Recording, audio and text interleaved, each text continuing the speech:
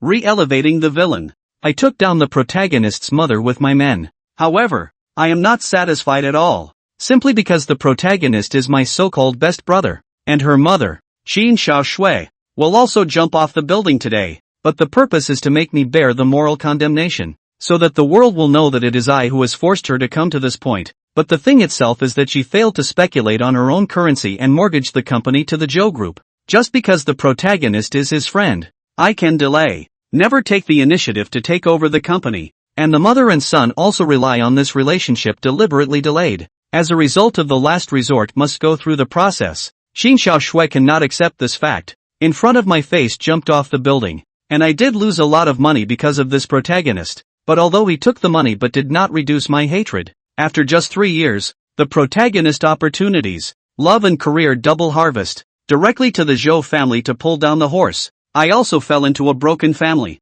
Finally, even on the street begging he secretly sent people to block. Can only live in the winter was starved to death. And at this time, just after waking up from sleep, I heard Qin Xiaoshui's words of apology. Xiao Zhou, Auntie will absolutely pay back the money. Please forgive me for a few more days. I looked at this beautiful woman in front of me but my heart was mixed. Just then, the familiar electronic voice in my head finally arrived. Host's identity is confirmed. The villain system is bound successfully. Option 1, refuse Qin Xiaoshui's request. Reward a sports car. Option 2, agree to a few days of grace and be cheated again. Reward goodwill +1. Option 3, Auntie, have you considered compensating in other ways? Reward elementary gongfu. Does that even need to be chosen? I then said to the few people in the room, why don't you guys get out, and I'll talk to her alone. And seeing that you cleared all the staff out, Qin Xiao Shui looked grateful. Thanks a lot, Zhou Feng, I'll definitely pay back the money in a few days. Upon hearing this, I said lightly, Auntie, did you misunderstand something? I didn't say I was going to give you a break. What? Qin Xiaoshui froze at once. Instead, I spoke again. Auntie, the digital currency you bought has hit rock bottom now, right? When these words came out, Qin Xiaoshui's face instantly became ugly. How did you know? Since I've already shown my cards. I then crossed my legs. Auntie, your company is now owned by my Zhou family, so of course I have to investigate your affairs. You please make sure you don't leak it out, otherwise Qin Xiaoshui is a person who wants to save face. Once she is defeated, she can't bear the cynicism of others. Seeing this, I patted the seat next to me. Sit down and let's talk slowly. At that, she hesitates or sits beside you. At this point, my hand naturally rests on her leg. Auntie, have you considered other ways to make up for it? The hand began to gently rub. Qin Xiaoshui obviously froze for a moment. She did not move your hand away. You are good friends with Zhou Fan, and he has always said that you are a good person. Qin Xiaoshui also tried to morally kidnap you, and I heard this as scoffing. I can be too clear. Zhou Fan is how to see themselves. In his last life, he has already shown that he is not happy, often looking for you to play together. Of course, because of looking for big grudges, which is forced to become the rich second generation of traitor. With that in mind, I smiled faintly and grabbed Qin Xiaoshui's palm. That's Zhou Fan looking at me wrong. I'm a mongrel asshole. Auntie, think it over. When I take your company away, those debt collectors will be at your door. At those words, Qin Xiaoshui clenched her teeth. If you force me like this, then I'll die. I, on the other hand, did not speak slowly. Want to use death to blackmail me? I will be the first to expose those debts of yours, and when the time comes, I will also show up in front of the media, and you will only end up being spurned by everyone. Your comment directly punctured her last mental defense, and all she wanted was to kill herself in the end if she didn't have a choice, and to blackmail you for a fortune. And without waiting for her to think about it more, I stood up. Well, I'm going to go have someone take over the accounts, now that this company isn't yours anymore. But then the thighs were held firmly. I promise you. Qin Xiaoshui's current thought was that she had to keep the company, otherwise she would never be able to turn around. And naturally I stopped. Auntie, how is the soundproofing in your office? She subconsciously replied, it's soundproofed, so whatever happens won't be heard outside. And halfway through her words she reacted with a blush. You want it now. But before she could react again, I was already plastered. 2 hours later, Qin Xiaoshui still retained a trace of scarlet on her face. Well, you should be satisfied now. Give me back the mortgage contract. And I laughed as I dressed. I didn't say this one time would be the end of it. Your company is valued at more than $3 million. One time counts as $100,000. Well, it only takes 30 times for you to offset the debt. What? You? Xin Xiaoshui immediately stared at you with wide eyes. Incredulously. I thought that it was enough for me to offer my body once. And it was also my son's friend. It was already shameful. I didn't expect you to give an inch and make such an excessive request. At this point, I looked at her with a shocked face. Then I looked at her with a smile. $100,000 a time. I don't know how many people would rush to do it. If you work a little harder, you'll get it done in a month or even faster. Not to mention that, to put it mildly, Auntie, you're not worth this price. I will call the police. Xin Xiaoshui realized that she was fooled. And the most excessive thing is that you actually said that you are not worth the price. But what she didn't expect was for me to light one and take a sharp drag and say, sure, I'll wait for you to report it. With that, she took out her cell phone and pressed the alarm number, only to delay pressing the dial button. She then bit her lip lightly and said,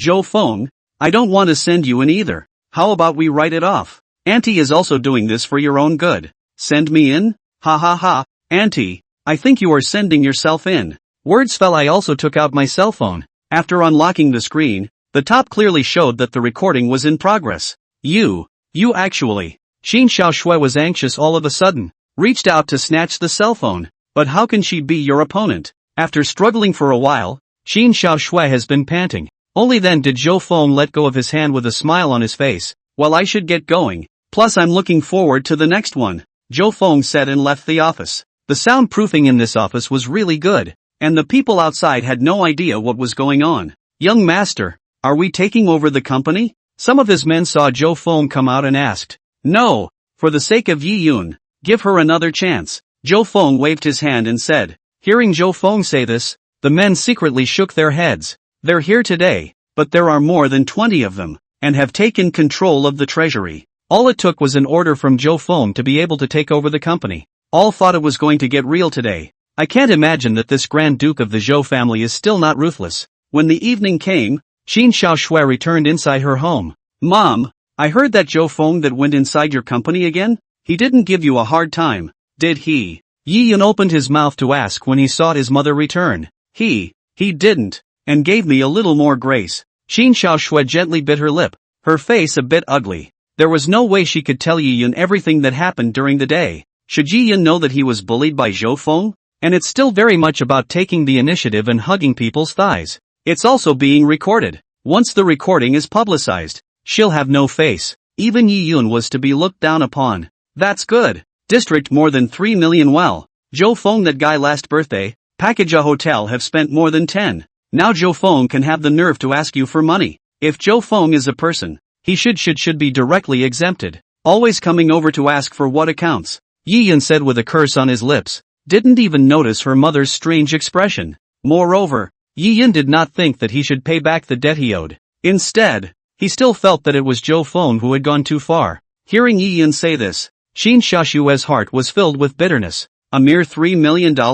That's a lot of money that a lot of people don't make in their lifetime. Xin Xiaoshui had also struggled for more than 10 years, plus she was lucky. It's only then that the company has grown step by step to the size it is today, but did not expect all of a sudden, planted on top of the coin speculation. Right, Mom? You transfer $10,000 to me, Yi Yun said. What do you need so much money for? Didn't I just give you $5,000 for living expenses last week? Xin Xiaoshui's face became a bit ugly all of a sudden. Right now she's strapped for cash and has a lot of outside accounts. Where is there so much money left for Yi Yun? I'm going to give Wu Jiarui a newest cosmetic, foreign brand, to 7 or 8,000 it. Back to drink milk tea, to watch movies and so on. All these have to spend money. Yi Yun had a disinterested look on his face. Jiarui Wu. Of course Xin Xiaoshui knew who Wu Jiarui was. That was the object Yi Yun had been pursuing. The school flower of his high school days. Now it was again inside the same university as Yi Yun. Yi Yun was still continuing to kneel,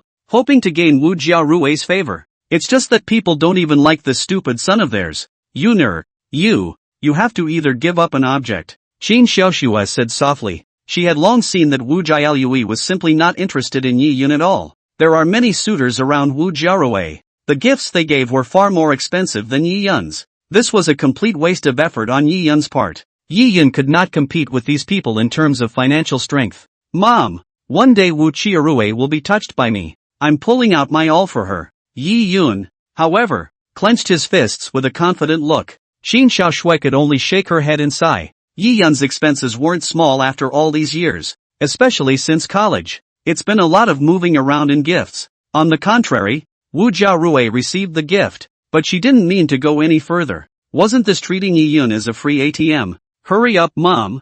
I need it tomorrow, Yi Yun said and went back inside his room. Xin Xiaoshui's heart burst with bitterness. It was only $5,000, but now she had to borrow this money. If things go on like this, I'm afraid we won't be able to pay our employees next month. Congratulations to the host for completing option 3. The primary feat reward is issued. Ding! Congratulations to the host for obtaining the primary Gongfu reward. Yi Jinjing. Zhou Feng's side returned to the villa. The rewarding sound of the system was heard. In the next second, Zhou Feng's body was enveloped inside a layer of golden light. When the light disappeared, Zhou Feng's entire body seemed to have changed. The figure was more erect than before, and there was even a faint aura. He had completely mastered the Yi Jinjing. Zhou Feng's own current strength should be the same as that famous licking dog Yutanji inside the 8 parts of the Heavenly Dragon. Before Yutanji practiced Yi Jinjing, his martial arts skills were mediocre. Inside the gathering of sages, he was brushed casually by Qiao Feng,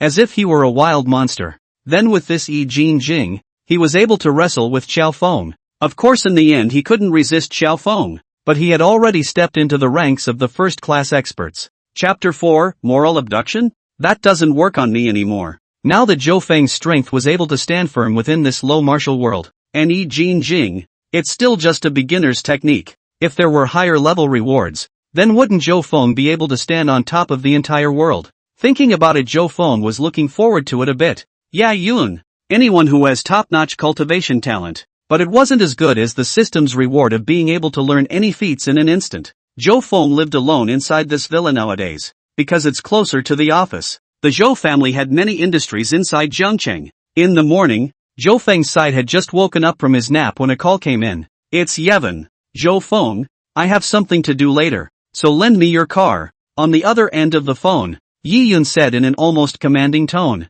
In another life, Zhou Feng would not have known how to refuse, because if Zhou Feng refused, Yi Yun would say that we are brothers. What's wrong with taking your car for a little while? You can't be that petty. If Zhou Feng said that he was using a car, then Yi Yun would have let Zhou Feng take a taxi. You're so rich. What's wrong with taking a cab once in a while? Couldn't spare the cab fare? Then I can give you the cab fare. Just give me the car. I have a real emergency here. Total moral abduction. Yi Yun himself didn't even have a car, but he got his driver's license early. It was to go borrow Zhou Feng's car, but the current Zhou Feng, after all, was not the self of his previous life. Knowing that Yi Yun was able to make demands so recklessly was because he had no costs. If he agreed to his request, then Yi Yun would have earned it. If one did not agree, then Yi Yun would not suffer. Even after a long time, Yi Yun took it for granted. That was why Yi Yun was so justified in calling now. In his previous life, Zhou Feng was a man who wanted to be honorable.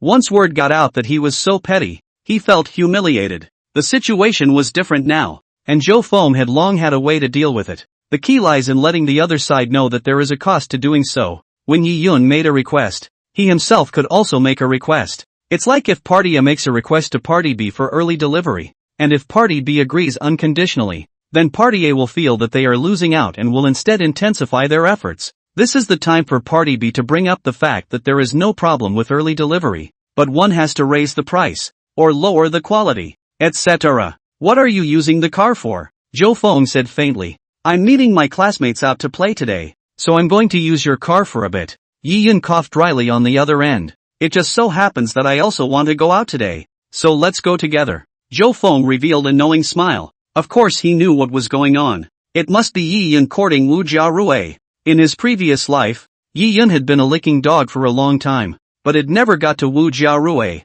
Later, Yi Yun encountered strange encounters one after another, and Wu Jialui changed her attitude. Immediately, he became one of the people around Yi Yun. The reason is simple. It was nothing more than a dog-licking lamentation because Yi Yun was ordinary now. That's why Wu Jiarui can't see it. This is not very convenient. Right, Wu Jiarui and I are ready to go shopping at the mall. Yi Yun was a bit embarrassed on the other end. It was hard for him to find a reason to ask Wu Jiarui out today. It was to take the opportunity to give a gift to Wu Jiarui. If Zhou Feng, such a rich son, was beside him, Then how could he behave? Wu Jialue was well aware of Zhou Feng's family background. The thing that Ji Yun was most afraid of was what Wu Jialue would do if she looked at Shang Feng. Whether it was his family history or his figure and appearance, he was no match for Zhou Feng. We're all classmates. Can't we fulfill this request? It's not like I'm going to be a light bulb for you. Zhou Feng snorted coldly, his tone looking a bit unpleasant. Yi Yun froze. It was his own word. How come it was Zhou Feng who said it now instead? As soon as he thought that he would still have use for Zhou Feng in the future, he could not turn his back on Zhou Feng now. After all, if you are short of money in the future, you will have to borrow from this ingrate. I used to borrow tens of thousands of dollars sporadically when I was in high school. Zhou Feng didn't mention paying back the money at all. Not to mention the fact that his own mother's company was now mortgaged to the Zhou Group. Alright, then come over and pick me up. Yi Yun could only agree stiffly. Zhou Feng's car is kinda low-key, a high-end 7 Series. It's worth over $1 million. This is actually one of Zhou Qichang's many cars. It's just for Zhou Feng to drive now. Zhou Qichang is just giving Zhou Feng some living expenses every month. There was absolutely no expectation that Zhou Feng would become a dragon among men. Zhou Feng was even explicitly asked many times not to fool around. I'm not afraid that the second generation will mingle and wait for death, but I'm afraid that the second generation will want to start a business. That's probably going to cost you a fortune. Soon Zhou Feng drove to the neighborhood where Yi Yun lived. Yi Yun waited at the door early and directly pulled open the car door to go up. How's it going? Is work going well? Yi Yun sat in the co-pilot's seat and then casually asked. Not good. It's better for you college students to not have so much to worry about. Yesterday I went to collect the debt and returned without any success. Zhou Feng sighed and pretended to be distressed. The corner of Yi Yun's mouth immediately revealed an imperceptible smile. Brother, you are still too soft-hearted. You should just be a little more ruthless. Next time bring me along. I'll give you a head start on the charge.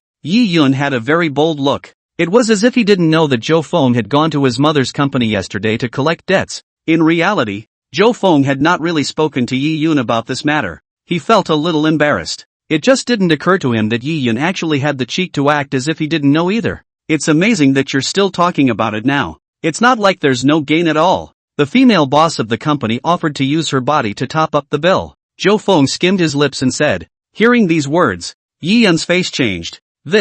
How is this possible? Yi Yun was well aware of his mother's character, that she was a strong woman. Now it's also just the company's operations that are in trouble. How is it possible to do such a thing? Not to mention facing Zhou Feng and making this kind of want request. What's impossible? What can't people do when they're in arrears? Zhou Feng said with a show of hands. So you. Then did you promise? Yi Yun was anxious all of a sudden. Of course not. Zhou Feng started the car and then asked Yi Yun where he was going. How could Zhou Feng admit it now? Go. To the entrance of Jiangcheng University. Wu Jiarui is waiting over there. Yi Yun said with a bit of disorientation and a mixed feeling in his heart. Could it be that one's mother, indeed, had made such a request? Nope. Chapter 5, The Schoolgirl is now my prey. Chapter 5, The Schoolgirl is now my prey. Yi Yun then reacted. He knew too well what Zhou Feng was, just a stupid white second generation. The heart can't hide things at all. There's no city at all. In the past, when he was in high school,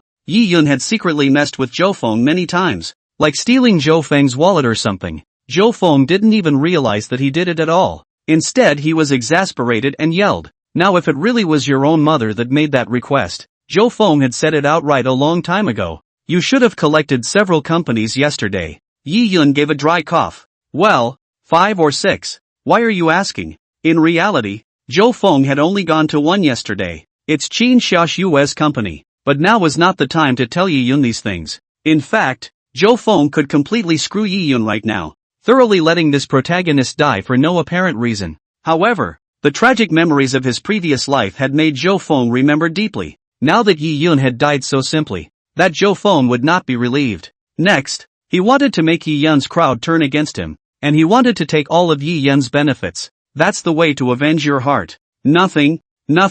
Yi Yun was completely relieved. It had been determined in my mind that it was definitely not my mother who had made such a request. Instead, it's someone else. Soon the car arrived at the entrance of Jiangcheng University, and Wu Jialue was already waiting. She wore a ponytail, a few strands of broken hair falling gently by her cheek, dressed in a white dress, the hem of which swayed lightly in the wind. A small blue bag hung from her shoulder. A simple pair of white canvas shoes. It gives you a feeling of first love at first sight. with a hint of innocence still retained. It's not like a lot of girls go into college and dress up really sultry. Those who didn't know thought that they were entering the inside of a cabaret. But Zhou Feng knew very well that this was just a disguise for Wu Jiaolui. This is a very smart woman who knows what is scarce, especially for men. Dressing up innocently is far more attractive than those sultry the vast majority of men, after all, don't want their women to just show their thighs and belly buttons. Several tattoos on his arms and such. I've kept you waiting. Get in the car first. Yi Yun's side took the initiative to get out of the car and pulled open the backseat door. Why is he here? When Wu Jiaorui saw Zhou Feng sitting in the main driver's seat, she immediately revealed an expression of disgust. None of them wanted to get in the car for a while. It was only after Yi Yun's pleading that he reluctantly sat in the back row. Actually, it's not just Chiarui Wu. All of his high school classmates disliked Zhou Feng, the rich boy. The reason was simple. It was Yi Yun who was behind it. Yi Yun often spread rumors in private that Zhou Feng was a playboy, likes to play with other girls' feelings, and going around publicizing all those relationships he's had and making those girls lose their names. Over time, naturally all the girls viewed Zhou Feng as a plague. Fear of being tainted with Zhou Feng and being doomed for life. It's not just girls. Yi Yun also spread the word within the boys that Zhou Feng was not righteous or something like that. Usually, they look down on everyone else because they have money in their family. The reason why Zhou Feng knew about these things later. Of course it was also Yi Yun who had openly said this to him, just to humiliate Zhou Feng. This caused Zhou Feng to have no friends at all during his high school years, other than Yi Yun. He hadn't even noticed it before. Just thought I was not well liked. Planning to go somewhere? Zhou Feng opened his mouth and asked. Go to the China World Trade Center in the city center. Yi Yun said. ITC? It was the highest spending mall in Jiangcheng, filled with luxury goods. It seems like Yi Yun is out for blood today. No wonder I was able to ask Wu Jiaorui out today. It turns out that there is this layer of reasoning behind it. I heard that the cosmetics over there are quite good. They are all big brands imported from abroad. What kind of gift are you going to buy for Wu Jiaorui? Zhou Feng smiled slightly. Yi Yun's side had yet to open his mouth. Wu Jiaolui in the back seat was not happy. I just came out to take a break. I didn't think of asking for a gift. Yi Yun and I are just classmates. Wu Jiaorui said bluntly. Oh. Hearing this, Zhou Feng laughed. If he didn't know what kind of person Wu Jiaorui was, there was a real possibility that he would be fooled. Yi Yun had licked Wu Jiaolui for several years as well. It pretty much started in high school and continued through college. Yi Yun took care of all of Wu Jiaolui's breakfasts and sometimes had to deliver drinks and such. When there wasn't enough money, he lent it to Yi Yun himself. As a result, he now exchanged a sentence from Wu Jiaorui that he was friends with Yi Yun. And wouldn't it be funny to go to a luxury mall and not shop? 80% in the end, it was again Wu Jiaorui who half-heartedly accepted what Yi Yun gave her. It was just that Yi Yun's face was a bit hungover now that he heard these words. After all this time of courting, he was still just a classmate himself. Yi Yun, you need to work harder. Otherwise Wu Jiaorui will be chased away by someone else. Zhou Feng's side added fuel to the fire.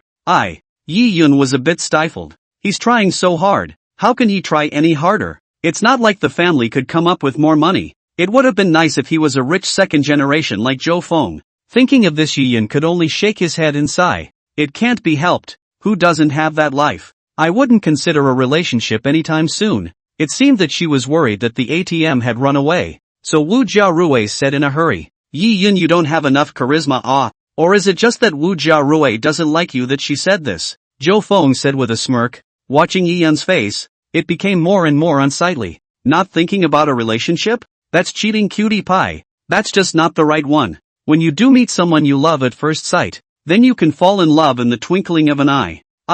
Yi Yun didn't even know what to say. I like the necklace you gave me last time. Just at this time Wu Jiaorui suddenly said. Really? Yi Yun immediately revealed a look of surprise. The loss he had just felt had completely vanished, and his mouth was up in the air. Zhou Feng was stealing joy in his heart when he saw this scene. Yi Yun, this guy has been fished into a warped mouth, and he doesn't even know it yet. Soon came the mall. The three men began to wander. Wu Jiaorui walked in front and Yi Yun followed closely behind. Zhou Feng didn't bother to follow along and go in. All standing outside the store, he noticed how often Wu Jiaorui would stop by some of the counters, picking up a cosmetic product and surveying it for half a day, then putting it down. Her eyes looked fond, like she liked it and couldn't buy it, while Yi Yun behind him was secretly nodding his head, writing all of these down one by one. From time to time, he would also ask Wu Jiaolui if she liked this one. Wu Jiaorui, however, said that she just heard it was good and such. Anyway, it just doesn't open up and ask for it voluntarily,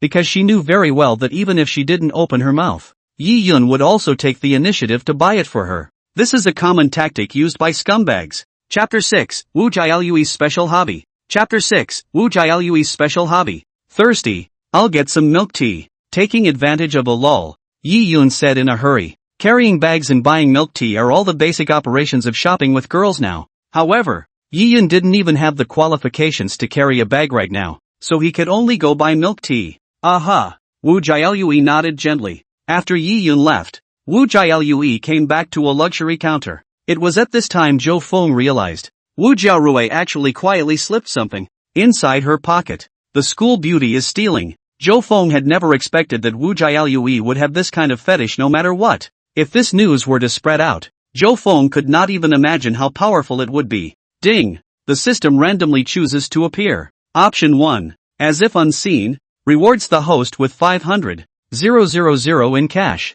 Option 2. Go up to criticize and educate Wu Qiarui so that she voluntarily puts things back. Reward Wu Qiarui's goodwill -10. Option 3. You don't want to be known either. You're stealing inside the mall. Reward for information about the protagonist of another novel, Heaven's Destiny. Zhou Feng was slightly stunned, not having thought that there was a system reward for this as well. He chose option 3. Of course. What's the point of having $500,000 in cash when you live on hundreds of thousands of dollars a month yourself? Criticize the education of Qiarui Wu? That makes even less sense. It would even make Wu Jiarui's favorability towards herself drop by 10. What's more, Zhou Feng had no intention of, for that matter, gaining Wu Jiarui's favorability towards him. And this reward another novel Heaven's Destiny protagonist information. So Zhou Feng is very interested. I wonder what kind of protagonist it is. But no matter what, that was a potential enemy of Zhou Feng that had to be nipped in the bud.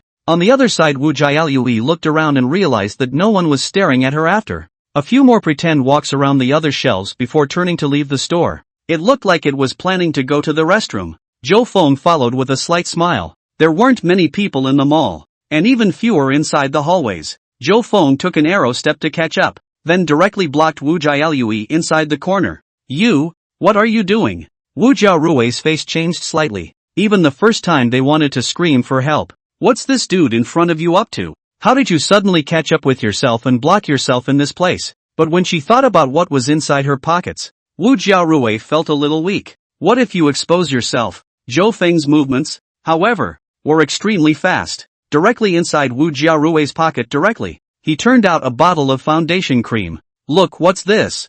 I didn't think that our schoolgirl has this special hobby. Wu Jiarui instantly turned pale. Obviously he had avoided the eyes of the others when he did it himself. It also specializes in picking dead ends that aren't monitored. Why was it discovered by Zhou Feng? Could it be that this guy appeared to be on the outside, but had actually been staring at himself? Give it to me. Wu Jiarui was really a bit anxious, and even wanted to reach out and snatch it. It was just that she looked like a little bird in front of Zhou Feng. It's more like being pampered in your arms. If I call the police, your life should be over. Your reputation is ruined, Zhou Feng said as he held up the bottle of foundation cream. The price of this stuff isn't really that high, just a couple $100. It's a relatively usual price within cosmetics, not to mention inside a big mall like this. But the fact that Wu Qiarui even stole this proves that she's a repeat offender. I wonder what your classmates and your girlfriends will think of you. And by the way, your family. Zhou Feng smiled and continued to add. He remembered that the conditions inside Wu Jialui's home weren't that bad. Both parents seemed to be teachers and extraordinarily strict. It's just that this daughter that was taught is a disgrace. Seeing Zhou Feng's roguish appearance, Wu Jialui took a deep breath, tried to appear calm. You? What the hell are you trying to do? Wu Jiarui understood that if she was exposed for stealing, then her parents will be disgraced, and how can she be a teacher in the future? You don't want anyone to find out about you being a thief. I'm not asking for much, just a kiss. Zhou Feng shook the foundation cream in his hand. No. Wu Jiarui subconsciously blurted out a direct refusal. She hadn't expected Zhou Feng to actually hit on her. To this day, Wu Qiarui's first kiss still exists today. She's never had a boyfriend yet. This was of course due to the demands of her parents, who refused to let her fall in love early on campus, although now Wu Jialui is a college student. However, Wu Qiarui's parents still demanded that she not have a campus relationship. There were times when Wu Jiarui thought that her parents were really funny. It's one of those school days when you're determined not to get laid,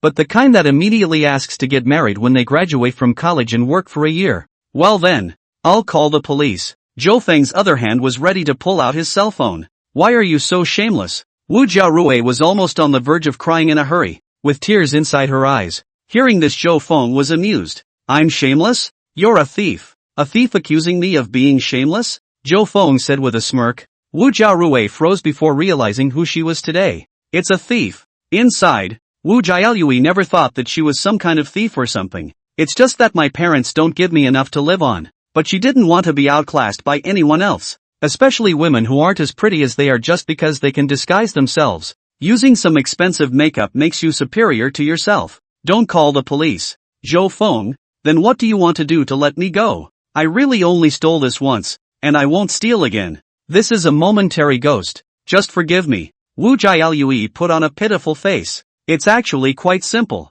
I also want to be the schoolgirl's boyfriend. How about you being my girlfriend for 3 days? Zhou Feng smiled faintly. What? When Wu Jiarui heard this, she was almost on the verge of vomiting blood from anger. She did not expect Zhou Feng to come up with this kind of request no matter what. Being a girlfriend for 3 days. Are you kidding me? What does that make you? Not to mention 3 days. Not even a day's time. How could she be an object with this rich boy? She wasn't the type of gold-digging girl. Of course this was only what Wu Jiaolui thought of herself. How could the high and mighty schoolgirl admit that she was a gold digger? Wait. Why would Zhou Feng ask herself to be her girlfriend for 3 days? Is it because Zhou Feng likes himself? That must be it. Jiarui Wu was confident about this. Back in the day, a large portion of the male students in a class in high school liked themselves. On Valentine's Day, the inside of her drawer was full of chocolates and confession letters. There was no Zhou Feng in it, but Zhou Feng definitely liked himself too. That Zhou Feng can use other methods if you want to pursue it.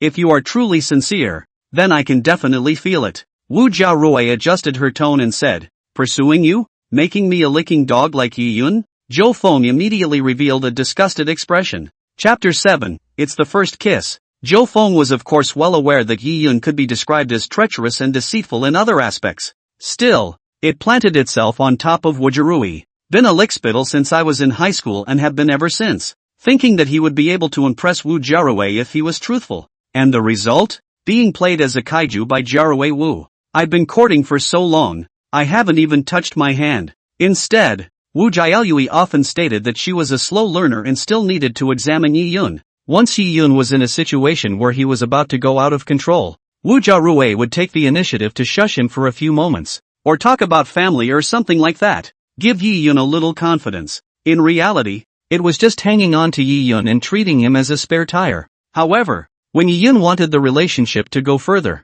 Wu Jiarui would find excuses to refuse. It was like this time when she came out shopping with Yi Yun. She had to drag her roommate along as well. It just didn't give Yi Yun much of a chance. But then Yi Yun took flight. Wu Jiarui immediately took the initiative to confess, saying that she had liked Yi Yun for a long time. It was a pity that at that time, Yi Yun was already surrounded by beautiful women, and Wu Jiaolui's status was greatly reduced. But even so, Wu Jiaolui was willing to be one of them. The benefits are just too many. If you don't like me, why did you let me be your girlfriend? Wu Jiaolui was a bit unconvinced. She found herself attractive and was recognized as the school's top girl in high school. Even inside the university, there are likewise a lot of suitors. On the first day of Wu Jiaolui's enrollment, many seniors came to confess their love, but they were all rebuffed by Wu Jiarui one by one. She's a 1,000-year-old fox. How could she fall for those scummy guys' schemes? Those so-called seniors are just having a little fun.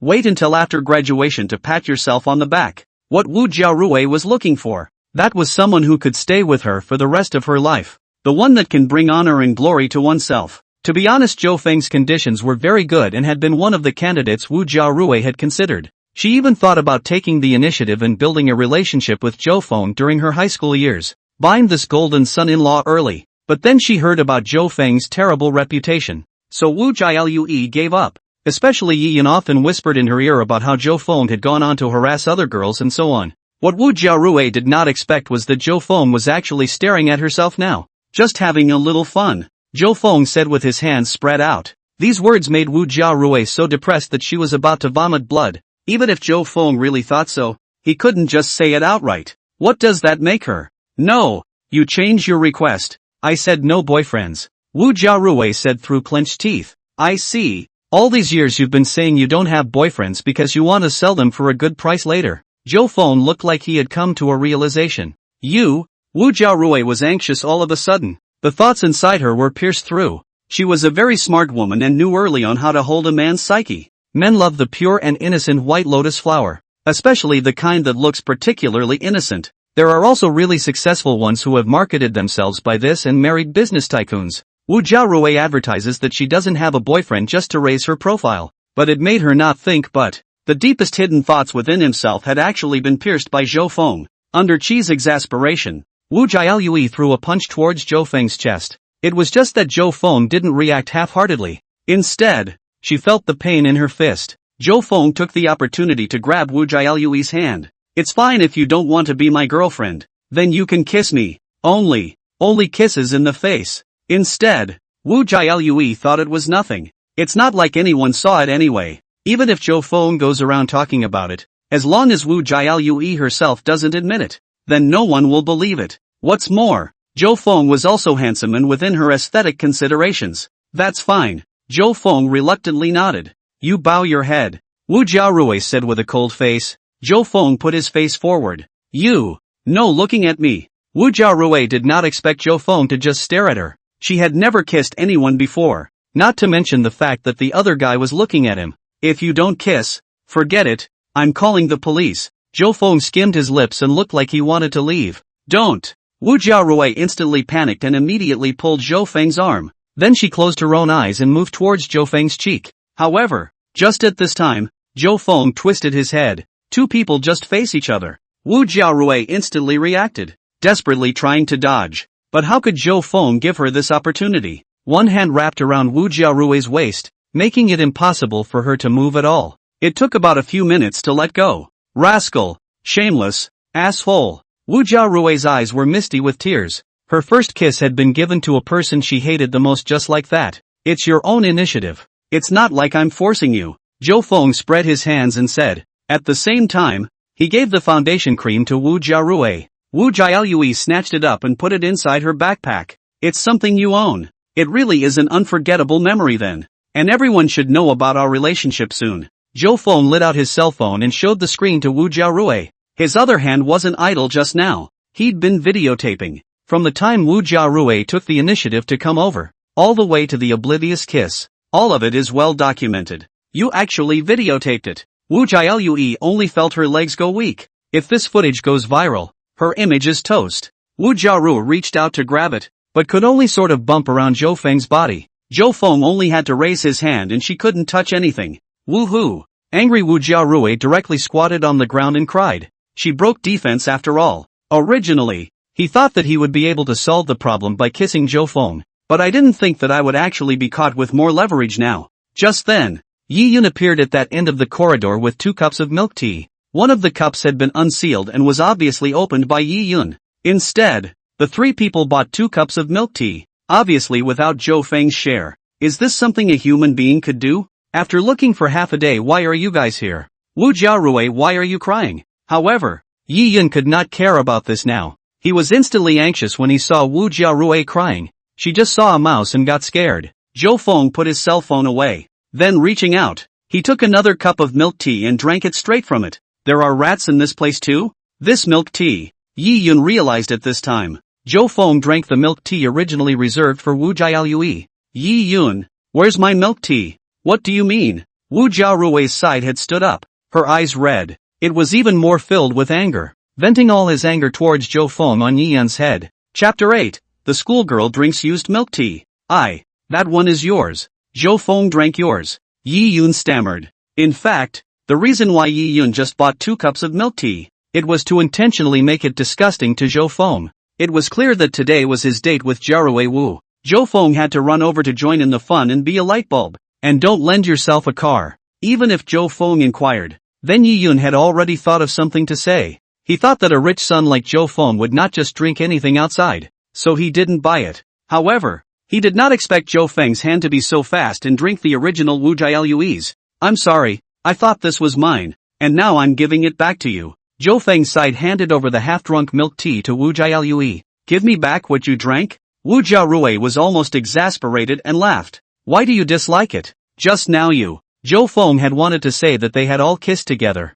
What's with the milk tea? As it turned out, he was halfway through his sentence. He saw Wu Jiaorui take the milk tea and take a bite on top of the straw. Took a big hard drag. He also glared viciously at Zhou Feng. The look seemed to say, now that's satisfying. Wu Jiaorui didn't want Zhou Feng to say what they were doing just now. Clunk. Yi Yun's milk tea fell to the ground, and his entire body was dumbfounded. I don't understand why Wu Jiaolui went to drink Zhou Feng's milk tea. Is it really that thirsty? But you have it here too. Why don't you come and drink your own? I have something to do first. Wu Jiaorui took the rest of the milk tea and walked towards the elevator entrance without looking back. I haven't given a gift yet. It's right here. Yi Yun hurriedly chased after him. He also had a shopping bag in his hand that contained a cosmetic product that Wu Jiaorui had seen earlier. It was Yi Yun who took advantage of the time to buy milk tea and sneaked to buy it. Originally, I planned to give Wu Jiaorui a surprise. Yi Yun used to do this a lot in the past, and Wu Jiaolui would show a surprised expression every time.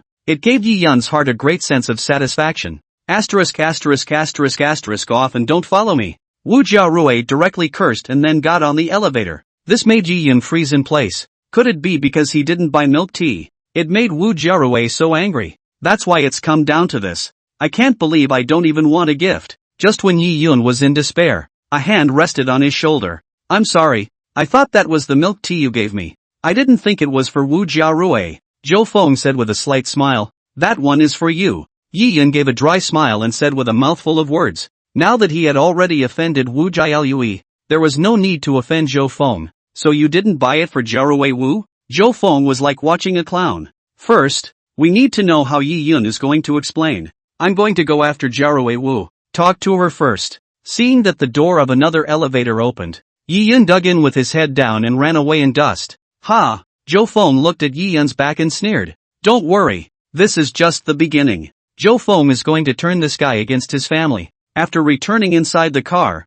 Zhou Feng opened the system reward. Information on the Divine Order protagonist. Name, Chu Tian. Age, 22. Info, protagonist in Subterranean Dragon out of prison. President loves me. Cultivation, Huanjing Master. Talent, top talent. Practicing any technique will be godly. Personality, irascible. Simple-minded. Greedy for money and sex. Items, none. Techniques, Heavenly Silkworm Technique. 7-phase fist. Inside Zhou Feng's mind instantly appeared all sorts of information about Chu Tian and his before and after experiences. Inside the novel, Trudy graduates from high school without a job and is a street skater with nothing to do, and hanging out with a couple of so-called brothers. Day after day, they just go around fighting and causing trouble. As a result, there was one time when there was a group fight and there was a death. Chu Tian and a few of his brothers went in. Even Chu Tian became the boss of these people and was sentenced to more than 10 years. As it turned out, inside the prison,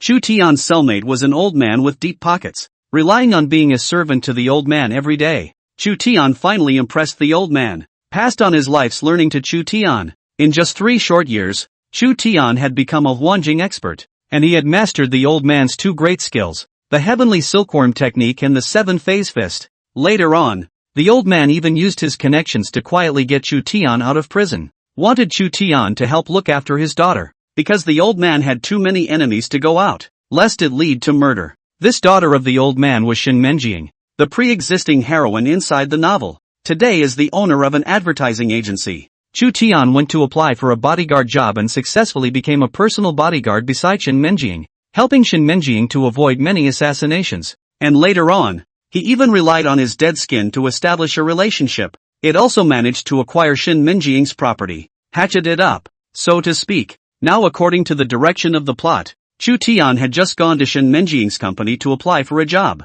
Zhou Feng did not know yet though, what subsequent conflicts Chu Tian would have with himself. But right now there was one. A way to stop Trudy from following the plot. He dialed Shin Menjiang's number. It's Mr. Zhou, what is your business? Shin Menjiang's voice came from the other end of the phone. Very polite. Mr. Shin, I don't have anything important. It's just that my side just rejected a person applying for a bodyguard position. He seems to be a guy with a previous conviction, and I heard that he applied for a job on your side. So be careful, Zhou Feng said with a slight smile. A lot of positions won't want people with previous convictions, especially in jobs like security. Those with previous convictions can easily go back to crime. They're also all extraordinarily skillful when they get down to it. By the way, his name is Chu Tian, Zhou Feng finally added. Many thanks to Mr. Zhou for reminding me. Shen Menjing was a bit surprised, because she happens to want to recruit a bodyguard. He's been getting a lot of threats himself lately.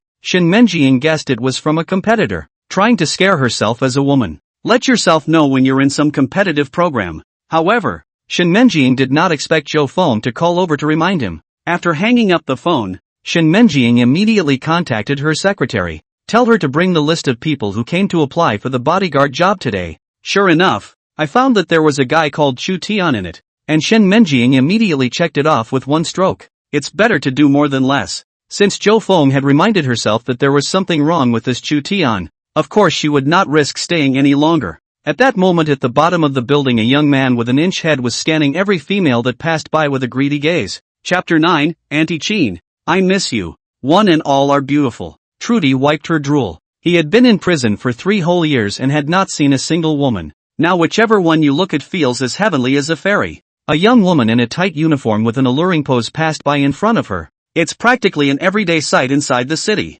But Chu Tian's eyes went straight, and he even couldn't help but whistle twice. The young woman returned a disgusted look. Chu Tian, however, couldn't feel it at all and was still looking at the other party with a smile on his face. I don't know how Shen Menjing looks like. It would be nice if she had the looks of this young woman. Chu Tian had already begun to imagine it. Once he himself became Shen Menjing's personal bodyguard, then some ambiguous bridge is sure to follow. Your name is Chu Tian, right? Just at this time, a female secretary came over. That's right, I'm Chu Tian. Chu Tian immediately said with a straight face. It's not at all obvious how lewd it was just now. I'm sorry you're disqualified for this interview, the female secretary said coldly. Why? I saw everyone else go in. Chu Tian was instantly anxious. You're hiding your priors, and our company doesn't recruit security personnel with priors. The female secretary pushed her glasses. Even a normal company would not enroll people with previous convictions to be security personnel to avoid supervisors.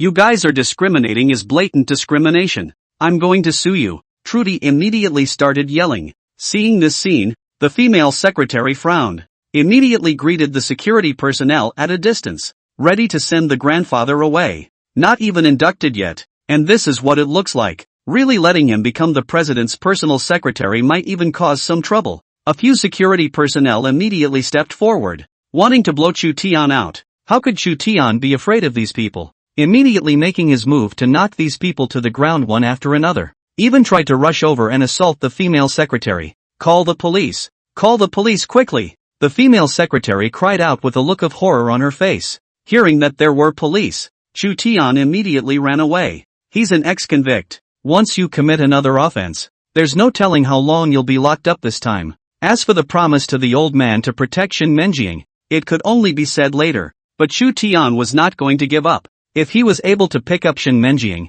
he wouldn't have to worry about food and clothing for the rest of his life. Yi Yin returned inside his home in a state of disorientation, and the whole person was very depressed. After coming out from inside the mall, Yi Yin caught up with chasing after Wu Jiarui.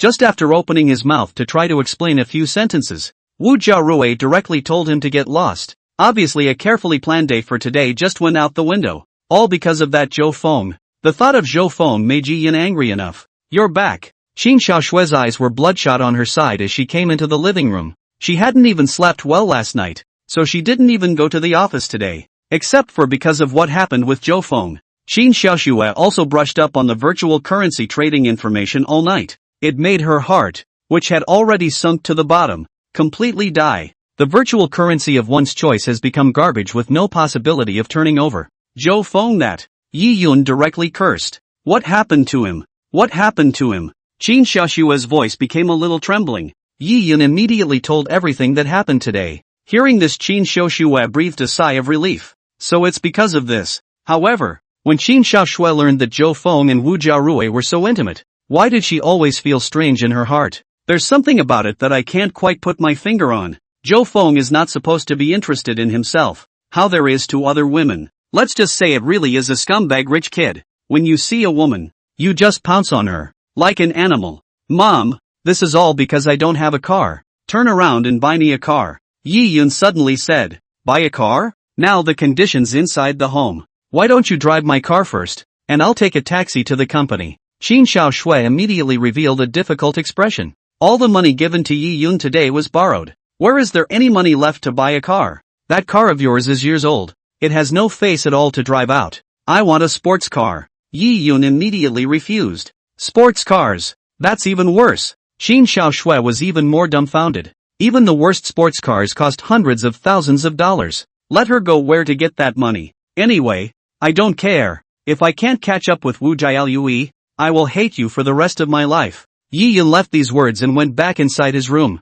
leaving Qin Xiaoshui alone inside the living room to wipe her tears. She hadn't expected it in any case. Yi Yun actually became like this. Now what? Who can we ask? Who would be able to lend themselves this money? Qin Xiaoshui realized that the only person that appeared inside her mind was actually Zhou Feng. Right now, there didn't seem to be anyone else besides Zhou Feng who could come up with that amount of money. Moreover, the relationship between himself and Zhou Feng was not ordinary now. As long as the request was made, Zhou Feng shouldn't refuse. But a hesitant look appeared on Qin Xiaoshui's face. She knew what the price she should pay was. Anyway, it's already happened once. So what difference does a second time make? Not to mention that he still owed Zhou Feng many times. I'm guessing there will be more in the future. No way, no way. No matter what, Zhou Feng was Yi Yun's classmate. Once Yi Yun knew about it, then what would he think? I'm afraid I'll really cut myself off. He could only find a way to persuade Yi Yun to break his idea of buying a car. After all, even if you bought a car,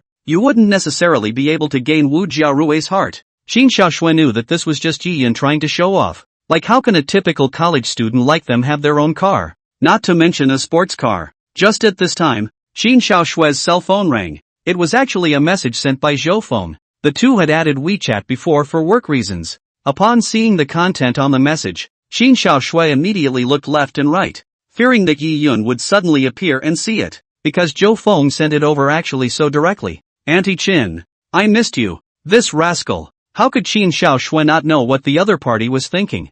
She hesitated, and ultimately chose to pretend she hadn't seen it. Can't pay any attention to this guy or there's no telling what he wants. Guess it must have been a request for a second. Just once. Qin Xiaoshui already regretted it. There must never be a second time. However, what Qin Xiaoshui did not expect was that Zhou Feng's messages came one after another. Ignoring me? Forget me so soon? It shouldn't be. Auntie, you shouldn't be that sentimental. Shy. Quite cute. If you ignore me again, I'm going to go chat with Yi Yun about recent events. Chapter 10 Auntie Qin's Life Photos. When she saw Zhou Feng's threatening tone at the end, Qin Xiaoshui was instantly anxious. Qin Xiaoshui, what do you want? Zhou Feng, nothing. Just miss you. Send me a picture of you. Photos? What does this guy want a picture for? Definitely unsuspecting. Qin Xiaoshui rejected it outright. Qin Xiaoshui, I don't have any photos inside my cell phone. Then take a picture now. Zhou Feng, who was inside the villa at this moment, was amused. What a time to use that excuse. After less than a minute, Qin Xiaoshui really sent over a photo. But it was a work photo. Or a group photo of Qin Xiaoshui and her staff. No, not this photo. There are no ones in pajamas or stockings. Zhou Feng replied. Zhou Feng, I advise you not to go too far. Qin Xiaoshui's side became anxious all of a sudden. Then give me a life photo. Zhou Feng did not force Qin Xiaoshui, although he had Qin Xiaoshui's handle in his hand. However, Zhou Feng was well aware of Qin Xiaoshui's character and could not push too far. The last time he was able to have sex with Qin Xiaoshui, it was entirely because Qin Xiaoshui had fallen into a state of collapse. It's all about suicide already. If he exerted more pressure, then maybe Qin Xiaoshui would do something. Zhou Feng intended to take things slowly, step by step. Soon Qin Xiaoshui sent over a life photo. I think it's a park or something like that by the look of the background. She wore a long, form-fitting dress, the hem of which swung gently in the wind. The sunlight spread over her skin, outlining the perfect curves. A smile, if any, hung at the corners of his mouth. It's a very nice photo. Qin Xiaoshui's side was very apprehensive, not knowing if Zhou Feng would be satisfied. This picture of her isn't exactly private. It has been posted inside the circle of friends before and it has attracted a lot of likes. Qin Xiaoshui knew exactly what Zhou Feng wanted.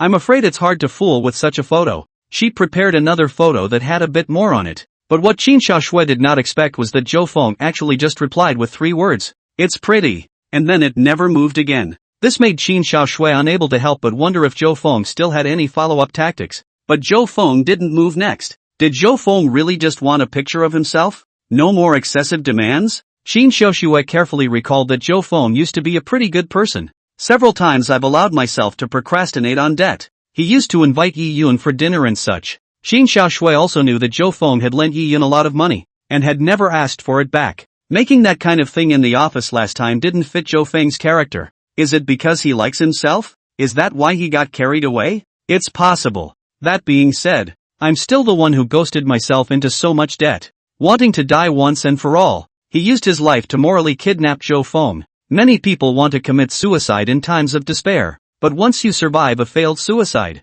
you feel stupid for what you did before. Of course there are many who are utterly desperate. Qin Xiaoshui belonged to the former, and she felt that her last idea was too reckless. Right now it's still just a debt, not to the point of going to hell. Jiangcheng City, inside a certain cheap billiard hall. Most pool halls today have gone the way of high prices and high service. They are usually categorized as gold and silver legs, and cost $70 to $80 per hour. There are some pool halls with accompanying games, and the prices are even more exaggerated. But this billiard hall, whether it is the price or the environment, belongs to the lowest grade kind. $12 can play half a day. The place is almost always filled with cigarette-chomping punks heckling. The smell of tobacco filled the air inside. They were accompanied by a number of little too many girls with tattoos on their arms. The average person who comes to a place like this would surely turn around and leave, afraid of what kind of trouble he might get into. However, Zhou Feng smiled slightly and pushed open the door and walked in. Xu Chang was crouching on a chair and was swallowing a cloud.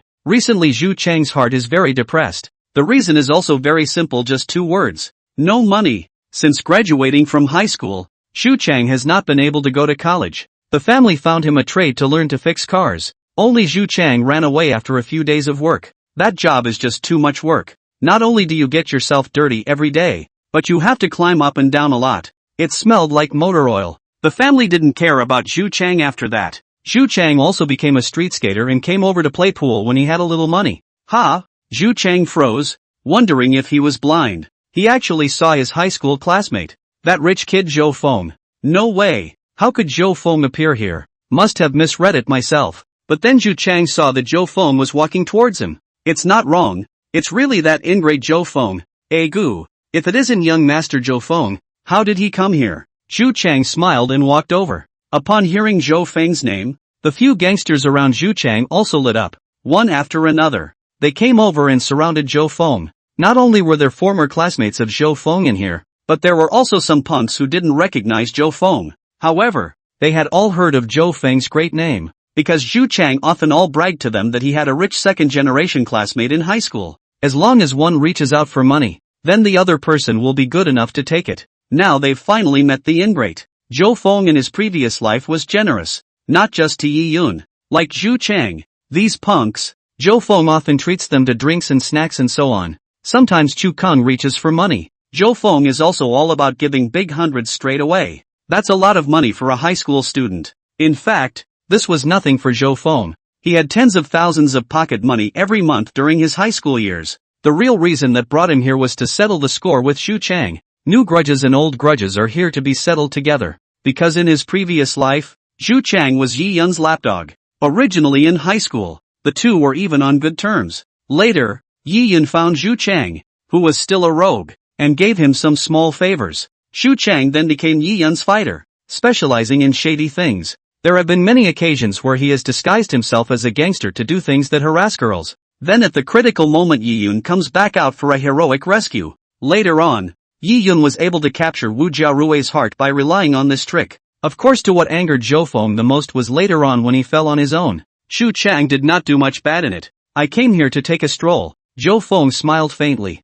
Xu Chang asked for money directly after exchanging pleasantries. Zhou Xiao, recently my brother's hand is a bit tight. How about taking some pocket money out? Brothers? Who is a brother to you? And you deserve it? Zhou Feng snorted. Chapter 11, Who is your brother? A number of people around the room laughed out loud when they heard this. In the past, Xu Chang bragged that Zhou Feng was like his little brother. As a result, they are now starting to mock it in public. Xu Chang staggered for a moment. It didn't occur to me that after not seeing each other for a few months' time, Zhou Feng was completely different from before. When you were inside the school in the past, if I hadn't covered you, would you have been able to stay safe and sound? Xu Chang snuffed out the cigarette in his hand and said viciously, "Don't forget who my old man is. The principal has to flatter me." "What kind of a thing are you?" Zhou Feng said indifferently. In fact, Zhou Feng is perfectly capable of going to an aristocratic school. However, his old man insisted on sending Zhou Feng to an average high school, saying that he didn't want Zhou Feng to follow the other second generation and learn from them.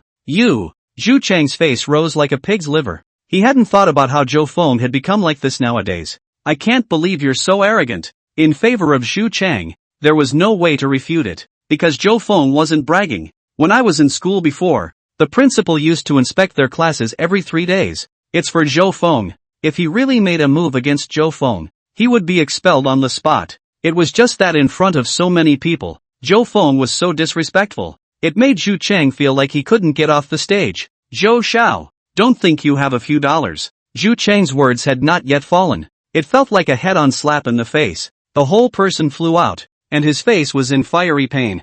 Zhu Chang's entire body was confused. He's a bit of a character inside this pool hall. Beats the hell out of a lot of people. However, he did not expect that he would actually be beaten by Zhou Feng in front of so many people today. "Where to put your own face? You dare to hit me? I'll waste you today." Xu Chang was instantly anxious and directly copied the pool cue next to him. Many of the surrounding juniors who followed Xu Chang to mix, also one by one rubbed their fists and surrounded. As long as Xu Chang dared to make a move, then they would swarm to give Zhou Feng a little lesson. There were even more people watching the show. This is their usual hobby. Surrounded by nearly 100 people at once, Zhou Feng however acted very calmly. There was no panic in the slightest. At the end of the day, these guys are just a bunch of jerks. Not much of a fight at all. With Zhou Feng's current strength, one person could easily sweep them away. But it would be a drop in the bucket to use force against these guys. Xu Chang, think clearly. Do you have the strength to go against my Zhou family? If anyone dares to touch me today,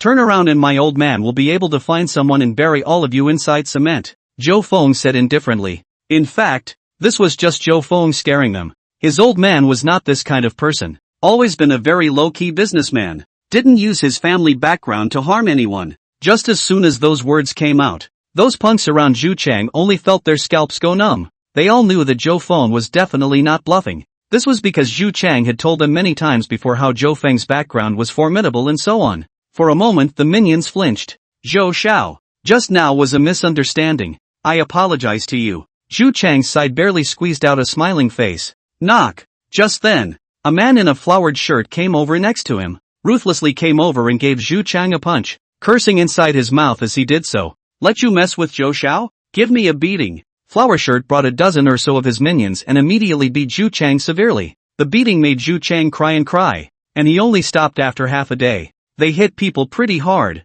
but the blows were quite light. Just a few flesh wounds. "Are you still satisfied, young Zhou?" The flowery shirt rubbed his hands together with a respectful face. "You have a grudge against him?"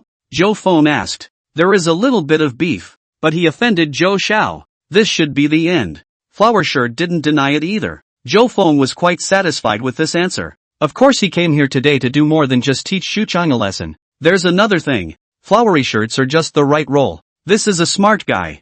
Zhou Feng pulled out a bunch of money from inside his pocket. Probably tens of thousands of dollars. Casually pulling a couple $1,000s out of it and handing it to the flowered shirt. The visual impact of this is absolutely stunning. It looked like Zhou Feng didn't care about spending money. "Thank you, young Zhou." The flowery shirt was delighted in his heart and immediately took the money with both hands. He couldn't help but mentally rejoice. It was a good thing that he had chosen to make a move. This Zhou Xiao was indeed a broad-minded person. That's enough money for him and his dozen or so minions to dash around for a while. "What's your name?" Zhou Feng said to the flowery shirt. "You can just call me Chao Ning." The floral shirt revealed a pleasing smile. "Want to make extra money? Just do as you command. Young Zhou, we'll be your oxen and horses." Flower Shirt was jumping up and down with excitement. If he himself could hitch a ride with such a second generation, then he would be able to soar in the future. What's wrong with being a dog? How many people don't act like dogs when they enter society these days? It's simple. Follow me. The corner of Zhou Feng's mouth curled into a smile. Yi Yun walked on the road a bit depressed. He had another fight with Qin Xiao Shui this morning, trying to get his mother to buy him a car. That makes him a car guy too. But it didn't occur to me that Qin Xiao Shui had been complaining about how it hadn't been easy lately and so on. Angry, Yi Yun slammed the door and left. Code. If only I was as rich as Zhou Feng, I wouldn't know how many girlfriends I've changed. Now unlike that stupid bastard Zhou Feng, who doesn't know how to utilize his resources at all. Yi Yun cursed inside his mouth. Just at this time a few people came over from inside the oncoming alley. Yi Yun turned slightly, but he did not expect to still collide with one of the flower shirts. The man fell to the ground in a very exaggerated manner. Yi Yun froze. He did not use any vigorous force. This brother, are you alright? Yi Yun reached out and pulled the man up. I don't have much to do, but this fruit machine of mine is broken. Shouldn't you accompany me? Chao Ning stood up with an extra cell phone in his hand. Yi Yun was instantly infuriated and laughed. Feeling that this is to touch the porcelain to come. I didn't use any force when I touched you. What does your fall have to do with me? Why should I pay for it? Yi Yun snorted coldly. What a time to be using such tricks. Yi Yun put down these words and turned around to leave. You want to leave? You want to leave after hitting someone without compensating? Chao Ning immediately stopped in front of Yi Yun. We all saw it was you who hit the man, and you're still so righteous. Where do you want to go? Pay up first. This cell phone is the latest model. How can it cost 6 or 7,000? Several punks surrounded Yi Yun. Get out of my way. You guys. Yi Yun was instantly anxious and wanted to push the group away. How dare you be so arrogant after hitting someone? Beat him up. Don't let him just leave. If I don't beat this scum up today, it's hard to resolve my heart's hatred. Chapter 12, and that's just the beginning. Chao Ning and the others pounced on them. Soon Yi Yun was beaten like a pig's head. Chao Ning and the others cursed as they left. And next time if they were to meet Yi Yun, to waste a leg or something. Yi Yun was almost on the verge of tears by the time he got up from the ground. That's what's going on. When did he mess with these guys? Yi Yun was not a cutie. He could already tell. These people bumping into each other is just an excuse to beat themselves up. Usually bumper stickers don't hit at all. Mostly they come up for the beating of their own accord. Then immediately lay down on the ground and call the police. Inside this kind of alleyway there were no cameras at all. Yi Yun could not argue with 100 words. The odds are that you'll end up losing money. Eat your own dummy. Yi Yun limped away. And in a car a few hundred meters away, Zhou Feng lowered his binoculars. He was satisfied with what had just happened. As for why Zhou Feng did so, the reason was simple. In his previous life, he had been beaten like this by Yi Yun's men. And what was even nastier was that Yi Yun suddenly appeared to save himself. It's a fancy name for something like being willing to go both ways for the sake of your brother. Zhou Feng at that time was very moved. Because Qin Xiuxua had only just fallen off the building not long ago, Zhou Feng originally thought that Yi Yun would hold a grudge against him. But he never imagined that Yi Yun would still come to his rescue. It was not until later that Yi Yun bared his fangs. Zhou Feng realized that he had been fooled. Now he was just letting Yi Yun have a taste of this flavor. And Zhou Feng didn't put on some kind of rescue act. He knew very well that Yi Yun was a smart man and could recognize it at a glance. This was one of the reasons why Yi Yun was able to succeed later. Zhou Xiao, are you still satisfied? Chao Ning brought a few brats with him and respectfully came to Zhou Feng's side. It's still a bit of a looker. Take this money. Zhou Feng drew out another few $1,000s. Zhou Feng was well aware that this money would be enough for Chao Ning and the others. Although it was just pocket money for Zhou Feng. But people like Chao Ning can't be overfed. So that you can do things for yourself later. Thank you, young Zhou. Chao Ning was still very excited. For them this amount would be more than enough. Zhou Feng then drove right up to Yi Yun's home neighborhood. Just after arriving downstairs, Zhou Feng saw Yi Yun walking over with a swollen nose. Yi Yun, what's wrong with you? Have you been beaten up? Do you need to go to the hospital? Zhou Feng pretended to be surprised. I fell. It's fine, Yi Yun said through clenched teeth. Yi Yun did not want to lose face in front of Zhou Feng. That's good. But are you sure you don't want to go to the hospital? I can go and drop you off. Zhou Feng said. No need. What are you doing over here? Yi Yun asked strangely. There was not the slightest doubt as to the reason for Zhou Feng's presence here. Actually, there's something I want to talk to you about. Zhou Feng's face became grave. Then come inside the house. Yi Yun was now dirty and did not want to remain at the door. If the other neighbors see it, where does that put one's face? Okay. Zhou Feng nodded. Taking the elevator upstairs, Zhou Feng quickly arrived at Yi Yun's home. Auntie isn't here? Zhou Feng asked casually. I don't think I'm off work yet. There's quite a bit going on at the office. Yi Yun was directly half lying on the sofa and had no intention of pouring water for Zhou Feng. Zhou Feng sat directly on the other side. If there's anything you want to say, just say it, Yi Yun said. Yi Yun always felt that Zhou Feng had changed quite a lot in the past few days, so nothing good should have happened. It's about your mother's company. Her debt can't be deferred any further, Zhou Feng said in a serious manner. After hearing these words, Yi Yun's face changed slightly. Right now, since Zhou Feng had shown his cards, he could only pretend to know for the first time. What debt? What are you talking about? Yi Yun revealed a surprised expression. It's kinda like pretending, Zhou Feng snorted in his heart. However, Zhou Feng still immediately told him all about what happened. Zhou Feng, we are good brothers. You can't see death to save. You also know that my mom's company is not easy. Yi Yun immediately began to complain. That line was like it was prepared in advance. From when he was a child, Qin Xiaoshui pulled him up all by herself, all the way to the hard work of starting a company and so on, and how important the company is to them. We've known each other for so many years. You can't see death and save it, Yi Yun finally said. If it was before, then Zhou Feng would have been soft-hearted. After all, Yi Yun was his classmate, and he couldn't just stand by and watch Yi Yun and his family go down the path of extinction. But in his last life, he was so soft-hearted, and in return, his family was destroyed. Ugh, I have my difficulties. Zhou Feng let out a heavy sigh. What's so hard for you? That's only a few $1,000,000? Yi Yun instantly jumped up from the sofa in a hurry when he heard these words. The key is that it's not my money, but the company's accounts, and I can't say much inside the company. Zhou Feng spread his hands. You are the young master of the Zhou family. Yi Yun's eyes widened. Zhou Feng then explained. Although he was the young master of the Zhou family, however, Pops had never regarded himself as the heir apparent. There is no voice inside the company at all. In reality, Auntie's debts have long since expired, and I've done my best to delay it. Otherwise Auntie's company would have gone bankrupt and liquidated long ago. Zhou Feng sighed. What then? You can't just ignore it anyway. Yi Yun was instantly anxious. If Qin Xiaoshui's company went bankrupt, wouldn't he become a pauper? How could Wu Jiarui still look at herself at that time? I've already tried my best. Why don't you think of other ways to see if anyone can help you, such as your relatives on your father's side? Zhou Feng said with narrowed eyes. Zhou Feng said this because there was really such a person who could help Yi Yun. That's Yi Yun's eldest uncle. Yi Yun's eldest uncle was also considered a person of note, with a distinguished family lineage. However, Yi Yun and the Yi family had almost drawn a line. The reason for this lies in the fact that Yi Yun's father made a mistake back then and belonged to be expelled from the Yi family.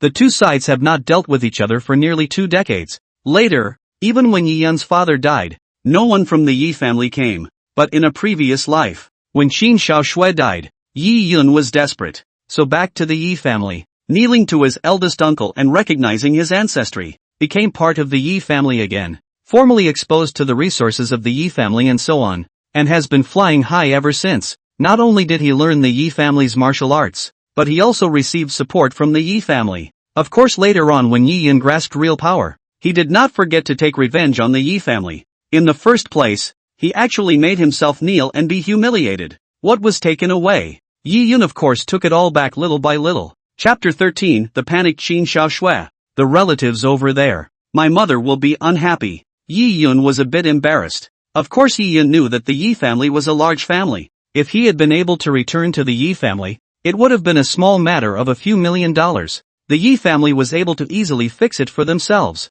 But in that case, Qin Xiaoshui would definitely be unhappy, because when my father died, he had explicitly told my mother and himself, never get involved with the Yi family. There seems to be some hidden agenda in there. It seemed as if Yi Yun's father had suffocated in leaving the Yi family in the first place. So that's how it is. Didn't think that, brother, you were so filial. This was originally the basket stabbed by Auntie. But also you have to accompany along with the bottom. You sacrifice a lot. Zhou Feng sighed with emotion. Yi Yun couldn't help but feel a wave of depression when he heard these words. Yeah, this was supposed to be a business failure for the mother. As a result, he now has to follow his own bad luck. And they won't let themselves go to the Yi family. So what's next? Do we leave them all in debt? You can't pay it back in a lifetime of work. What about the rest of one's life? It's just that this is just a matter of face in the end. And it would be good if Auntie could let go of her face. Zhou Feng added. Yi Yun's eyes lit up. Yes, it's not about saving face. With some good persuasion, the mother should nod her head in agreement. Click. Just then the door to the living room opened. Qin Xiaoshui is back. At a glance, she saw Zhou Feng sitting in the living room. The apple he was carrying in his hand fell straight to the ground. Why is the weekly summit here? What did he come here for? Did he say anything to Yi Yun? Zhou Feng was quick to react. directly half squatting in front of Qin Xiaoxue to pick up a few apples and put them inside the bag. Seeing Zhou Feng so close to her, Qin Xiaoxue subconsciously took a step back, and it always felt like Zhou Feng's eyes were just ogling his legs.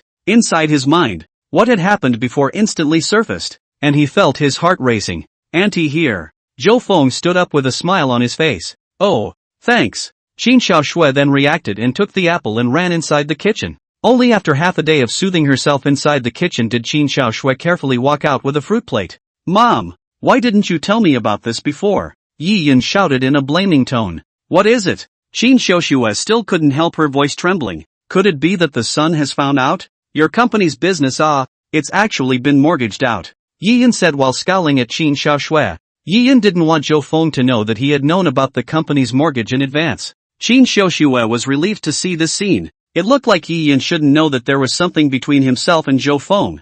Otherwise Yi Yan couldn't be like this. However, Qin Xiaoxue was still frightened and did not know why Zhou Feng had appeared in her home. It's a matter of, Qin Xiaoxue said, placing the fruit plate on the table, just about ready to sit down and make some excuses. It was then that Zhou Feng directly got up and stood up. I've finished with the Yi Yan matter, so I'll leave first. Zhou Feng said. Well, then I won't send you off. Yi Yan still felt pain in his body. This time he had suffered an old sin. I'll walk you downstairs. Qin Xiaoxue hurriedly chased after him. Zhou Feng did not choose to take the elevator down, but instead came inside the staircase. It's a dozen floors up here, and normally no one even passes through. What do you mean you came inside my house? Qin Xiaoxue asked immediately after catching up. Don't be so imposing. It's not like you haven't been here before. Zhou Feng turned around with a smile and said. Seeing Zhou Feng's shameless smile, Qin Xiaoxue was left with a stomach full of anger, because that's what Zhou Feng looked like on that day. What on earth are you thinking? Are you going to tell Yi Yan all of this? Don't forget our previous promise. Qin Xiaoshue's heart was instantly in her throat when she saw Zhou Feng the moment she entered the door today, afraid that Zhou Feng would really say something between the two. Promises? Auntie, you still remember the promise? Zhou Feng said faintly. Qin Xiaoxue immediately blushed. If you follow the promise, you owe it to yourself dozens of times. I'll go jump off a building if you force me with such tactics. Qin Xiaoxue said through clenched teeth. Jumping off a building? Here comes this trick again, huh?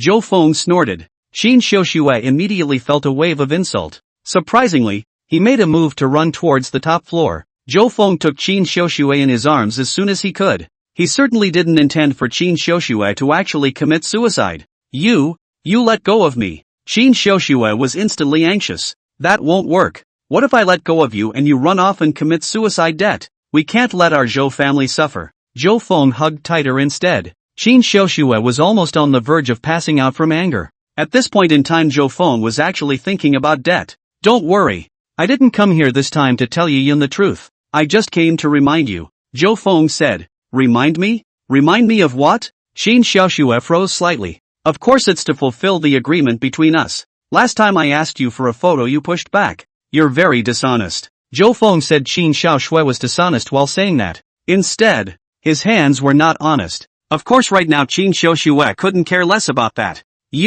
What kind of photos you want? I can give them to you now, as long as you let go of me first. Qin Xiaoxue said through clenched teeth. Once two people in this state are seen by other neighbors, what about the transmission to Yi Yan's ears? No, you open your cell phone right now and send it to me. Zhou Feng immediately said. Good. Qin Xiaoxue could only agree first. With one hand she took out her cell phone and opened the photo album. However, he did not expect that it would be directly snatched by Zhou Feng. Give it back to me. I'll find it for you. Qin Xiaoxue reached out and tried to grab it, but where was she a match for Zhou Feng? Let's see. Just a couple of these would be good. Zhou Feng's side had already picked it out. They were all selfies of some Qin Xiaoxue looking in the mirror, wearing some very cool clothes, one in a yukata. Qin Xiaoxue was already blushing. How could these photos be shown to outsiders? You don't spread it. Qin Xiaoxue was not afraid of these photos leaking. It's not a big scale per se, just a little personal. What she was worried about was someone finding out about her relationship with Zhou Feng because of these photos.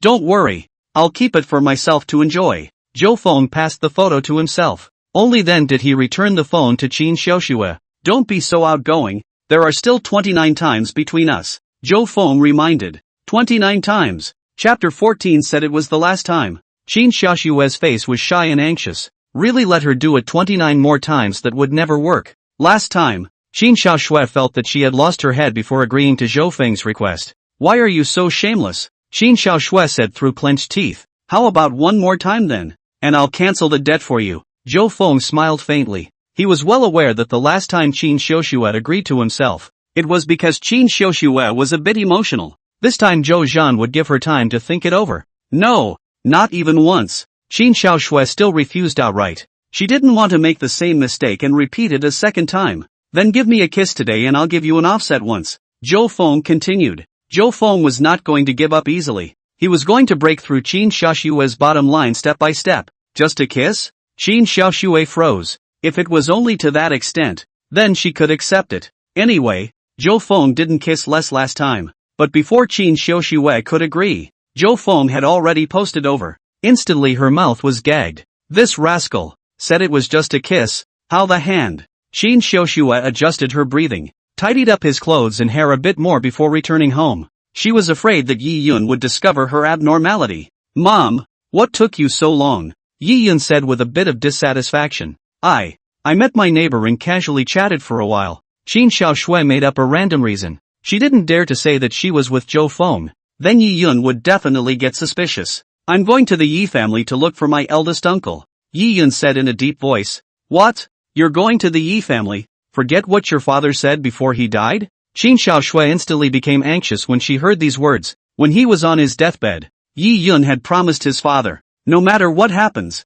there is absolutely no returning to the Yi family. Mom, can the situation be the same now? You owe so much money. How are we going to pay it back if we don't have the Yi family to help us? Yi Yun directly spread his hands. But, Qin Xiaoshui knew very well what happened back then. If her husband knew from the bottom of the spring and learned that Yi Yun had returned to the Yi family again, that would certainly be a death sentence. So how do you think you're going to go about paying off all that money you owe? Could it be with your body? Yi Yun directly roared. Snap! These words enraged Qin Xiaoshui, who directly slapped her with a slap. Yi Yun immediately covered his face and stared viciously at Qin Xiaoshui. All you know how to do is beat me. When have you ever really cared about me? Didn't you see that I was all beaten up today? Yi Yun's tone was almost on the verge of crying. Qin Xiaoshui then noticed. Yi Yun's face had many scars and his body was all dirty. From the moment she entered the house, Qin Xiaoshui's entire attention was on Zhou Feng, not even noticing Yi Yun's appearance.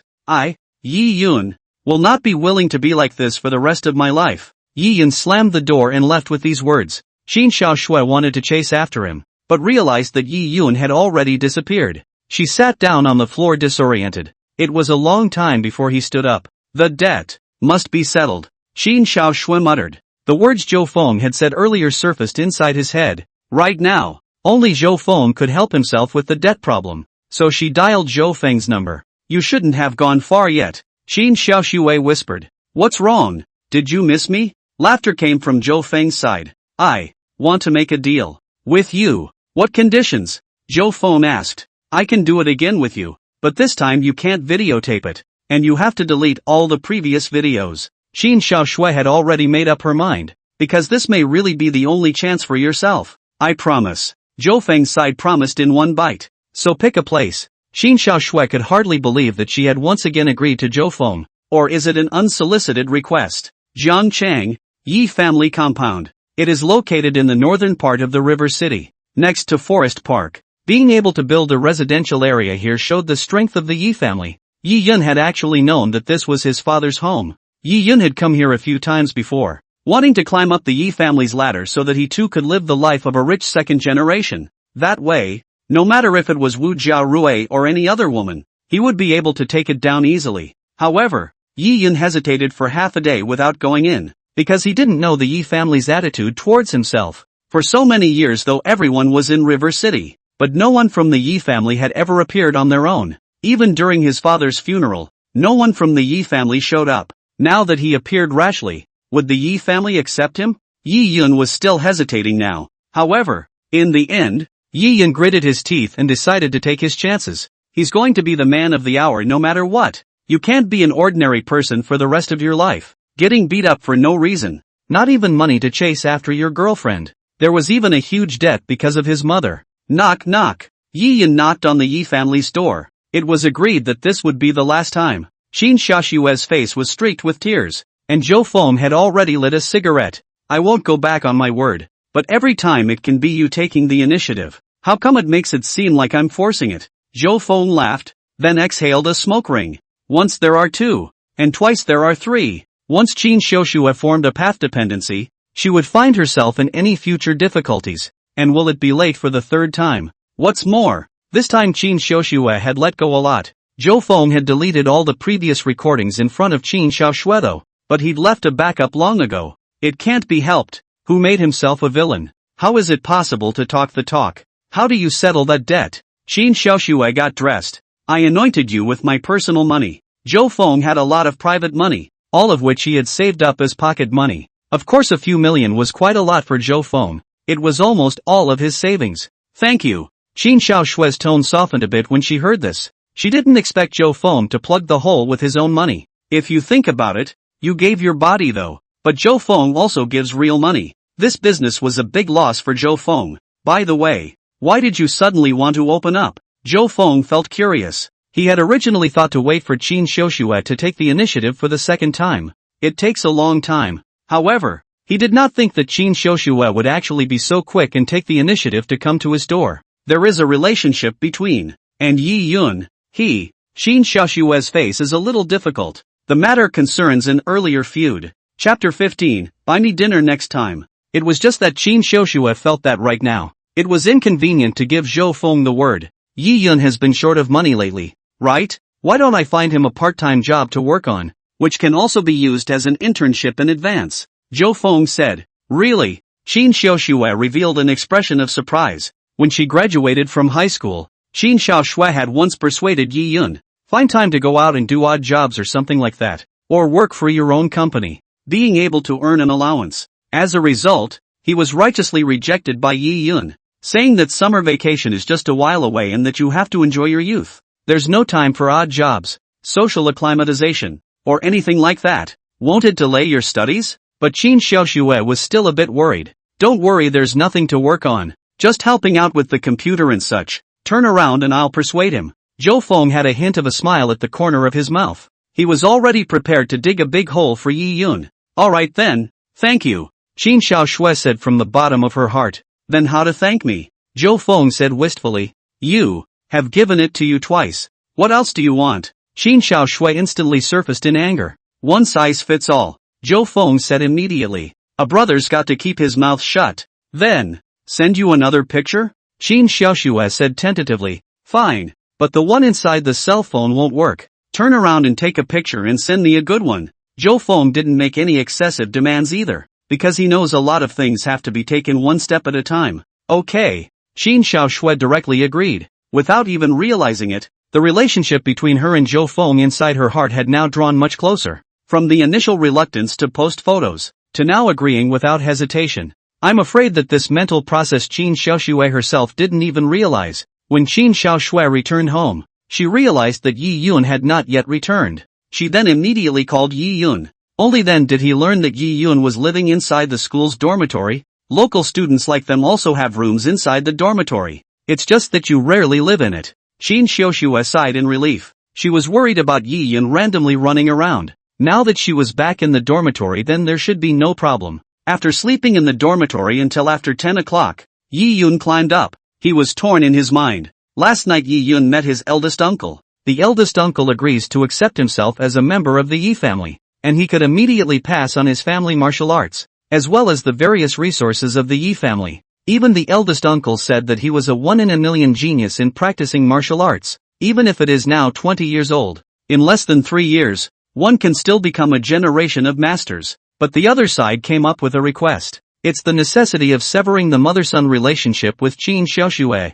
Although Yi Yun had quarreled a bit with Qin Xiaoshue yesterday, he had not planned to go this far. But is he just going to keep living a mediocre life? Tu Dolu. Just at this time Yi Yun's phone rang. It's Zhou Feng. Yi Yun immediately frowned. If he had received a call from Zhou Feng before, then Yi Yun would have been very excited. Something good must have happened. Usually they bring themselves along for the ride, or they can squeeze the oil out of Zhou Feng. However, in the last few days, nothing good had happened whenever he ran into Zhou Feng. It made Yi Yun feel a bit scared in his heart. But in the end, Yi Yun still picked up the phone. Part-time job? How much can I earn? Yi Yun frowned. Yi Yun wasn't interested in a part-time job. He hadn't had enough fun yet. 10,000 a month. Zhou Feng said on the other end of the phone. Seriously? There are still such good things. Yi Yun was stunned. Part-time college students like them would be lucky to make a couple $1,000s. Unless it's to become a tutor or something. But the tutoring market is also very rolled up these days. And it's not always possible to find one. It's definitely not that high in general. But this is my father's friend's company. So it's no problem to give you a few months' salary. So you can also earn some pocket money. Zhou Feng said with a smile. That's fine. I'll go right away. Tens of thousands of dollars. For Yi Yun, it could indeed be a solution to the pressing problem. Now that's more than just enough to live on your own. I was also able to buy a gift for Jiarui Wu. Soon Yi Yun arrived at the office building Zhou Feng had mentioned. This is one of the most expensive parts of downtown. According to Zhou Feng's description, the company was just recently founded, but well funded. If Yi Yun did a good job, he would be able to work here for a long time in the future, and it wouldn't delay Yi Yun's study program. For anyone else, if they had this kind of job, they could probably laugh their asses off. Yi Yun, however, was unimpressed. He is the one who is going to earn a lot of money in the future. What can this kind of work be? You are Yi Yun? A good-looking front desk lady received Yi Yun. That's right. Yi Yun's gaze looked the receptionist up and down in a frivolous manner. It was even comparing this young lady to Wu Jiarui. Think it's still better with Joyce Wu. The young lady was slightly stunned and frowned. Yi Yun's gaze made her uncomfortable. Why don't you wait here for a minute? I'll go call the boss. Although Yi Yun, her impression was not good, but the young lady still went forward to shout. Soon a balding middle-aged man arrived. Yi Yun learned that this was the owner of the company. Our company is mainly responsible for some foreign trade docking business. Your job is to usually communicate with foreign customers by sending emails. If you don't understand anything, you can ask your colleagues in the company, the bald man said with a smile. He also said that Yi Yun was introduced to him by Zhou Feng and would definitely give him the best treatment. An office was specially arranged for Yi Yun. In the future, there was no need to punch a card or anything like that when coming to the company, allowing Yi Yun to arrange his time as he pleased. No problem. I promise to finish the job. Yi Yun agreed in a single breath. Then I'll have someone take you to familiarize yourself with the job first. The bald man nodded. Someone soon took Yi Yun away. The smile on the balding man's face disappeared in an instant. He then took out his cell phone and dialed the number. Xiao Zhou. That kid has already come to our company, the bald man said in a deep voice. Have you arranged the next thing? Zhou Feng's voice came from the other end of the phone. It's already been arranged. No worries about that kid not taking the bait, the bald man hemmed and hawed. But then the balding man also showed a nervous expression. Zhou Xiao, my little thing. The tone of the bald man became apprehensive. As long as this thing is done, no one will know. Otherwise the consequence as well. Zhou Feng coldly grunted. Understood. Understood. The bald man wiped the cold sweat from his forehead. When he hung up, the balding man let out a long breath. He couldn't figure out how Zhou Feng knew that he was secretly tampering with the accounts. Chapter 16, The Trials of Humanity. This is an extremely covert affair, done by the bald man himself. Not even the secretaries and finances around him were convinced. What the bald guy doesn't realize is that this thing didn't blow up until over a year later. By that time the balding man had run off abroad with a large sum of money. It caused quite a stir at the time. Some people dumped their families and even want to go abroad and knife the bald guy themselves. But nowadays, this timeline was only known to Zhou Feng besides the bald man. The bald man was puzzled, but he knew very well that the only way to save himself now was this way. The balding man turned on his computer, and a surveillance screen appeared inside. Inside was clearly the office where Yi Yun was. This kid, just seeing the scene inside the office. The bald man frowned. Yi Yun just lay on the table and played with his cell phone. Not doing anything. Lean. If this was an employee he recruited himself, he would have been told to get lost on the first day. The balding man was patient, though, and he knew the opportunity would surely come. Yi Yun also felt a bit bored after playing several games. There isn't a bed or anything in this office to lay yourself down and take a nap. Once he thought that he was here to work after all. Yi Yun opened his mailbox. There were a dozen or so foreign emails in there, all of which were simple advisories. Yi Yun sent over some product profiles to them as he had trained himself before. It was dry in less than half an hour. There was even less to do for the rest of the day. So Yi Yun planned to organize the office. This will be your own place from now on. Ha! What's this? Yi Yun then found a jewelry box inside the drawer. His eyes lit up when he opened the jewelry box. because it's actually a gold bracelet in here. It looks very well made, tens of thousands of dollars at least. Yi Yun immediately looked left and right, didn't even notice the camera inside the room. The camera had long since been intentionally hidden by the balding man. If this is given to Wu Jiarui, she'll be happy. Yi Yun quietly put the bracelet on his body. Surely no one will find out. Seeing this scene, the bald man inside the office had grinned. It's the kid who fell for it. The bald man had arranged for someone to take Yi Yun to the office with a special reminder. That office used to be his own secretary's. It's been months since anyone has been there. It was implying to Yi Yun that the things inside that office had no owner. And Yi Yun was of the same mind. He figured the bracelet would have been left behind by the previous secretary. 80% of them are balding male mistresses or something. It was probably the bracelet that the bald man had given to the secretary, who hadn't asked for it and had left it inside the office. It went unnoticed for months. There was also a big drama brainstormed inside Yi Yun's mind. The bald guy wants to woo the secretary and engage in workplace subterfuge or something. The result was that the secretary refused to go away. It's cheap now anyway. Nowadays, you can just take it yourself, and you're sure it's okay. Thinking of this, Yi Yun beautifully dialed Wu Jiarui's phone. Yi Yun, don't bother me. I've been in a bad mood lately. Wu Jiarui's impatient voice came from the other end of the phone. The last time I went shopping with Yi Yun, I had expected to receive some kind of gift. As a result, he did not expect that his petty thievery would actually be discovered by Zhou Feng, and was forced to give his first kiss. It made Wu Jialui a bit depressed. Now that he saw that Yi Yun still dared to call himself, he was even more furious. I was wrong last time. I'll make amends to you, Yi Yun immediately said in a lowly manner. Good. Then what did you say you were wrong about? Wu Jiarui asked. Hearing these words, Yi Yun was momentarily speechless. He really didn't know what he was doing wrong. It's like there's nothing wrong with you. If there's a fault, it's that the milkshake is one less cup to buy. However, Yi Yun also did not expect that Zhou Feng would grab Wu Jiarui's cup to drink. In the end, it was all the fault of this asshole Zhou Feng. Good. Can't say it right. I'm going to pull the plug on you. Let's not contact each other in the future. Wu Jiarui's side shouted furiously. I really know I'm wrong, and I prepared a gift for you and bought you a gold bracelet. Yi Yun immediately shouted. A gold bracelet? What style? Wu Jiarui's side immediately had a much gentler tone. I'll give it to you directly later. I'll meet you at the milk tea store in front of the school. I don't want your gift, but seeing that your attitude is quite good, I will treat you to milk tea later, Wu Jiarui said. Yi Yun got excited all of a sudden. The goddess actually wanted to treat herself to milk tea. This was the first time since he had known Wu Jialui. It was true that in the heart of the goddess there was still herself. The gift must be accepted. I'll go over here. Yi Yun simply packed up his things before leaving the office. Meanwhile, the bald man had already told Zhou Feng all about what had happened. What about Zhou Xiao? Should we call the police now? The bald man asked. There's no rush. You follow up and wait for Yi Yun to give that girl a gift before you call the police over, Zhou Feng said. Understood. After the bald man put down the phone, he couldn't help but feel a sigh of relief as well. It's really vicious. He struck out in front of Yi Yun's beloved goddess and identified Yi Yun as a thief. That would completely destroy Yi Yun's image in the other party's mind.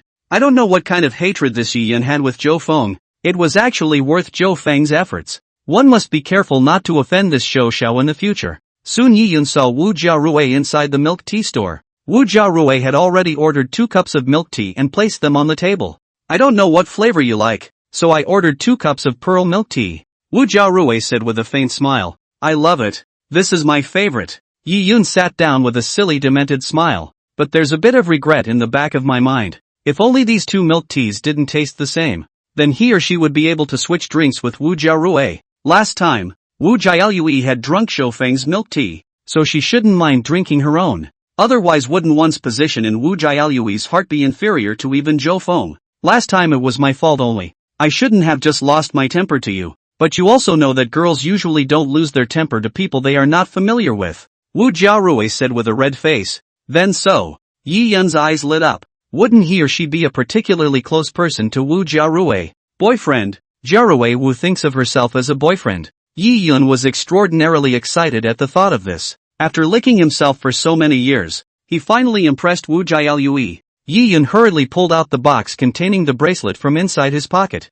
See, this is the gift I brought you. Please be sure to accept it. Yi Yun placed the box on the table. This is too expensive, isn't it? Wu Jialui said with her mouth, but the eyes stayed glued to the box. Chapter 17, Schoolgirl disgraced at milk tea shop. Yi Yun immediately opened the box. Wu Jialue was attracted to the bracelet at a glance. The design of the bracelet is simple yet elegant, with the rounded body of the bracelet smoothly wrapping around in a perfect circle, carefully crafted in solid gold. The color is warm and dazzling. The bracelet also has a few tiny diamonds skillfully set on one end. Yi Yun wanted to personally put it on Wu Jialue so that he could also touch that pretty little hand. Just as Yi Yun hesitated, Wu Jialue had already put the bracelet on. Where's the invoice? Wu Jiarue's eyes lit up with a look of love. The bracelet is worth tens of thousands of dollars at the very least. She had bragged about it to her roommate before she arrived. Someone will give themselves a gold bracelet later. When the time comes to inadvertently reveal the invoice to the public,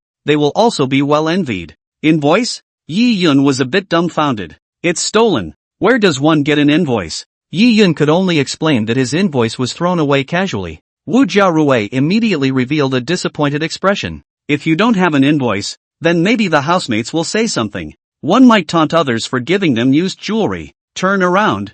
I'll go look for. Yi Yun pondered where to get a fake invoice over. Anyway, the bracelet is definitely real. That's nothing to worry about. So you guys are dating here. Just then a voice rang out from the side. Both Yi Yun and Wu Jiarue's faces changed. It's Shou Feng. Why are you here? Yi Yun had a strange expression on his face. After all, the bracelet was stolen from inside the company, and it's still a job introduced by Zhou Feng. Just passing by. I saw you guys from outside the window, so I said hello. Zhou Feng smiled faintly. Zhou Feng then feigned surprise as he grabbed up Wu Jialue's hand. Yi Yun's eyes went straight in a flash. He himself had not been able to touch Wu Jialue's hand after all the trouble he had gone through. As a result, Zhou Feng came across it so naturally. Last time, Wu Jialue even drank Shou Feng's milk tea. Just thinking about this, Yi Yun had a belly full of fire. This bracelet is nice. Where did you get it? Zhou Feng asked. This is not my gift from him.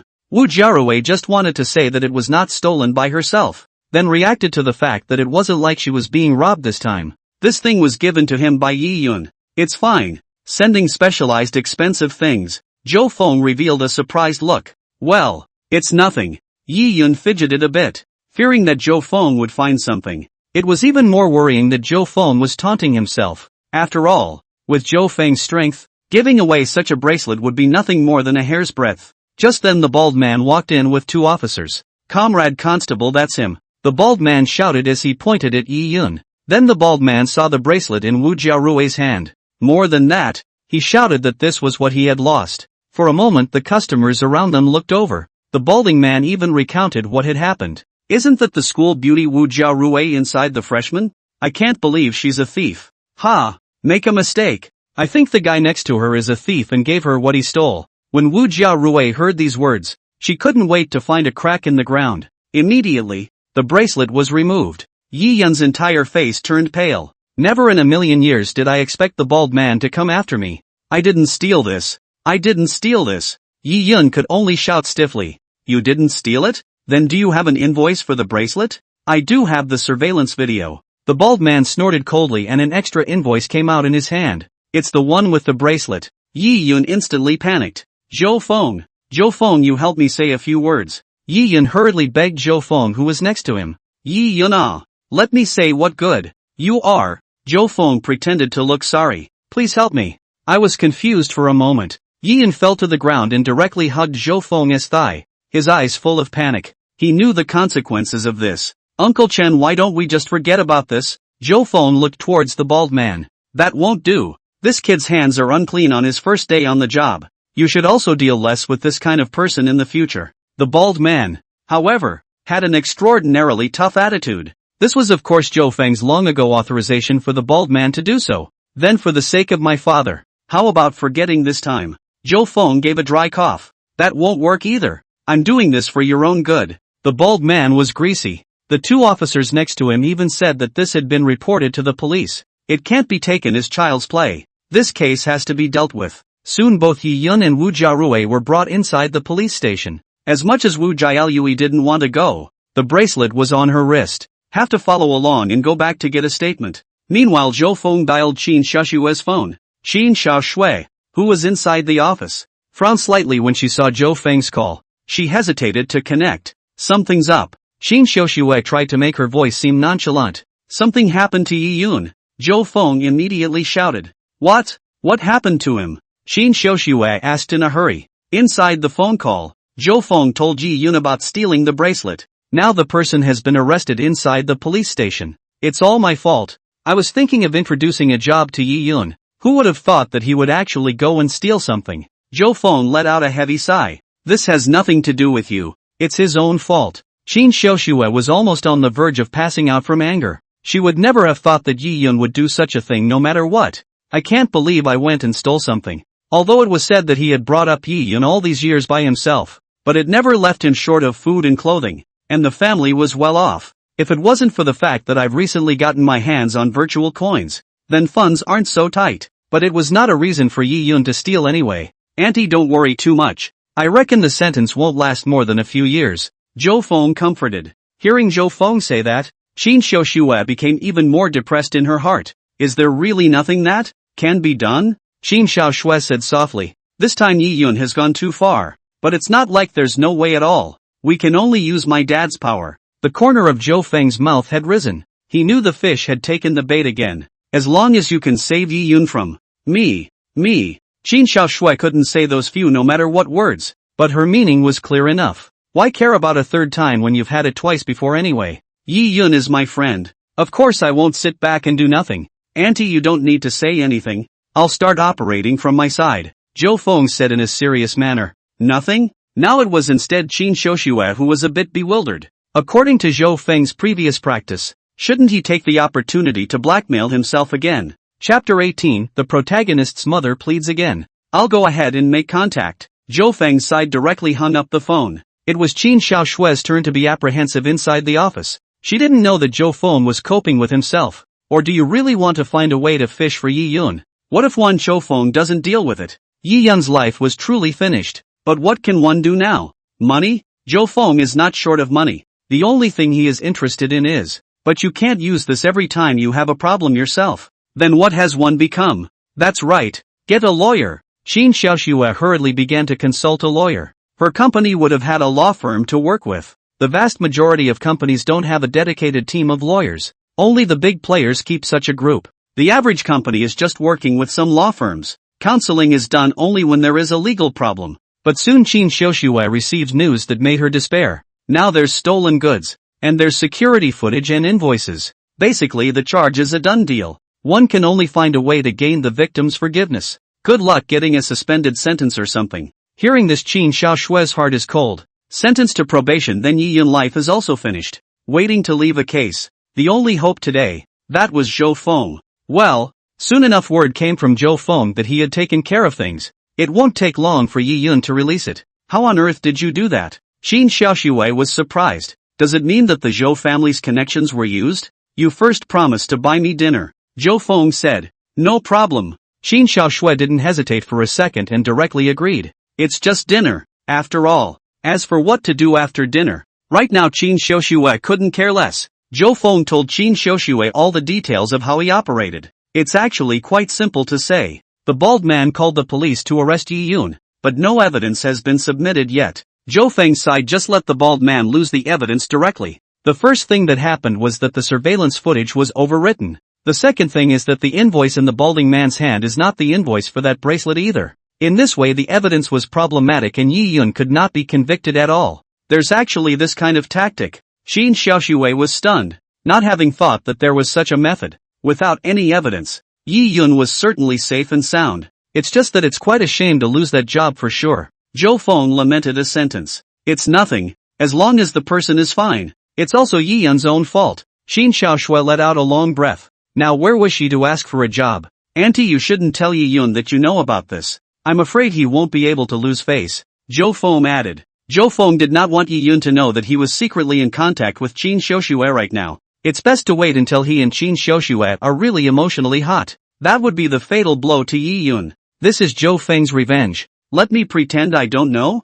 Qin Xiaoxue frowned slightly. Yi Yun had made such a mistake. She was prepared to teach him a good lesson. After all, you are an adult. I believe that after this time Yi Yun will never dare again, Zhou Feng said. Well, that's good. Qin Xiaoxue nodded. A 20-year-old letting himself be reprimanded would surely lose face. Moreover, Qin Xiaoshui was well aware of Yi Yun's character, a person who wanted to save face very much. Then I'll wait for Auntie's candlelight dinner. Zhou Feng hung up the phone with a smile. Qin Xiaoshui froze. Candlelight dinner? Do you want to eat in the evening? Then next. It was already dark when Wu Jialui came out of the police station. She was very depressed in her heart. I had thought I would be able to get a bracelet as a gift today, but I didn't expect to go inside the station. This was the first time that Wu Jialui had come to the police station, and she had been locked up all afternoon before being brought up for questioning. Good thing it was finally figured out that it had nothing to do with her. Just made a statement and left. Just out of the police station, Wu Jialui saw Zhou Feng standing at the door with a cigarette inside his mouth.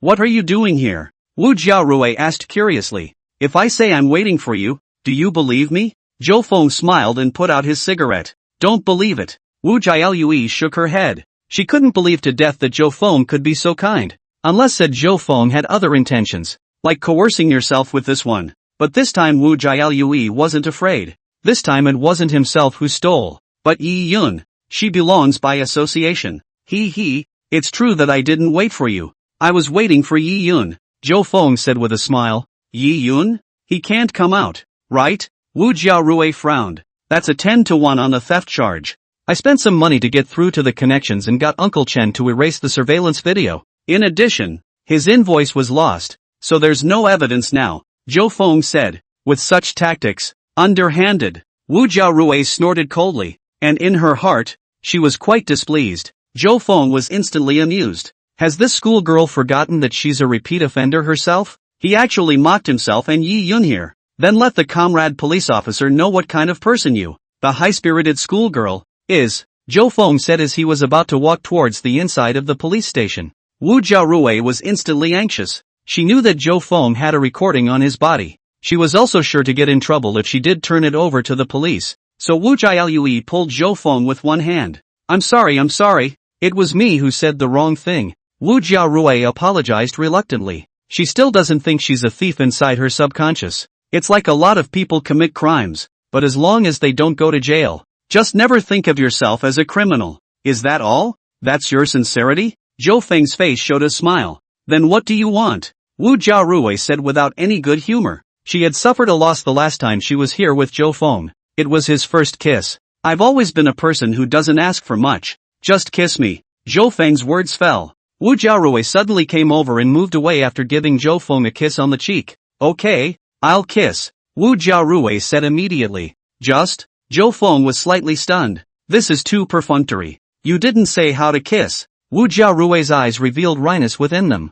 Alright, count yourself as passing this time. Zhou Feng did not ask for anything further. After all, this time Wu Jiarui was so proactive that there was no longer any resistance. It's as if intimacy with oneself has been taken for granted. Wu Jiarui was delighted in her heart. It looks like this Zhou Feng is still quite good at fooling around. Just at this time Yi Yun walked out from inside the police station with a dark face as well. However, Yi Yun then saw Wu Jiarui and he immediately burst into laughter. Jiarui, you're waiting for me here?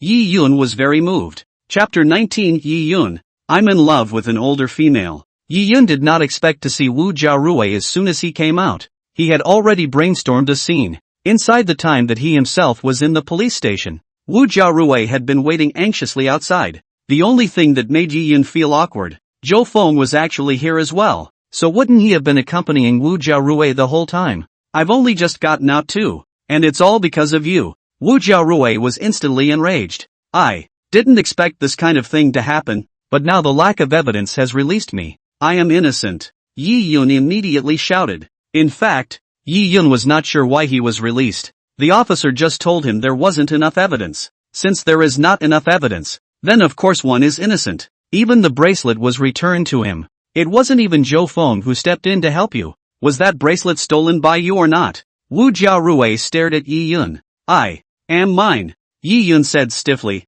Then you take out the purchase records. Wu Jialui held out her hand. Purchase records? If Yi Yun had that thing, he would still be so passive. I lost it. Yi Yun stammered. It was obviously Zhou Feng who fixed things for you, and you're actually lying. Wu Jiarui was too humiliated today. Taken inside a milk tea store. I don't know what's going on inside the school yet. Even if he went back and explained now, that wouldn't do anything to remove the impact. You actually said bad things about me behind my back. Thanks to me helping you as a brother. Yi Yun became anxious and roared at Zhou Feng. It has nothing to do with Zhou Feng. I completely see through you now. Don't appear in front of me in the future or I'll call the police. Wu Jiarui put down these words and turned around. Bracelet. Bracelet for you. Yi Yun ran over in a few steps. A bracelet? Wu Jiaolui stopped in her tracks. The bracelet is supposed to be a compensation for all the sins you've suffered today. Cough. This bracelet has to be returned to Uncle Chen's.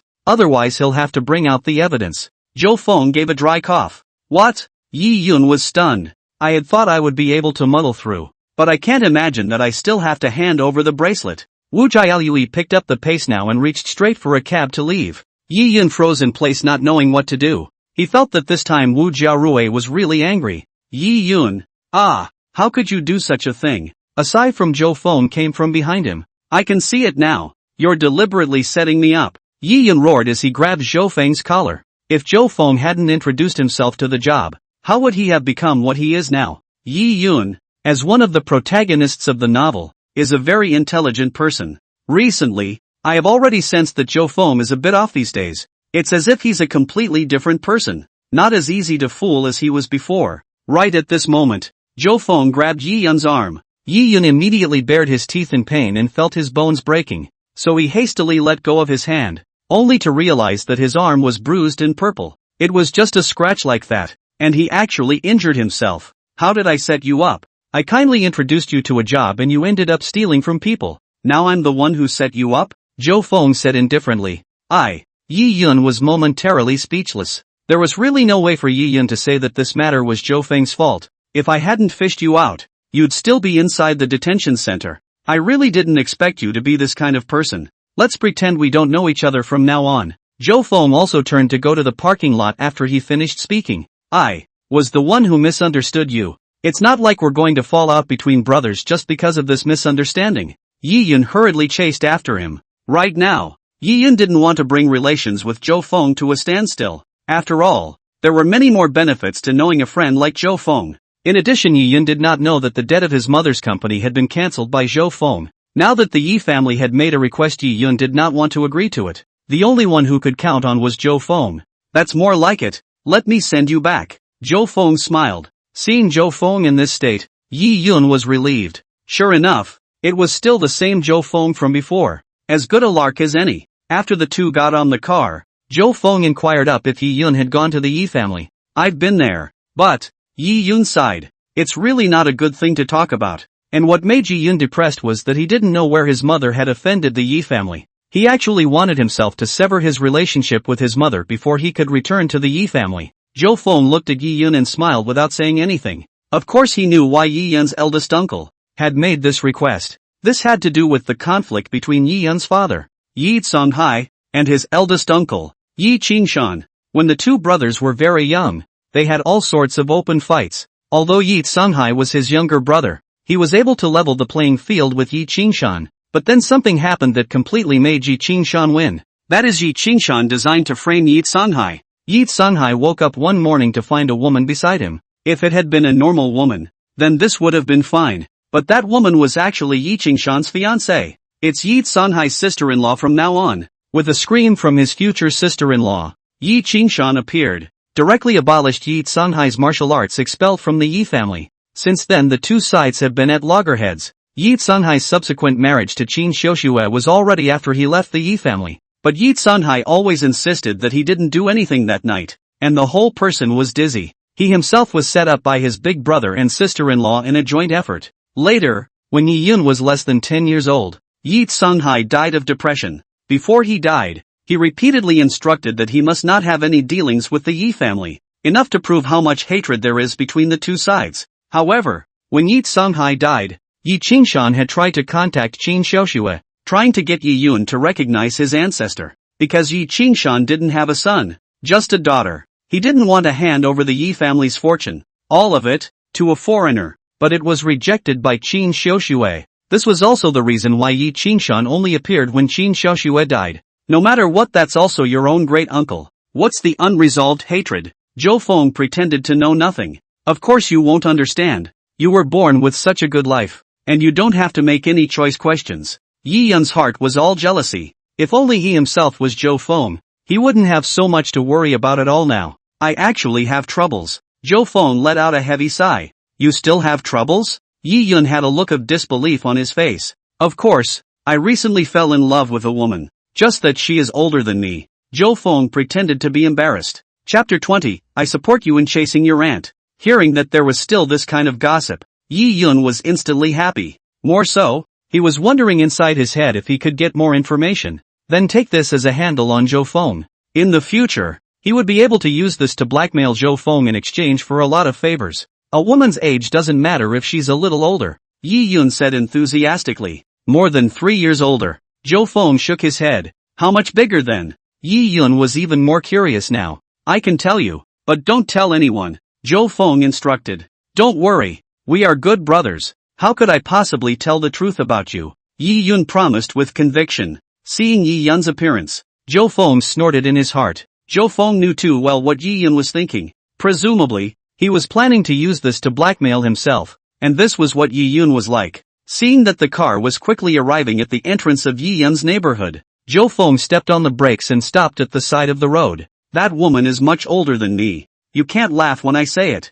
Zhou Feng was serious. Yi Yun froze. Much bigger? Does it mean Zhou Feng has found a rich woman? That can't be right. With Zhou Feng's worth, why would he need to find any more rich women? Go get tortured with that wire ball. Could it be that this guy really likes a woman much older than him? Yi Yun, swear on my life that I will never tell. Yi Yun raised his hand up. That's good. She is 20 years older than me, Zhou Feng said slowly. Yi Yun was dumbstruck. 20? That's not the same age as your own mother. It's an aunt. It's true that rich people's tastes are hard to figure out. 20 years old? It doesn't matter, the gap is not big. The Ming Dynasty Chenghua Emperor's favorite Wan Guifei is more than a dozen years older than him. I support you to chase your aunt, Yi Yun immediately said. Even the emperor is like this? Zhou Feng said in surprise. Actually, it's not just Wanli. There has never been a lot of this kind of thing throughout the dynasties, except that there are not many people who are as infatuated as Wanli. As long as two people have their feelings in place, what's not to like? But who do you like? Yi Yun asked tentatively. It's not too convenient to say it out loud. Next time, we can find a chance for you guys to meet. Zhou Feng scratched his head. When he thought of the scene where Yi Yun and Qin Xiaoshui met, Zhou Feng felt amused. I wonder what Yi Yun's expression would be like at that time. That's good. I'll give you ideas then. Yi Yun had no idea. Zhou Feng's object was Qin Xiaoshui, his own mother. Yi Yun guessed that it might be someone inside Zhou Feng's company, and possibly a married woman. It would be exciting if that was the case. As long as he caught himself, then Zhou Feng would be finished. When the time comes, you'll be at your own mercy. Of course it was best to let Zhou Feng and the other party have some substantial progress. Yi Yun had already pondered how to set up Zhou Feng and that woman. Okay, to the door of your neighborhood. What happened today? Remember not to say anything, Zhou Feng said. Don't worry. Yi Yun smiled.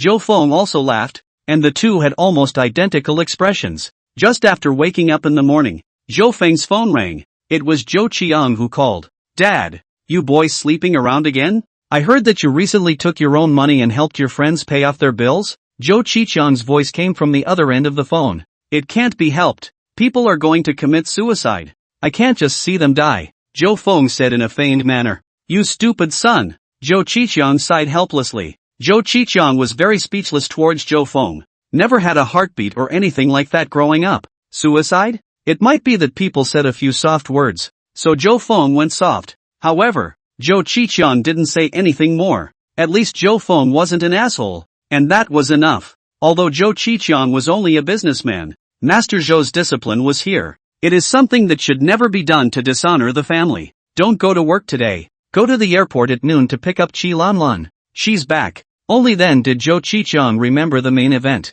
Qi Lanlan. Zhou Feng frowned. Upon hearing this name, Zhou Feng's face instantly became gloomy. He can't forget Qilanlan. In his previous life, Qi Lanlan had carved him to the bone. Zhou Feng and Qi Lanlan had also known each other for a long time, and the two were childhood friends. Qi Lanlan was the granddaughter of Zhou Feng's grandfather's comrade-in-arms, and the two sides had a lifelong friendship on the battlefield back then. Qi Lanlan's grandfather had died relatively early, so the Zhou family had taken care of his family. When Qi Lanlan went to school in Jiangcheng in earlier years, he also lived with Zhou Feng for a while. What Zhou Feng eats? Chi Lanlan eats. Even Chi Lanlan's pocket money was considerably higher than Zhou Fang's. Now she went to study abroad before separating. And of course the money for studying abroad was all funded by the Chow family. Yet it was such a person who seemed to be close to the Zhou family. And then it was a white wolf. Zhou Feng wanted to seek help from Chi Lanlan after his fall. By that time, Chi Lanlan had already created her own company and was worth more than $10 million.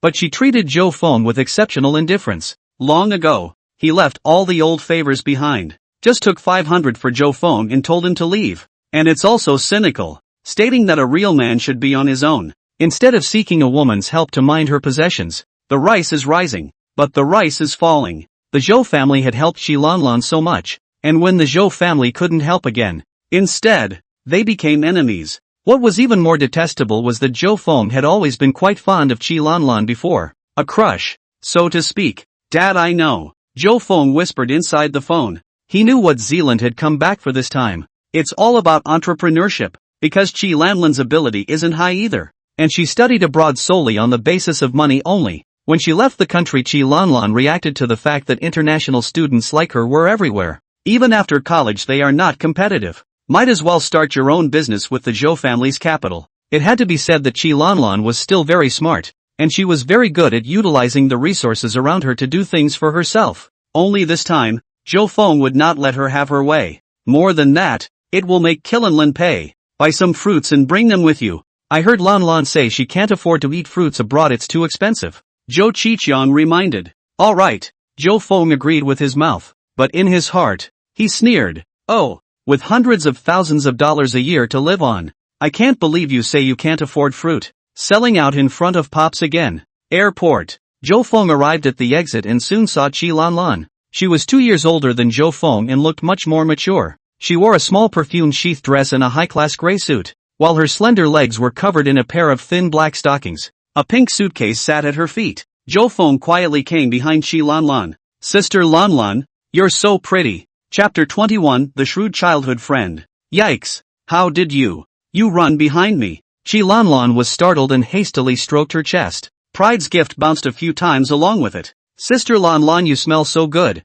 I couldn't help but come over and take a whiff. Zhou Feng said and even sniffed with his nose. It was almost close to touching Chi Lanlan's white neck. You. Chi Lanlan hastily took a step back, looking at Zhou Feng with an incredulous gaze. She hadn't expected, in any case, to not see each other for over a year. How did Zhou Feng become like this?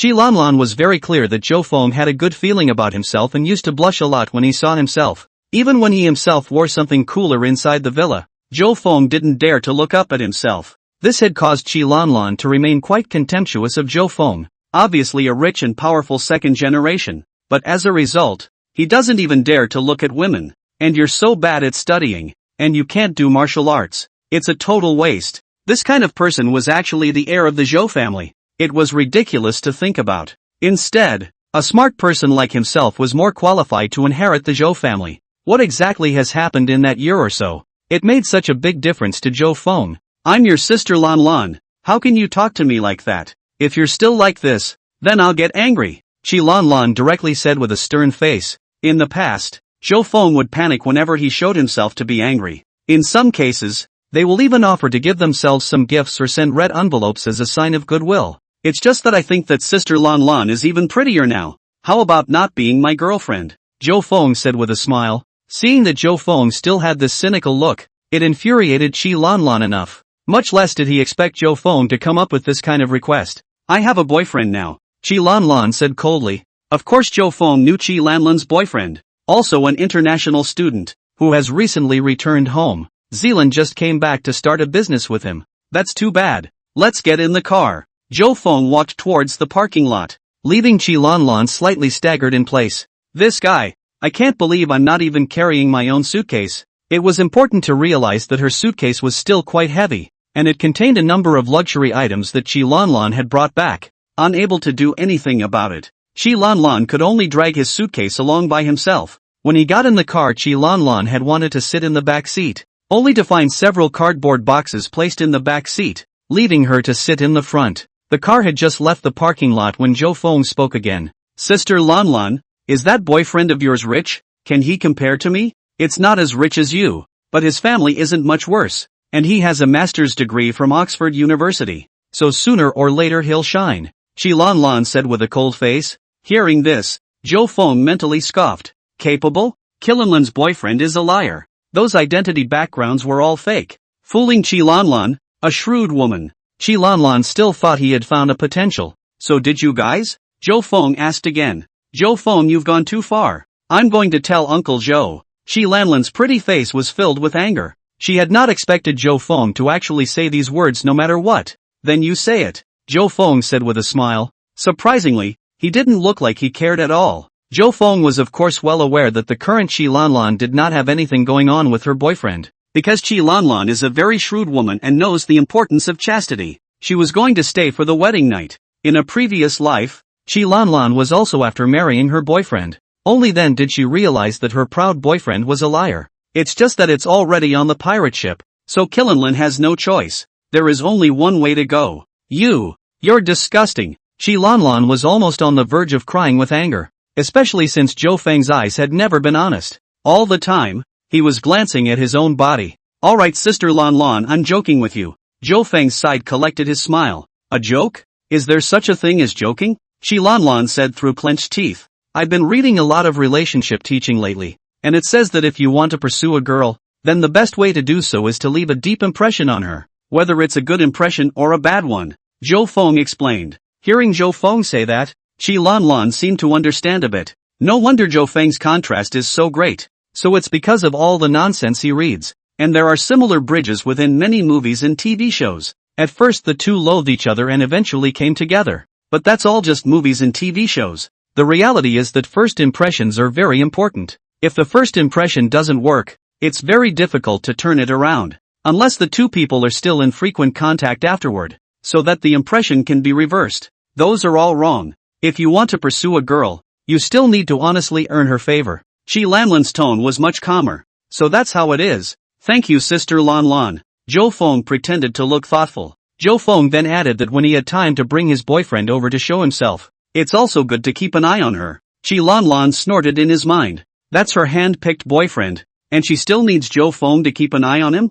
Yeah, he's coming over tomorrow, so I'll let you guys meet then. Chi Lan Lan, however, agreed in one breath. Chi Lan Lan had also planned to let Zhou Feng meet her boyfriend. When the time comes, you can introduce it to Zhou Qiang, because Chi Lan Lan intends to start a business in Jiangcheng. Getting the Zhou family's support will be twice the effort. That's good. Zhou Feng smiled faintly, already thinking in how to meet Zealand's boyfriend. After returning to the villa, Chi Lan Lan went upstairs to inside her room. She totally made this place like her home and was not at all polite about it. Zhou Feng took out his cell phone on his side. Auntie Qin, I miss you. Zhou Feng sent the message, but there was no reply. At this moment, Qin Xiaoshui had just laid down inside the bathtub after a busy day. Intend to relax your body. However, inside his mind, Zhou Feng's shadow lingered, coiling around the heart, beating Qin Xiaoshui's thoughts. Still owe that guy dinner. No contact with him after dinner. That's right. That's it. Lest we be taken advantage of again in the future. Young people are just too energetic. The body recovers quickly, too. Just at this time Qin Xiaoshui saw Zhou Feng's text message. Her eyebrows gently raised. One's mind was full of Zhou Feng and he was thinking about him? Isn't that a bit too much of a coincidence? Could it be that the heart is in the right place? The corners of Qin Xiaoshui's mouth rose slightly before she realized something was wrong. Chapter 22, I Have a Dream. Qin Xiaoshui felt that it wasn't like she and Zhou Feng were a couple or anything like that, and it wasn't likely that there would be any results in the future. How can you have such thoughts? Just ignore him. Thinking about it, Qin Xiaoshui acted as if she didn't see it. But soon another message was sent. Yi Yun's matter hasn't been resolved yet, and the other party wants compensation. Zhou Feng sent another message, which was of course fake, but he wanted to tease Qin Xiaoshui. What compensation? This time Qin Xiaoshui returned in seconds. She looked puzzled that the other party actually wanted compensation. The amount of compensation of $200,000. Zhou Feng replied, $200,000 is a lot. Qin Xiaoshui inside the fish tank was stunned. She hadn't expected the other party to actually ask for a lion's share of the money. Although it was said that this matter was Yi Yun's fault and it was Yi Yun who carried out the theft. But 200,000 is too much to ask. Isn't this extortion? Qin Xiaoshui couldn't help but say, it's a bit of extortion. Zhou Feng didn't deny it either. Then let's call the police. Is it okay to call the police? Qin Xiaoshui had subconsciously used the word we. It proved that inside the subconscious mind, Qin Xiaoshui had already sided with Zhou Feng. It's not good to call the police. What if it involves Yi Yun? Yi Yun is also sure to be arrested. Zhou Feng replied. Seeing this message, Qin Xiaoshui frowned slightly. She knew very well that Zhou Feng was right. After all, Yi Yun had a crime to commit, and it wasn't like he had some other affair to use as blackmail. Then it's a big deal. Many internet celebrities and stars have flopped this way. Of course there are more than a few people who just pay their way out of trouble. And it's the only way some of the histrionics don't get reported. What about that? Can you help me think of a way? Qin Xiaoshui's side was clueless. She realized that the only man she could count on nowadays was Zhou Feng. This matter is a bit excessive. Turn around and I'll find Uncle Chen to talk about it alone. But I'm not really sure. Zhou Feng said. That's a lot of hard work. I'd appreciate it. Qin Xiaoshui edited the message. Then her face flushed. It felt like this seemed a little off. As if she had to be thanked again with her body. What kind of person did that make her? Even if you do have to use your body, that can't be something you bring up. Then it's hard work. So Qin Xiaoshui deleted the last few words and just sent the front. Then she was waiting for Zhou Feng to make a request. As long as it's not too much, then one can satisfy. Even taking a picture now is no problem. However, what Qin Xiaoshui did not expect was that Zhou Feng actually did not move next. On the contrary, Qin Xiaoshui's heart was not solid. It always felt like something was missing without giving Zhou Feng a promise, but letting Qin Xiaoshui take the initiative herself. She felt that she couldn't get over it in her heart. What the hell is wrong with me? Qin Xiaoshui muttered. The next evening, Zhou Feng drove Qi Lanlan and headed for the road to the restaurant. Sister Lanlan, you haven't eaten enough Western food yet. You still need to go to a Western restaurant. Zhou Feng said casually. After being abroad for more than a year, I'm used to eating Western food. And I heard from my friends that this place is quite authentic. Qi Lanlan is wearing today. Just at this time Qi Lanlan's cell phone rang, and she revealed a hint of a smile when she saw the contents on it. What are you so happy about? Zhou Feng asked. It's my boyfriend. He's already here. Qi Lanlan explained. That's quite good. Zhou Feng smiled back. He was worried that the other side wouldn't come today. Now that we're here, it'll be a hoot later. Soon Zhou Feng parked his car in front of a Western restaurant. From the outside this Western restaurant looks quite high class. Just as he got out of the car he saw a man in a suit and glasses approaching. It just looks like a clothes horse. The age also looked several years older than Lanlan. Lan, this is Zhou Feng, right? My name is Wang Jun, is Lanlan's boyfriend. The man opened his mouth and stretched out a hand. Hello, I'm Zhou Feng. Zhou Feng smiled and shook the other party's hand. Come on, let's go inside and talk while we eat. Wang Jun also tried to pull Qi Lanlan's hand. But Qi Lanlan skillfully dodged it. He shrugged it off a bit awkwardly, but didn't say much. The three men were soon seated inside the restaurant. Zhou Feng randomly ordered a steak and got some salad pasta or something. They were just barely enough to fill him up. Wang Jun was enthusiastic about helping Qi Lanlan order some food for himself. I heard that you are now working in the family business. When are you going to take over? Wang Jun said with a slight smile. Of course it's when my father retires. Zhou Feng said. It's a bit of a pity. A young talent like you should start more businesses. Wang Jun said with a bit of regret. Next to him, Qi Lanlan immediately revealed a disdainful expression. Entrepreneurship? Qi Lanlan knew very well what kind of person Zhou Feng was. Just an uneducated rich second generation. I used to be a mess with my homework and just play every day. People like this start their own business and are probably capable of losing the Zhou family. It is said that they are not afraid of the second generation of rich people lying down, but are afraid of the second generation of rich people starting their own business. Some rich kids try hard to prove that they are not inferior to their old man and want to build their own business. As a result, they ended up losing the bottom of the barrel, some of which took the old man's family fortune. It's not really that these rich kids don't work hard enough or that they don't have talent. It's just that success is, in many cases, a matter of luck. But Qi Lanlan was pretty sure that if Zhou Feng was planning to start a business, that will undoubtedly lose money for sure.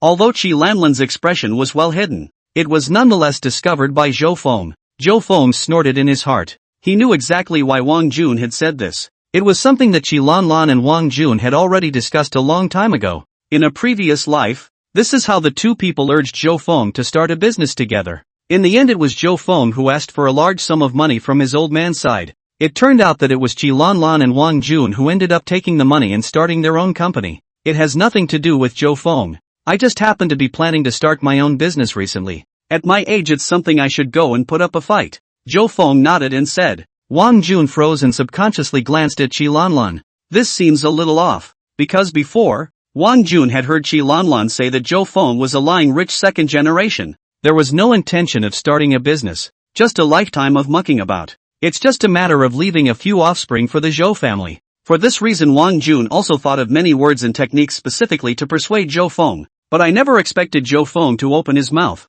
even if he also intended to start a business. I don't know what project you have your eyes on, but after all, Wang Jun's brain turned quickly, and immediately the words changed. Planting trees. Zhou Feng's expression became grave. Chapter 23, Debunking. Planting trees? It was Qi Lanlan's turn to be surprised. What kind of business venture is tree planting considered? That's right, it's planting trees. I'm planning to go to the Middle East to carry out this project. The city over there has a lot of wind and sand. There's definitely a great need for urban greening. It's a business that's worth up to tens of billions of dollars. And the Middle Eastern tycoons aren't short of money. Zhou Feng was talking nonsense in a serious manner.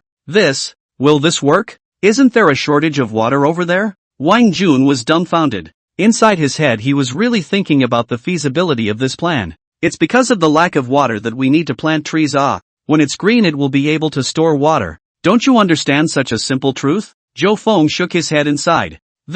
Wang Jun was momentarily speechless. When people are speechless, they really are speechless. Qi Lanlan was a bit speechless next to him. It didn't occur to me that my boyfriend, a high achiever, would be dumbfounded at this point. That business of yours won't work. We have a good project in hand recently. We are planning to start a software company. If you invest money you will definitely be able to earn. Qi Lanlan immediately said. Sister Lanlan, how much money can you earn from that program? Zhou Feng asked with a big grin. At least a few tens of millions. Qi Lanlan casually said a number. In fact, Qi Lanlan's heart was not sure whether that project could succeed or not. But in order to attract Zhou Feng into the fold, then of course, he tried to exaggerate as much as possible. A few tens of millions? That's too little. It's not as good as my project. Why don't you two follow me and do it together? When the time comes, one of you will share a few billion. Zhou Feng didn't look interested at all. Billions? Wang Jun had seen people who drew big cakes,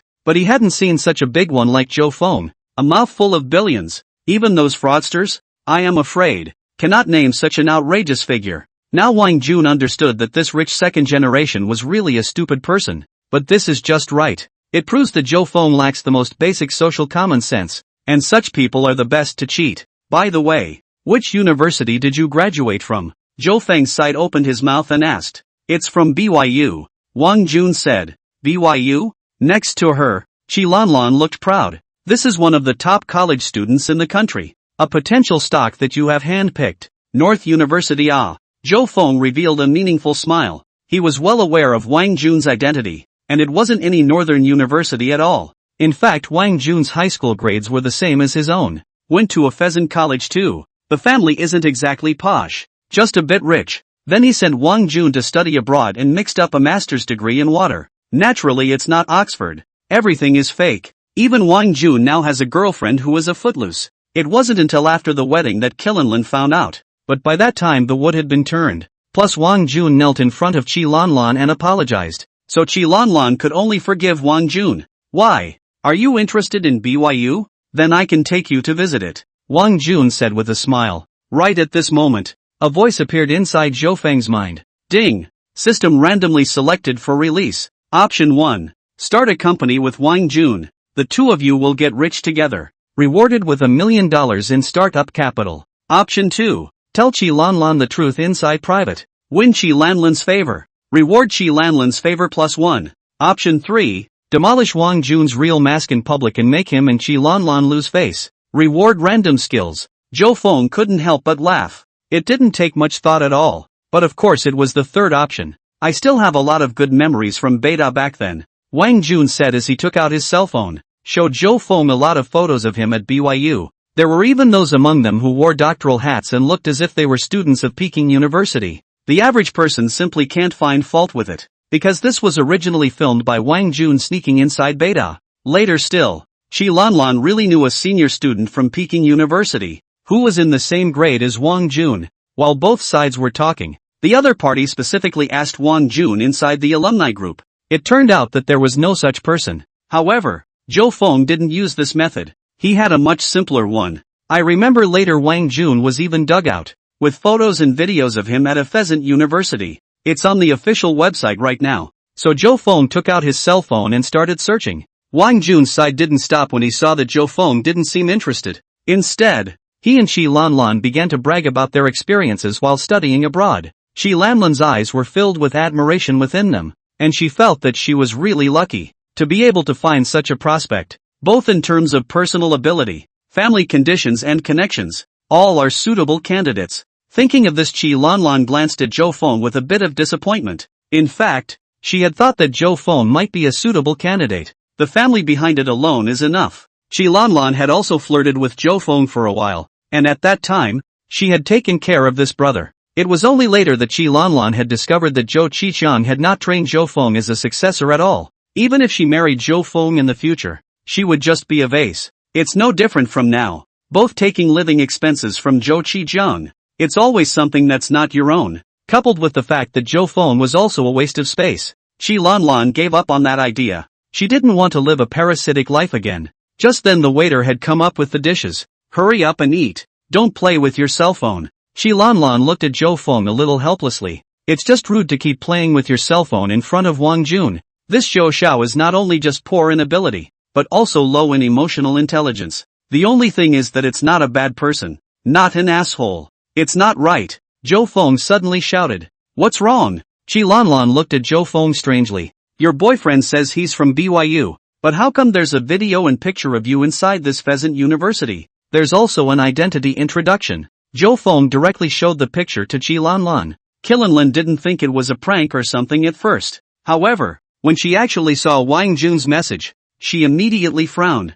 Qi Lanlan immediately brought Zhou Feng's cell phone over. Wang Jun, you explain to me. What's going on? Qi Lanlan glared angrily, as if there was a violent storm brewing inside her eyes. This is the same name, right? Wang Jun's face changed, and he didn't even dare to meet Qi Lanlan's eyes. Even more so, he gave Zhou Feng a resentful look. Wang Jun didn't know how Zhou Feng had a picture of him from his college days, and it's taken right out of the box. Is there such a coincidence? Zhou Feng laughed. Chapter 24, Zhou Feng is still good. We'll talk about this matter later. Qi Lanlan returned the cell phone to Zhou Feng, her face already very ugly. Qi Lanlan is a smart woman. She had already sensed that there was something wrong here, and that Wang Jun's identity was most likely a disguise. In fact, before this Qi Lanlan had already realized that there was something about Wang Jun's words that didn't match up. But Qi Lanlan didn't look deeper. She didn't suspect Wang Jun's identity. It was just assumed that Wang Jun would occasionally brag.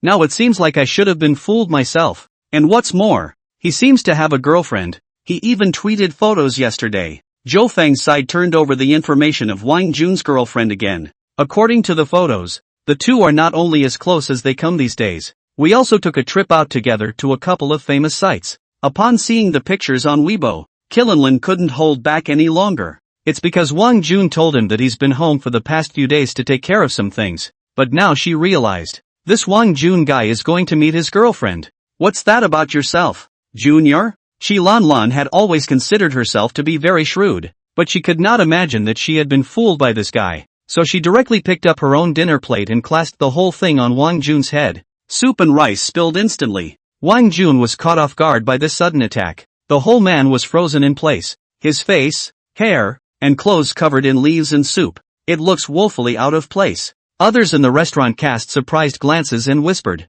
An inexplicable pleasure surged in Qi Lanlan's heart after doing this. Scram! Don't let me see you in the future. Qi Lanlan dropped this sentence. Turning, he strides out of the restaurant. Seeing this, Zhou Feng faintly smiled and followed suit. Only Wang Jun, who was left with a messy face, managed to recover from the shock and wiped the stains on his face with a tissue. Sister Lanlan, why are you angry? Zhou Feng shouted after Qi Lanlan.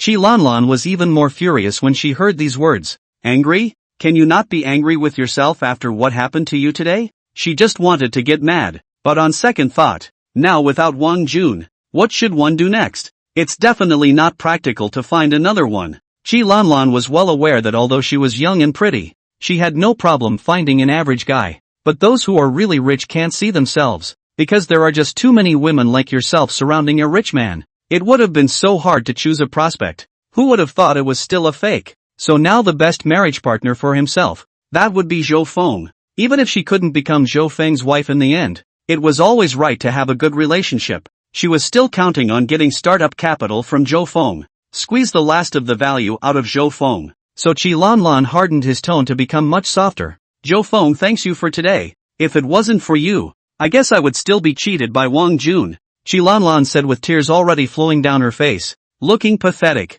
That's a very powerful talent of Zealand's, and that's the quick mobilization of emotions. Say cry it out. It's about the same as some professional actors. Seeing this scene, Zhou Feng snorted in his heart. In the past, I'm afraid he would have immediately offered some comfort. But now Zhou Feng knew Qi Lanlan's true colors, and how easily could she be fooled. But at this time, since Qi Lanlan had sent it to his door, Zhou Feng of course took advantage of the opportunity. So he directly put his arms around Qi Lanlan. Don't worry Sister Lanlan, I'll be the one to do it from now on. Zhou Feng's hands were not honest either. Qi Lanlan froze slightly, and then a look of anger surfaced. I've always been careful to never have any contact with males myself, but who would have thought that all of a sudden he would be hugged by Zhou Feng? Even this brother's hands are not honest. On the contrary, Qi Lanlan was unable to break free with half a day's effort, and could only just be taken advantage of by Zhou Feng. Just at this time Wang Jun chased after him, the stuff on his head cleaned up a little. Wang Jun had wanted to apologize to Qi Lanlan,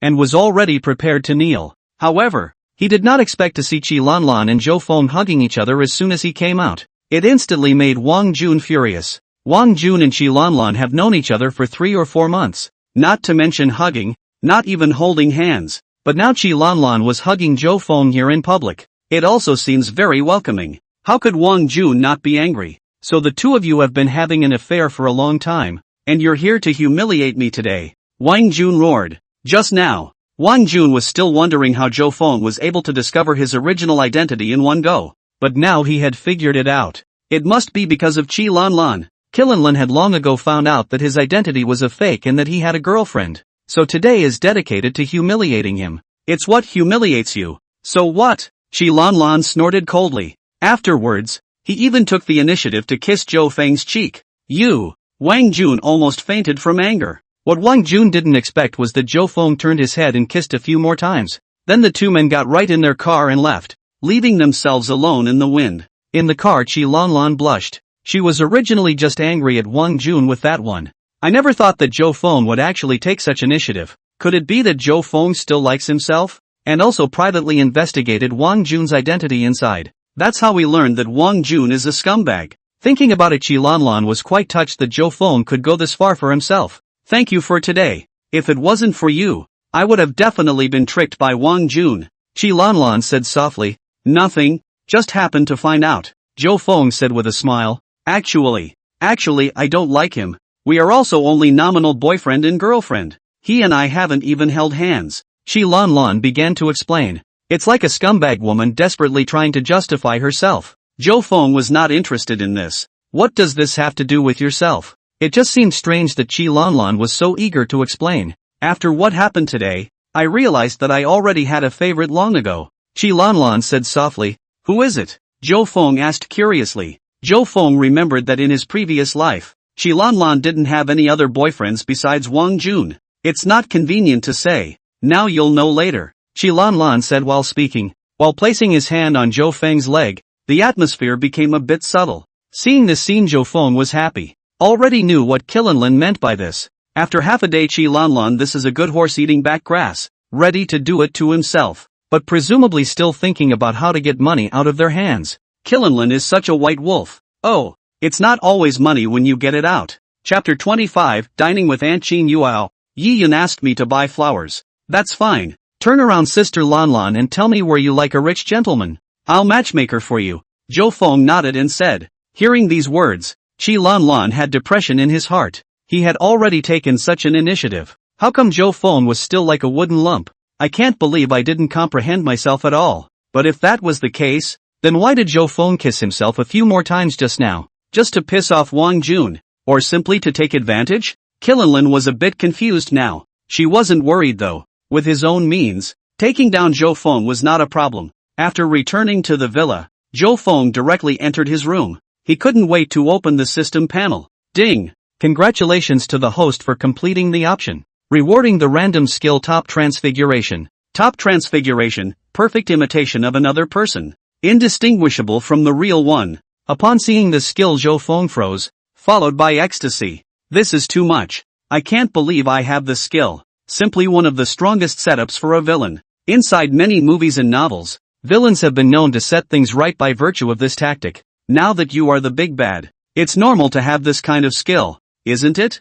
Zhou Feng immediately came to the side of the mirror, only to see that his appearance had completely changed and was a different person. If anyone else saw it, they would immediately be able to recognize it. This is some popular traffic male celebrity who can attract a large group of fans when he walks out. Zhou Feng was satisfied after moving around for a few moments. At least it was not visible at all on the outside. The only difference is body movements and so on. He couldn't imitate that sissy look. Now that's something to play with. Just at this time Zhou Feng's cell phone rang. It was a message from Qin Xiaoshui. How's it going? Does the other side want more money? I've scraped together $20,000 on my side. Just from the message sent by Qin Xiaoshui, one could tell that she was in a hurry. Don't worry. Things have been taken care of. Zhou Feng knew that Qin Xiaoshui was definitely having a bad day. Must have been worried about Yi Yun all along. How much did it cost? I'll make it up to you later. Qin Xiaoshui still didn't want to owe Zhou Feng a favor, because many times favors are instead the most expensive.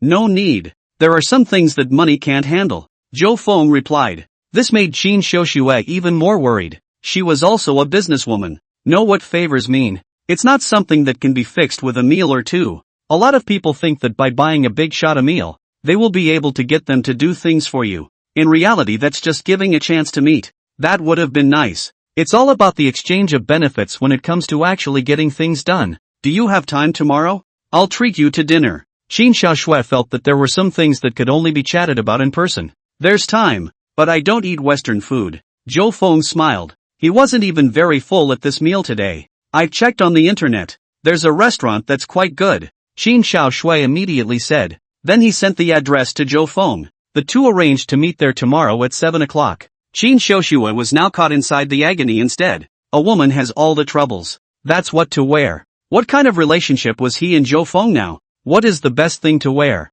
On the other side, Zhou Feng thought for a moment and sent a message to Yi Yun. I'm going to have dinner with that aunt tomorrow. A little apprehensive. Zhou Feng sends a message. Yi Yun was now back inside his home, lying on his bed playing with his cell phone. He was not used to living inside the dormitory, and was still most comfortable at home. When Yi Yun saw the news, his entire body jumped. He, Zhou Feng, here's my chance. Yi Yun was incredibly excited. He thought about how to get a hold of Zhou Feng, apprehensive about what. If you like someone, boldly go after them. Yi Yun sent a message. Going after it? Then how should I go after it? Zhou Feng asked again. Yi Yun was happy to see this news. He knew not to look at Zhou Feng as a rich second generation. But I don't know anything about chasing women. Thanks to myself, of course. Yi Yun hadn't said a lot of bad things about Zhou Feng when he was in high school, and all those girls didn't get close to Zhou Feng. It's easy to give gifts. Send flowers. But remember not to send carnations or anything like that,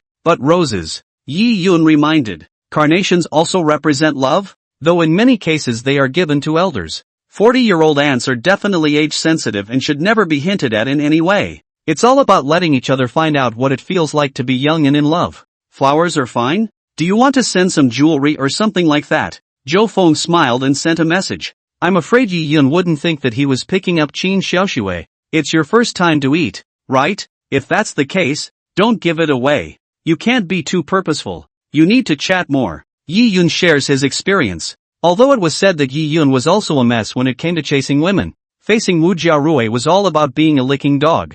But he still has a lot of theoretical knowledge. I wouldn't know what to do if I didn't have you as my military advisor. It's true that you're the good brother. Zhou Feng's side continued. Where are you guys eating? I can actually observe from the side and see how that auntie reacts, so I can tell if you guys are having a scene or not. The corners of Yi Yun's mouth rose, feeling that he had already started to set Zhou Feng up. Zhou Feng was happy to see that. Observe? Of course he knew what Yi Yun wanted to do. It's nothing more than catching yourself in the act. In his previous life Yi Yun had done this, specialized in spying on myself for a while. You come, tomorrow night at 8 o'clock. Zhou Feng sent the address of the restaurant to Yi Yun, but he changed the time to 8 o'clock. It was estimated that even if Yi Yun went ahead half an hour earlier, it would still be 7:30. No problem. But I don't have much money in my pocket.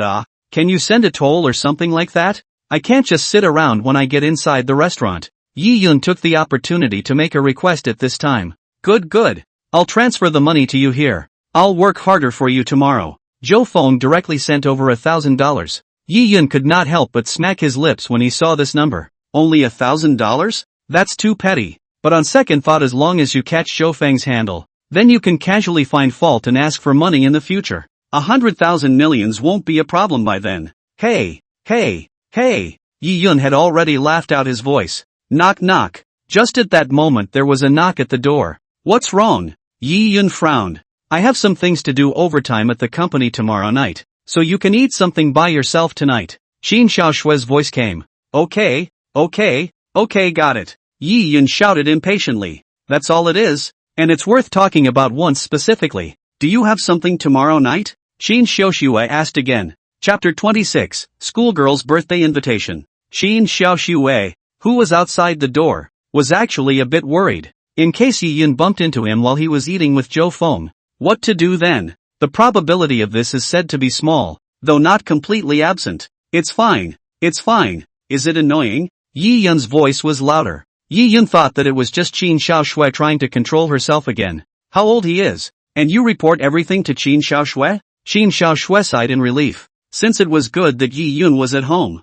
then she should be able to go over there tomorrow without worry. The next morning, the villa. How's it going? Still getting used to the food? Shi Lanlan specially prepared a table for breakfast this morning. It was the first time she had ever made breakfast for anyone else. It was to win Zhou Feng's favor. It's not too bad. It's just that the eggs aren't too cooked. I like to eat them burnt. Zhou Feng's side used a knife to pick at the eggs. It was a loose egg with the yolk raw throughout. It was then set aside in disgust. Then zap up a nearby grilled sausage and stuff it inside his mouth. People foreigners like to eat this, Shi Lanlan said without a trace of humor. This is not healthy. Zhou Feng shook his head. What do you know? This is healthier. And foreign eggs are all sterile eggs. Shi Lanlan immediately felt that Zhou Feng was a big old man. And talk to yourself about health. Don't bull ***** me? It seems like the EU broke out again this year with eggs infected with salmonella. Right. And several people died. Don't you read the news? Zhou Feng was dismissive of this. It's normal to prefer half-baked. And to have to say this is healthier is nonsense. It's like a lot of vegetarians who insist on stating that it's healthier to be vegan. There are also some really extreme vegan bloggers who starve themselves to death the hard way. Actually, meat and vegetables are healthy. Vegetarian diets alone are prone to protein deficiency, malnutrition and osteoporosis, to name a few. If you only eat meat, you are prone to fat pipe and cardiovascular diseases. Shi Lanlan was momentarily speechless. She saw that news report too. Strange. When Zhou Feng, this guy's mouth is so powerful. It's very different from the old coy look. Moreover, Shi Lanlan had also discovered that Zhou Feng was not at all restrained when he ate. She remembered having dinner with Zhou Feng when she returned a few months ago. At that time Zhou Feng still looked constrained and didn't dare to look himself in the eye. But now his whole aura was completely different. Is it grown up? Shi Lanlan was secretly surprised. It seemed that Zhou Feng was no longer the little kid he was before. Then it seems one should change tactics. Tu Dolu. Zhou Feng's cell phone rang. It was an unfamiliar number. Hello. I'm Jiarui Wu. Zhou Feng was a bit surprised, not expecting Wu Jiaolui to call him. Where did she get her phone number? It could be from Yi Yun's side, or other classmates. There are still a lot of people who know Zhou Feng's number. Lord School Flower. What can I do for you? Zhou Feng revealed a smile. Seeing Zhou Feng's face, Qi Lanlan's face changed slightly. Schoolgirl? What's the situation? Didn't Zhou Feng go to work for the company right after he graduated from high school? How can you even relate to any schoolgirl? Could it be that they went to high school together and now the two are dating? Thinking about it, Qi Lanlan got a little anxious. The young girl in high school was still a bit immature and didn't know what it meant to be such a rich boy like Zhou Feng. That's something you can fight for generations less. I guess when they go to college, their horizons are even more broadened. So realizing the importance of Zhou Feng, now comes a look back to pull out. Want to catch this golden son-in-law again?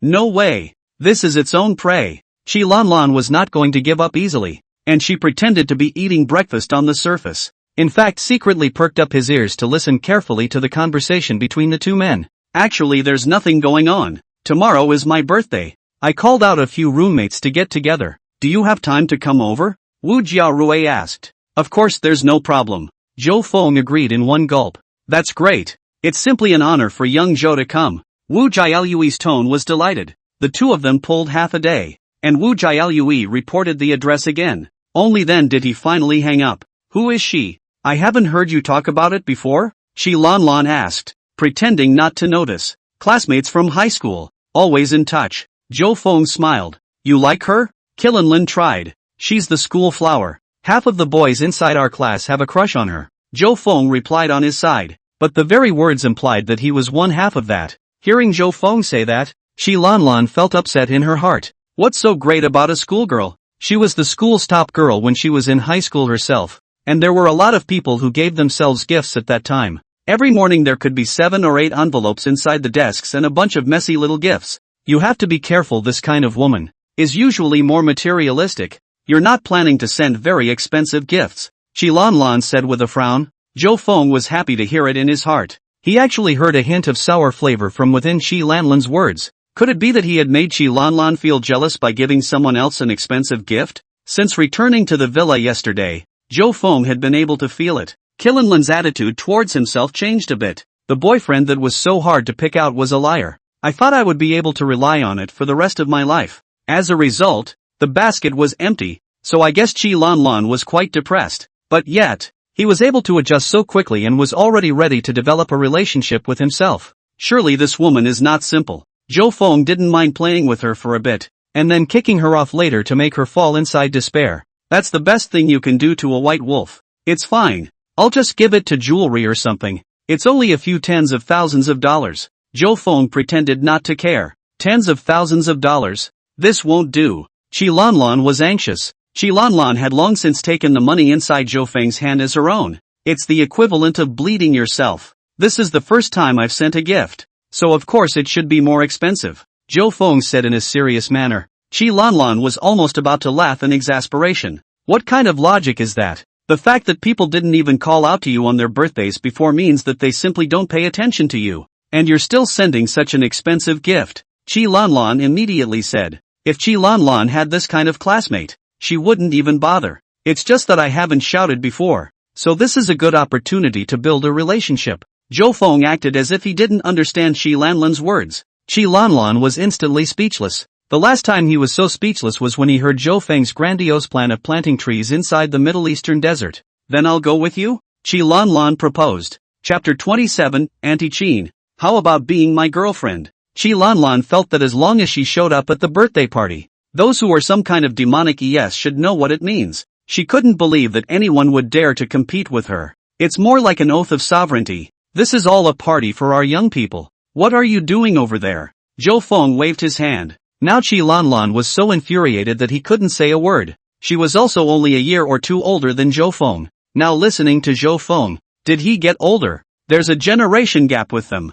Alright, I'm going to work. I won't be back if I have to go out for dinner in the evening. Sister Lanlan, make yourself something to eat. Zhou Feng will leave as soon as he wipes his mouth, leaving Shi Lanlan alone to sulk in place. After coming to the company, Zhou Feng didn't have much to do. He was supposed to be an idle post. In his previous life Zhou Feng had tried to make an effort to prove that he was still capable. That's why it took the initiative to take on quite a few things. However, in this life, the most important thing for Zhou Feng was to take revenge. Instead of doing chores inside the company, that would only be a waste of time. After surviving the night, Zhou Feng waited at the entrance of the restaurant with a rose in his hand. It was also carefully selected by him at the florist. Soon after the scheduled time, Xin Xiaoshui appeared. Zhou Feng was quickly attracted to her figure and his gaze was motionless. What's wrong? Xin Xiaoshui had a strange look on her face as she looked at Zhou Feng, who was standing under the roof. Why are you standing still and staring straight at yourself? There shouldn't be anything on your own face.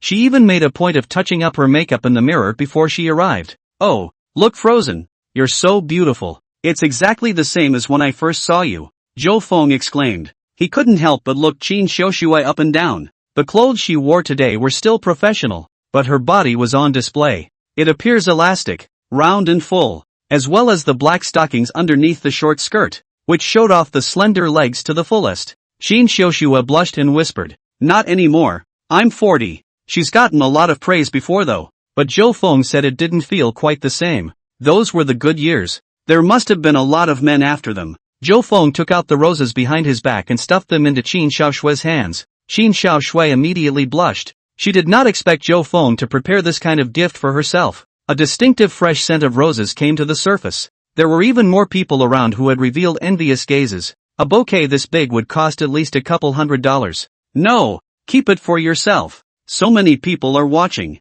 Qin Xiaoshui wanted to return the rose to Zhou Feng. Since it's given to you, it's yours. If you don't want it, then throw it inside the trash. Zhou Feng smiled and said, throw it in the trash? That was simply slapping Zhou Feng's face to his face. Qin Xiaoshui couldn't do that. Then I'll take it first. Qin Xiaoshui could only agree first, but she also felt warm inside. I didn't think I'd be receiving roses now. It was only after the two entered the restaurant that Qin Xiaoshui realized something was wrong. It's kind of a weird atmosphere in this restaurant. Surprisingly, it was pink-themed, with hearts everywhere as well as words like love. Even above the mural in the dining room are some men and women in a passionate kiss. Even the lighting is a very moody pink color. All the guests here are also a man and a woman. It's a couple's restaurant. Qin Xiaoshui was dumbfounded. She hadn't been here before and just randomly chose a high rating on the software. Yes, Auntie Qin, you chose the place well. Zhou Feng nodded in satisfaction. He was all set to make excuses and change to a more convenient restaurant.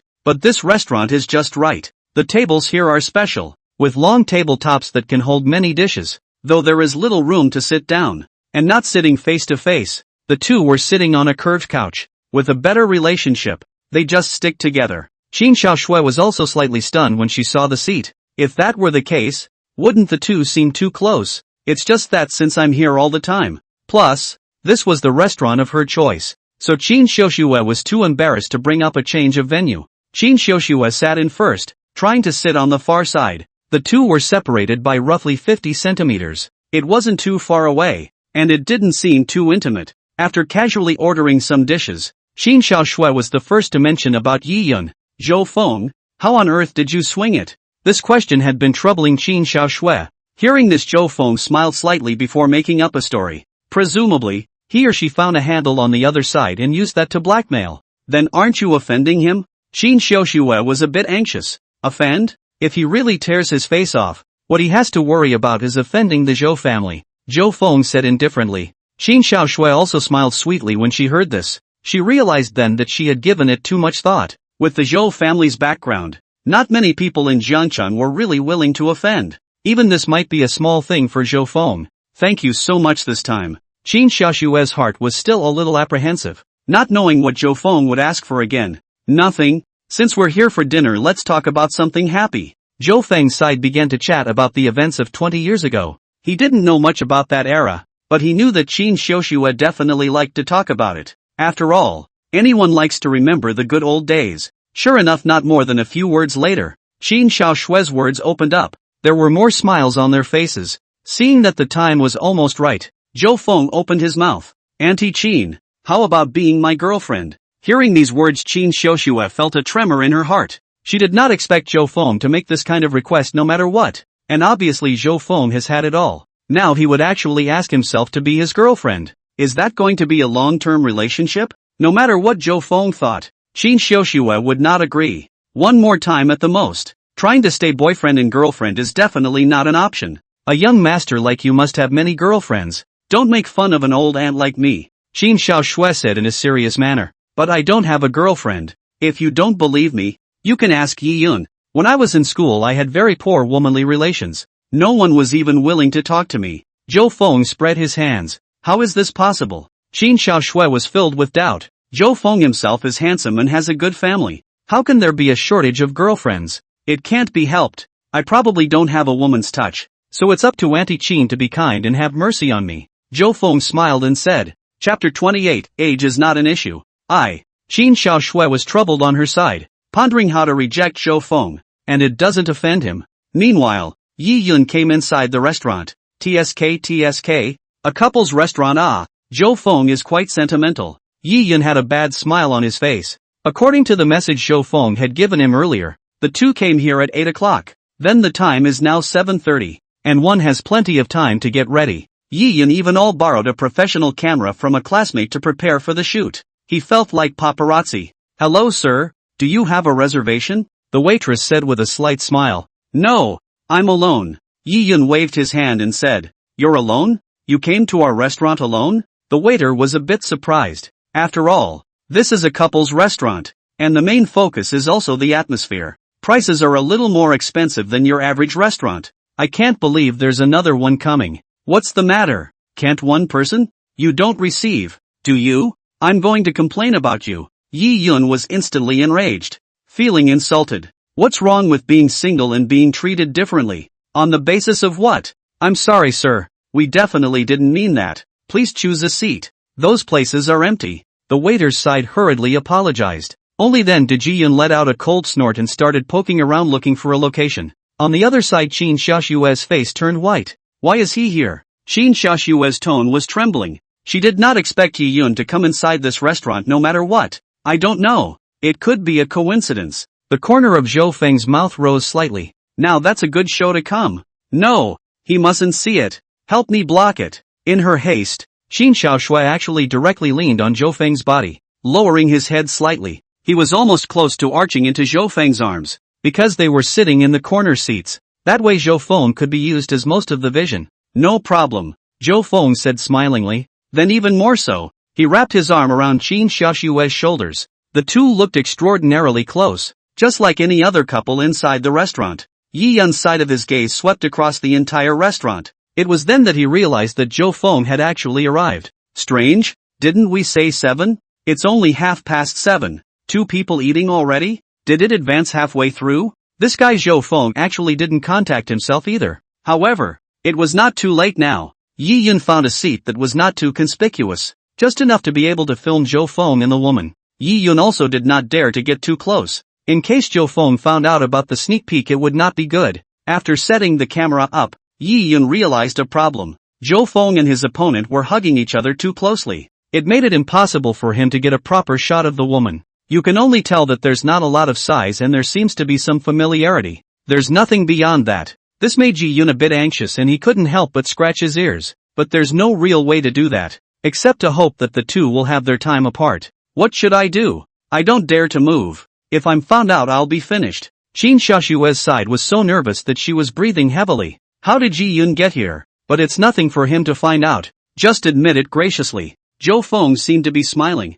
He did find the feeling nice and very exciting. Can't let him know. Qin Xiaoshui immediately said. Why? Yi Yun doesn't approve of you finding another date? Or am I not worthy? Zhou Feng asked knowingly. You are his classmate. Qin Xiaoshui bit her lip. Yi Yun was actually in favor of Qin Xiaoshui finding another date. At one point there was talk of getting mom to get a stepdad and they could both relax. But Zhou Feng certainly can't. In fact, whether it was appearance or condition, Zhou Feng was certainly the top of the line. It's just that Zhou Feng's age and status is a problem. It's a stretch to find a younger one yourself. If he looked for Yi Yun's classmates again, then maybe the others would say something else. What's wrong with classmates? Many men marry their daughters' classmates. There are plenty of such things. Zhou Feng alone knew quite a lot. It's not exactly news when you put it inside today's society. After all, this is an age of information explosion. Only the more bizarre things can catch someone's eye. I know that Zhou Feng is right,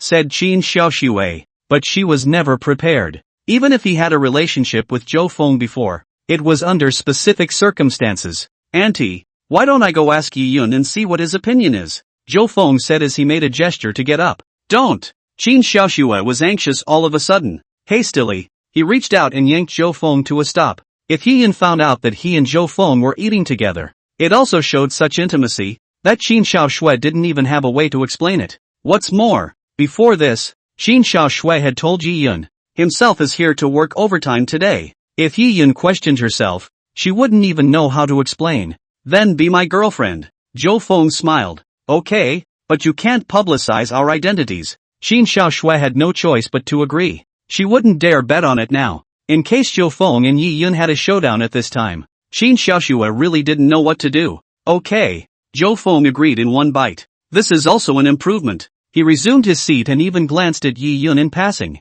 Yi Yun's side is still sneaking around with a camera pointed at the place. I'm afraid I don't know that Qin Xiaoxue has already agreed to become his girlfriend. So what do we do now? We can't let him find out. Qin Xiaoxue whispered. That's easy. I'll go attract his attention. You take the opportunity to leave. Zhou Feng already had a solution. Okay, Qin Xiaoxue nodded after thinking for a moment. Yi Yun might have discovered Zhou Feng a long time ago. Then there was no problem with Zhou Feng going out now. But we can't come here for nothing today. How can we just have a meal? Zhou Feng smiled impishly at Qin Xiaoxue. What do you want? Qin Xiaoxue immediately said without a trace of anger. As soon as she saw Zhou Feng smile, she knew that Zhou Feng did not have good intentions. Auntie, now since you're my girlfriend, then sent me, Zhou Feng said cheekily. Zhou Feng actually offered to come here. Obviously Yi Yun was still next to him. What if we get caught? But he's not going to stop until he satisfies this guy. Qin Xiaoxue knew very well what Zhou Feng's character was.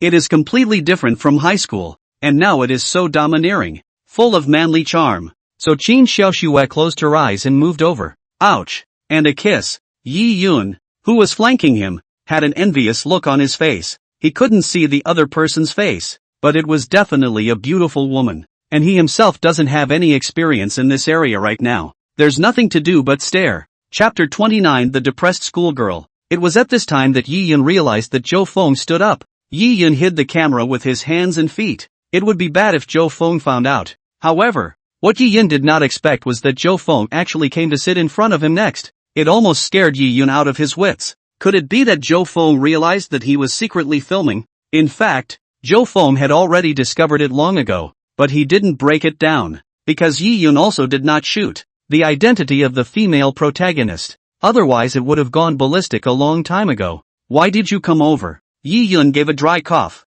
Today was a little less than smooth.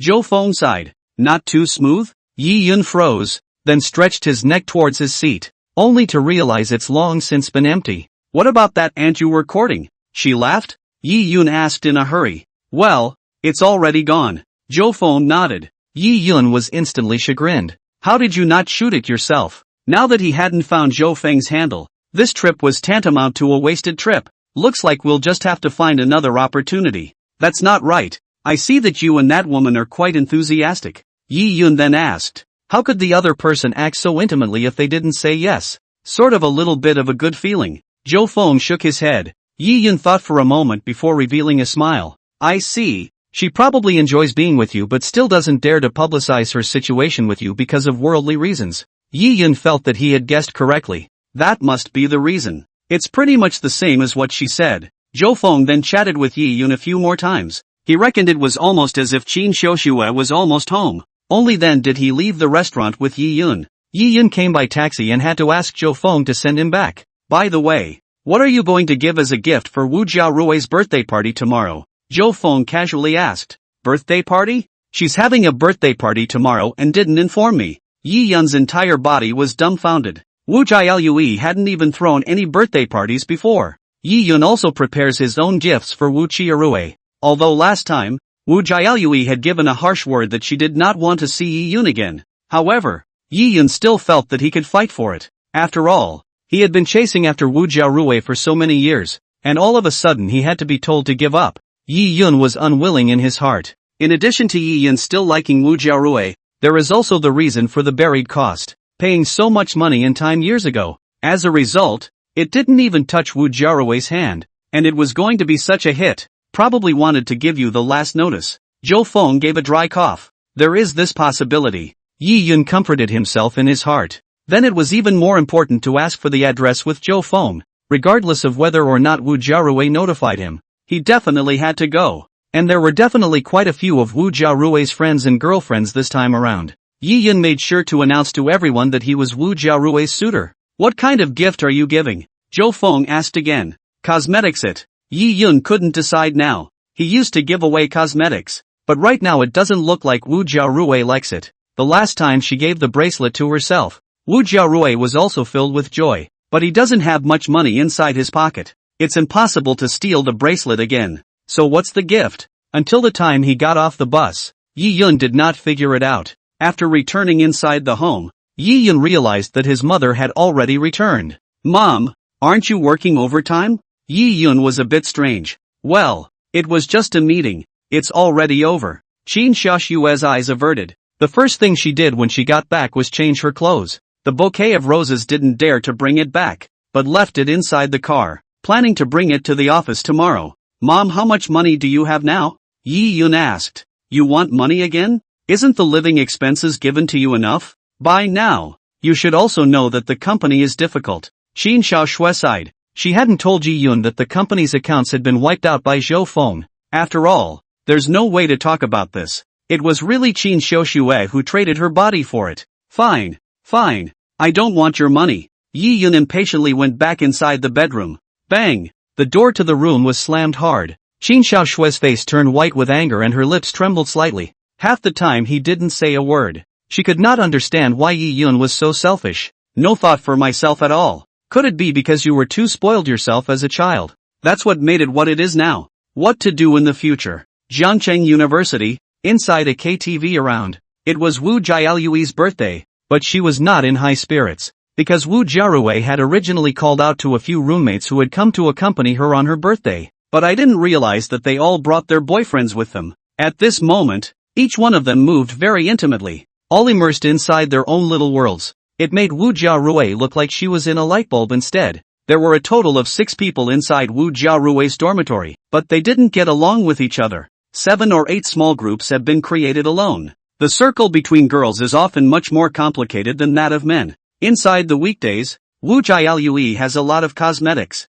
Some of them were gifts from Yi Yun, and some she stole from inside the major shopping malls. These things Wu Jiarui dare not bring home inside, afraid of parents suspect. After all, with her living expenses, it was impossible to buy so many things, so all of them were put inside the dormitory. Turns out a couple of her roommates keep taking advantage of her absence, stealing her makeup, and makeup wipes and such. These are things that Wu Jialui would have risked stealing. I can't imagine backhandedly being used by someone else, and it pissed her off enough. There was a time when Wu Jiarui finally couldn't help herself and told the other girls inside the dormitory, "There's no problem with wanting to use your own stuff, but you have to tell yourself in advance." A few of the girls agreed on the surface and made peace. Wu Jiarui, however, knew that behind her back, these few people hadn't talked badly about herself. The last time he himself was taken away by police officers at a milk tea store, she knew a couple of her housemates were spreading the word everywhere, actually saying they were out for sale.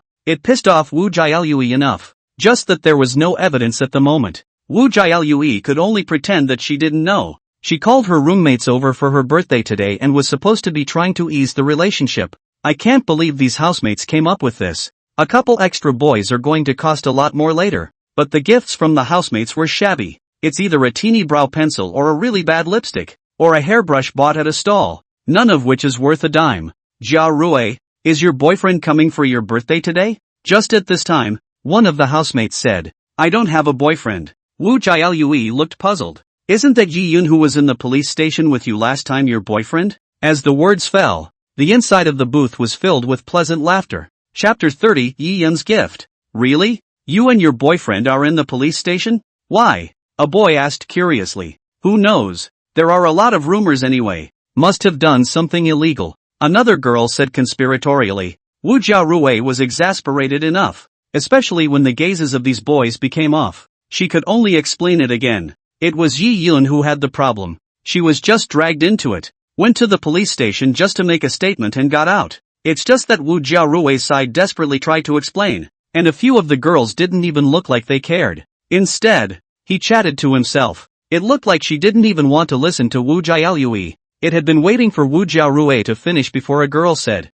"Jiarui, you're so pretty and still don't have a boyfriend. Is it because your eyes are too high?" That's for sure. How can those of us compare to her? When we first used down her makeup, it was like we were trying to kill her. It can't be helped. People aren't on the same level as us. These roommates were all in the shade, and one of them was ungracious. It seems to be about to make sure that Wu Jiarui doesn't overstay her welcome on this birthday. Wu Jialui all but wanted to turn around and leave. This was the first time I'd ever dragged someone to my birthday, and I didn't think I was looking for a bad time. Jiarui, we can get you a boyfriend. Why don't you pick one of us, and whichever one you choose will go straight to you. Just don't be polite. We're all on our own. These roommates further provoked Wu Jiarui, each one laughing and giggling. Today they are out of breath. Who made Wu Jialui the prettiest one inside the dormitory? Usually it is the center of attention inside the school, and is also known as the school flower in the university. The guys are usually a head shorter. The few males inside the booth's eyes lit up at the words,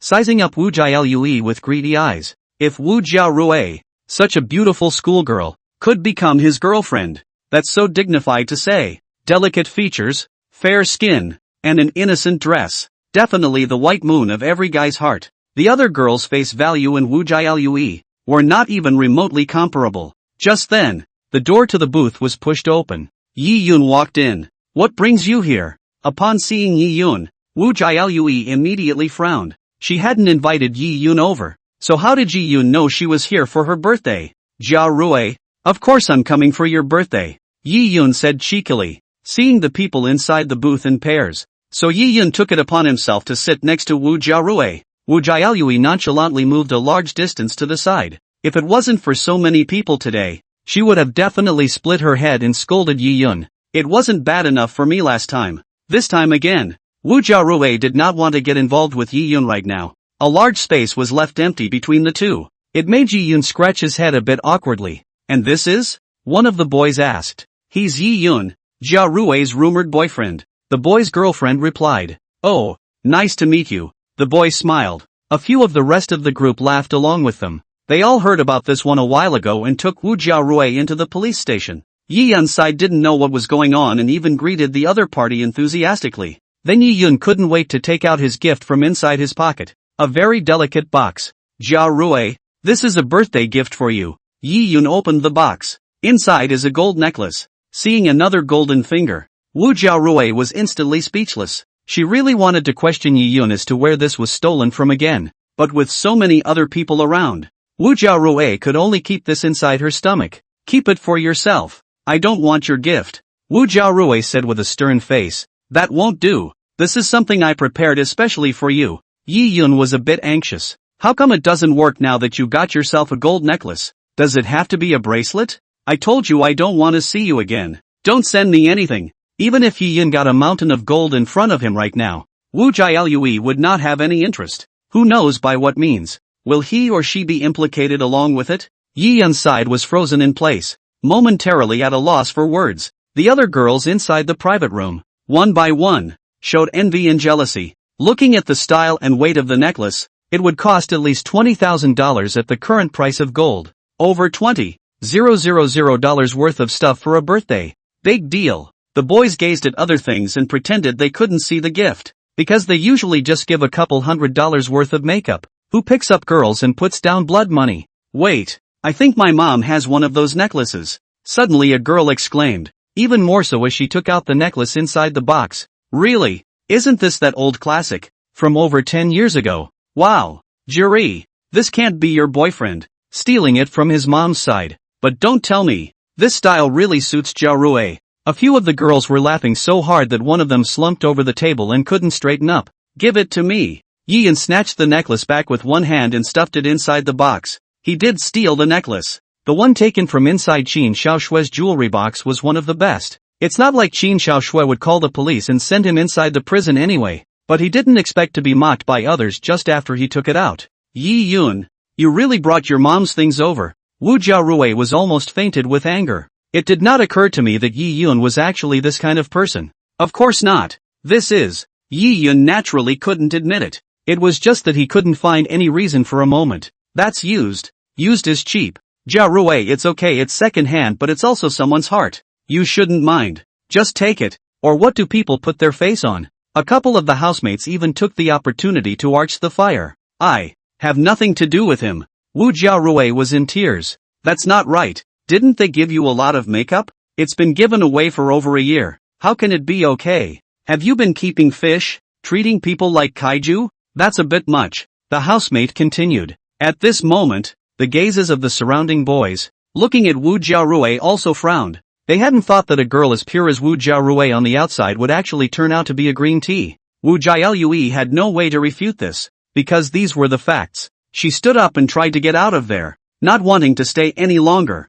Chapter 31 Truth or Dare. But those few roommates just pulled Wu Jiarui not to leave. Clearly want to continue to see her make a fool of herself. Sorry I'm late. Something came up at the office. Zhou Feng, dressed in a casual outfit, stepped inside the private room. Who is he? Jiarui? Is he your boyfriend too? Or is it a fling? One of the housemates asked. He is my high school classmate. Wu Jiarui's eyes were a bit sultry when she saw Zhou Feng arrive. She's just now responding. Why did Yi Yun appear here? It must have been Zhou Feng who told Yi Yun the information. It was clear that he had only wanted to call Zhou Feng over to give himself some support. Hello everyone, my name is Zhou Feng. I'm the heir to the Zhou clan group, and my father is Zhou Qiqiang. Zhou Feng directly opened the door and said. Upon hearing this, everyone in the room froze. Several of the housemates and their boyfriends were subdued by Zhou Feng's identity. Chao Kai Kung. That in Jiangcheng is a handful of characters. The power behind is even more unfathomable.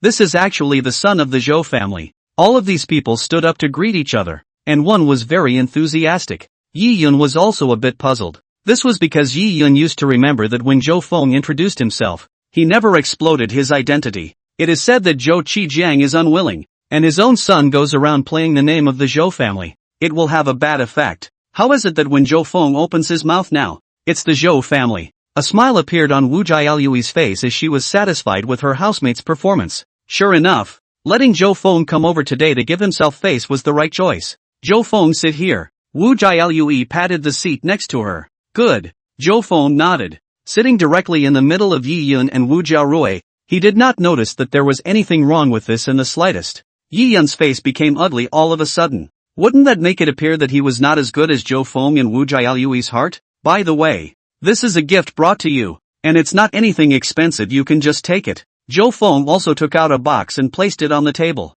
For a moment all eyes looked over. The thing that Zhou Xiao took out, that was definitely not ordinary. Wu Jiarui was so happy in her heart that she immediately opened the box. It was an amber ring. It was a full circle larger than Wu Jiarui's finger. This thing was given to my grandfather by someone back then. It was placed inside the house and hasn't been touched, so I'm giving it to you today. Zhou Feng smiled faintly. In fact, this is a jade merchant at the dinner table to Zhou Qiang. Is a business transaction. It's not worth much, just a few tens of thousands of dollars. But Zhou Feng's words were unchallenged. Yi Yun snorted in his heart. Sure enough, Zhou Feng was still too bad at picking out gifts. Give a girl an amber ring? Are you kidding me? Is this something girls like? However, what Yi Yun did not expect was that Wu Jiaoyui held it in her hands with a fond face. Even if the ring was too big, she didn't half mind. It's worth old money, at least $100,000. That's more than that. It would be worth more if you took it out and sold it. I advise you to stay.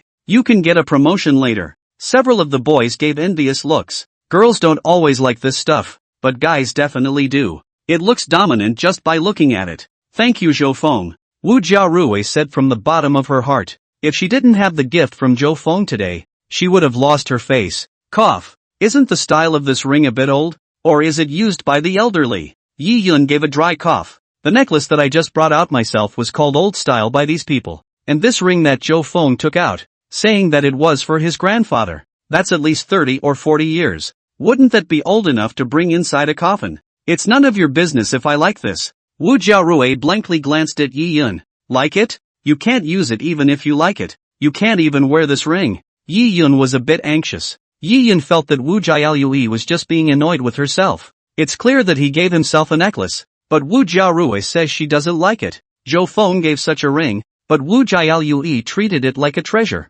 I can go back to my dad if I can't bring it on. He'll love it. Wu Jiarui said directly. Instantly Yi Yun was speechless. It didn't even occur to me that there was such a thing. When he used to give gifts himself, he gave them to Wu Jiarui alone. Now it seems only right that I should bring some to Wu Jiarui's parents as well. Now that everyone is here, let's order the food then. Today is my treat. Zhou Feng then said even more generously. Worthy of being young Zhou. Just generous. To be able to run into Zhou Xiao today, that's my honor. I'll toast to you.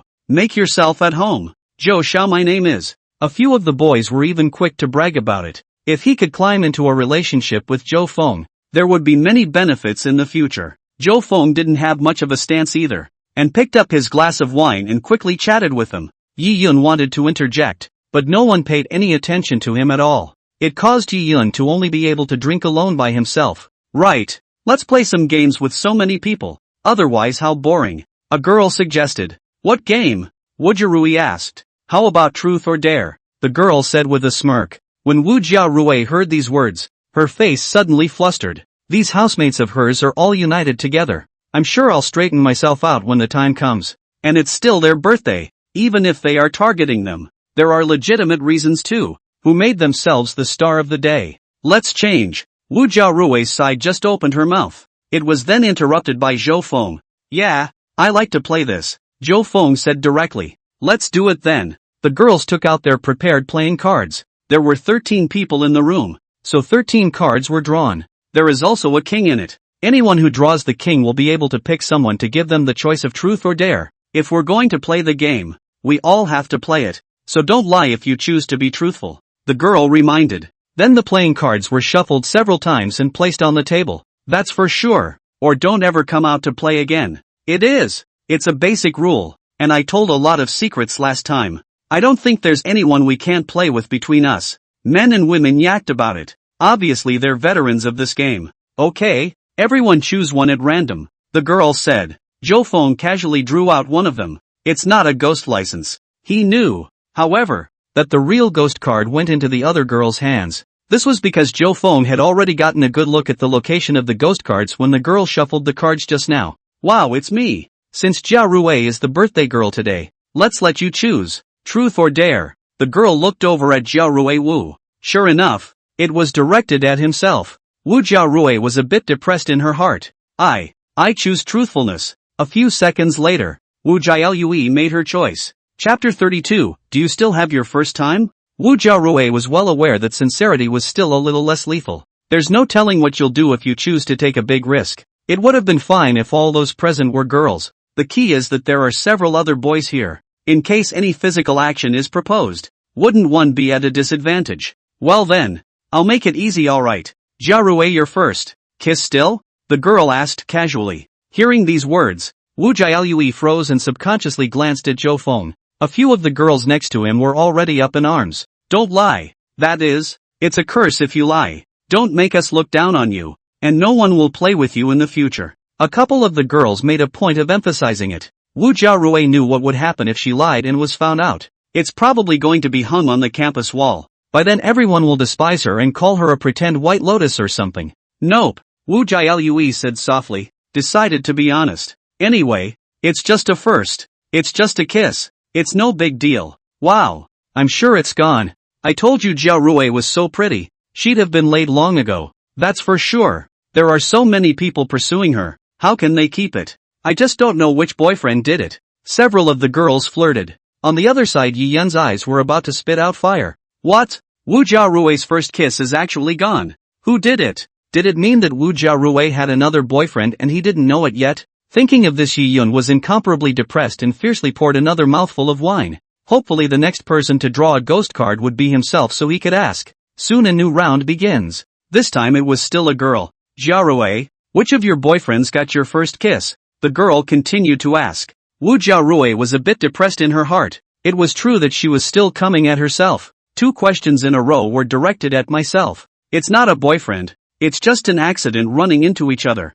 Of course, Wu Jia Rui wouldn't say it so simply. She could use the loopholes in it. Yi Yun's heart rejoiced when he heard these words. An accident? He was relieved if that was the case. It could be a fall on the road, or being bumped into while squeezing on the subway. It's a small probability event, but it's fine if it's mainly not initiated by Wu Jia Rui. Yi Yun could understand that. You're a bit crafty, Jia Rui. The girl bristled. Originally wanted to ask out the name of the other party, but the result did not expect Wu Jiaolui to be so blindsided. But she could only blame herself for the flawed question. Next time just ask for the name. Again. The girl next to her prodded. This time the draw was a boy, and his girlfriend, who muttered something in his ear. Who was the man who took your first? Who was the person who took your first kiss? So the boy looked directly at Wu Jia Rui to inquire. I don't want to be sincere this time. I'll choose the dare. Wu Jia Rui went out on a limb. Anyway, absolutely not to let these people know that it was Zhou Feng next to them.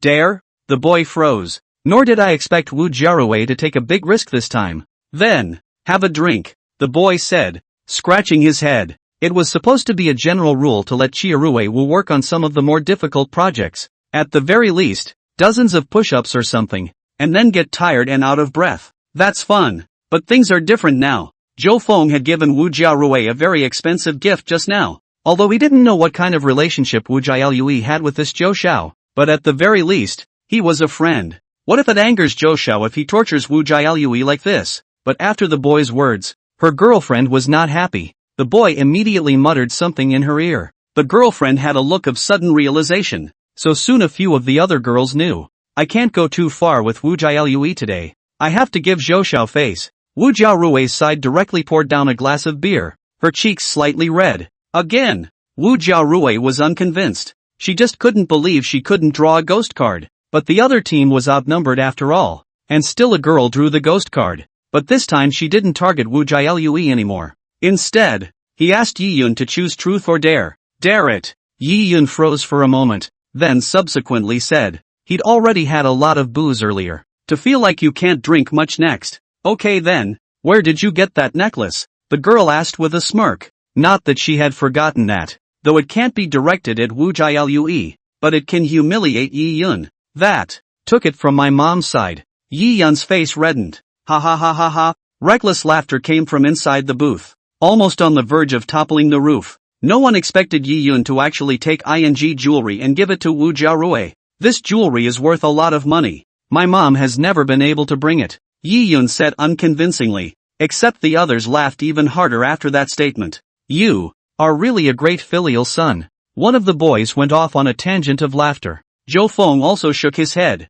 feeling a bit speechless. It was unthinkable that Yi Yun would actually take Qin Xiaoshui's jewelry and give it to Wu Jiarui. It certainly didn't ask for Qin Xiaoshui's permission either. So what? As long as Jiarui marries me in the future, all that jewelry is going to be left for her. Yi Yun did not feel that he was at fault. Isn't it only natural that a mother-in-law's jewelry will be passed on to her daughter-in-law in the future? TSK, whoever is your girlfriend in the future will be really miserable. The other girl couldn't help but say, it's not even an 8-pointer yet, and neither one of the two is a boyfriend or girlfriend. So there's that. In case if they broke up, then wouldn't Wu Jiarui have to return all these things? Not to mention that it wasn't even what Wu Jiarui had asked for in the first place. Wu Jiarui was already speechless with anger. Again and again. Yi Yun was also holding his heart. He also wanted to draw the ghost card so he could order Wu Jiarui. Wu Jiarui chose to be sincere. Then Yi Yun wanted to know what she really thought about herself. If it was a dare, Yi Yun also wanted to do some intimate moves with Wu Jiarui. But no matter what, Yi Yun just couldn't draw a ghost card. There were a few times when Yi Yun tried to draw a card. Zhou Feng would take away the card he was looking at. Instead, Yi Yun became a target and soon got drunk. I am going to the bathroom. Yi Yun sighed, walked out of the private room in a daze. It didn't come back after a long time. That guy isn't drunk inside the bathroom. Don't mind him. Let's play. Wu Jiarui didn't care at all. Instead, Wu Jiarui was a little happy in her heart. Having Yi Yun here to block the way, there would be no one to deliberately target her. Of course Wu Jialue was more thankful to Zhou Feng. She knew very well that it wasn't with Zhou Feng here. You'll definitely still be targeted yourself. There's something going on at the company. I'm going out to take a call. Zhou Feng revealed a smile that was not easily detectable. Chapter 33, Fake Yi Yun's drunkenness. You're busy, young Zhou. If there's anything I can do to help, just say the word. A couple of the boys were attentive. After Zhou Feng left the private room on his side, he came inside the bathroom and the corridor. Yi Yun was really seen lying on the sink. He had drunk too much. It really is an opportunity. Zhou Feng knew that the opportunity had come. He immediately dragged Yi Yun inside the bathroom next to the far corner, blocked the door from the inside with a mop. He also touched the necklace on Yi Yun's body in his hand. By the time Zhou Feng came out from inside the bathroom, he had already transformed into Yi Yun. The two were originally wearing both black pants, and Yi Yun took his jacket off. Even more so, no one can tell the difference. Zhou Feng went back inside the private room and sat down. I thought you slept inside the bathroom. One of the boys watched. Yi Yun, come back. So he immediately taunted. They didn't dare to mess with Zhou Feng, but Yi Yun was different. Just now, Yi Yun was deliberately targeting Yi Yun, and Yi Yun didn't even dare to say anything. A soft touch at first glance. I don't want you to care where I sleep. Shut up. Yi Yun cursed and sat down. Seeing this scene, the boy immediately lost face. What did you say? The boy stood up at once. Why do you want to fight? How do you want to fight?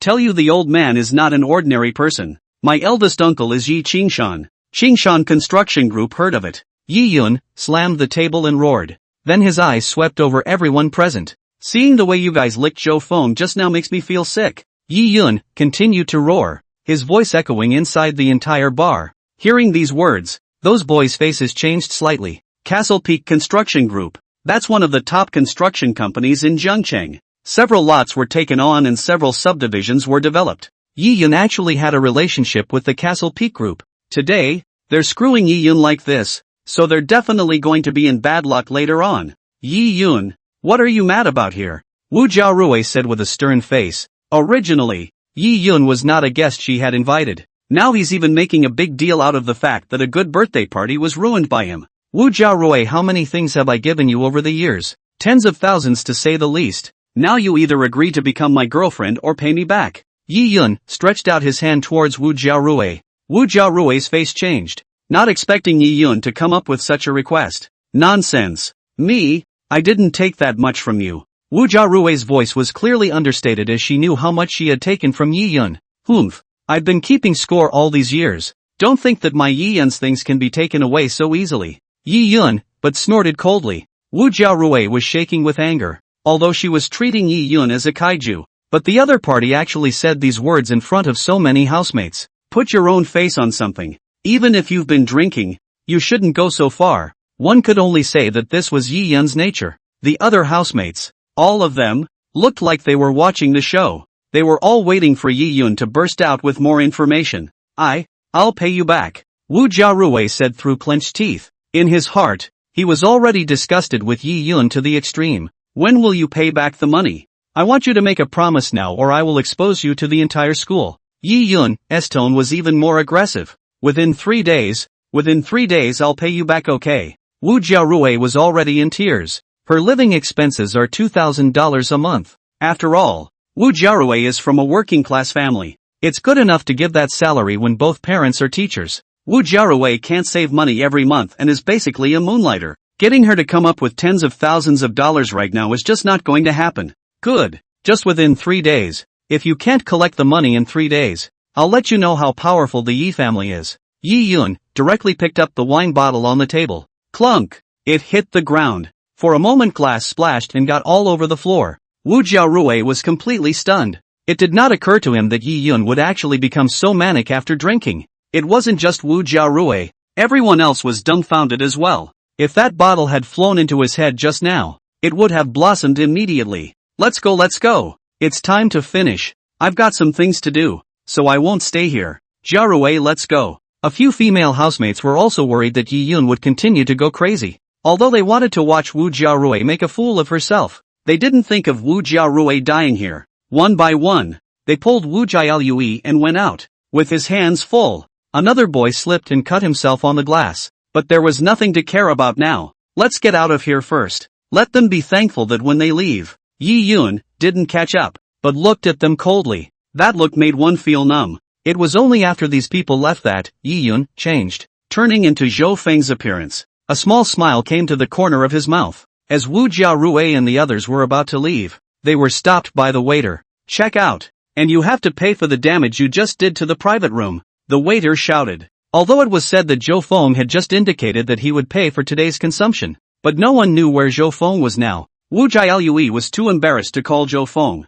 so she could only ask stiffly how much it was. A total of $603 was spent, and $2,000 was lost. The waiter replied, $2,000 in damages. What have we damaged? Wu Jialui was instantly anxious. It's money she can't even come up with. Oh, you guys hit the floor with wine bottles, the cleaning fee and the maintenance fee. The waiter looked contemptuous. Like this kind of people who are crazy about alcohol, they are most disgusted in their hearts, because later on, all that glass ballast is going to have to be cleaned up by yourself. This is too expensive. Wu Jiarui cried without tears. Obviously this was something Yi Yun had done, but now he had to settle the bill himself. On what grounds? Wu Jiarui didn't dare to go to Yi Yun and ask him to pay for it. Just now, Yi Yun's drunken insanity was so intense that he could not wait to tear down the entire private room. Plus Yi Yun also asked himself to pay back the money. Now that he went to ask Yi Yun to compensate for the KTV's losses, Yi Yun would definitely not agree.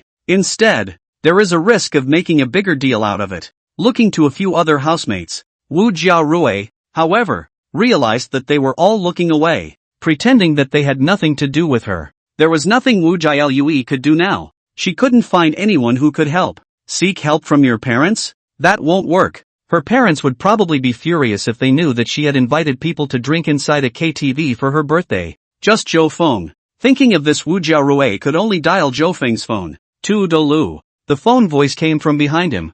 It was only then that Wu Jiarui realized that she didn't know when, but Zhou Feng had already appeared behind her. Are you all going to leave? Not going to play a little longer? Zhou Feng revealed a surprised expression. A couple of girls immediately and enthusiastically explained. Just now, Yi Yun had gone on a drunken rampage inside the private room, causing glass ballast everywhere. Yi Yun is like this again. Zhou Feng let out a helpless sigh. Chapter 34 Yi Yun was beaten up. He used to get drunk too? A girl asked in surprise. It's more than that. The last time he drank, he ran out onto the road and hugged women when he saw them all. Zhou Feng looked like he hated it. Saying this about Yi Yun inside the back, Zhou Feng did not feel guilty at all, because that was how Yi Yun had falsely accused himself in the past during his high school days. Nowadays, he himself was just letting Yi Yun have a taste of his own methods in the past. That was close. Good thing we left. Otherwise he won't even know what he should do when he pounces later. He's not a decent person as soon as I see him.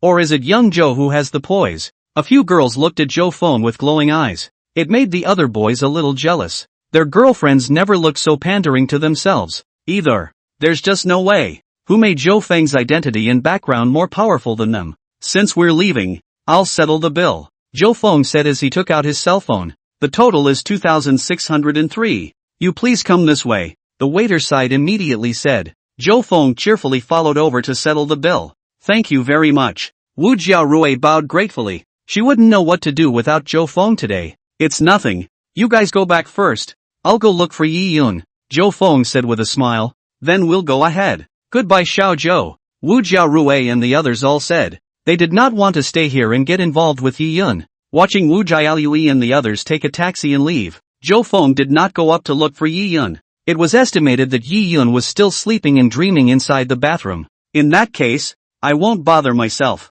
He took out his cell phone and dialed. Sister Lan Lan, I've been drinking and can't drive. Come and pick me up. Jiangcheng University, girls' dormitory. It was also rare to see all 6 people inside the dormitory today. After all, it used to be that when you went out to dinner at this time of year, a few stayed out for the night with their boyfriends. Jia Rui, what's the situation with that Zhou Xiao? Tell us about it. It's that none of us knew that you knew such a character. Is there a WeChat for him? Send it to me. Several housemates surrounded Wu Jialui. Seeing this scene, Wu Jiarui was pleased in her heart. In fact, Wu Jiarui invited Zhou Feng to come for her birthday because she wanted to show off in front of these housemates. One knows such a rich gentleman. Now that Wu Jiarui's purpose has been achieved, it is true that these housemates are all anxious one by one. How could Wu Jiarui not know what they meant? Which was nothing more than wanting to see if she could get close to Zhou Feng. If you catch this golden son-in-law, then you can lie flat for the rest of your life. Just enjoy a happy life.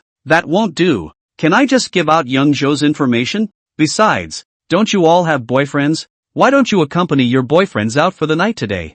Wu Jiarui said with a stern face. When Wu Jiarui was helpless just now, none of these people had stepped in to help. What boyfriend? That's just a regular friend. That's right. Someone like Zhou Xiao can be my boyfriend. Don't hide it. Share it. A couple of girls said cheekily. Hearing the words of these girls, Wu Jiarui was also wide-eyed. Obviously the kisses should have been given and the hugs should have been given. Wu Jiarui even saw a couple of the boys' hands go in while they were in the booth. And now you're saying it's not a boyfriend? So what constitutes a boyfriend? The next time I see Zhou Feng I'll give you guys a chance to ask for his permission first. Although Wu Jiarui said this on her lips, but the heart pressed on with no such intention. You want to know Zhou Feng? No way. Then please Jiarui, don't ever forget us. You and Zhou Feng have such a good relationship. And people are coming to your birthday. So it's surely fine to say that it's good for me to say a few words. A few girls have been offering their services. Wu Jiarui was smug in her heart. This was the effect she wanted.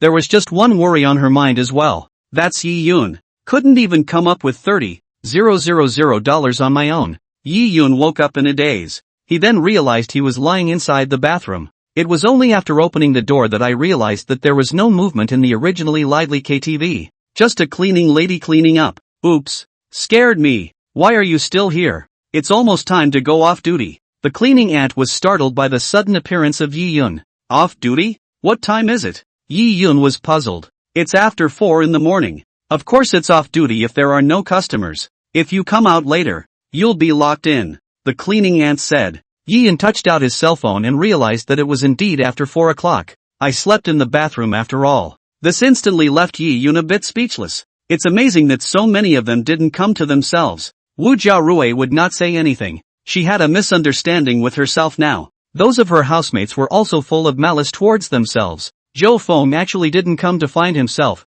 Is this still a brother? Wait for it. See how I get back at you next time. Just as Yi Yun was muttering, he suddenly realized that the necklace box on his body was gone. Since Wu Jiarui refused to take this gift, he would have to bring it back. Now it's actually lost. Where's my necklace? Where's my necklace? Yi Yun was instantly anxious. Started yelling and screaming. Housekeeping even took a few steps back. She's seen a lot of drunken maniacs like this one. Yi Yun hurriedly ran back inside the bathroom to look for it, itching to turn over the paper basket. It turned out to be nothing. It must be you who stole my necklace. Give it back to me. Yi Yun was furious and wanted to go and settle the score with the cleaning lady. Housekeeping had long ago called for a couple of waiters to come over, making a scene. Ha! Don't even look at who owns the store here. Beat him up. There's no surveillance inside this hallway anyway. Beat the out of him. Several waiters immediately rushed up. Soon Yi Yun became bruised and swollen. Stop fighting! Stop fighting! Yi Yun began to beg for mercy. A couple of waiters stopped at this point. Still, they racked Yi Yun and threw him directly onto the street. Wait! 30 years east of the river and 30 years west of the river. Sooner or later, I, Yi Yun, will return today's shame. Yi Yun climbed up from the ground with rage inside his eyes. Gangxian University cafeteria. Wu Jiarui was just about to come here to eat when she saw Yi Yun standing at the door looking around. She felt as sick as if she had eaten a fly. But Wu Jiaolui walked over with a stiff upper lip. Jiarui, Jiarui. Last night, Yi Yun's side reached out to greet her. Yi Yun had originally thought that Wu Jiarui still ignored him, but she didn't expect Wu Jiaolui to stop. This instantly made Yi Yun overjoyed and hurriedly came over. But Wu Jiaorui's next sentence instantly made him puzzled. I said I would pay back the money within 3 days. The time hasn't come yet. What are you doing here now? Wu Jiarui said coldly. Chapter 35, The Schoolgirl's Request. What payback? Yi Yun froze. Oh, you forgot what you said last night now? Thinking you're pretending to be drunk. You're just going to play dumb with me here, aren't you? You send me the bill. I'll you pay it back. Wu Jiarui turned around and left. Now Yi Yun was even more confused. What bill? What drunkenness? Is it possible that he said something else yesterday? Just at this time Yi Yun saw another boy pass by. It happened to be one of the boys who was inside the box yesterday. Yi Yun pulled the other party with one hand. What for? It's you. The boy had been looking angry. After realizing that it was Yi Yun, it instantly turned into disgust. Brother, what happened last night? Yi Yun said politely. You forgot? The boy frowned. I just remembered that I slept inside the bathroom. Yi Yun scratched his head. The boys were speechless when they heard it. Feelings that this master has forgotten. So he immediately told all the things that Yi Yun did last night. At first Yi Yun did not believe it. When had he been a drunkard himself? And he didn't remember any of it. But later, when he heard about Yi Qingshan and the Qingshan group, Yi Yun's face changed. It was something that only he and his mother knew about. Nothing else is known to outsiders. Even Zhou Feng didn't know. Now that even the boy knew, it could only have come from him. Now Yi Yun also understood why Wu Jiarui treated herself that way. He actually offered to make Gloria Wu pay back the money. Now could Wu Jiarui not be angry? That I ask. Is your eldest uncle really Yi Qingshan? The boy asked cautiously. That's right. Yi Yun nodded. After hearing Yi Yun's affirmation, the boy's expressions changed drastically. I knew that you are not ordinary brother. If you have any orders in the future, just say it. The boy became enthusiastic all of a sudden. There was even more pandering squeezed into his face. Yi Yun was slightly stunned. He had never experienced this feeling before. I can't believe someone is flattering himself. 180-degree shift in attitude from last night. Of course he knew that it was not because of himself, but because of Yi Qingshan. Is this the benefit of becoming a Yi family member? However, if the other party knew that they had severed ties with the Yi family, they would definitely not be so polite. Yi Yun was still a little lost in his heart when he thought of this. He'd love to keep that feeling going. Make everyone afraid to underestimate themselves. Did you see my necklace last night? Yi Yun continued to ask the boys. He didn't find it inside the bathroom. It's possible that you left it inside the booth yourself. No, none of us saw it, the boy said after a moment's thought. Forget it then. Yi Yun waved his hand and said. Just at this time, Wu Jiarui came out with her meal. Wu Jiarui did not plan to eat inside the cafeteria. She did not want to be harassed by Yi Yun. It was because when he was eating by himself before, Yi Yun often just pretended to sit next to her by various coincidences. If it was placed in the past, Wu Jiarui wouldn't have minded so much, but now that she saw Yi Yun it was as disgusting as eating a fly. Upon realizing that Yi Yun was still at the entrance of the cafeteria, Wu Jiarui twisted her head and left. Wait, Jiarui. Yi Yun hurriedly ran over to block Yi Yun. Wu Jiarui did not say a word and just looked at Yi Yun. I might have really drunk too much last night. What I said were drunken words. Just pretend I didn't say it. Okay. Yi Yun pleaded. Don't. Yi family's son. I'll give you the money soon. Wu Jiarui said coldly. There's really no need to pay it back. It's just a few tens of thousands of dollars. It's nothing. Yi Yun raised his voice. This caused many people around them to look over. One posed to eat the melon. There were even people pointing fingers. Tens of thousands of dollars? What did this schoolgirl do? Who knows? Nowadays we know what we know. The prettier the girl the more green tea she is. That boy I remember often surrounded Wu Jiarui. It can't be that Wu Jiarui cheated on him. People chattered around them. There were quite a few people who knew Wu Jiarui. After all, Wu Jiarui was very pretty inside the school. When she first enrolled, she was called the prettiest girl inside the freshmen. Yi Yun was mediocre in comparison. Hearing the comments of the people around her, Wu Jiarui's face flushed red. She understands now. Yi Yun was trying to make a public spectacle of himself in front of a large audience. Thinking of this, Wu Jiarui hugged her lunchbox and tried to go around Yi Yun. Yi Yun, however, once again stopped in front of Wu Jiarui. If he did not clear up the misunderstanding today, Yi Yun could not sleep or eat well. As a result of the two people going at it, the lunchbox in Wu Jiarui's hand was squeezed out. The food all spilled on the floor. You are too much. Wu Jiarui cried out all of a sudden. Not caring about the lunchbox that fell on the floor, he ran towards the dormitory with a sobbing voice. It was Yi Yun's turn to be dumbfounded. Never in a million years would I have thought that it would end up like this. Jiarui,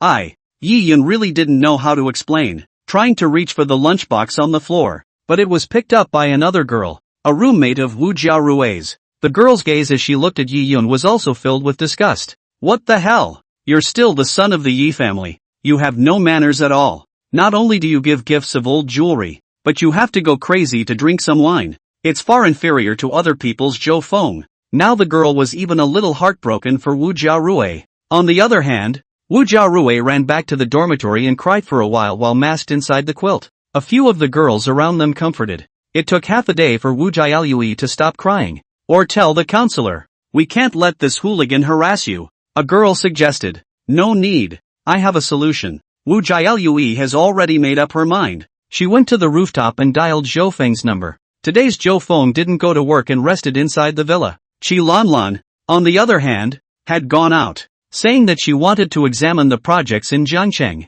probably still planning on trying to get the Zhou family to pitch in, only this time without Wang Jun. Zhou Feng couldn't help but smile when he saw Wu Jialui's call. It seemed like his plan was going well. Now this high and mighty schoolgirl is coming to ask for help as well. Zhou Feng, I have something I want to discuss with you. After the call was connected, Wu Jialui's tone on the other end was humble. What's wrong? Just say what you have. After all, we are classmates. Zhou Feng sat on the sofa, playing with a piece of jade in his hands. Above the jade, a statue of Guanyin came to life. Guanyin's face was compassionate and serene, her eyes slightly closed and a faint smile hanging at the corner of her mouth. It was as if at any moment he would step out of the stone, step into the mortal world, and universalize the world. It is a very high-value piece of art. Zhou Feng wasn't interested in this at all before, and he didn't really like it now. In his last life, his favorite things were playing games, and eating and drinking everywhere. These don't cost much, and Zhou Qiqiang didn't intervene. But not now. Zhou Feng had to change his habits in order to do so. He wasn't the same person he was in his last life. I have a problem right now. Chapter 36, Schoolgirl admits. She's a green tea. About $50,000 are missing. Can you speak? Wu Jiarui stammered. This was one of Wu Jiarui's usual speaking techniques. She was more used to throwing out a topic and letting the other person initiate the inquiry. This gives Wu Jialui a lot of wiggle room. Many people use this trick when borrowing money. But Zhou Feng just didn't pick up on it. There was silence inside the phone for about 10 seconds. Wu Jiarui had no choice but to continue. The ring you gave me is worth quite a bit of money. Right. Can I mortgage it first? That's your stuff now. Feel free to mortgage it. Zhou Feng appeared very brash, but Wu Jiaolui, who was on the other end of the phone, was a bit disappointed, because the answer she wanted to hear was Zhou Feng asking what difficulties she had encountered. In that case, she might as well explain it all over again, but Zhou Feng told her to just mortgage it. This was not Wu Jiaorui's intention. She knew very well that no matter how much that ring was worth, as long as she mortgaged the ring, it would be tantamount to offending Zhou Feng. At least don't think about having any contact with Zhou Feng in the future. Now that Wu Jiaolui had found out, Zhou Feng was a big fish, with such a generous offer. She didn't want to let Zhou Feng go just like that. How can that be? That was a gift you gave me. I'm all very cherished, and if I don't really have no choice now, I definitely won't move this idea. Wu Jiaorui immediately said. If Yi Yun were to hear these words, I am afraid that he would be jealous to the point of eye-rolling, because in the past, when Yi Yun gave a gift to Wu Jiaorui all just accepted it nonchalantly, basically without any words of thanks. At best, it's a few words about how something works pretty well or something like that. So are you in any trouble now? Zhou Feng felt it was about time. Wu Jiaorui told her about Yi Yun and her request for money. She roughly figured it would be $50,000 at the most. Actually, I don't want to mortgage your things. $50,000 shouldn't be too much for you. Why don't you lend it to me first? Wu Jiaorui asked carefully. She felt that this amount of money should not be a problem for Zhou Feng. No problem, Zhou Feng responded. Wu Jiaolui was instantly overjoyed. Sure enough, Zhou Feng is just magnificent. If she had known that Zhou Feng was so generous, she would have flirted with him in high school. I don't know how many gifts I'll be able to collect when the time comes. Not like Yi Yun. Not many gifts were gotten from Yi Yun, and now they were all going to be returned altogether. Thanks a lot. Really thanks a lot. I'll treat you to dinner next time. Wu Jiaorui was happy in her heart. But, Zhou Feng's words turned. What's wrong? Wu Jiaorui was worried all of a sudden, afraid that Zhou Zhan would not come up with other excessive demands. Do you think Yi Yun will let you go so simply? That he won't pester you again? Zhou Feng said indifferently. Wu Jiaolui fell inside silence. All of Yi Yun's recent performances made Wu Jiaorui simply unable to believe it. This was the Yi Yun he knew. Yesterday you were able to get yourself paid back. What will you do tomorrow? Wu Jiaolui couldn't even imagine it. But she knew that Yi Yun would definitely not let himself go so easily. Is he really Yi Qingshan's nephew?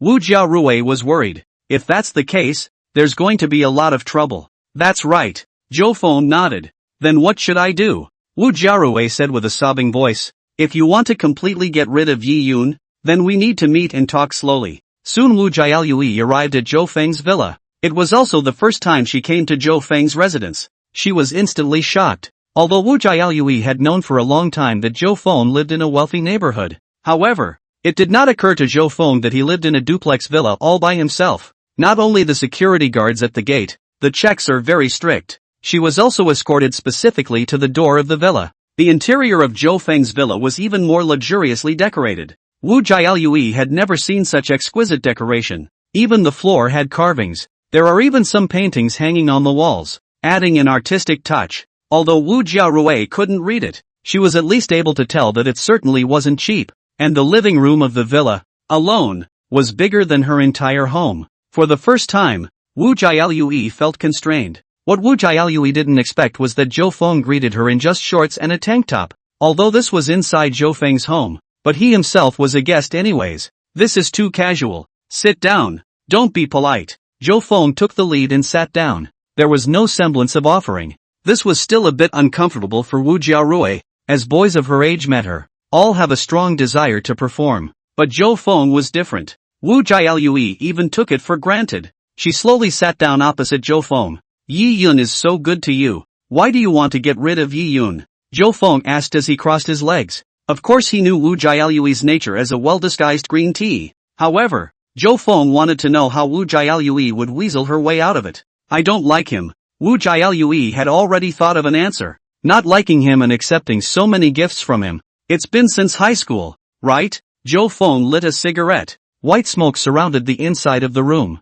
Seeing this scene, Wu Jiaorui frowned. She hated the smell of smoke. But this was Zhou Feng's home, so it was not convenient for her to say anything. I don't have a want. Wu Jiaorui was ready to make excuses. But Wu Jiaolui had no legitimate reason at all. The truth was that she had received many gifts from Yi Yun, and there was no way to defend that. Didn't want it? Then you're still accepting so many gifts. Isn't that like raising fish? Zhou Feng said indifferently. Wu Jiarui still wanted to argue. However, he did not expect Zhou Feng to come over at once. Admit it, you're a green tea lady. You're essentially a woman who resents the poor and would steal to save face. Isn't that why you've been in so much contact with me lately? Because you found out I have money. Is it still because your kissing skills mesmerized you last time? Zhou Feng exhaled a smoke ring as he spoke. The white smoke ring passed directly over Wu Jialui's face. Ahem. Wu Jialui, who was not used to the smell of smoke, coughed directly. Obviously even my father would take into account that he didn't smoke when he was at home. But this guy, Zhou Feng, not only smoked in front of himself, and spitting smoke rings in his face. It's just assholes. And what kissing skills. Last time, Wu Jialui only felt her brain go blank and couldn't remember anything at all. However, Zhou Feng's other words left her with no way to refute them. Wu Jiarui admitted that she was a woman who disliked the poor and loved the rich, or else she wouldn't have stolen anything. Your own family is average and can't afford to hold up those expensive cosmetics. But Wu Jiarui doesn't want to live worse than her peers, especially since childhood she was raised on compliments. In order to stay pretty, Wu Jiarui keeps dropping money on herself. The previous flirtation with Yi Yun was also solely because Yi Yun would give her gifts. You're right. I'm a woman who resents the poor and the rich. I am green tea. Wu Jiarui broke down. Chapter 37, in the living room with the schoolgirl. Until a person's true colors are revealed, she may not even know it. Before being pointed out by Zhou Feng, Wu Jialui didn't think she was any kind of green tea either. But now she figured it out. You just want cosmetics yourself. You just want people to give you gifts, preferring to act all high and mighty. These are not green tea, and what is it? In front of Zhou Feng she also simply do not put up a fight. Anyway, he was caught stealing by Zhou Feng, so it was fine to admit the green tea. You're quick to admit it. The corner of Zhou Feng's mouth rose. If Wu Jialui didn't admit it, he still had a lot of ways to do it. You're no good either. Behind Yi Yun's back, you secretly forcefully kissed me. If Yi Yun knew that his brother was like this, I don't know what he would still think. If I can't, I'll tell Yi Yun that the person who took my first kiss was you. Wu Jiarui snorted coldly. The hem of her skirt swayed gently with the movement, then naturally arched along. Straight leg. The toes tapped the ground, outlining a smooth line. It seemed that he didn't want to lose to Zhou Feng in terms of discrimination. Previously, Wu Jialui did not mention this matter because she did not want to lose the big fish Yi Yun. But Zhou Feng was so aggressive. She was not polite. Not much of an old man myself anyway. Zhou Feng was happy to hear this. Dare to threaten me? This is inside my villa. Zhou Feng laughed. So what? The big deal is that you. Anyway, when I get out, I'll tell Yi Yun that you bullied me. Let him fight you to the death. Wu Jiarui directly showed her cards. Instead, she felt a surge of pleasure inside her. Is this what it feels like to be the bad guy? There's no need to think about means or anything like that. As long as it's good for you. You'd better think of a way to deal with Yi Yun first. If he knows that you have betrayed him, I don't know what crazy actions he will do. He might martyr himself with you. Zhou Feng did not take Wu Jialui's threat seriously at all. After all, Zhou Feng was not worried about tearing his face off with Yi Yun. He hadn't directly laid hands on Yi Yun until now. He just wanted to continue torturing him, pay back all the humiliation of the previous life. Is he that extreme? Wu Jiarui was really a bit scared when she heard those words. There's still less on the news. I heard that he was very drunk yesterday, so maybe he's going to die with you if he drinks 2 more bottles of wine. Zhou Feng continued to scare. Then, what the hell? Wu Jiarui had now gone from worrying about how to pay back the money, all how to save your life now. After Zhou Feng's reminder, Wu Jialui realized that things might be more serious than she thought. It's very simple. Just make Yi Yun never recover. The corner of Zhou Feng's mouth rose. All hell breaks loose? Then how? Wu Jiarui asked in a hurry. Right now, the only thing Wu Jialui could count on was Zhou Feng. After all, she wouldn't dare tell her parents about this. Isn't he looking for trouble from you right now? All you need to do is divert the trouble and let Yi Yun get himself caught inside the trouble. Zhou Feng smiled. Wu Jiarui nodded her head as if she understood, but she still didn't know what she should do. So she once again pleaded with Zhou Feng to teach him the way. Yi Yun is my brother. How could I do something that would victimize my brother so much? Zhou Feng, however, shook his head in a serious manner. Wu Jiarui directly got up this time and sat next to Zhou Feng, almost close together. A scent came through. If you really took Yi Yun as a brother, you wouldn't have kissed me that time, right? You guys are just superficial brothers. And Yi Yun has said a lot of bad things about you. I think you should know what kind of person Yi Yun is, so you want to deal with Yi Yun as well. Wu Jiarui said as she stared into Zhou Feng's eyes. She had recently sensed that Zhou Feng and Yi Yun were just being polite on the surface. In fact, Yi Yun was badmouthing Zhou Feng behind his back, and Zhou Feng was deliberately targeting Yi Yun. Zhou Feng was a bit surprised. It didn't occur to me that Wu Jialui was not only pretty, but also quite smart. I have a way to make Yi Yun have no time for you, but it requires your cooperation. Zhou Feng said, let me work with you however I want. Wu Jialui nodded. As long as he could get rid of Yi Yun. It's simple. You just need to. Zhou Feng wrapped one arm around Wu Jialui's shoulders. At the same time, his mouth pressed against Wu Jiarui's ear and whispered. Hearing Zhou Feng's plan, Wu Jialui's eyes widened. This is also too mischievous. How in the world did you come up with this? Wu Jiarui felt a pang of fear. If Zhou Feng had used this trick on himself, then she guessed she had been sold and had to count for others. It's nothing. This is just the first step towards Yi Yun's destruction. Zhou Feng said indifferently. Okay, I'll do as you say. Wu Jiarui nodded. Even more so, he had resolved in his heart that he would never mess with Zhou Feng. For a moment the atmosphere between the two was a bit ambiguous. Wu Jialui immediately felt her breath quicken. I wonder if Chao Hang is going to take the opportunity to make that kind of request like he did last time. Even more excessive. Thinking of this, Wu Jiarui's face flushed red, and it seemed like there was no way for her to refuse in this situation right now.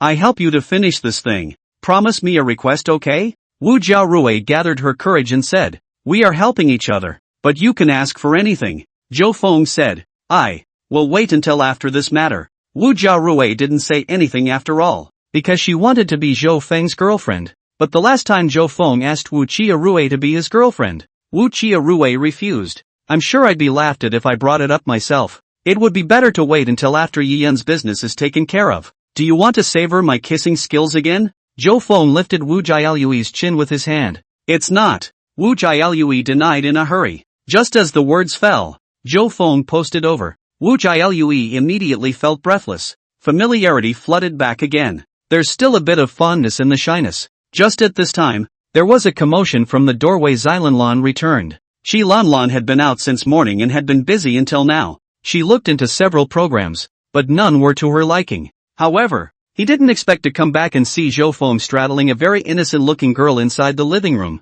The two looked very close and were actually kissing over there. Zhou Feng, how did you become like this? Bringing home a woman who is not one of the three. Xilanlan became anxious at the sight. The eyes stared at Wu Jiarui as if she was killing someone. Chapter 38. Xilanlan's sense of crisis. There was a reason why Xilanlan was so excited. This was her territory, and now it was actually being invaded by another woman. Moreover, back then, Zhou Qiqiang had given her an explanation in front of Zhou Feng to keep a closer eye on him. Don't let Zhou Feng have any bad habits. Gambling and drugs are needless to say, and to get involved is to lose one's fortune.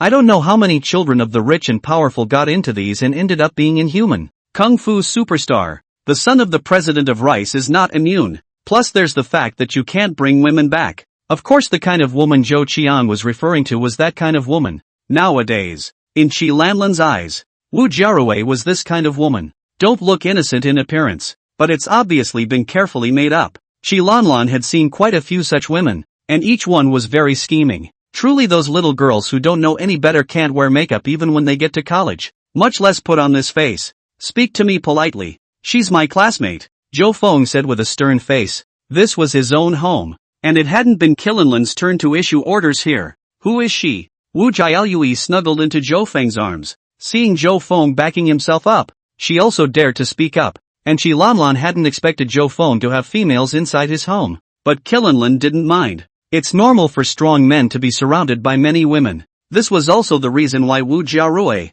in her previous life, would choose to follow Yi Yun after he became a strong man, and it didn't mind how many people Yi Yun had around him. She's the granddaughter of my grandfather's comrade in arms, and she's staying here on loan. Zhou Feng was still a bit regretful. It was clearly a good opportunity to mooch just now. As a result, Xilanran came back just like that. It's like this. So it's a dabbler. Wu Jiarui looked at Xilanlan provocatively. I'm a dabbler. What do you do? Come over to sell. Xilanlan snorted coldly. Zhou Feng, she bullied me. Wu Jiarui immediately buried her head into Zhou Feng's arms, putting on a small, cute face. You. Although Xilanlan knew that the other party was pretending, There was nothing she could do. Now Chi Lanlan remembered the birthday party Zhou Feng had gone to yesterday. It should be this girl's. Zhou Feng had been drinking and ended up driving himself to pick him up. No, he couldn't make a fuss now, or Zhou Feng would definitely hate himself. Coupled with his current status, it was just like what Zhou Feng had said. It's the granddaughter of Zhou Feng's grandfather's comrade in arms. There had to be some other way to get rid of this woman. It's broad daylight. You guys need to pay attention too. Chi Lanlan's tone slowed down a lot. Then even more so, he sat down on the couch as well and watched the two. Zhou Feng, then I'll go back first. Wu Jiarui stood up. It's too embarrassing to remain here. And she had to get ready to start planning. Now there was a race to the bottom. Alright, I'll send you the stuff later. Zhou Feng patted Wu Jialui's waist. It made her blush. Chi Lanlan even cast a stern gaze. It was only after Wu Jiarui left that Chi Lanlan couldn't help but ask, when were you together? Was it last night? It seemed to Zealand. The two are already boyfriend and girlfriend. It must have been Zhou Feng who gave Wu Jialui a gift of great value. No girl would be unimpressed when faced with a boy who was so generous with his money. Not yet, Zhou Feng said with a wave of his hand. You need to be more careful in finding a date. Uncle Zhou only has a son like you, Chi Lanlan said in a serious tone. Hearing this, Zhou Feng was happy. Sister Lanlan, you yourself found a liar for a boyfriend and now you're telling me to be cautious? Zhou Feng laughed. Chi Lanlan was momentarily speechless. She didn't really seem qualified in that regard. Wang Jun that. The thought of it made Chi Lanlan incredibly angry. Chi Lanlan had blacked out all of Wang Jun's contact information. But Wang Jun still managed to find a way to send her messages through various channels, stating that he was wrong before and has now cleaned up his act or something like that. Chi Lanlan only felt sick. Now it was even more so when Zhou Feng took out these words to squeeze himself. It's an honor for me to have someone else's schoolgirl like me. Do you know how many people chased after her in the beginning? Zhou Feng added.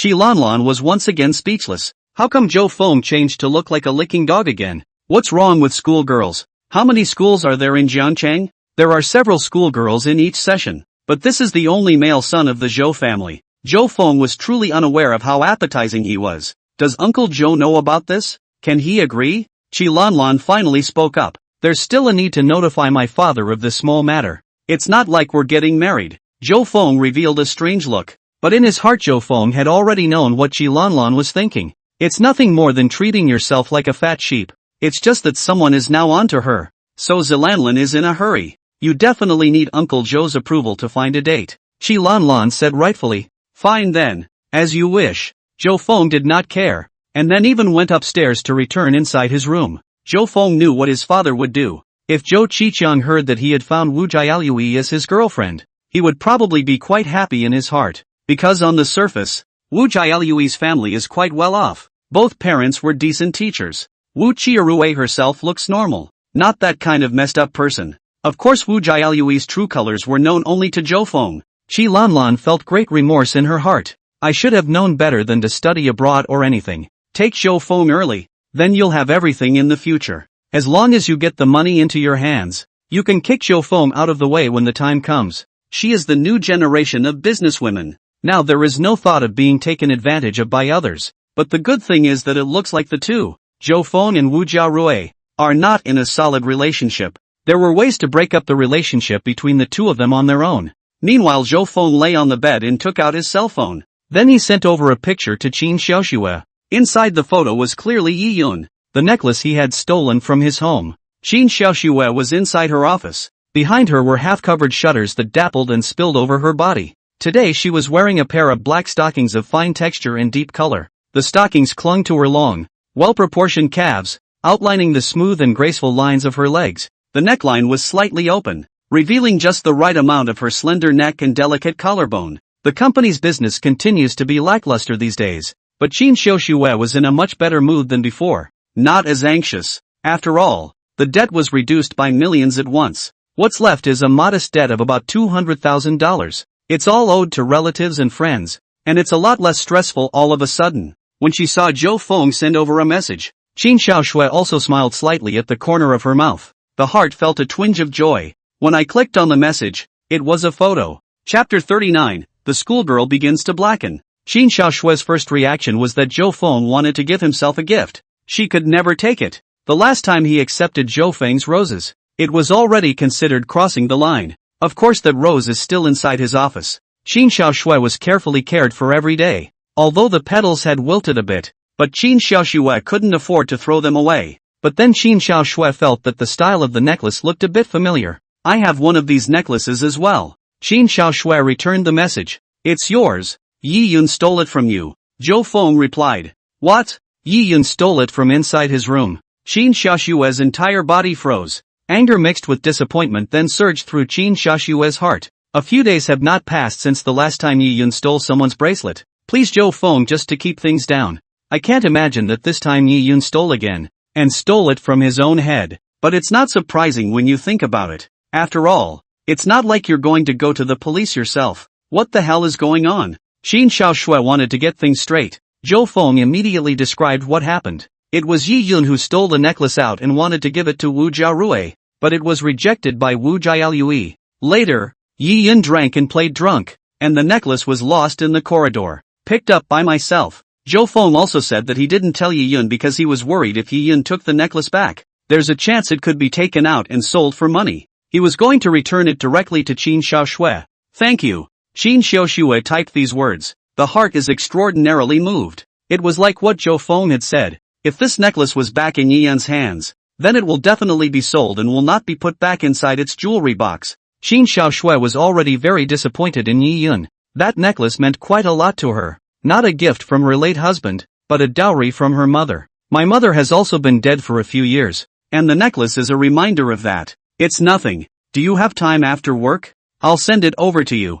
Zhou Feng asked. I always have time. Qin Xiaoshui is the boss herself. That's fine. I'll come over this afternoon. After making an agreement with Qin Xiaoshui, Zhou Feng sent over another $50,000 to Wu Jiarui. The $50,000 wasn't for nothing. It was startup money. There is also a link to the address. Open this link address and you will be able to see a very popular financial software. There are multiple celebrity endorsements and it looks very safe. But for Zhou Feng, who had lived a new life, he knew very well that the software would thunder in 3 days. It's even caused quite a financial shock. There are a lot of people who have been screwed over, and a lot of people who have had their homes destroyed. It was later called the biggest scam of the year. It was actually predicted by many before the storm. But human nature is greedy. This software has improved investment returns in recent months. Ready to cut the last leak and run. Many people even know to cut leaks, but still towards the inside of the money, hoping for the perfect draw away before the side swings around his neck.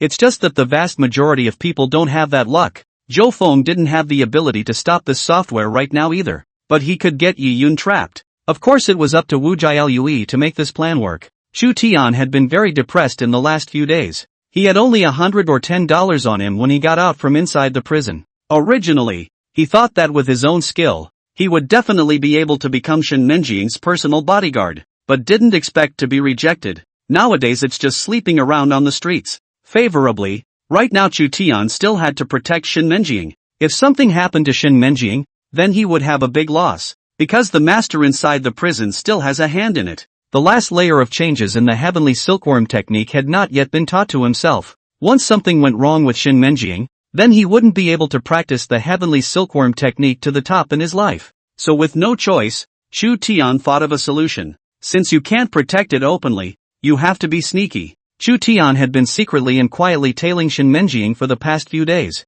Even at night, they would secretly lurk around Shen Menjing's villa. If there was any danger coming, Chu Tian was confident that he would be able to step in at the first opportunity to rescue him. Chu Tian felt that as long as he had saved Shen Menjing once, then he would definitely be able to clear up the misunderstanding. It was just that what made Chu Tian depressed was that there hadn't been any wind blowing in the past few days. Instead, he ran out of money inside his own pocket. Now it's a problem to eat. There was no choice but for Chu Tian to find a way to get some money first. But Trudy didn't want a permanent job. You can only go for a daily rate. Then unintentionally Chu Tian saw an express small tricycle passing by. There was a poster attached to it. Courier sorting. End of day. The average salary is $200 to $500. More for more work. This is good. If you work for a few days, you'll have money for food. Chu Tian immediately rubbed his hands together. Though Trudy hadn't done this job before, but with his physical attributes, the job wasn't a handful. It's okay to make $1,000 a day. Chu Tian immediately went up to inquire. The courier boy looked Chu Tian up and down before revealing a hint of a smile. Show Trudy where to work. Trudy went off with gusto. Yi Yun had planned to live inside the dormitory for the past few days and did not dare to go home at all. He was afraid that if Qin Xiaoshui found out, the necklace had been stolen by himself to do it himself. There's no way to make up that deficit without money inside your own pockets. Moreover, Yi Yun also knew that the necklace meant a lot to his mother. Just then, his cell phone rang. When he saw the person who sent the message, Yi Yun's entire body jumped up from the bed. That's Chiarue Wu. I had been blackballed myself before, and I can't believe I'm still receiving messages now. That's when Wu Jialue released herself from the blacklist. Surely his own midday apology was useful. Wu Jiarue should already be able to comprehend that she was sincere. Yeah Yun, I'll wait for you in the library. After seeing this news, Yi Yun immediately dashed towards the library. I also bumped into a couple of students on the way and got a few curses in return.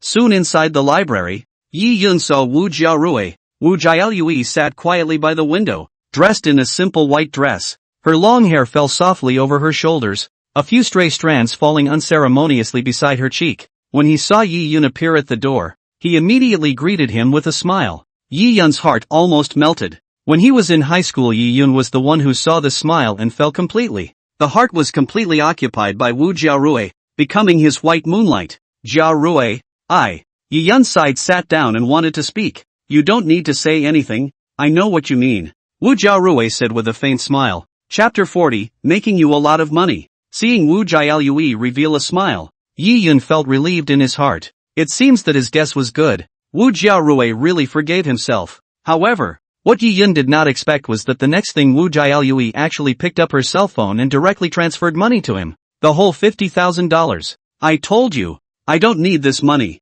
Yi Yun shouted in a hurry. If he accepted this money, wouldn't that be the end of his relationship with Wu Jiarue? I did receive a lot of gifts from you over the years. Wu Jiarue's words were interrupted by Yi Yun before she could finish. That was all of my own volition. Yi Yun's tone was extraordinarily firm. All these years Yi Yun did not perceive that the nature of Wu Jialue's green tea. He felt it was his own willingness. After all, on the surface, Wu Jialue hadn't asked for anything once. If we're still friends, you'll take this money, otherwise I won't care about you anymore in the future. Wu Jiarue immediately frowned. Then, I will take it first. Yi Yun hesitated and could only take the money first. In his heart, he had already made up his mind that he would use this money to buy gifts for Wu Jiarue again in the future. Yi Yun then apologized again. Last time he really didn't know what was going on. No memory at all of the drunken outburst. Seeing Yi Yun's innocent look, a trace of contempt flashed in the depths of Wu Jialue's eyes. She couldn't believe that Yi Yun didn't have any memories at all. It's obviously just a matter of nature being exposed. But Wu Jialue didn't voice out her thoughts either. She waited. Finally Yi Yun asked that question. Jiarue, where did you get all this money? It can't be borrowed. Yi Yun could not help but say. If that was the case, then Yi Yun would have to return the money to Wu Jiarue no matter what he said. The corners of Wu Jialue's mouth curled into a smile. If Yi Yun never asked, she would have no choice but to steer the topic towards this aspect herself. It's what I've earned in the past few days. Wu Jialue smiled faintly. Earned? How to earn? Will not be. Yi Yun was anxious at once. How can a college student like them make tens of thousands of dollars in a few days? It's not out for sale. It can't be what? Wu Jialue's face pulled down in a flash. Wu Jiarue heard Yi Yun's words. What kind of person does that make you? No, how did you earn it? Yi Yun of course did not dare to say it directly. Use this software. There's been quite a bit of activity lately. Wu Jiarue immediately took out her hand. And on it was the very same software that was about to be mined. Yi Yun moved over and felt his heartbeat accelerate. He himself was less than 20 centimeters away from the goddess. But soon Yi Yun's attention was on that financial management software. This can earn money? Yi Yun was excited. He's short of money right now. Of course I can. Wu Jialue nodded. Stated that he had only had $20,000 only. And in less than 6 months it had turned into more than $50,000. In fact, this software does not have so much revenue at all. It is just exaggerated by Wu Jiarue. But these don't matter. The important thing is to get Yi Yun lassoed in. Wu Jiarue also said there are many people who have mortgaged their houses or even borrowed from loan sharks to take a gamble. Now is the best time to throw money as if towards this. It's as easy as picking up money. It tickled Yi Yun's heart to hear it. He felt that since Wu Jialue could make money, so could he. Even more so. I asked Gloria Wu how to register. etc. Wu Jiarui was also very enthusiastic in helping Yi Yun register, giving him explanations and so on. Yi Yun nodded repeatedly as he listened. I'm just sorry that this is all I have in my hands nowadays. Just the $50,000. If there was more money, it would have been a hard sell. It had been waiting for Yi Yun to thoroughly master this software before Wu Jialui left. The two had been inside the library for almost 3 hours or so. This was the longest time Yi Yun had spent with Wu Jialui. However, before leaving, Wu Jiarui still told Yi Yun, investment is risky. Enter the market with caution. You can throw in a couple $100 to try it out and slowly get the hang of it. Don't ever go to the head. Yi Yun agreed on the surface, practically made up his mind to make a buck while he was at it. At that time, if Wu Jiarui found out that she could earn so much money, she would definitely look at herself differently. As for the risk, Yi Yun could not be worried. With so many celebrities endorsing this software, surely there is no risk. After all, those celebrities have to have a face. Of course, this was just Yi Yun's imagination. There are numerous celebrities involved inside this famous thunderstorm.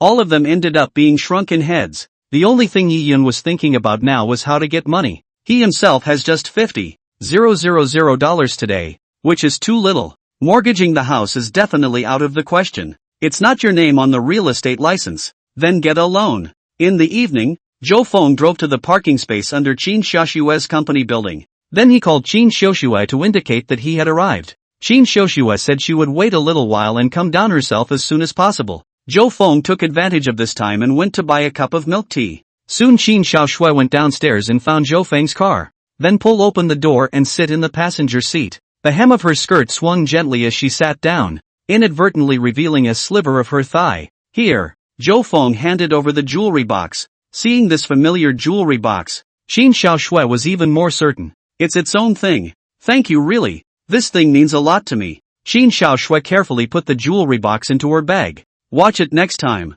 Locking it up is probably useless. It's best to hide it. Zhou Feng said. Qin Xiaoshue nodded. She knew that even if it was locked, it would still be able to be pried open by Yi Yun. I'll treat you. Later, Qin Xiaoshue wanted to say that she would treat Zhou Feng to dinner. Toodaloo. Just at this time Zhou Feng's cell phone rang. Zhou Feng picked it up and glanced at it. It was Yi Yun's. Just in time. I'll take a call. It's from Yi Yun, Zhou Feng said to Qin Xiaoshue. Qin Xiaoshue nodded her head gently, not daring to make any noise, fearful of being discovered. And Zhou Feng's side deliberately pressed the speakerphone button. Zhou Feng, what are you doing?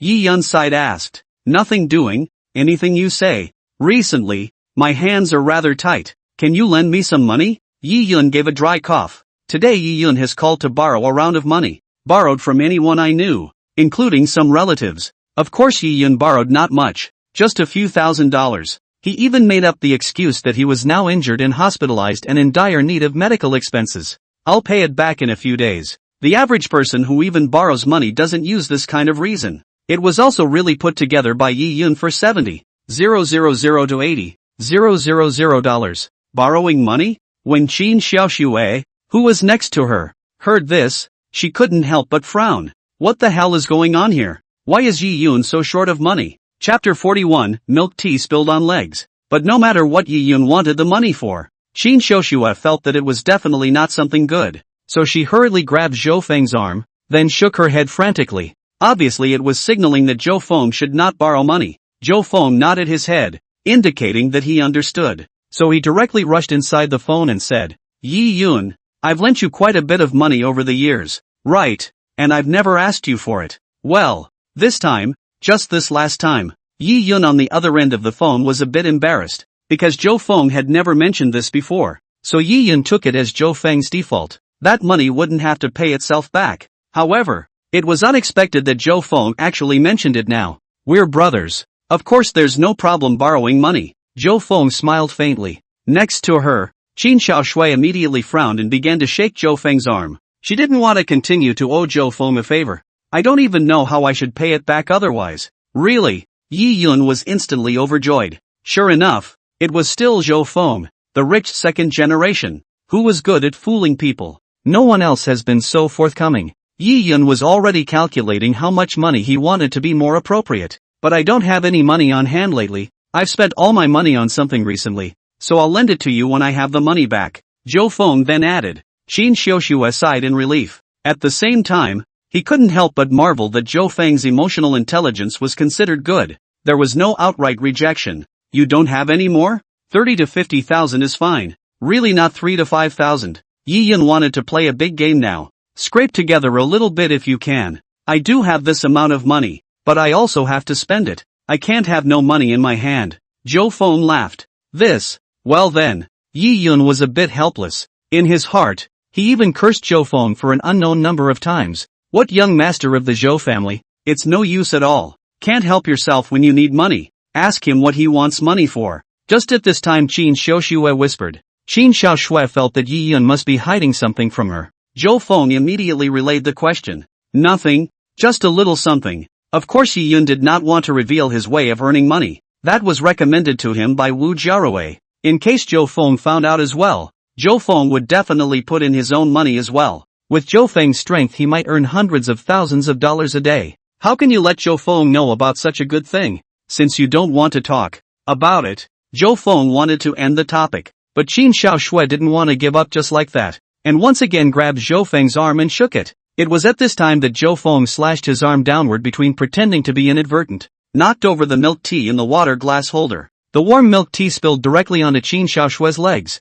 Ah! I'm sorry, Qin Xiaoxue subconsciously exclaimed. Thought it was his fault for spilling the milk tea. It also stained Chufan's seat. But then she realized that Zhou Feng was still talking to his son on his side. What if Yi Yun heard it and realized it was himself? There is a woman next to you? Yi Yun really found out. And the tone was a bit teasing. It's a big beauty. Zhou Feng smiled. At the same time, he drew out a few paper towels and began to haphazardly wipe on Qin Xiaoshue's legs. It made Qin Xiaoxue blush. Is it that auntie from last time? Instead, Yi Yun became excited all of a sudden. Yes, that's her. Sitting next to me now. Go ahead and take her down. I think you guys will have happiness. Yi Yun snickered on the other end of the phone. The thought of Zhou Feng actually becoming a couple with a 40-year-old aunt. In the future, even marriage. That's a lot of fun. Yi Yun intended to tell everyone for sure when the time came. It didn't even occur to me that that person would be Qin Xiaoxue. Then thank you very much. Zhou Feng was even happier.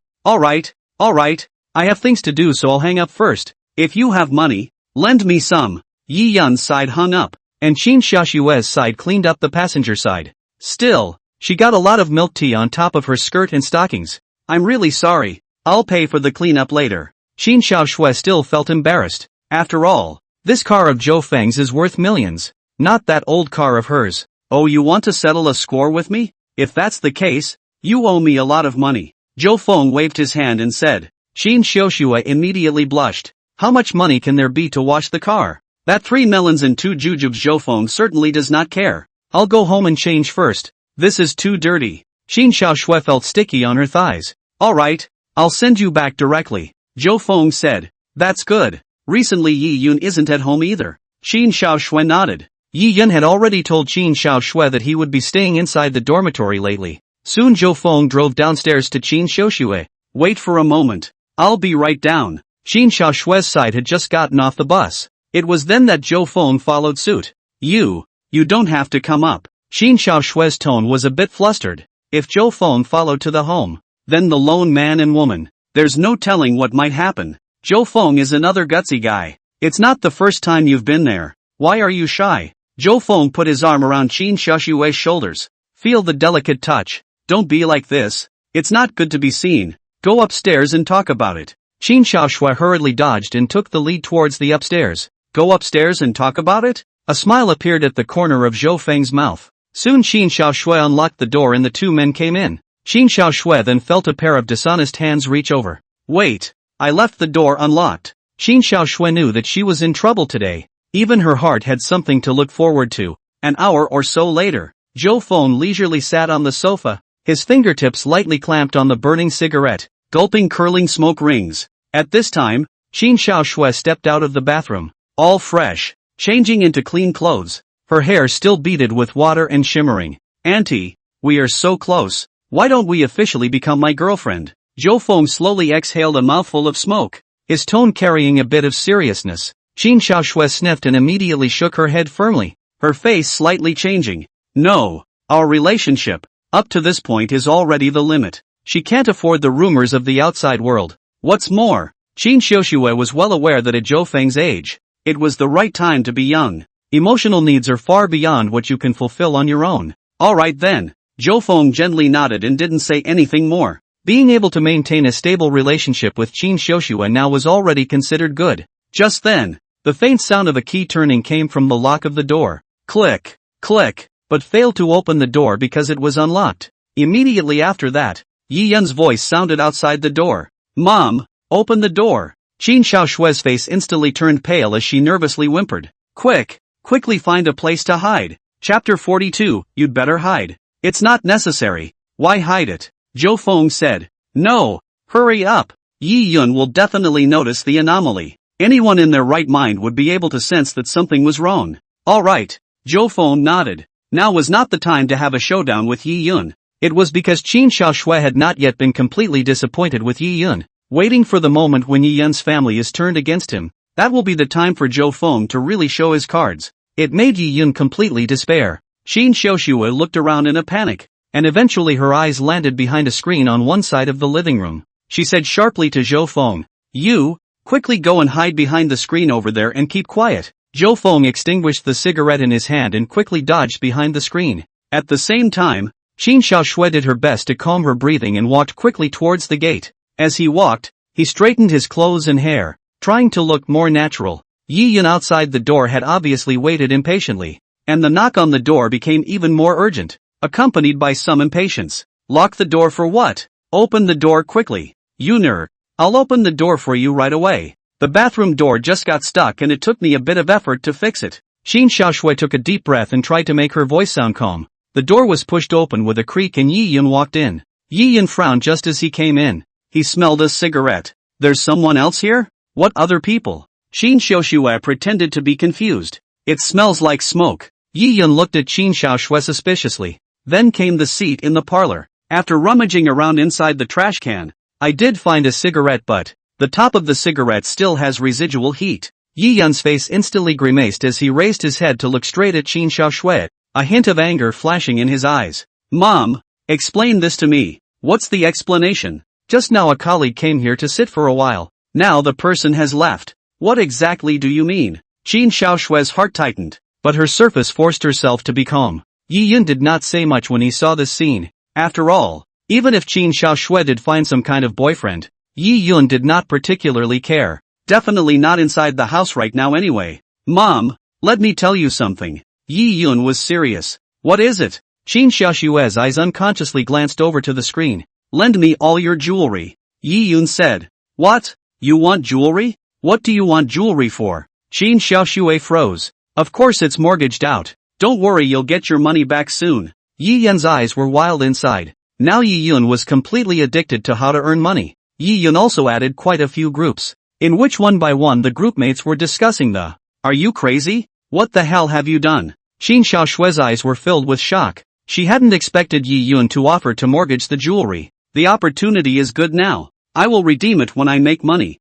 Yi Yun, however, looked like he did not care. Qin Xiaoxue took a deep breath and tried to calm herself down a bit. Have you ever thought about what to do in case you lose your money? It won't pay out, and even if it does, it won't pay out as much as you. Yi Yun's eyes surfaced a look of contempt. Although Yi Yun did not know that Qin Xiaoxue had lost money on what business she had invested in, but from inside the whispers of relatives and friends, Yi Yun also knew that he must have lost a lot of money. You, that's how you talk to me? Qin Xiaoxue was shaking with anger. No matter what, one was Yi Yun's mother, and she was hoodwinked into doing it too, which is why she lost so much money. Nowadays, he just didn't want Yi Yun to follow in his footsteps. When Yi Yun saw this scene, he did not feel wrong in the slightest. Isn't it all because of Qin Xiaoxue that the family is now in so much debt? Hurt yourself chasing girls with no money in hand. Not dashing at all. Since he couldn't count on Qin Xiaoxue, Yi Yun would earn money on his own. Forget it, I'll get it myself. Yi Yun headed inside the master bedroom. Qin Xiaoshue's jewelry is kept inside the master bedroom. No, you can't take those things. Qin Xiaoxue was instantly anxious. Even in the most difficult times, Qin Xiaoxue didn't even think about selling those things. Those are monumental. Don't stop me. Yi Yun pushed Qin Xiaoxue away as soon as he could. Qin Xiaoxue was already wearing slippers and fell straight to the ground. Without even returning his head, Yi Yun entered inside the bedroom. Zhou Feng witnessed all this from behind the screen. He did not expect Yi Yun to actually make a move against Qin Xiaoxue. It seemed that Yi Yun did not, as well, care that much about Qin Xiaoxue. With Yi Yun's character, he probably still resented Qin Xiaoxue for not being able to bring him a good life. But no matter what, the relationship between Qin Xiaoxue and himself was here now. Zhou Feng stepped off the screen and tried to help, but Qin Xiaoxue looked up and over, shaking her head frantically. Even more so, he spoke to Zhou Feng with a mouthful of words. Stay back. Zhou Feng eventually went back inside the screen. Since this was Qin Xiaoxue's choice, he could only choose to respect it. Soon Yi Yun came out with carrying a bag. Looking at Qin Xiaoxue who was sitting on the ground, Yi Yun's expression was still a little moved. Mom, get up. Yi Yun gave a dry cough. Qin Xiaoxue was silent. Yi Yun seemed to want to say something, but in the end, he turned away. What he had in mind was simple. He or she is just borrowing it. We'll return these soon. The door closed, leaving Qin Xiaoxue alone in the empty living room. Zhou Feng walked over at this time and pulled Qin Xiaoxue up. Don't be too sad. Zhou Fengdi handed over a tissue. Qin Xiaoxue gave him a grateful look and took the tissue, gently wiping the corners of her eyes. I'm just worried about Yuner. Qin Xiaoxue barely managed to squeeze out a smile. Qin Xiaoxue felt that recently, Yi Yun's mood had become more and more irritable. He should have his own ideas. Zhou Feng comforted. Aha! Qin Xiaoxue nodded. Yi Yun took the bag on his side and quickly arrived at a place. This is a rundown pool hall. Immediately afterward, a few people came around. Zhu Chang, how much can these things be mortgaged for? Yi Yun placed a few pieces of jewelry on the pool table. Let's see. Zhu Chang opened these jewelry boxes one by one. Check the inside. And Yi Yun couldn't help but take a look around. There were several other people around Zhu Chang, one of them with a flowery shirt smiling extraordinarily brightly. The reason why Yi Yun came here? Or is it because he called Zhu Chang's side during the day when he was calling to borrow money? Zhu Chang says he doesn't have any money, but he can help Yi Yun mortgage some jewelry or something. It was only then that Yi Yun took all the jewelry in the house. These are about 30,000 with the current price of gold. Zhu Chang said with a dry cough, and subconsciously glanced at Chao Ning. 30,000? So little. Yi Yun was instantly anxious. These things cost $40,000 or $50,000 less. Chapter 43 Yi Yun's Collapse Countdown. Little brother, this is a mortgage. And it's a quick mortgage. If you take these things to a precious store, you'll still need your invoice and such. Chao Ning said with a slight smile from the side. Chao Ning was excited today, because he received a call from Zhou Feng. Come and make a play for Yi Yun with Zhu Chang. As long as this thing works out, there are a lot of benefits. In the future, if one could become a member of Zhou Feng's ministry, then one would have climbed up the ranks of a big shot, being able to be the lapdog of the other side. As for Zhu Chang, originally after being beaten by Chao Ning last time, as soon as he encountered Chao Ning, he slipped away, not daring to have any conflict with him at all. But we all hang out here. Heads up, heads down. Later on, Zhu Chang still took the initiative to show Chao Ning goodwill and invited Chao Ning to have a meal. The conflict between the two sides was even put aside for the time being. This time, Chao Ning found Zhu Chang and asked him to help set up Yi Yun. It also didn't mention that the person behind it was Zhou Feng. Zhu Chang hadn't wanted to do this because it wouldn't do him any good, but it couldn't help that Chao Ning's fists were hard, and Zhu Ning didn't dare to resist. Of course we're not forcing it. If you don't want to pledge, go somewhere else. Chao Ning then added. Yi Yun frowned. Finally, he gritted his teeth and said, okay then, it's mortgaged to you. Anyway, in Yi Yun's opinion, he was just mortgaging for a month or so. Soon this money will be earned back. Moreover, with Zhu Chang here as a guarantor, Yi Yun was not worried about credibility. Plus the cost isn't that high, just over $1,000. In the past, when he was in high school, Zhu Chang and himself were on good terms. Yi Yun still trusted Zhu Chang very much. Pay the money. Chao Ning waved his hand. Immediately, a little brother brought out $30,000. After Yi Yun received it, he counted it in front of Chao Ning. That's right, $30,000. Good. I'll redeem it after some time. Yi Yun nodded and prepared to leave. Wait, little brother. If you're really short of money, there's a doorway and it doesn't have a threshold. Chao Ning shouted. What doorway? Yi Yun turned around curious. Right now he's just short of money, and there is no threshold. I know a person called Kat, who specializes in money lending. If you look for him to get money, hundreds of thousands of dollars will be no problem. Chao Ning said with a smile. Hundreds of thousands will do? Yi Yun's eyes immediately lit up. Right now, for Yi Yun, Tens of thousands of dollars were simply not enough. The big guys inside the group are each investing millions, with tens of thousands of dollars in earnings alone every day. Yi Yun had long since become red-eyed. Oh, will I cheat you? Besides, there's no benefit for me to lie to you. I'm not taking a commission. I'm just seeing that you're short of money right now. Chao Ning said. So how do I contact Cat Express Sorting Center? Trudy was panting with exhaustion. With their physicality, with the addition of the top-level technique, Heavenly Silkworm technique, he was actually tired enough here. After all, before doing this job, Chu Tian hadn't thought about it in any way. I can't believe someone bought a stone lion online. It's the kind you put on the doorstep in movies and TV shows. One is at least 400 or 500 pounds. Can't get it at all. In the end, it took several people working with a forklift to yank the stone lion from inside the wagon. Chu Tian also finally figured out why this express sorting is so difficult to do. This is because inside almost every courier truck, there will be some very heavy goods. Express trucks are loaded by square footage and weight. If there is too much heavy cargo, then the vehicle will be overloaded. Then it would be a heavy cargo with a light cargo. Chu Tian had already decided. Work a few days to save some money and then leave. This job is just too much work. It was true that it was better to find a way to pick up Shenmenjiang. That would be the only way to have a long-term meal ticket. Xiao Zhou. Yi Yun borrowed $1 million from loan sharks on his side. Zhou Feng was still surprised when he heard Chao Ning's voice on the other end of the phone. He had thought that Yi Yun would at most borrow a few $100,000. But I can't imagine that I would dare to borrow $1 million. Pretty crazy. But to make a man perish, you must drive him to madness. Alright, you didn't get too involved in this, right? Zhou Feng asked. No, I'm just introducing it. No one will even think it's you behind it. Chao Ning said fawningly. Good job. Zhou Feng nodded. What about the jewelry and all that? You keep it for now. After hanging up the phone, the corner of Zhou Feng's mouth rose. Yeah, Yun. Now the countdown to extinction has finally come. Zhou Feng had returned inside the villa after comforting Qin Xiuxue. He then sent another message to Wu Jiarui. It's about tomorrow's action. Jiangcheng University, boys' dormitory. In the morning, Yi Yun did have classes, but he was simply not interested in attending them right now. Yesterday he had put all his money into the software. The next thing you know, you're just waiting to sit back and enjoy the benefits. That's $1 million in one in all. That's nearly $10,000 a day. Yi Yun had never seen it before. There was so much money, and the software published a notification. There's a wave of activity coming up next. Being able to get a 2% yield every day is like picking up money. What Yi Yun didn't know was that this was the last wave of software madness. It's just ready for one last cotton run. In fact, at this point in time,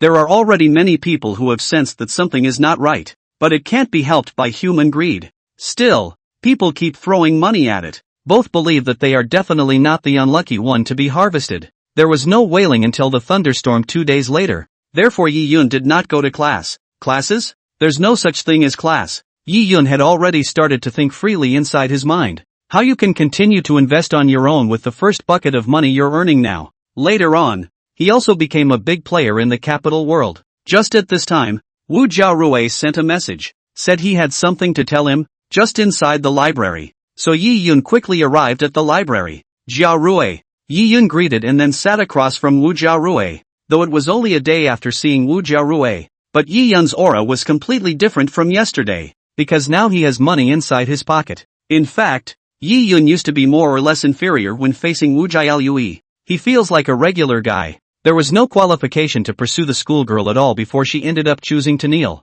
trying to impress Jiarui Wu with her heart, without even realizing that if you want to get a girl's heart, the best thing to do then is still to increase your value. Yi Yun, the software I told you about yesterday is a bit problematic. Don't invest money towards it. Wu Jiarui said with a worried face. There won't be a problem. So many celebrity endorsements. Yi Yun, however, was not skeptical at all. It's like a lot of people who get scammed. Now Yi Yun was completely trapped. Chapter 44, Stormy Thunder. Anyway, the risk is pretty high right now. I've already taken out all the money. Wu Jiarui's side took out her hand to show Yi Yun. There's no more money in her accounts. Yi Yun was unimpressed when he saw it. Investing is all about risk. How else can you call it investing? And people need to have their own judgment. Yi Yun felt that this software did not have any problems, at least for now. It's just that some people listen to the wind and have too much guts. How else can you make money then? Opportunity is for the bold. Of course Yi Yun did not ridicule Wu Jiarui because of this.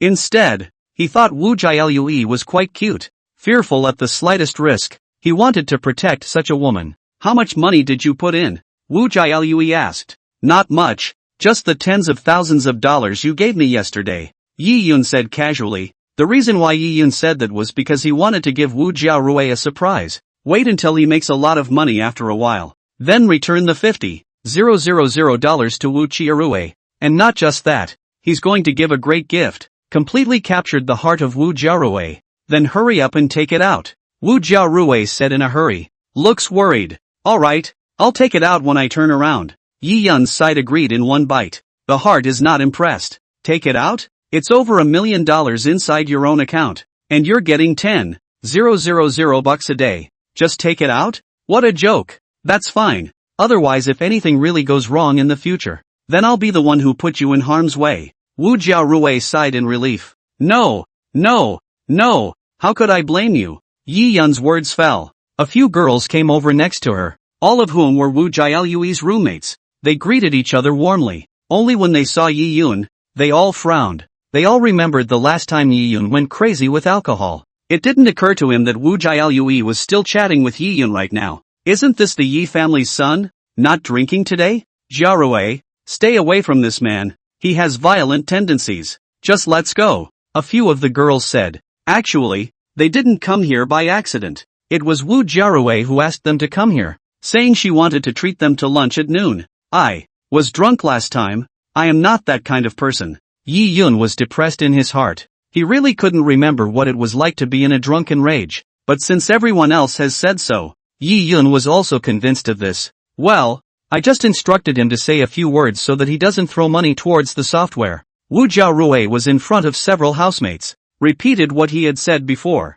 These housemates don't know anything about investing or anything like that, but the average person is wary when they hear these messages. Jiarui, you shouldn't have told him about the investment. If this kind of person loses money, then he will definitely resent you. A girl snorted coldly. I've already taken out the intended money, and I wouldn't blame Jiarui even if I were to lose everything. Yi Yun instantly turned red in the face, desperately trying to justify himself. That's fine. I hope you'll pester Jiarui less in the future. Let's go. Can you call Zhou Xiao over at noon? I miss him. You little ninny only met once and you want to think about Zhou Xiao? People can't meet inside their dreams. A few girls chirped and took Wu Jialue with them. Yi Yun was filled with anger. Zhou Feng. Why should they have that attitude towards Zhou Feng? Look at yourself like you're a pervert. Isn't it because Zhou Feng is rich? Wait for it. You'll be a rich man yourself soon enough. 2 days passed in the blink of an eye. Early in the morning when Yi Yun woke up in the morning, the first reaction is to log into the software.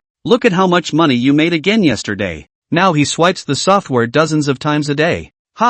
Under maintenance? Yi Yun frowned. The top of the software shows that it's under maintenance, with no previous notification. Can't open anything. However, Yi Yun hadn't felt strange yet. He just felt that this update was a bit sudden. He got up and brushed his teeth and went outside to the breakfast place, asked for 2 cages of hot xiaolongbao. While picking one up with his chopsticks and preparing to eat it, he turned on his cell phone with the other hand, only to find out that inside the financial chat group I added earlier, the number of messages had gone up to 999 plus. Yi Yun's heart thumped. Something must have happened, because before the messages were only a couple hundred at most. So Yi Yun immediately opened the chat group. Upon seeing the message inside, Yi Yun's entire body froze. Snap! The chopsticks fell straight to the floor. The screen full of 2 words at best. Storm thunder. This storm has affected a lot of people. This is the largest investment and financial software, which had once drove all similar software to crash. It became the biggest topic of conversation in financial circles that year. I don't know how many people's possessions have disappeared inside this gorgeous fireworks, and according to the original development, this matter had nothing to do with Yi Yun, but under Zhou Feng's manipulation, Yi Yun became one of the victims. Yi Yun's first reaction was the same as all the other victims. Figure out how to log into the software, but it soon became clear that it was futile. No matter what I try, I can't log in. Many people inside the chat group went straight to the police. Yi Yun could only call Wu Jiarui, ask what should be done. What are you worried about? Didn't you already take out the money? Wu Jiarui asked strangely. I am just worried. What about other people's money? Yi Yun swallowed. didn't even dare to tell Wu Jiarui that not only did he not take the money out, instead, they took out $1 million in loan sharks. That's unknown. Those people can only blame themselves for being too greedy. Wu Jiarui on the other end of the phone had already heard that Yi Yun's tone was off. Wu Jiarui was actually able to tell from Yi Yun's reaction the previous 2 days. Yi Yun was thoroughly trapped. She couldn't help but feel. It was fortunate that he had not angered Zhou Feng and had not become his target. Otherwise you don't even know how you're going to die. Zhou Feng's hold on human nature is too strong. It's all about setting the trap and then letting the other person walk into it themselves. Wu Jiarui even vaguely guessed that the last time Yi Yun stole the bracelet, it was likely that it was also a setup by Zhou Feng. Not very likely. Definitely is. Yi Yun on the other end of the phone was anxious and was still asking if there was any other way. Wu Jiarui, however, no longer wanted to continue to entangle with Yi Yun. Now that the objective had been achieved, there was no need for her to pretend. Alright, I'm still busy with something. Wu Jiarui interrupted Yi Yun and directly hung up the phone. Yi Yun on the other end of the phone froze. Yi Yun sensed Wu Jiarui's attitude, as if it had become cold all of a sudden, but he couldn't care about that now. The whole person was anxious like an ant on a hot pan. What if the software does have problems and you can't pay it back? That money he had wasn't just loan sharks, but a lot of it was borrowed from friends and family. Chapter 45, Qin Xiaoshui's Hidden Agenda. The largest office building in Zhengcheng. Inside the office, Zhou Feng was resting his eyes. The phone rang. It was Jiarui Wu. Yi Yun's side has gotten anxious and started calling me. Wu Jiarui told Zhou Feng everything that had just happened. I see. Proceed to the next step. Zhou Feng nodded, then hung up the phone. The corners of his mouth turned up slightly. Yeah Yun, now it's time for you to lose your reputation. Soon a message spread inside Yi Yun's circle of friends. Both high school and college classmates learned the news. That's when Yi Yun invested in software mines. A loss of over $1 million in one fell swoop. For a moment those who had lent Yi Yun money were anxious. There have been calls for Yi Yun to return the money. After all, when they lent money to Yi Yun didn't say that he was there to invest. Instead, other reasons were used. Yi Yun did not understand why. The news had leaked out so quickly.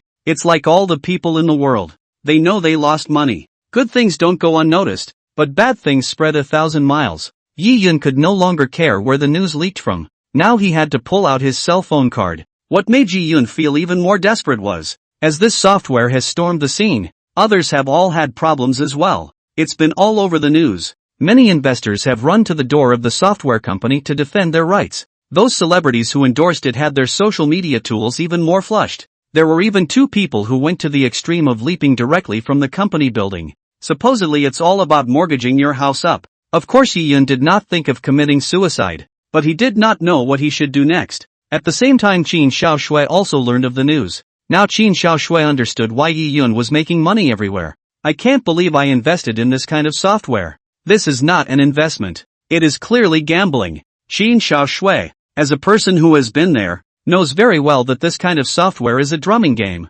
Sooner or later, it's going to be too much fun. The newer you are the easier it is to get stuck. And it's very stupid to eat small interest rates with large deposits. It's the big with the small. Real investing is looking at long-term returns. Newbies are fixated on people's interest, and people are fixated on your principle. But Qin Xiaoshui wasn't qualified to preach. After all, she had fallen for it too. The digital coins I bought earlier were just diluted. No matter what, Yi Yun was his own son after all. She didn't want Yi Yun to go to extremes. Qin Xiaoshui still tried to contact Yi Yun, only that the phone could not be reached at all. In desperation, Qin Xiaoshui thought of Zhou Feng again. She was embarrassed by it all. Ask Zhou Feng for anything on his own. Soon Zhou Feng received a call from Qin Xiaoshui. Inside the phone call Zhou Feng assured that he would help find Yi Yun. I heard that Yuner owes over $1 million? Where did he get the money from? Qin Xiaoshui was puzzled inside the phone. She knew her son too well. Just an ordinary college student. Where did he get so much money? Not that much. Probably someone gloating and exaggerating. Zhou Feng pretended to be confused. Sure enough, after hearing these words from Zhou Feng, Qin Xiaoshui also felt that it made sense. With Yi Yun's connections, how could he get so much money? It must have been a deliberate disinformation spread by someone. As long as Yuner is safe and sound. If that's not possible, I can sell my house and buy a company to offset the debt. Qin Xiaoshui's tone was much more soothing. It hasn't come to that yet. I'll see if I can do anything to help. Zhou Feng comforted. I really can't trouble you. I already owe you too much. Qin Xiaoxue was touched. Zhou Feng not only helped himself to pay off his debt, and so caring and helpful with anything. She had never met a man so trustworthy. Not even Yi Yun's father. If you really want to thank me, how about going out with me for a few days next time? Find a place to relax. Zhou Feng smiled. Going out on a trip with Zhou Feng? 2 people alone together? Or days and nights? Qin Xiaoxue blushed at the thought. With Zhou Feng's physical fitness and that much energy, could he carry it himself? Wait for things to end. But Qin Xiaoxue agreed on her lips, and she was instead a little bit expectant in her heart. She felt that although she had not promised Zhou Feng to become his girlfriend, but now it seems to be a love affair. It's like they're lovers. Also, I'm worried about one thing. Qin Xiaoxue's tone became low again. What is it? Zhou Feng asked. I'm worried that Yi Yun went to his eldest uncle. Who is Yi Qingshan? Qin Xiaoshue's tone was filled with disgust when she mentioned this name. Yi Qingshan? He is Yi Yun's eldest uncle. Zhou Feng pretended to be surprised. In reality, Zhou Feng was not worried about Yi Yun finding his way to Yi Qingshan. In his previous life, Yi Qingshan served as one of Yi Yun's helpers. Later though, he was backfired by Yi Yun and ended up in a miserable state. But Yi Qingshan likewise did not scourge the Zhou family less. It could even be said that Yi Qingshan had his eyes on the Zhou family's interests. And Yi Yun cooperated with each other and eventually brought down the Zhou family. Zhou Feng would never forget Yi Qingshan. That's an asshole. Qin Xiaoxue bit her lip. What's wrong? Zhou Feng felt a little surprised. Listening to Qin Xiaoxue, it seemed like there was some kind of hidden agenda? The information Zhou Feng knew was just those conflicts between Yi Sanghai and Yi Qingshan over the family fortune. It was only later when Yi Yun finished off Yi Qingshan that these news broke out. Yi Yun beautifully said that he was avenging his father's death. In reality, it's just looking at the Yi family's property. It's really inconvenient to say. Just hope that Yi Yun doesn't go looking for him. Qin Xiaoxue sighed. Zhou Feng soothed some more before hanging up. Zhou Feng then walked out of the office and greeted the people inside the company. Then it was time to drive to JCU. Zhou Feng knew that Yi Yun had been inside the dormitory. This was because he had long ago asked Chaoning to send a junior to keep an eye on Yi Yun's every move. The management of Jiangcheng University was not strict, and ordinary people were able to enter and exit. Of course ordinary people wouldn't have nothing better to do than come here. Zhou Feng came to the door of the dormitory and found a boy to help pass the message. Yi Yun was sitting inside the dormitory pacing around, his brows locked into a small mountain, although it was now evening and cooler. However, Yi Yun still had fine beads of sweat covering his forehead, muttering under his breath. His eyes were filled with panic and unease. This look has been going on all day. The other housemates didn't dare to stay inside the room anymore and made excuses to leave, fearing that Yi Yun would do something extreme. When he learned that Zhou Feng was waiting for him at the entrance of the dormitory building,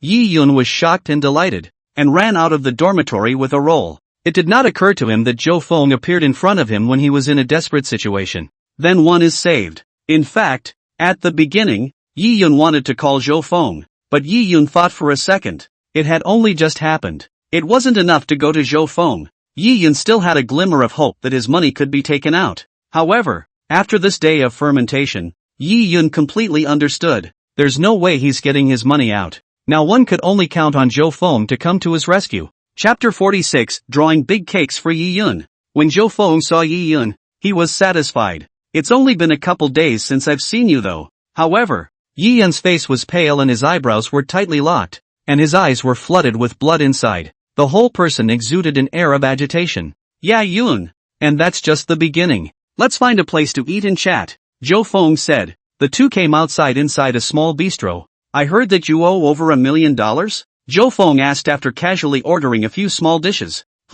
Right. Yi Yun's entire body looked soulful. Only after Zhou Feng inquired did Yi Yun nod mechanically. How the hell did you owe it? Where did you get over $1 million? Zhou Feng had a concerned look on his face. Yi Yun took a deep breath and put how he knew about the investment software. Then the step-by-step trapping, as well as going to the loan sharks were told. Yi Yun acted in pain and grabbed his hair with his hands. Wu Jiaorui told you? You can't have fallen for it. This isn't some kind of pig-killing disc. Zhou Feng frowned and said, No, it has nothing to do with her. It's all my own fault. She even reminded me. It's me who didn't believe her words. Yi Yun immediately defended Wu Jiaorui, regret all over his face. If he had listened to Wu Jiaorui earlier, he wouldn't have ended up in today's situation. He's the one who made a fool of himself. And Wu Jiaorui wasn't pumping points in there or anything like that. How is it possible to deceive yourself? Not to mention the fact that a lot of people have made money from this software when it wasn't storming the market.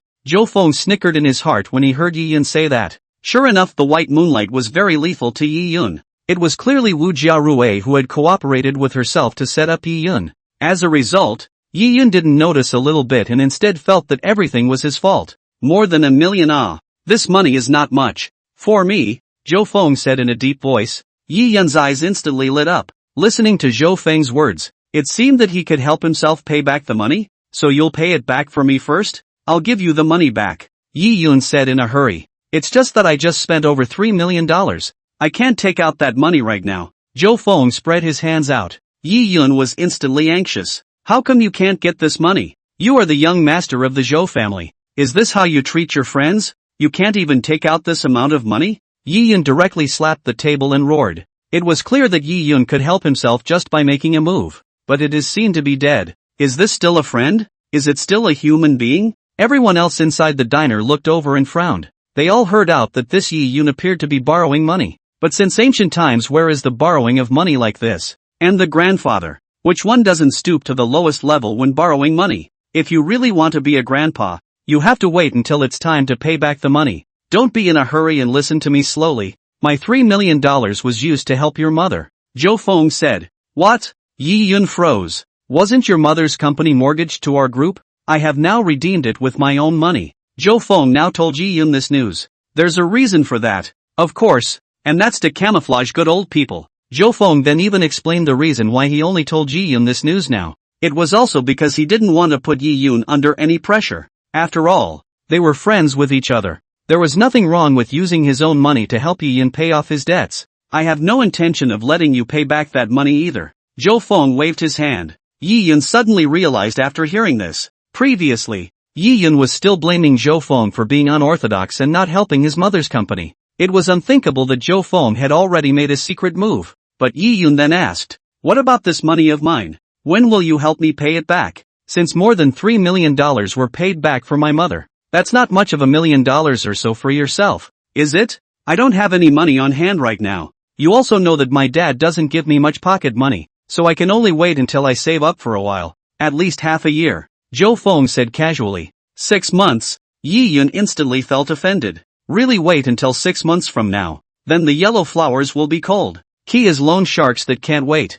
And every week there was an agreement to pay off the interest. That's 50,000 bucks a week. Where would one get this money from? Originally, if the software was normal, Yi Yun was able to get the interest. You can still make tens of thousands of dollars yourself. Can't you think of anything else? Is there anything inside the house that can be sold? Yi Yun couldn't help but say, can I sell it? Zhou Feng was almost amused by Yi Yun's words. Is this a begging attitude? However, Zhou Feng was not surprised because Yi Yun was such an ungrateful person. In his last life, he had been kind enough to Yi Yun. He played with Yi Yun in high school and spent an unknown amount of money. After Qin Xiuxue committed suicide, not only did she pay a lot of money in compensation, also helped with the aftermath. But Yi Yun held a grudge. Now it is clear that he owes money and is eyeing his property. It's really ridiculous. You can't move anything inside the house, or Pops will clean me up. Zhou Feng shook his head. So what do you say? Anyway, you can't see death and save it. Yi Yun said with a deadpan expression. Tell you what, I'll go find my old man and see if I can point it out from his side. Zhou Feng pretended to think for a moment. Okay, I'll wait for your news. Yi Yun was overjoyed. In his heart, he was even more pleased. Taking Zhou Feng completely by himself, over $3 million in debt, and without saying a word, he helped his mother out. Now there's another $1 million or so owed and still helping himself to ideas. It's simply an injustice. Yi Yun was calculating when Zhou Feng would help him pay back the money. Inflate the numbers yourself by a few 100,000 more. It's Zhou Feng's money anyway, so don't take it for nothing. The dishes came up a long time ago, and Yi Yun quickly swept them away. He hadn't eaten all day. Now that my own debt is secured, I feel much better. The two then separated and Yi Yun walked towards the school, even hummed a little tune along the way. Looks like you're pretty happy. When are you going to pay the interest? Just at this moment, a hand grabbed Yi Yun's shoulder. Yi Yun turned around and his face changed. It was a man with dyed blonde hair and a cigarette dangling from the corner of his mouth. The arms were densely covered with scars that all looked like cigarette burns. Then 5 or 6 people came out from the side and surrounded Yi Yun. Cat! Yi Yun's voice was trembling. Yi Yun's loan sharks were borrowed from Cat's hands. Today is the day to pay back the interest. Do you think we can't find you just because the phone is turned off? Cat said coldly. I didn't turn off the phone on purpose. Yi Yun then remembered. As they had previously agreed, today was the day to give the first installment. But he was forced to turn off his phone because there were so many harassing calls. But I didn't expect Cat and the others to come to my door. Chapter 47, Yi Yun. It's time to pay back the money. Yi Yun was even more puzzled that he had not told Cat and the others any detailed information. It's just taking a picture of the ID. And where did they get their information from? It was even able to stop itself halfway. In that case then pay it back. Cat's face was expressionless. Yi Yun only has a few $100s inside his cell phone right now. It's still what you normally use for dinner. All the rest of the money was invested. Can't even come up with $50,000 right now. Brother Cat, wait for me to make a call. Yi Yun instantly remembered Zhou Feng. Since Zhou Feng promised to pay himself back, then there must be no problem with the district's $50,000. Okay, you hurry up, Cat said impatiently. Cat's seen a lot of people like that. Yi Yun immediately took out his cell phone and turned it on, dialing Zhou Feng's number. But the phone showed a busy line and couldn't be reached at all. At this time, Yi Yun would not have thought. Zhou Feng was just inside the parking lot in the distance. Looking at this side with binoculars, Cat was able to find Yi Yun so quickly. Of course it was Chao Ning who tipped off the others in it, and it was also deliberately arranged by Zhou Feng. Suppose Yi Yun was inside the dormitory, then Cat and the others wouldn't blatantly break in yet. But Yi Yun had now been brought out by himself. Now we're in for a treat? Auntie, I've asked clearly. Yi Yun's side invested in software, but also borrowed a loan shark. Zhou Feng while still on the phone with Qin Xiaoshui. This way, whether it was Qin Xiaoshui or himself, Yi Yun would not be able to reach out. Sure enough, Yi Yun didn't dial the phone and looked a little anxious. Have you got the money or not? Stop pretending. Cat looked a little angry. Directly against his arm, the cigarette went out hard. It left a burnt wound. Yi Yun felt his scalp tingling when he saw this scene. This guy is out of his mind. That's where all the arm wounds came from after all that. Someone who hurts himself at every turn is certainly no slouch when it comes to others. Wait, I'll call another one. Yi Yun hurriedly called his mother again, but Qin Xiaoshui was talking to Zhou Feng. Of course it was impossible to get through to Yi Yun. Yi Yun's cold sweat had come down. He hurriedly dialed Wu Jiaoyui's number again. The last hope now is Jiarui Wu. However, although Wu Jiaoyui's phone was not occupied, it was hung up directly. It seemed that he was not willing to talk to Yi Yun at all.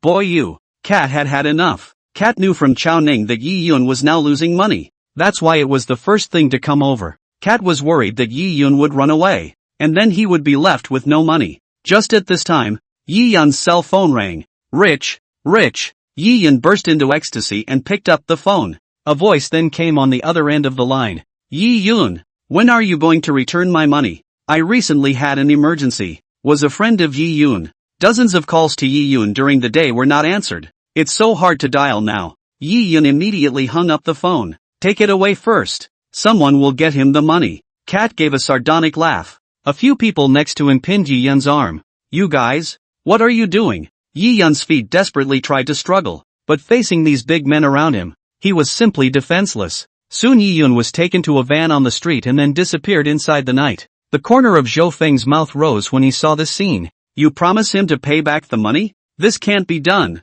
Absolutely not. You've done enough for us. I'll sell the house. Who let me give birth to such a son? Qin Xiaoshui's voice continued to come from inside the phone. To be honest, I did all this for you, auntie. It has nothing to do with Zhou Feng. Which person would do this for a classmate? Zhou Feng was also chatting with Qin Xiaoshui. I understand. I know how you feel. How could Qin Xiaoshui not understand? By the way, there's something to remind you of. What? Yi Yun has now gone astray and even dared to borrow from loan sharks. He will most likely make up some drama about himself being kidnapped or something like that and use this tactic to cheat money. Zhou Feng said. Qin Xiaoshui nodded her head when she heard these words. This kind of thing happens too often. It can be not only the drama inside the movie and TV show, but also in reality. There are quite a few. I'll keep an eye out. Qin Xiaoshui no longer trusted Yi Yun after such a series of events. Although Yi Yun was still her son, Qin Xiaoshui's trust in Yi Yun had lowered to the freezing point. Not only did he steal his own jewelry,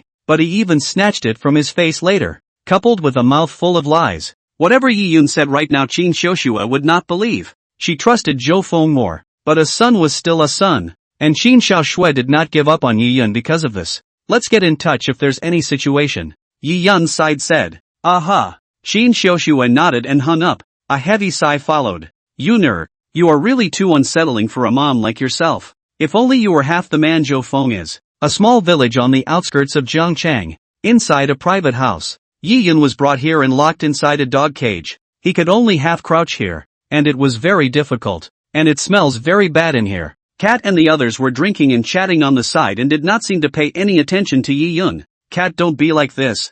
I'll pay it back. I can get the money. On the contrary, Yi Yun couldn't take it anymore without a while and started wailing. You can get money? Where do you get money from? When Cat heard this, he came over with a bottle of wine and squatted in front of Yi Yun. Friend, my friend is Zhou Feng, the young master of the Zhou family. He has money. Yi Yun shouted as he grabbed the iron railing with both hands. It was because Zhou Feng had previously promised to pay Yi Yun back. So now Yi Yun took Zhou Feng as his lifesaver. Rich? People don't even answer your calls. Cat snorted coldly. He must have been on the phone with someone else just now. Give me the cell phone to call another one. Yi Yun pleaded. Fine, then I'll give you another chance. But if you dare call the police. As Cat's words fell, the bottle slammed hard against the dog cage. Snap! Shards of wine bottles spilled all over the floor. There was even a piece that grazed Yi Yun's cheek, and a bloody gash appeared instantly. Yi Yun was shocked. If that bottle had landed on his head, I'm afraid half his life would have been lost. He trembled as he took the phone from Cat. Even entering the password took several times without success. Eventually, after waiting to dial Zhou Feng's phone, a voice came from the other side. Hello, the number you have dialed is closed. Yi Yun's face turned pale. In his heart, he even cursed Zhou Feng for an unknown number of times. This asshole. Why can't you get in touch when you need it most? Chapter 48. Trust between mother and child collapses. Yi Yun wasn't willing and hit several more in succession. And still nothing, just as much as it was off. Cat's eyes grew cold as well. Wait, there's still my mom. I'll call my mom and ask her to chip in. Yi Yun shouted in a hurry. Right now, other than Zhou Feng, only Qin Xiaoshui could get him the money. Although Yi Yun knew that Qin Xiaoshui did not have much money inside her account. But now since the company's accounts have been paid off, then Qin Xiaoshui's debt stress must not be so great that she can get herself enough to pay the $50,000 interest. Last chance, Cat said faintly. Yes. Yi Yun dialed Qin Xiaoshui's phone. Tu Dolu. The call was answered. Much to Yi Yun's relief. Yuner? Qin Xiaoshui's voice came out from inside the phone. Mom, I now owe money to be controlled. Can you first get me 50,000? Yi Yun immediately shouted. And Qin Xiaoshui, who was on the other end of the phone, instantly revealed an expression of disappointment. Controlled? Simply say kidnapped. If you're being controlled, then I'll help you call the police. Qin Xiaoshui's tone was nonchalant. Because of Zhou Feng's previous hints, Qin Xiaoshui had already taken this as just a means for Yi Yun to ask for money. Since Yi Yun was able to throw and rob, it was only natural to lie to himself. You can't call the police. Don't ever call the police. Yi Yun instantly panicked. Once the police are called, he'll be in deep. Xiao Ning had told Yi Yun when he took out the loan. Cat, these people have some pretty vicious tactics, and with some connections, something goes wrong and you can let your minions take the fall. At that time Yi Yun simply did not expect that the software he invested in would be mined. Qin Xiaoshui, however, sighed. No police? It must be that Yi Yun is afraid that things will be exposed. Mom, hurry up and transfer the money to me. Yi Yun shouted on the other end of the phone. I don't have any money right now. It wasn't that Qin Xiaoshui didn't want to give it. Rather, she really doesn't have any money right now. Although the company was back in her hands, there hadn't been much cash flow in the company's accounts. And save it for next month's paycheck. She still owes a lot of money to friends and family. Where was the money left for Yi Yun to squander? Mom, you want to see death to save death not? Yi Yun's side was in a hurry. It didn't occur to him that he wasn't even worth $50,000 in Qin Xiaoshui's heart. A wave of hatred surged even more.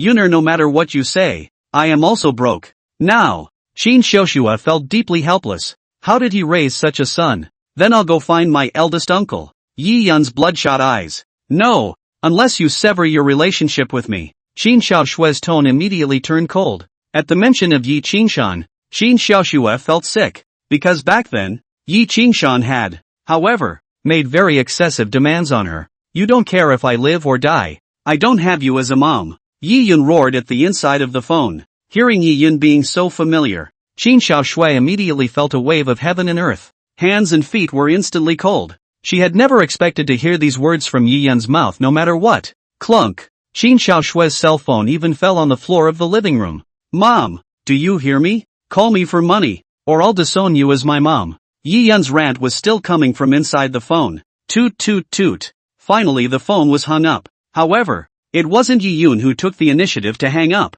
but Cat snatched his cell phone. Alright, let's cut the crap. Cat hung up his cell phone and said to Yi Yun, Brother Cat, give me another chance. I can get the money. $50,000 is absolutely no problem. Yi Yun begged up.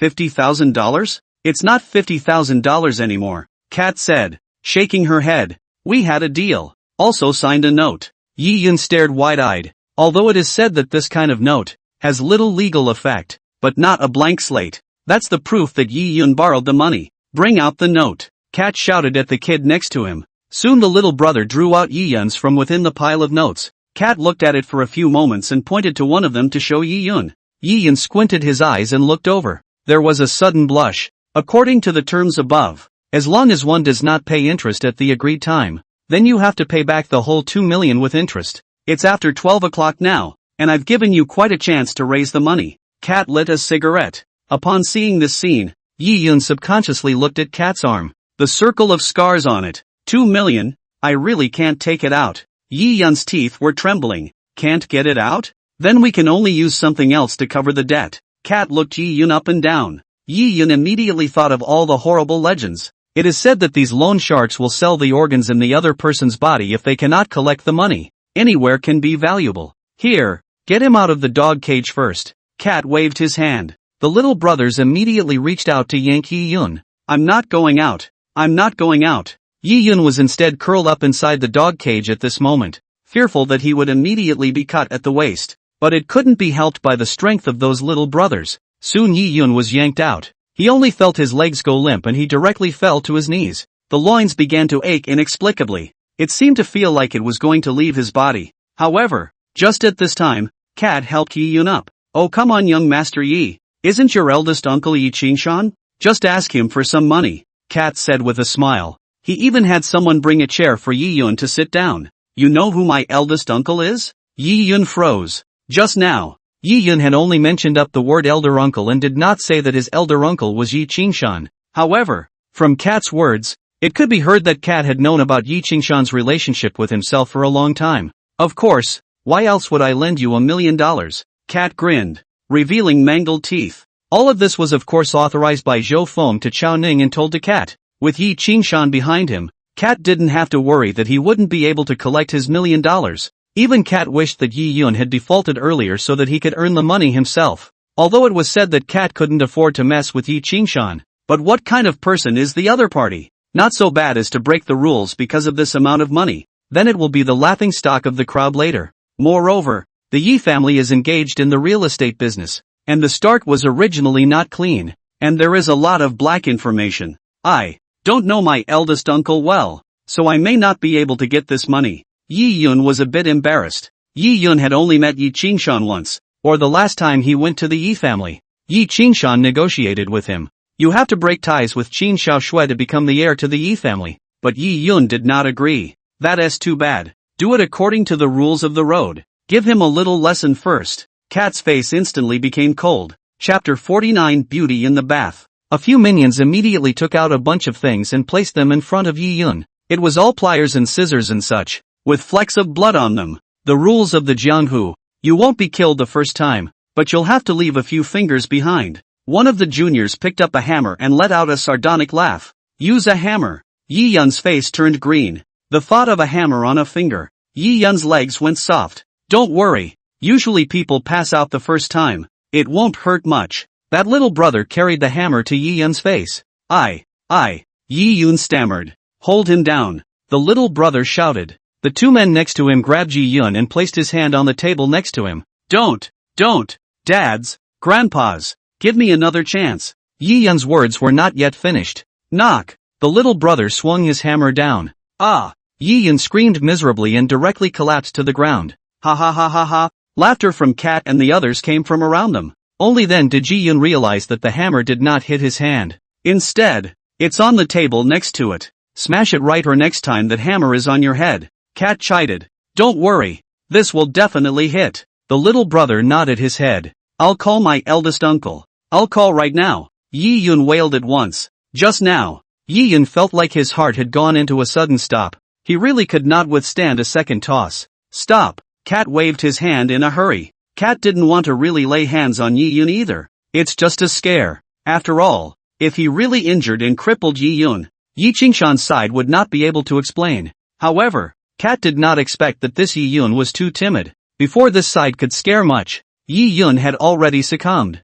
Cut him loose, Cat said. Yi Yun regained his freedom and his cell phone returned to him. Looking at the cell phone in front of him, Yi Yun's face turned green for a while. Really call Yi Qingshan? Then wouldn't he or she have to cut ties with his or her mother? However, when he thought of Qin Xiaoshui's ice-cold attitude just now, Yi Yun was incomparably angry. He's dying himself. But a mother like that? Could it be that his mother was reacting badly because he had robbed the jewelry? But one is also trying to make money. The intention was good. I just didn't expect to lose money myself. No matter what, Qin Xiaoshui shouldn't have treated herself that way. Thinking of this, Yi Yun took a deep breath. Mom, you're the one who stopped treating me like a son in the first place. Then don't bother blaming me. Thinking of this, Yi Yun dialed a number with a cruel heart. Tu Dolu. Hey, came a low voice on the other end of the line. How could I have raised such a son? You were right. He did pretend to be kidnapped. Qin Xiaoshui curled up in Zhou Feng's arms and gently stroked the muscles on Zhou Feng's arms. Since hanging up with Yi Yun, Qin Xiaoshui called Zhou Feng. She was completely heartbroken. Zhou Feng of course rushed over to accompany her. One way or another, the two were lying inside the bedroom. Don't be too sad. Yi Yun just took the wrong path for a moment. Zhou Feng's fingers also rubbed on Qin Xiaoshui's back. Yeah, Yun. You wouldn't think Qin Xiaoshua would trust me more now. Everything that belongs to you I will take away. If it was just the body alone. Of course Zhou Feng would not be satisfied. Rather, the mind and body must be used for themselves. Seemed like the anger is all used up. Qin Xiaoshui smiled bitterly to herself. So much has happened in the meantime. Qin Xiaoshui felt that the changes that had occurred in her son were so great that it was like discovering his true colors. She didn't know what else to do that would make her angry. How about I stay here today? Zhou Feng took the opportunity to say. No, what if Yi Yun comes back? Qin Xiaoshui immediately refused. It's not the first time I've done this kind of thing inside my home, though, but Qin Xiaoshui didn't dare to publicize her relationship with Zhou Feng. What are you afraid of? Yi Yun will know sooner or later. It's not like we can hide it for the rest of our lives. Zhou Feng smiled. Qin Xiaoshui froze slightly when she heard these words, and only then did she realize that she had thought wrongly before. She felt that she could keep it hidden from Yi Yun, but just like what Zhou Feng said, Yi Yun would know about their relationship sooner or later. There is no impervious wall under the sky. What should I do at that time? Qin Xiaoshui wasn't ready. At least not now. Because Yi Yun's state is unstable and I'm afraid that he'll do something drastic to you. And in Qin Xiaoshui's heart she was worried about Zhou Feng. It's fine. He can't do anything to me. And he definitely won't come back today. If he does I'll hide under the bed. Zhou Feng came to Qin Xiaoshui's ear and whispered. That also. Qin Xiaoshui still wants to say something. Zhou Feng had posted over, so that she could no longer make a sound of denial. Meanwhile, downstairs in Qin Xiaoshui's building, Qi Lanlan appeared, and she frowned. She heard Zhou Feng take a call from a woman inside the villa and immediately drove away. This made Qi Lanlan feel a sense of crisis, so she immediately sneaked up. The result made Qi Lanlan feel strange that Zhou Feng actually did not go to Jiangcheng University. Instead, he came to the neighborhood and stayed out for a long time. What's this gonna do in there? Chatting? Don't be ridiculous. We're all adults here. Could it be that Zhou Feng still has a date here? Qi Lanlan gritted her teeth. I had thought that the only competitor would be Jiaowei Wu. I can't imagine another one coming out now. What about your own plans? No way. One must find out who this woman is. Just as Zhou Feng and Qin Xiaoshui ended the second match, Qin Xiaoshui went inside the bathroom to take a shower, and Zhou Feng's cell phone received several messages. It's from Chao Ning. Based on Chao Ning's description, Yi Yun contacted Yi Qingshan. Yi Qingshan had already sent someone to send money over to take Yi Yun away. The corner of Zhou Feng's mouth rose when he saw it. Yi Yun, you finally chose Yi Qingshan. Then what follows is even more interesting. Messaging who? It can't be a young girl. Just at this time, Qin Xiaoshui walked out wrapped in a bath towel. The perfect body was so hidden that it could barely be wrapped. Pale skin blew and layers of heat radiated from her body. exudes a sophisticated flavor. Qin Xiaoshui used a corner of the bath towel to wipe her hair. Large swaths of skin were showing, but she wasn't the least bit shy about it. Already treating Zhou Feng as if he was her husband in general. It's with a guy. Zhou Feng's gaze went back and forth over Qin Xiaoshui. I don't care who you are with. Qin Xiaoshui, however, didn't care. She can't be open about her identity with Zhou Feng. And of course, they didn't want to restrict Zhou Feng. To Dolu. Just at this time Qin Xiaoshui's phone rang. It's an unfamiliar number. Qin Xiaoshui picked up the phone and a voice came from the other end. Xiaoshui, I'm Yi Qingshan. Chapter 50, Stay here today. Don't call me auntie from now on. After hearing this voice, Qin Xiaoshui's face changed instantly. She simply hung up without saying a word. Yi Qingshan? He called you? Zhou Feng was a bit surprised. Well, Qin Xiaoshui's face was hard to see, and she looked like she wanted to say something. Obviously there is a hidden agenda. Just then, the phone sounded again. Still the same number. Qin Xiaoshui tried to hang up again, but was stopped by Zhou Feng. Listen to what he's going to say. It might be related to Yi Yun. Zhou Feng said in Qin Xiaoshui's ear. Sure enough, after hearing her son's name, Qin Xiaoshui gently nodded her head and picked up the phone. Don't hang up so fast. I have something to say to you. Yi Qingshan said on the other end. What is it? I have nothing to say to you. Qin Xiaoshui's tone was filled with disgust. Zhou Feng could not help but nod secretly. It seemed that there must be unknown conflicts between Qin Xiaoshui and Yi Qingshan. Otherwise Qin Xiaoshui wouldn't have this attitude. Facing her former husband's husband, even if Yi Sanhai and Yi Qingshan had conflicts between them, Qin Xiaoshui wouldn't reasonably be this kind of attitude. Now that Yi Yun is on my side, he has severed his relationship with you. Yi Qingshan looked gloating. This is impossible. Qin Xiaoshui shouted out of breath. Obviously Yi Sanhai specifically instructed before he died. Yet Yi Yun still went to Yi Qingshan? There's nothing impossible, because I can provide Yi Yun with everything he wants. And of course I can provide you with it as well. After all, we are also family. Yi Qingshan's side continued. You're dreaming. Qin Xiaoshui couldn't stand it anymore and directly hung up the phone. Then he threw himself headfirst into Zhou Feng's arms and whimpered. Zhou Feng could only stroke Qin Xiaoshui's hair to comfort her. It was only after a few minutes that Qin Xiaoshui's emotions gradually returned to normal. What's the conflict between you and Yi Qingshan?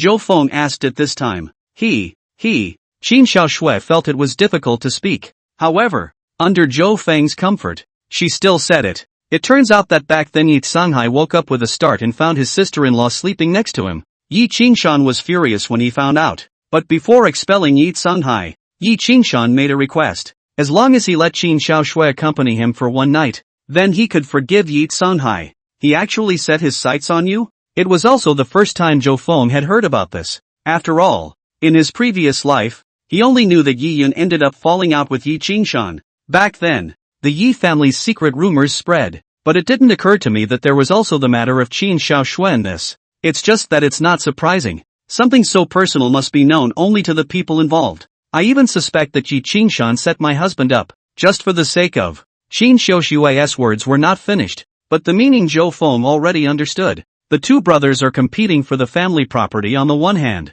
and there is also the relationship between the two brothers and the women behind the scenes. With me here in the future, you won't be in any danger because you're my woman now. Zhou Feng tightly embraced Qin Xiaoshui. Well, Qin Xiaoshui nodded gently, feeling a surge of security like never before. The man holding her was much smaller than she was, but the manly scent wasn't missing at all. I'm a bit curious. How did Yi Qingshan's wife agree to cooperate with the acting? Zhou Feng couldn't help but ask again. I'm afraid the average woman wouldn't do that. Her? I'm afraid she's also a victim. Qin Xiaoshui shook her head. According to Yi Sanhai's description back then, he woke up dizzy. My sister-in-law wasn't much better, just sobbing inside the corner. Nothing at all happened between the two. This is interesting. Zhou Feng narrowed his eyes. If that's the case, then Yi Qingshan's wife must be very upset with him. I'm afraid the two have lived seemingly inseparable lives for years. This could be something he could utilize to deal with Yi Qingshan in the future. It's just that Yi Yunhe, he actually defected to Yi Qingshan. When Qin Xiaoshui said this, she all unconsciously grabbed onto Zhou Feng's back. Qin Xiaoshui felt that no matter what happened, Yi Yun shouldn't have done this. This is not just sorry for himself, but even more sorry for Yi Sanhai. Yi Yun was able to do something like pretending that he was kidnapped, so it's only natural to defect to Yi Qingshan now. Zhou Feng spread his hands. Sure enough, after hearing these words, Qin Xiaoshui let out a slight sigh. Qin Xiaoshui's last glimmer of hope in her heart in the face of Yi Yun was also dashed. She had hoped that Yi Yun would reform, but now it seemed that Yi Yun had completely turned into an asshole. But you shouldn't be too disappointed. I think Yi Yun might still have some bitter feelings. Zhou Feng took the opportunity to say at this time. Zhou Feng certainly wasn't really speaking in Yi Yun's favor. It was more like a pale defense, and by saying so, he was able to score extra points in Qin Xiaoshui's heart. Sure enough, after hearing this, Qin Xiaoshui revealed a helpless smile. You are just too kind. You don't know what kind of person Yi Yun is. He has said a lot of bad things about you before. Qin Xiaoshui was full of apologies. In the past, Yi Yun had often mocked Zhou Feng in front of Qin Xiaoshui when he was back inside his home. Getting screwed over by myself and all that, as well as being the wrong guy again today. Qin Xiaoshui was also helpless with this son of hers. He had even been trying to find a chance to apologize to Zhou Feng. Really? But he's your son after all. I'll still help him if there's any trouble in the future. Zhou Feng touched his nose and smiled bitterly. Qin Xiaoshui was extraordinarily touched,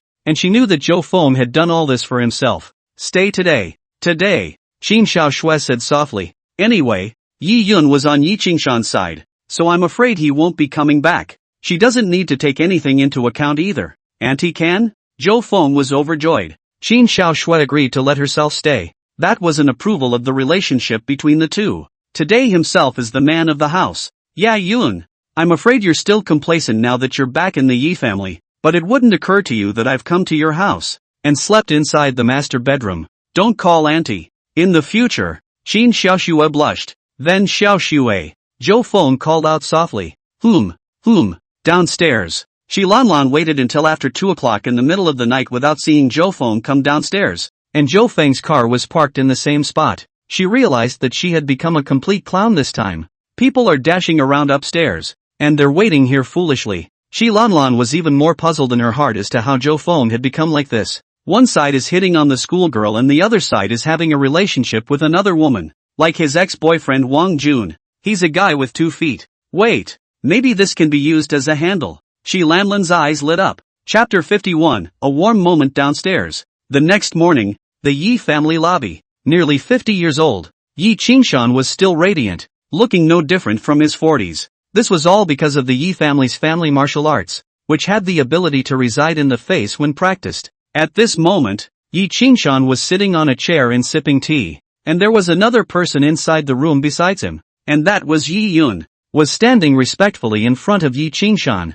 Uncle, we're just going to give that cat $2 million?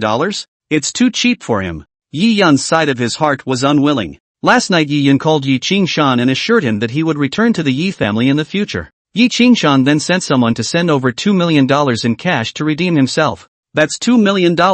Yi Yun's heart was dripping with pain just thinking about it. How nice it would be to have this money in your hands.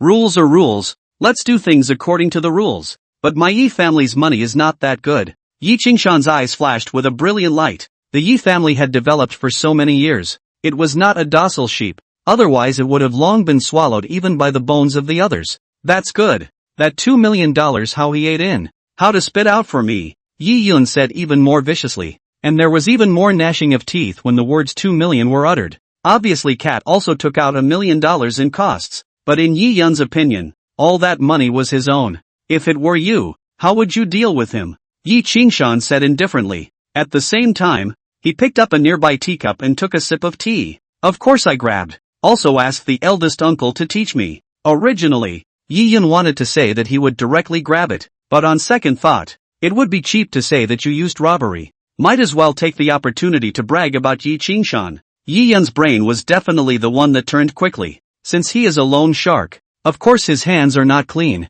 We can exterminate him by using some connections. There is no need for us to take action ourselves. Yi Qingshan was satisfied with Yi Yun's attitude. Understood. Such a small character is not worth our efforts. But let everyone know what happens when they mess with the Yi family. Yi Yun was instantly pondering. Yi Yun felt that his pattern was still small in the past. It was only now that he stood in the position of the Yi family that he realized how the big families did things. That's right. Since he knows that you are a member of the Yi family, yet he still thinks of knocking off a sum, he can only blame himself for being too greedy. Yi Qingshan nodded. This is what happens when you knock on the Yi family's door. Yi Qingshan then looked at Yi Yun. During this recent period of time you will cultivate in the Yi family. I only have just one daughter on my knee. You will be the heir of the Yi family in the future. Yi Qingshan said in a serious tone. Thanks a lot, uncle. I will definitely do my best. Yi Yun was ecstatic in his heart. Hurriedly, he violently kowtowed a few times at Yi Qingshan.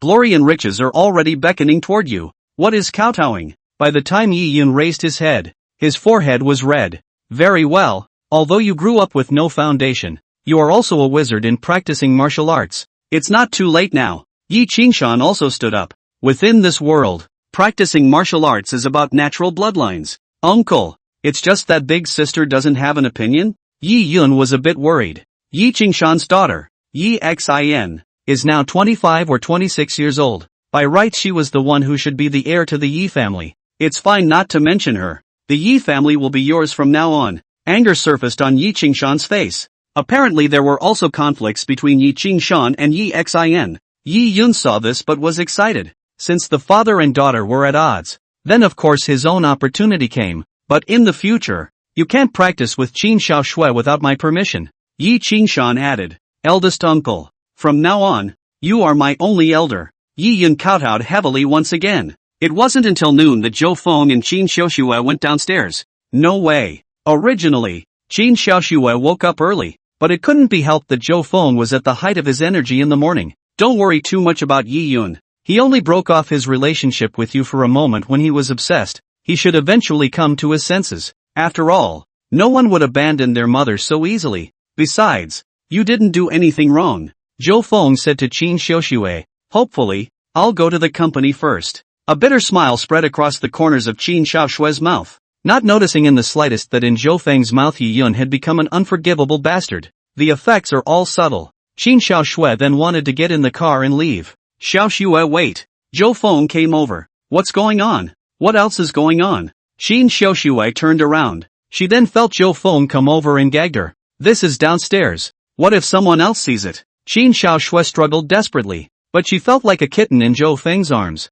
Eventually she had to give up and start enjoying herself. Big deal. So what if I'm seen? What's wrong with having a boyfriend when you're a normal woman yourself? Nothing more than being a little younger. It took a full 5 minutes before Zhou Feng let go. Nasty. I'm suffocating. Qin Xiaoshui heavily slapped Zhou Feng's shoulder. It hurts. Zhou Feng immediately covered his shoulder. Are you alright? I didn't exert myself much. Qin Xiaoshui hurriedly helped Zhou Feng rub it. It's alright to lie to you. Don't you know how strong I am? Zhou Feng burst out laughing. Qin Xiaoshui blushed. Come to think of it, I was falling apart last night. Not talking to you anymore. I have more things to do. Qin Xiaoshui got into her car and left as if she was running away. Zhou Feng looked at Qin Xiaoshui's departing back, and the corner of his mouth hooked into a smile. He could already feel it. Qin Xiaoshui's entire body and mind were now taken by herself. Click, click. But just at this time, Zhou Feng heard the sound of a camera taking a picture. And this voice had been intermittent since just now when he and Qin Xiaoshui had come out. Although the interval was at least a few dozen meters, Zhou Feng could still hear it clearly. Someone is filming themselves. Who the hell is that? Zhou Feng pretended to glance towards that side without thinking. A girl in a baseball cap, slumped next to a car. She had a camera in her hand, pointed right at her position. Although the baseball cap blocked the girl's face. However, Zhou Feng could already tell from the other party's figure. It's Zealand. Oh. Actually trying to gather information about myself. For what? Threaten yourself? Zhou Feng was not worried about his relationship with Qin Xiaoshui being exposed. The worst that can happen is that Pops just intervenes. But now was not the time to expose it. He had to prepare this great gift to Yi Yun. You can't be boxed in early by Zealand. Qi Lanlan, I wanted to put you down first, but I can't imagine that you're looking for things on your own. So don't blame me for not being polite. Thinking of this, Zhou Feng pretended not to see it and drove away. On the other side, Qi Lanlan, however, had begun to get all excited. Chapter 52, Pinhole Cameras. Qi Lanlan hadn't expected it in any case. She had actually discovered Zhou Feng's big secret, with a woman who just seems to be quite a bit older. Though the other party looked about the same as a 30-year-old in both appearance and skin. But women are sensitive to age. Qi Lanlan felt that the woman was at least 7 or 8 years older than her appearance and age. Most likely 35 or 36, or even 40. Zhou Feng, you're not getting yourself a girlfriend, you're getting yourself a mom. Qi Lanlan felt that this must have something to do with Zhou Feng's lack of love since childhood. Zhou Feng's mother died at an early age due to illness. If Zhou Feng had found someone his own age, then Zhou Qiqiang would definitely not have a problem with it. But what about finding one with such a big age difference? What about passing on the family name? Of course you can still give birth at that age, but not as well as a young woman like yourself. After all, Zhou Qiang would never agree. What's more,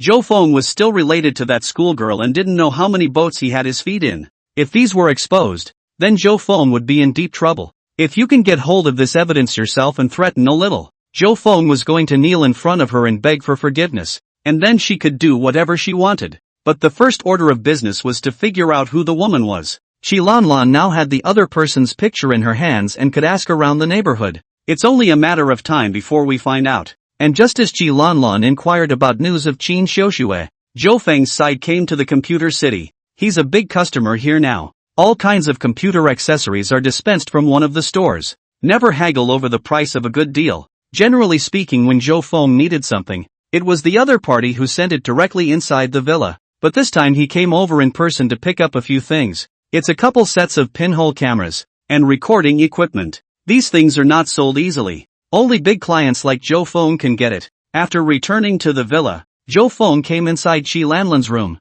Zhou Feng had never been in here before, but he has the key to this room. After all, there is a regular weekly housekeeping visit to clean the rooms. Put it somewhere. Zhou Feng opened the closet. There were various clothes neatly placed inside, and he pulled them out at random to look at them. I have to say that Qi Lanlan has good taste and dresses quite boldly. A wave of fire surged up from Zhou Feng. He felt offended. These clothes were bought with the Yi family's money. From the middle school years, Qi Lanlan's food and clothing were all Yi family. As a result, they treated themselves so well in their last life. This time it's back to spying on itself. Oh, spy on me? Then don't blame me for spying on you. Inside the closet obviously won't work. There's no place this can be hidden. Zhou Feng's camera could last for about 10 days in one rush. Suddenly Zhou Feng looked up at the chandelier above him. This is a good place. Zhou Feng stepped on the bed and quickly mounted the camera. Qilanlan, I'd like to see what you're doing alone inside your room. In the evening, Qi Lanlan came back this time.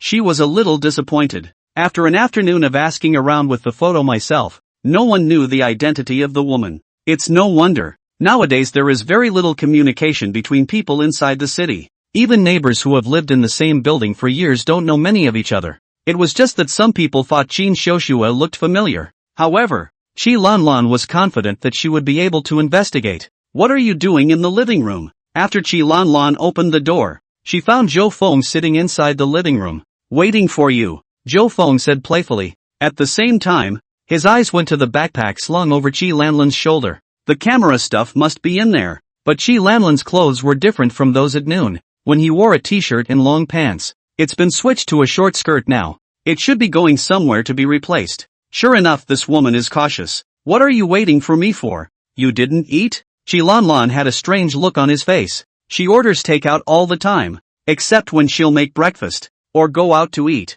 I've eaten, but I want to have a chat with you. Sister Lanlan, Zhou Feng said. Talk about what? Qi Lanlan sat across from Zhou Feng. Just for a moment, an unobtrusive glimpse of the landscape flashed by as he sat down. Well, it's blue and seems to have lace trim. Qi Lanlan didn't seem to notice this little tidbit, but instead wore a smile on her face. Is Wang Jun still harassing you? Zhou Feng asked. At the mention of Wang Jun's name, Qi Lanlan's face twisted a little. She had blacked out Wang Jun's phone several times in the past few days, but Wang Jun is still persistent in sending her messages every day. It's more like a test to see if your attitude warms up. Still calling me, Qilanlan said without a word of humor. Zhou Feng had a worried look on his face. Then he won't do anything drastic, like stalking you or something. He doesn't have the guts. Qi Lanlan was confident about this. Qi Lanlan knew Wang Jun well. When he used to study abroad, Wang Jun was robbed several times on the road. Not once dared to resist. Later on, they even summarized the rule that as long as you have money on you, you're fine. Just get the money out for each other. If you don't have a dime, it's easy to get beaten up. That's not necessarily true. Knowing people, some people just have that kind of penchant for stealing photos, appearing normal on the outside, but actually being a pervert. Zhou Feng said in a serious tone. Qi Lanlan froze. The first thing she felt was that Zhou Feng was scolding herself, but on second thought Zhou Feng should not know that he was following him. Otherwise he would have had a showdown with himself a long time ago. Aha! Qi Lanlan could only nod in agreement. Just at this time Zhou Feng's phone rang. Qianlin immediately pricked up his ears and tried to eavesdrop. However, Zhou Feng stepped aside to answer the phone. Qi Lanlan couldn't hear the voices from the other side and could only hear Zhou Feng's conversation. Aha! I'll be right over. I won't leave at night. Zhou Feng's tone was gentle. The corners of Qi Lanlan's mouth rose. It must be that woman. Today Zhou Feng is going inside the other's house again. It was just as well that he could seize this opportunity and find the woman's place directly. That way you can find out who the other guy is. Sister Lan Lan, I'm going out. Call me if you have anything.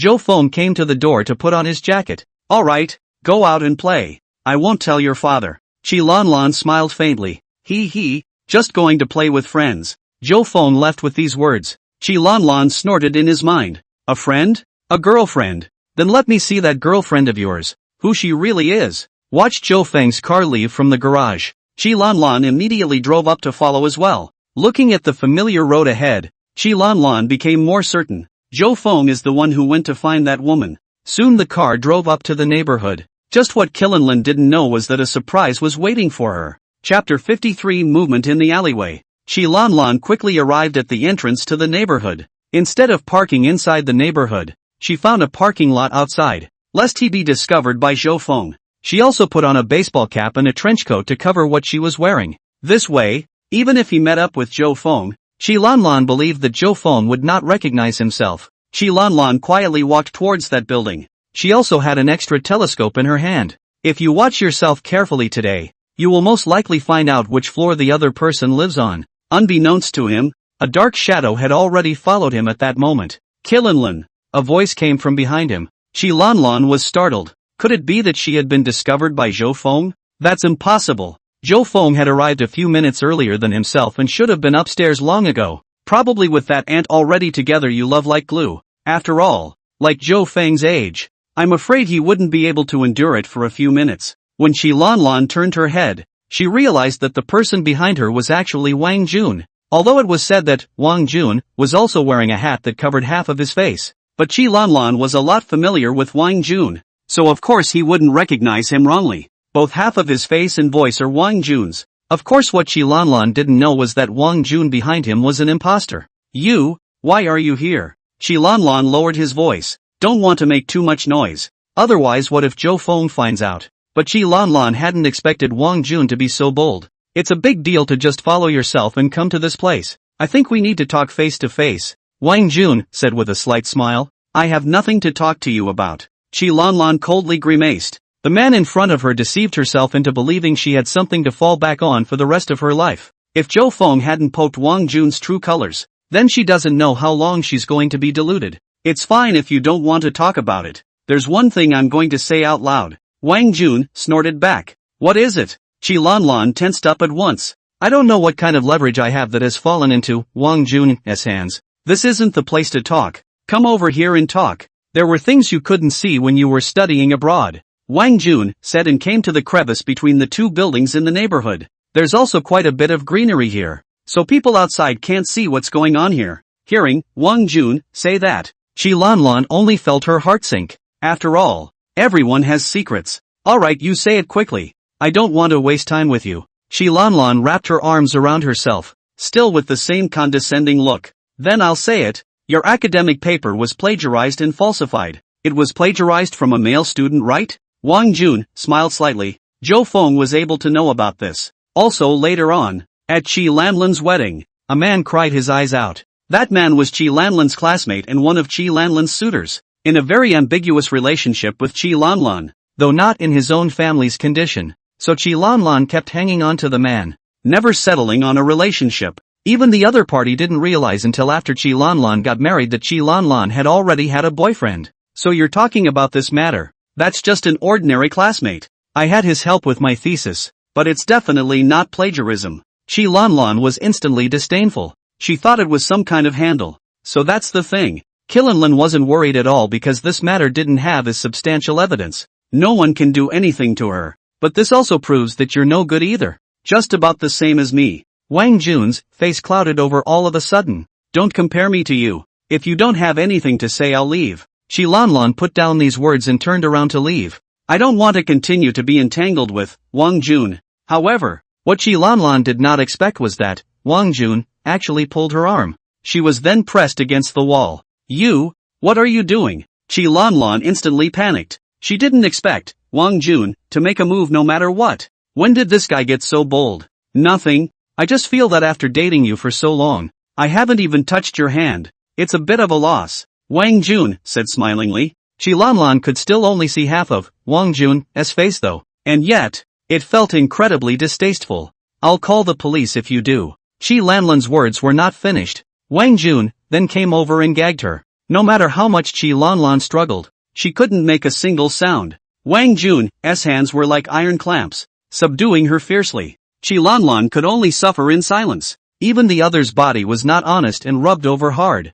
I don't know how many minutes passed before Wang Jun released himself. Qi Lanlan only felt nauseous. Kneeling on the ground, he gasped for air, blood oozing from the corners of his mouth. It was caused by too much action just now. How could she have ever imagined that her first kiss would be taken away in this way? Qi Lanlan, this is just the beginning. I will come back next time. Wang Jun smiled and turned to leave. When had Qi Lanlan ever been humiliated like this? As a child, her family was average, but because of her grandfather's status, and no one dared to give her a hard time. When they lived in the Yi family, they were even more well-dressed. Now it's being done by a Wang Jun like this. What made Qi Lanlan feel even more desperate was, when she looked up, she realized she was missing her backpack. Needless to say, it must have been snatched by Wang Jun. Even the cell phone is gone. Wang Jun, I won't let you go. Qi Lanlan whimpered. She immediately chose to go to the police. Robbery plus. This time I'm going to send you inside jail, and it doesn't matter that the phone is gone. The key is the camera and the backpack. There are pictures of Zhou Feng and that woman inside. When the police were informed that such a vicious case had occurred and that there were additional suspects, caught Wang Jun at the first opportunity. Because Wang Jun was also inside Zhongcheng. But what they didn't expect was that Wang Jun had an alibi. Wang Jun was inside the hotel when the robbery took place. With his status as a foreign student, Wang Jun hooks up with a lost woman inside a KTV. The two men were at the hotel and were having a bit of an academic discussion. The subject of the study is whether money can be exchanged for 2 hours of love. Before being caught, Wang Jun's out of the marriage is not able to, only in exchange for 5 minutes. The police investigation told Qi Lanlan that the man was not Wang Jun. It should be that Qilanlan was mistaken. They will continue to apprehend the suspect. There's just no CCTV footage of the place where it happened, so the odds of finding it are low. What? Not Wang Jun? Qi Lanlan felt incredulous. Chapter 54. Don't worry,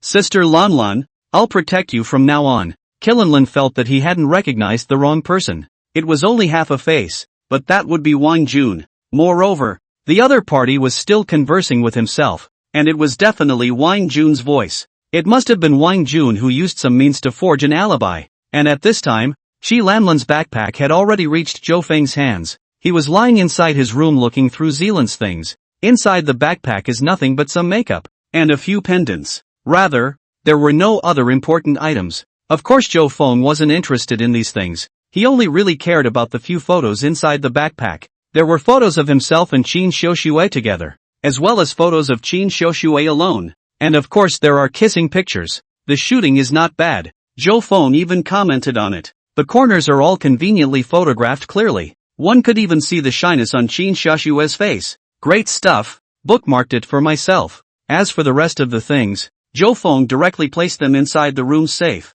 There were some valuables in there. No one can open it but himself. The key is Zillandran's cell phone. Zhou Feng felt that he should be able to find something valuable inside. But this cell phone won't open on its own. So I can only turn back to the people in the computer city. Just at that moment there was the sound of a door opening in the living room.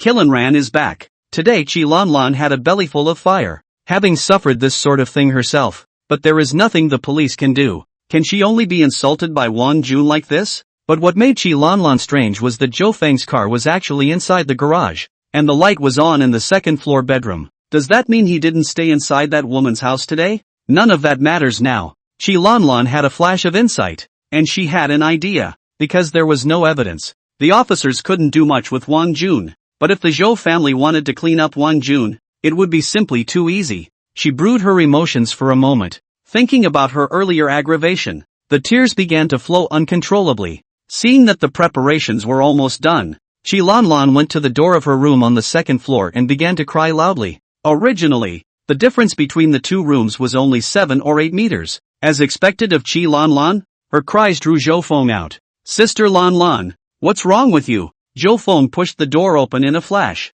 feigning surprise. In reality, Zhou Feng just looked like he was watching the show. I don't know what kind of trick Zealand is pulling here. Qilanlan hugged her legs, her head buried above her knees. Sister Lanlan, don't cry. Talk to me about anything. Zhou Feng pounced on her at once, holding Qilanlan's entire body in his arms. Qilanlan, who was crying, froze, not expecting Zhou Feng's action to be so bold, and how it felt so much like the feeling of Wang Jun touching himself before. I was robbed by Wang Jun. Qilanlan raised her head and looked at Zhou Feng. She had not forgotten what she was going to say. Qilanlan wants to win Zhou Feng's sympathy. Got mugged. Is everything alright on you then? Zhou Feng's gaze scanned Qilanlan's entire body. Qilanlan immediately felt his whole body. It's like being seen through. I'm fine. It's just that the bag and cell phone were robbed. Qilanlan gently shook her head. Then hurry up and call the police. Zhou Feng immediately said. I called the police. Qilanlan told Zhou Feng the ins and outs. Zhou Feng was outwardly righteously indignant. There's actually a bit of regret in the back of my mind. It didn't occur to him that Wang Jun had an alibi, which allowed him to escape easily. Otherwise, with Qilanlan's testimony, how could Wang Jun get into some trouble? Sister Lanlan, did you see clearly? Is that Wang Jun? Zhou Feng said in a skeptical tone. It's only half a face, but that's definitely Wang Jun. Qilanlan nodded heavily. But the police shouldn't have gotten it wrong. Could it be Wang Jun's tactics? Zhou Feng pretended to think for a moment. Means? Qilanlan froze slightly. She was a little confused. It's possible that it's Wang Jun's brother. Someone who looks quite similar to him, disguised as him. Zhou Feng said. Is that possible? Qilanlan thought seriously about it for a moment, and also felt that it could really be the case. However, she felt that the one who came to rob her should be Wang Jun. Also, the stand-in inside the KTV is fake.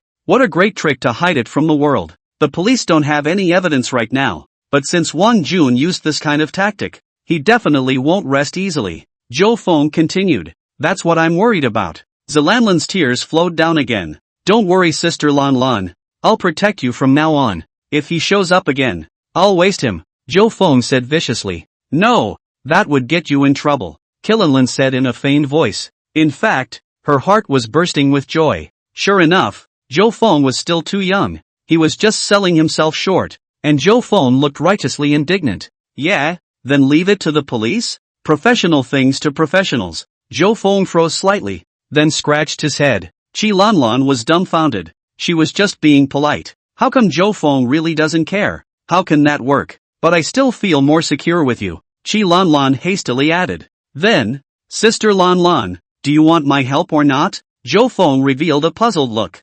Qilanlan was a bit speechless now. It was originally Zhou Feng who took the initiative to help himself. As a result, after a few words, how did it turn into himself begging Zhou Feng? Something doesn't seem right. Then, if Wang Jun shows up again, I'll call you. Qilanlan could only say helplessly. No problem. I'll deal with him when the time comes. Zhou Feng said as he pulled Qilanlan up from the ground, then asked if there was anything else she wanted to help with. Qilanlan shook his head, but just as he entered, Qilanlan remembered something. By the way, didn't you call out in the evening that you won't be back today? Qilanlan asked. There was an accident. Zhou Feng did not explain much. In fact, he hadn't received a call from Qin Shoshue at all. This is just a setup for Qilanlan. An accident? Qilanlan muttered in his mind. Does it mean the other guy's husband is back? That's quite possible. It had never occurred to Qilanlan before that the woman was most likely a married woman. After all, the other person's age is here. Most likely married and even had a son. Qilanlan immediately brainstormed a big scene. Zhou Feng ran inside the other person's house in the middle of the night, only to have the other person's husband come back. Zhou Feng ran back in gray before he was caught in bed. Qilanlan is a bit of a shame now. I didn't investigate the woman's background myself, and I lost my camera. Otherwise, it would be a lot of fun if he bumped into Zhou Feng being blocked inside his home today. One still has to figure out the woman's identity, but be on the lookout for that Wang Jun guy. It's just crazy. I don't know what else it could do. Chapter 55, a female teacher full of intelligence. Turning day is the weekend. Today Zhou Feng is off and he is searching for a place on his cell phone. It was a resort hotel, right on the outskirts of River City. The reviews on the internet are pretty good and it has a spa and gardens and more. It's just a little pricey, but it wasn't a problem at all for Zhou Feng. He was going to wait for Qin Xiaoshui to take a break and invite her over there for 2 days. But the reason Zhou Feng chose to be over there was because it was the Yi family's property. Yi Qingshan's wife is the general manager there and lives there all year round. Maybe there's something unexpected about going over there. Just as Zhou Feng was about to send this place to Qin Xiaoshui, his phone rang. It's Chiarue Wu. What's wrong? Zhou Feng asked. Zhou Xiao, can you do me a favor? Wu Jiarue said cautiously. What favor? Zhou Feng said with a smile. Wu Jiarue sought her help, and that was more than she could ask for. After all, Wu Jialui was Yi Yun's white moonlight. In the future, he would have to use Wu Jialui to hit Yi Yun, so that he would experience the feeling of being a traitor to his family. It's about my parents. Wu Jiarue began to explain. It turns out that Wu Jiarue's mother recently cleaned up her room, found a lot of cosmetic packaging hidden inside a box under her bed. It's all stolen by Wu Jiarue in the past. She couldn't throw it away when she was done using it, so she secretly collected it. It's worth at least $20,000, but with Wu Jialui's living expenses she couldn't afford these at all. So her parents wondered if Wu Jiarue was in some kind of special job, like going out to dinner with a rich uncle or something. Wu Jiarue dare to be honest and tell her parents that she stole all these, so Wu Jialui made up a reason, said it was from a male classmate. If it was in the past, then Wu Jialui would definitely say it was Yi Yun. However, after setting a trap for Yi Yun last time, she did not dare to contact him, fearing that Yi Yun would discover the clues. What made Wu Jiarue strange was that Yi Yun had not contacted himself in these recent days either. I don't know what it's about. Then now Wu Jialui could only count on Zhou Feng. Can you come inside my house today and admit it in front of my parents? Please. Wu Jiarue begged inside the phone. If she doesn't explain herself today, her legs will be broken. Wu Jialui knew what kind of temperament her parents had, and had treated her very strictly since she was a child. Because both of her parents are teachers, she treats Wu Jiarue with very high expectations, not to mention mistakes, just bad grades and a beating. Wu Jiarue remembers clearly that she used to kneel on the rubbing board when she was a child. Both legs are bruised. It's the long-term high-pressure environment that gives Wu Jialui her special hobby of stealing, to release the pressure in your heart. This time if her parents find out she's a thief, then Wu Jiarue wondered what her parents would do. Alright, you send the address over, I'll be there later. Zhou Feng nodded and said, thanks a lot. In the future, if you have any needs, just say so, and I'll definitely do my best to satisfy you. Wu Jiarue's face flushed red as she said this. That's fine, school flower lord. When the time comes, don't blame me for making excessive demands. Zhou Feng hemmed and hawed.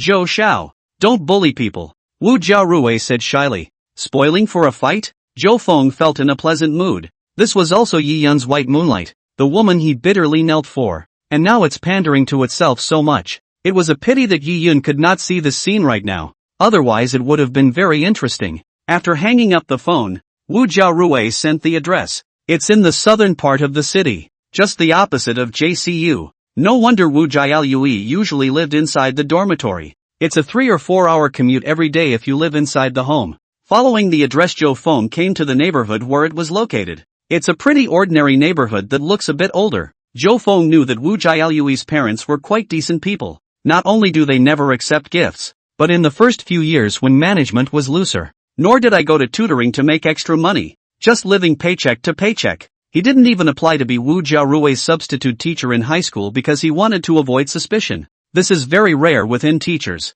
Often teachers take their own children with them so that they can give more care. The two families were sort of dedicated to teaching and had a good reputation in high school. It's just that it's rumored that Wu Jiarue's father is a bit strict, to the point of being unapproachable. That's why every time he's been evaluated over the years, he hasn't been there. Zhou Feng carried a few gift boxes and arrived at Wu Jialui's doorstep. Ding dong. The door opened and a middle-aged woman opened it. Zhou Feng recognized the other party at a glance. It was Wu Jialui's mother. I ran into each other a lot in high school, but I don't think the other person knew him or her. Haven't seen you in over a year though. But Wu Jiarue's mother didn't look much changed from before. On top, she wore a white shirt trimmed with lace, and underneath, a light blue one-step skirt. None of them were name brands, but they fit well on Mother Wu's body. Wu's mother wore delicate and decent light makeup on her face, keeping her skin smooth.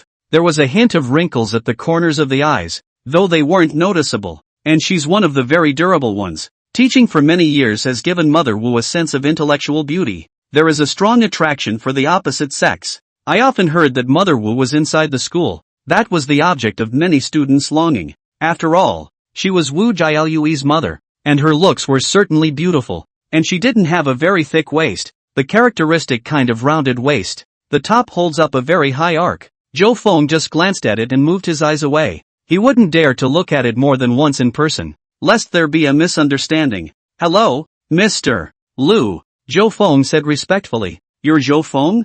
Jia Rui's classmate?" Teacher Lu looked Zhou Feng up and down, without any excessive expression on his face. "That's right. I came today to clear up the misunderstanding." Zhou Feng nodded. "Then you come in first, Mr. Lu." Made way for a seat. Zhou Feng walked in and saw a middle-aged man sitting in the living room. It's a completely different state than Mr. Lu's. Although Wu Jialui's father was also in his 40s, he looked much worse. Not only is his face full of wrinkles, but his head is balding. Don't say 40-something, even if you say 60, some people would believe it. Seeing Zhou Feng did not stand up either, but rather as serious. "Hello, Mr. Wu," Zhou Feng said politely. Teacher Wu frowned, and his gaze went to the several gift boxes Zhou Feng was carrying. "What do you mean by that? We don't accept gifts from students," Mr. Wu said with a stern face. "I'm not a student now either. I've joined the workforce." Zhou Feng wasn't angry. He wasn't the naive rich kid he was in his last life. "You joined the workforce? You didn't go to college?" A hint of scorn flashed in Mr. Wu's eyes. Chapter 56, The Female Teacher's Misunderstanding. Wu Shueji didn't recognize Zhou Feng and didn't know his specific information. Just scoffed when he heard that Zhou Feng had joined the workforce. The students who didn't get into college in his opinion were of the type that didn't make a serious effort. Shame on you for your youthful days. Just at this time Wu Jiarui heard the commotion and also came out from inside the room. "Dad, Zhou Feng he." Wu Jiarui's side wanted to explain, but Zhou Feng had already taken the initiative to speak. "It's true that I didn't go to college, Mr. Wu, and that's because it wasn't necessary." Zhou Feng smiled slightly. "There's no need? Can you have a good job and a stable income in the future if you don't go to college?" Wu Shueji shook his head at once. "Old Wu, don't go so overboard. It's the first time someone has come to the door after all." The teacher next to him, Mr. Lu, voiced out a reminder. They all took Zhou Feng as Wu Jialui's suitor. After all, who would send so much makeup if they weren't suitors? Nowadays young people are too impatient. Earning some money is complacent. Wu Shueji but still shook his head and muttered. Wu Shueji was originally opposed to his daughter's relationship, not even in college, because in his opinion college students aren't mature either. Only when one graduates and joins the workforce, that's when one can find a date. Of course it's best to settle down in a relationship within a year and get married and have a baby within 2 years. I'm not going to college because I want to learn to manage a business. I can't waste my time in college. Zhou Feng continued. Of course Zhou Feng cannot say that it is because he is too poor in learning. You want to study business management? Who wants you with your current education? Wu Shueji didn't believe it at all. Wu Shueji thought that Zhou Feng was probably doing a sales job or something like that right now. You can make some money if you're lucky, but it's not likely to last. Dad, Zhou Feng is working at his own family's business, and his father is Zhou Qiqiang. Wu Jiarui said in a hurry. She didn't want her father to continue questioning Zhou Feng. What if I offend Zhou Feng? Wu Shueji's expression was a bit stunned, not thinking that the person who sent cosmetics to his daughter was actually the Zhou family's son. Now the Zhou family's son was at the door, but he himself was still sitting on the sofa without moving. But if you get up now, wouldn't that be a bit awkward? You're the son of the Zhou family, the one who built a new media classroom for the school? Teacher Lu also revealed a surprised look. When Zhou Feng was in high school, Zhou Qiqiang once donated a 2-story new media classroom building directly to the school. It's worth in the 10 million range. Zhou Qiang did this, of course, to let the principal take care of Zhou Feng. Only teachers who are responsible for teaching, though, pay extra attention to this. Mr. Lu was not Zhou Feng's lecturer, so he had only heard about it. But that didn't affect Zhou Feng being a celebrity inside the school. That's right, it's me, Zhou Feng said politely as he looked at Teacher Lu. From this angle on the side,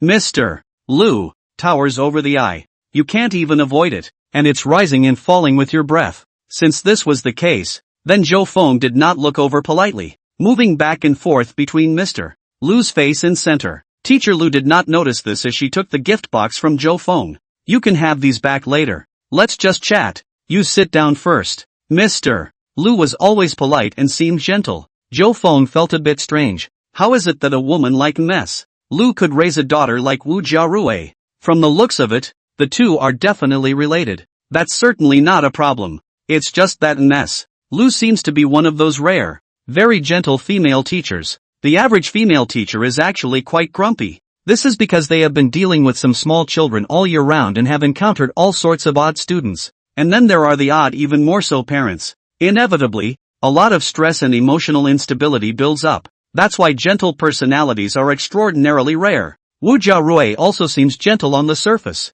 but is actually a green tea. Zhou Feng could not help but be suspicious in his heart. Does it mean that Mr. Lu, who seems to be gentle in appearance, and actually have a dark secret? If that's the case, it's interesting. Since things are brought, there is no reason to take them back. And these are just some ordinary gifts. Zhou Feng's side didn't sit down. Instead, he simply unwrapped the gifts he had brought and placed them on the table. Fine tea, top quality cosmetics, some expensive supplements, 2 of the latest cell phones. Seeing these things, Wu Jiarui's eyes lit up. These things are worth tens of thousands of dollars at least. Worthy of being young Chao. He's too generous. No. These things are too expensive. Teacher Lu shook his head in a hurry. She usually only took cards from students and nothing else. These are what I brought to Jiarui. Jiarui won't refuse, right? Zhou Feng said with a smile. Wu Jiaoyui certainly begged for it. Especially those cosmetics. Wu Jiaoyui had long been salivating.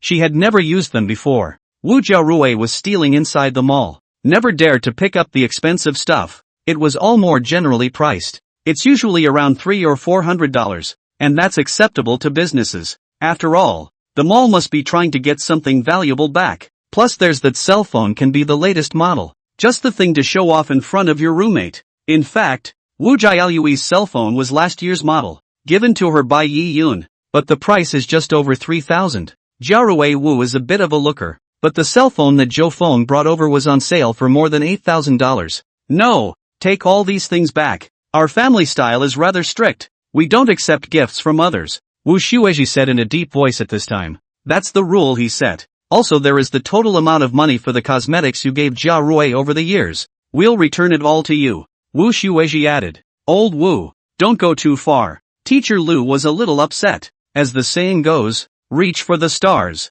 When people come to your door in a polite manner, you should have some manners. Although Mr. Lu also had a bit of a problem with Wu Jiaoyui receiving gifts. This pursuit is not normal. However, upon learning that the other party was the son of the Zhou family, she felt that this was not surprising. After all, the Zhou family was rich and powerful, so this amount of money was just a small amount. It was a good thing that according to Wu Jiaoyui's description, she wasn't Zhou Feng's girlfriend. Then Mr. Lu just happened to have a showdown with Zhou Feng to clear things up. Her daughter won't be in a relationship until she graduates from college. You sit down first. Mr. Lu said again. Okay. Zhou Feng nodded and sat on the sofa. Mr. Louis sat down similarly and followed the shaking. Teacher Lu poured Zhou Feng a cup of water before she opened her mouth and asked, How long have you been pursuing Jiarui? Zhou Feng glanced at Wu Jiaoyui. Apparently that was Wu Jiaoyui's description. But he didn't mind. Chapter 57, This kid has a big mouth. Let's start after high school. Zhou Feng said. Hearing this, Mr. Lu nodded. They were very strict with their daughter in high school. Wu Jiaoyui is also not in the habit of using cosmetics. It didn't start until after high school. What Ms. Lu doesn't know is that it was from high school that Wu Jiaoyui got into the habit of stealing. 3 very depressing years of high school were finally released after graduation. A lot of seniors do some crazy things after summer vacation. That's what happens when you're under pressure for a long time. Jiarui's age is still young. She's not thinking about the whole boyfriend thing until she graduates from college. Ms. Lu continued. Mom. Wu Jiarui was a bit anxious. It was hard for himself to get closer to Zhou Feng now. Jiarui Wu was hoping to take it a step further. In the future, if she became the daughter-in-law of the Zhou family, she wouldn't have to worry for the rest of her life.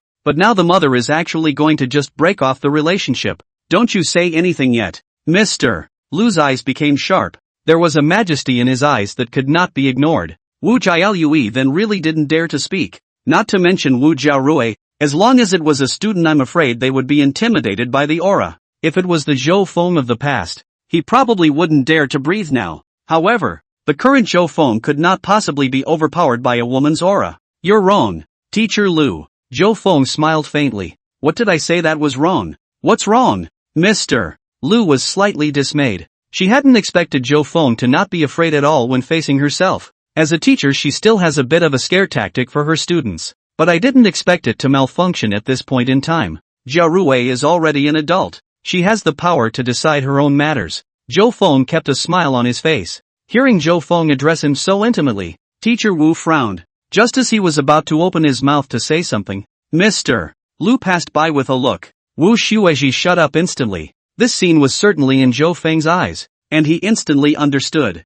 Don't look at Wu Shueji with an aggressive look, but it's still Mr. Lu who makes the decisions about things inside the house. While that's true, it's the principle that college is supposed to be a time to study, and you can only find someone when it's time to work. Mr. Lu said, that's actually how it came to be in their day. After graduating from college, Mr. Lu and Wu Shueji were both assigned inside the school. The two were introduced by others and eventually married. It seems to them to be part of the normal flow. Mr. Lu, people aren't animals. They aren't meant to be mated at some point in time. Species. Zhou Feng shook his head. That's obviously a bit of a tough call. Mr. Lu's brows furrowed and an angry look emerged on his face. I have to say, though, she looks good when she's angry. Wu Shueji was even more infuriated and his hands were shaking. Only Wu Jiarui secretly shouted in her heart. Well said. Wu Jiaoyui had long been dissatisfied with her parents for being too strict in their discipline. She was pretty much set up from a young age.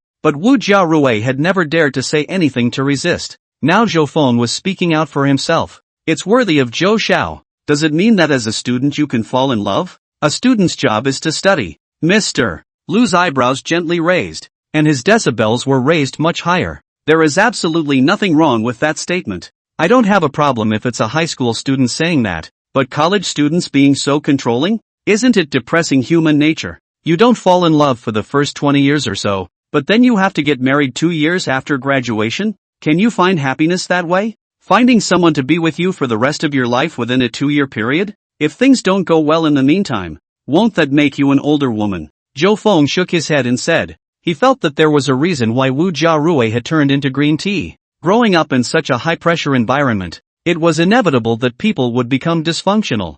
Mr. Lu was momentarily speechless. That's the process according to her design. But now that Zhou Feng said that, it seemed like there was a bit of a problem. In fact, there are many such female teachers inside the school. She used to be a good girl at home and never fell in love. Became a teacher according to the wishes of the family. As a result, there were problems in finding dates, and one by one, they dragged on into their 30s. Within the older leftover women, female teachers are definitely the hardest hit. Mr. Lu is with these people every day, so of course he knows the situation. It is said in the poetry scriptures that there are women who are in love with women, and the auspicious men are enticed by them. I did not expect that your two teachers would still be so pedantic and inferior to the people of more than 3,000 years ago. Zhou Feng shook his head, looking disappointed. The Book of Psalms first appeared around the 11th century BC. That's over 3,000 years ago. Pedantry. Wu Shueji never thought that one day this word would be applied to himself. Like a rich boy like you, what kind of feelings do you talk about as well? Wu Shueji snorted coldly. Mr. Wu didn't think that not only are you a bit old-fashioned, but you also judge people by their appearance? It's not like I decided that I come from a better background, and this is the reason why you hate me? Zhou Feng revealed a surprised look. Wu Shueji was disliked and couldn't speak, because Zhou Feng's words were not wrong at all. He never thought that he would one day be in such a mess in front of his students. What's more was that they, the teachers, had even talked about Zhou Feng amongst themselves. It was said that Zhou Feng hadn't gotten into any trouble except for his failing grades. This is a very rare occurrence even within a rich family's son. We didn't mean it like that.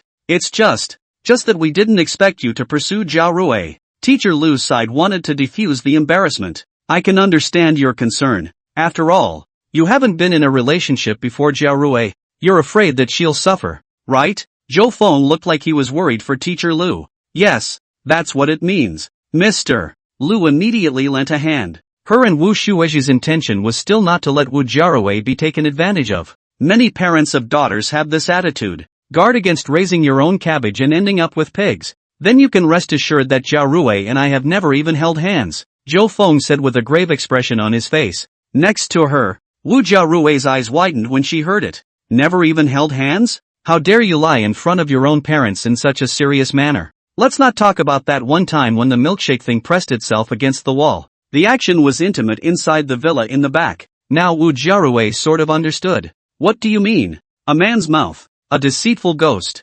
However, she didn't hate it. Instead she felt that Zhou Feng was very powerful, unassuming and perfectly behaved when confronted by his own parents. That's right, Mr. Lu sighed in relief. She was worried that Zhou Feng was relying on himself to have money, constantly giving all kinds of gifts and eventually dazzling his daughter. Next to him, Wu Shueji also calmed down a little when he heard this. It's also almost noon, although we haven't prepared anything, but let's eat here, Teacher Lu said. Not preparing anything and inviting yourself to dinner here? That's clearly an eviction order. Chapter 58, to be in the living room? But how could Zhou Feng leave so simply? That's good. Teacher Lu's cooking is definitely delicious. Zhou Feng directly agreed in one bite. Mr. Lu was slightly dismayed. She hadn't expected Zhou Feng to be so nonchalant. The meaning within his own words was obvious. To serve tea and send off his guests. With the human feelings Zhou Feng had displayed just now, it was impossible not to hear it. This kid is just dying to stay. The meat inside the refrigerator won't melt. Old Wu, you can buy some downstairs. Teacher Lu could only look at Wu Shueji helplessly. Okay. Wu Shueji stood up a bit helplessly. We've got a guest at the door no matter what. You can't do 2 Brussels sprouts. At this time, Zhou Feng looked at Wu Jialui. I've never been to your room before. Go to your room? Zhou Feng said. After these words, the expressions of the people inside the room varied. Wu Shueji once again surfaced in anger. This kid is going to stay inside a room with his own daughter? This lone man and woman. Who knows what they do? Wu Jiarui blushed even more. It hadn't occurred to me that Zhou Feng would actually make this request. Teacher Lu, on the other hand, was a bit regretful. She should have let Wu Jiarui go grocery shopping just now. What didn't happen was that mess. Lu felt like leaving Zhou Feng and her husband alone inside the living room. There's a possibility of a fight. But he could not have imagined that Zhou Feng was going to go to Wu Jialui's bedroom. But she didn't worry too much, as long as Wu Jialui refused. Her own daughter's character, which she knew well, was shy. However, the next thing Wu Jialui said softly, fine, then come in and take a look. Good. Zhou Feng followed Wu Jialui into her bedroom. Bang! Zhou Feng also closed the door with his hand. There was a click, and even the sound of a counterlock.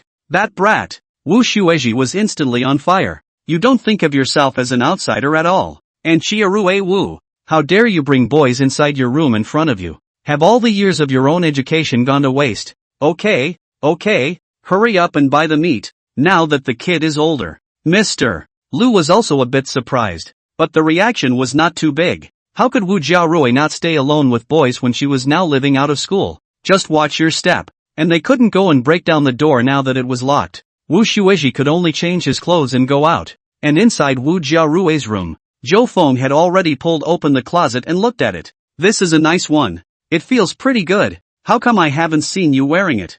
Zhou Xiao, don't do this. As she watched Zhou Feng rummage through her clothes, Wu Jialui blushed. Who would have thought that Zhou Feng would make such a move as soon as he arrived? If my parents had come in at this time, they would have been mad as hell. What's wrong with that? I'm your benefactor. What's wrong with seeing what you like to wear? Zhou Feng smiled and said. Then you see. Wu Jialui felt, in front of Zhou Feng, that she had no secrets. It was as if Zhou Feng knew everything about himself, but she didn't care now. She had no secrets in front of Zhou Feng. Zhou Feng looks at what happened to his closet. Nope. If you look, why do you smell? Wu Jialui just wanted to find a crack in the ground to burrow into. Right. Has Yi Yun contacted you recently? Zhou Feng closed the closet door. When Wu Jiarui saw the scene, her heart was still a little lost. Not since the last time I called to borrow money. Wu Jialui shook her head. Within the past few days, she had not received any messages from Yi Yun. In the past, Yi Yun had to send himself a message to chat every other day.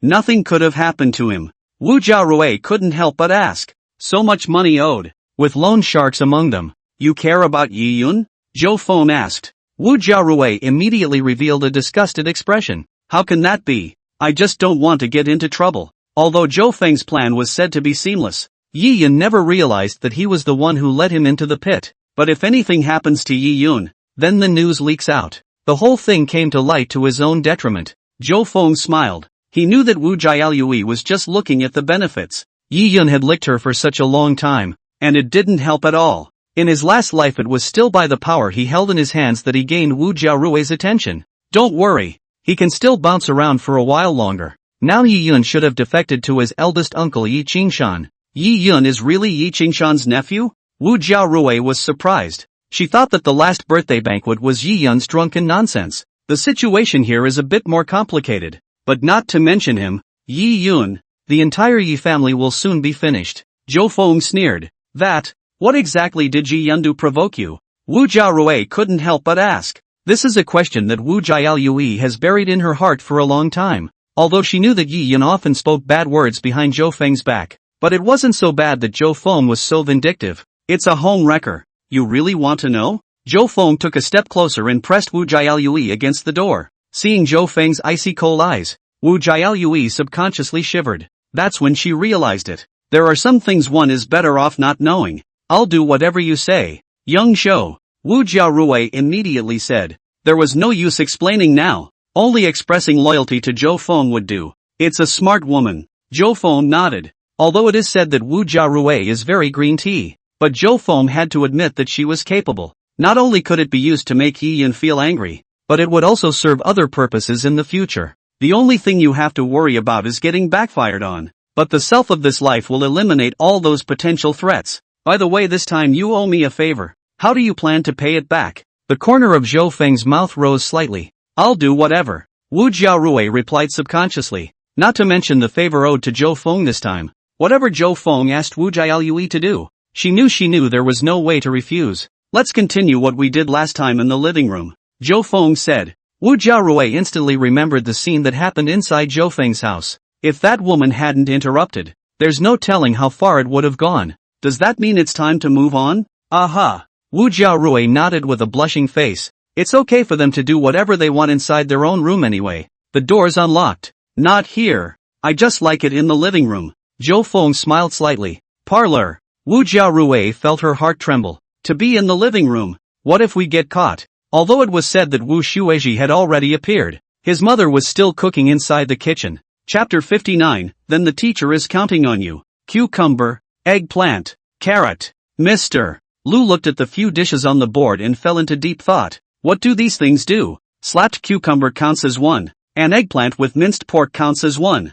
Mr. Lu picked up this carrot and stuck it to his chin, contemplating what to do with it. Better save it for tonight. Stir-fry a meat dish later. She was still nervous when Zhou Feng came inside the house. No matter what, this is the son of the Zhou family. But Ms. Lu was more worried about her daughter being cheated. After all, rich boys like these are usually very philandering. Even if you're not a philanderer, you'll certainly end up marrying in a marriage of interest. Either find another family's daughter or find one who can provide a background. It definitely didn't end well for my daughter to be with Zhou Feng. Mr. Lu was quick and finished the ingredients in 10 minutes. Gazpacho like slapped cucumber is even more already made. Just waiting for my husband to get the groceries back. However, she was also a little curious as to what her daughter and Zhou Feng were doing inside the room. It should just be chatting. That's how it was when I was that age myself. Never even touched a boy's hand. No, go check it out for yourself. As a teacher, she then often secretly peeks in to see how her students are doing. Almost an essential skill for teachers. The figure that emerges later from the window is also a nightmare in every student's mind. So Mr. Lu opened the kitchen door. But to her surprise, Zhou Feng and her daughter were inside the living room. From Mr. Lu's point of view, the two were very close. Maybe it's whispering. When they found themselves out, they immediately separated. Ms. Lu noticed that her daughter looked a bit flustered and her face was red. She didn't think much of it, though, probably thinking she'd overheard something whispered. Now that the two are in the living room, there's nothing to worry about. After exchanging a few pleasantries, Wu Shueji returned as well. Soon lunch was ready. The food is rather simple, so you shouldn't mind. Mr. Lu said politely. It's not simple at all. I'm living alone now, eating takeout every day. I rarely see such a good home-cooked meal anymore. Zhou Feng revealed a very exaggerated expression. Then eat more. Mr. Lu nodded. She felt that Zhou Feng was just being facetious. It just didn't occur to me that Zhou Feng tasted a few mouthfuls of the dish and immediately began to critique it. Not the kind that simply tastes good. That's too perfunctory. Instead, it's specific to a specific recipe for a dish. For example, if you slap a cucumber, Zhou Feng would say that the seasoning is taken to the right point. Eggplant with minced meat means that the minced meat is sautéed with flavor. The chili pepper stir-fry complemented the fire mastery. Is my handiwork really that good? It made Teacher Lu kind of really believe Zhou Feng's words. There was even a sense of accomplishment in his heart, because Wu Shueji and her daughter never said that her dishes were fried well. Instead, they always complain about getting tired of eating. Really? You'll definitely make a lot of money if you open a restaurant. Zhou Feng nodded. Then I should become a cook. MS. Lu covered her mouth and laughed. She was able to understand why her daughter liked Zhou Feng. It's simply greasy. But who doesn't like to hear flattery? No.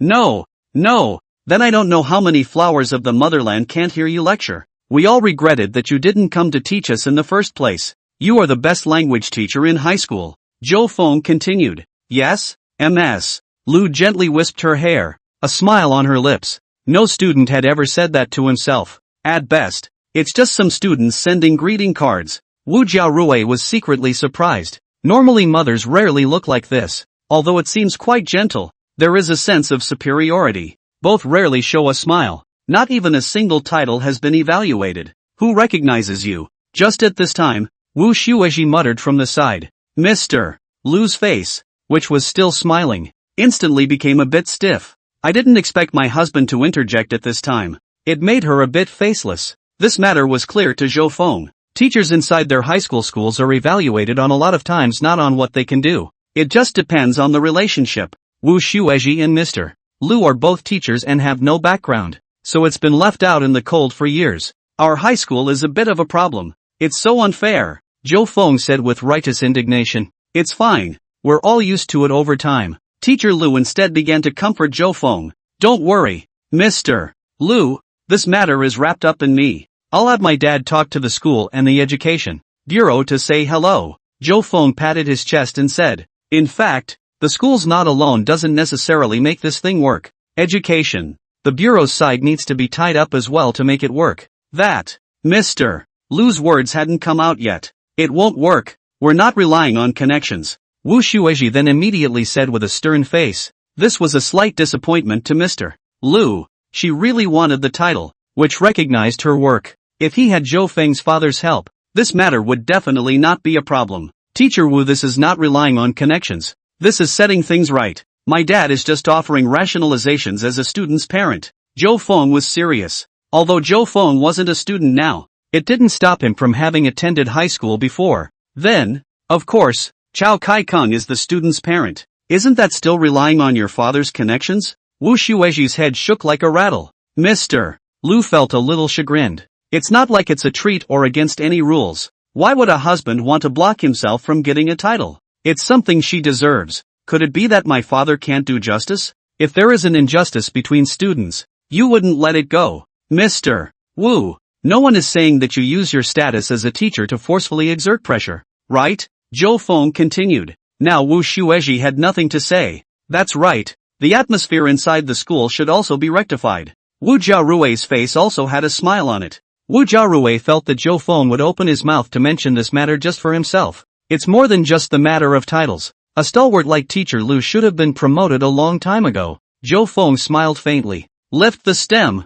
This made Mr. Lu even more excited. She had never thought about a promotion before this. After all, one doesn't have much of a background. All the more so because that's not going to happen. But now that Zhou Feng has brought it up, the promotion is likely to get done. How could she not care? Even Wu Shueji's eyes widened. Wu Shueji has been working hard for so many years, but no one inside the school treats him well. It's been nothing more than an ordinary teacher until now. Then please, MS. Lu said softly. Don't worry. Jiarui and I are classmates. We'll definitely take care of the teacher. Zhou Feng said with a smile. Chapter 60 Resort Hotel. Leisure time with Auntie. After dinner, Mr. Lu and Wu Jiaolui together personally escorted Zhou Feng downstairs. Those gift boxes that Zhou Feng brought up, Mr. Lu also accepted all of them. When he got back inside the house, Wu Shueji muttered again. I was going to cut him off from his daughter today, and then I ended up collecting so many things. Don't be so pedantic.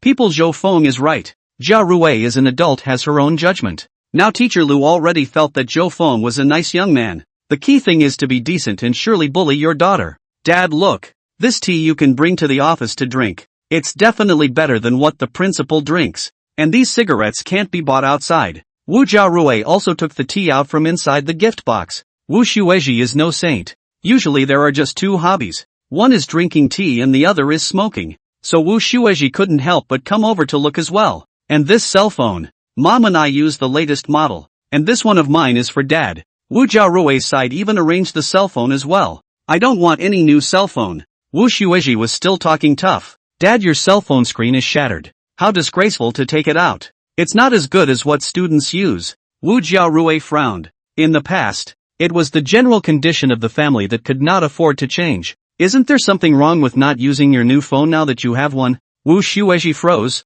not realizing that he was disliked by his daughter. Jiarui, I'll prepare some gifts for you later. You give them to Zhou Feng as well. We can't just accept things from others. Teacher Lu held the latest cell phone with a look of love. Just don't know what to send. Wu Jiarui is a little bitter. He's the young master of the Zhou family, and he's grown up with nothing. Well, it's something to think about. Mr. Lu nodded. That's right, Dad. The high school is too much. Like such a good teacher should have been titled and promoted a long time ago. Zhou Feng said into the phone. You care about high school now? Isn't it a bit too late? Zhou Qiqian's voice came from the other end of the phone. The tone was rather disgruntled. After all, in the past, Zhou Feng was still able to have something to count on if he studied well. As a result, now that you can't write, you're actually bringing up high school. Dad, it was me who was wrong in the past. I only realized the importance of studying after entering society. Zhou Feng's tone was sincere. He, out of money huh? Zhou Qiqian, however, didn't believe it at all. After all, it's hard for a person to suddenly change without some major change happening. In Zhou Qiqian's eyes, Zhou Feng is still the same undisputed son. It's not much money. Zhou Feng gave a dry laugh. Now he doesn't have tens of thousands of dollars inside his pocket. Setting up Yiyun also used a lot of money. Turn around and transfer some to you. In addition, I know what you said about that, Teacher Lu. I'll say hello. Zhou Qiqian's side responded. Thanks, Dad. Zhou Feng was touched in his heart. Dad said hello, and that's a lot of weight. In this life, Zhou Feng would not let his old man down again. When he hung up, Zhou Feng called Qin Xiaoxue again. Invite her to a resort for a couple of days for a break. Qin Xiaoxue was a bit hesitant. Just a hotel on the outskirts of Jiangchang for a break? What if I run into someone I know? However, Zhou Feng repeatedly assured him that he wouldn't do anything too intimate outside the room. Only then did Qin Xiaoxue agree. As for how it would be inside the room, then Qin Xiaoxue hadn't thought about it. Green Mountain International Resort and Spa. Qin Xiaoxue slightly sidestepped from the car. The long skirt swung gently with her movements, revealing just the right amount of her long, tight calves. Well-groomed hair fell over her shoulders. Will this body of mine work? Qin Xiaoxue was a little less confident and asked Zhou Feng beside her. A bit of a problem. Zhou Feng frowned. What's wrong? Qin Xiaoxue was a bit flustered. She had simply dressed up a bit hastily. In the past, if you went to any important occasions, you used to take a long time just to choose your clothes. It's so beautiful. I look like a handyman when I walk beside you, Zhou Feng said with a smile. Bummer. Where are we going first? Qin Xiaoxue blushed. She had heard Zhou Feng say that the environment here was good along the way. Being able to soak in hot springs and stroll through gardens. Qin Xiaoxue hadn't relaxed like this in a long time either. Of course I'm going to check out the room first. Zhou Feng took Qin Xiaoxue's arm. Didn't we agree that we can't be intimate outside? Qin Xiaoxue tried to break free, but it was found that Zhou Feng's arm was like an iron vice. What kind of intimacy is this? What is intimacy, don't you know? Zhou Feng laughed. Qin Xiaoxue realized that she had been fooled. These two are not held to the same standard. Looking at Zhou Feng like this, I'm afraid I'll go inside the room first. It's hard to avoid a bad fight. Zhou Feng had booked a large room on the topmost floor of the hotel, which was also the most expensive. The lights inside the room had been dimmed to the softest level, creating a cozy and romantic atmosphere. Wait, it's still daytime. Qin Xiaoxue had just walked in when she was hugged from behind by Zhou Feng. What does that have to do with anything? Zhou Feng picked up Qin Xiaoxue and headed inside the room. Qin Xiaoxue could only hook Zhou Feng's neck and bury her head in it. She could feel her heart beating fast. By the time it was over, it was evening. Zhou Feng directly asked the front desk to bring the dinner over. You also pay attention to your body. Don't you get tired every time you do this? Qin Xiaoshui felt her face turn red when she remembered Zhou Feng's tricks just now. She felt a little tossed off. Even wanted Zhou Feng to go find a young girlfriend. She couldn't serve her alone. Of course I'm not tired. Take a break and continue at night. Zhou Feng smiled. My little ancestor. Spare me. Qin Xiaoshui begged. He, let's go out for a stroll first later. There are many entertainment facilities and such here. Zhou Feng was certainly not in a hurry for this moment. After finishing their dinner, Zhou Feng and Qin Xiaoshui went downstairs. This hotel is doing quite well, with quite a lot of guests. Many of the recreation rooms are lively inside in the evenings, and there is a special gym downstairs. Zhou Feng took Qin Xiaoshui and prepared to play badminton for a while. Qin Xiaoshui was surprised to find that there were quite a lot of women playing badminton. Many of them are svelte and wear yoga pants, all gathered in 2s and 3s to take pictures. Badminton is so popular? Qin Xiaoshui couldn't help but ask. More than half of them are just sportswomen. Zhou Feng shook his head. Athlete? Qin Xiaoshui had obviously heard wrong. Zhou Feng could only explain. These aren't really here to campaign. They're just here to hype themselves up. Recently there has been a riding hope, a running hope, a frisbee hope, and so on. In effect, it's building your own persona. Some of them don't even exercise at all. They just take pictures. By the way, see if you can meet some successful people. Hearing Zhou Feng's explanation, Qin Xiaoshui came to a realization. So it is. No wonder she saw several girls with their cell phones looking for various angles to take selfies. Not a hint of a workout to be had. Suddenly Qin Xiaoshui noticed a woman inside the crowd. Her body couldn't help but tremble. Chapter 61, Haters Meet. What's wrong with you? Zhou Feng supported Qin Xiaoshui in a flash. That person is her. Qin Xiaoshui's breathing became rapid. The eyes went to a woman with a pretty face in tight yoga pants in the distance. The top was a simple white sports tank top that subtly showed off her flat stomach and hidden waistline.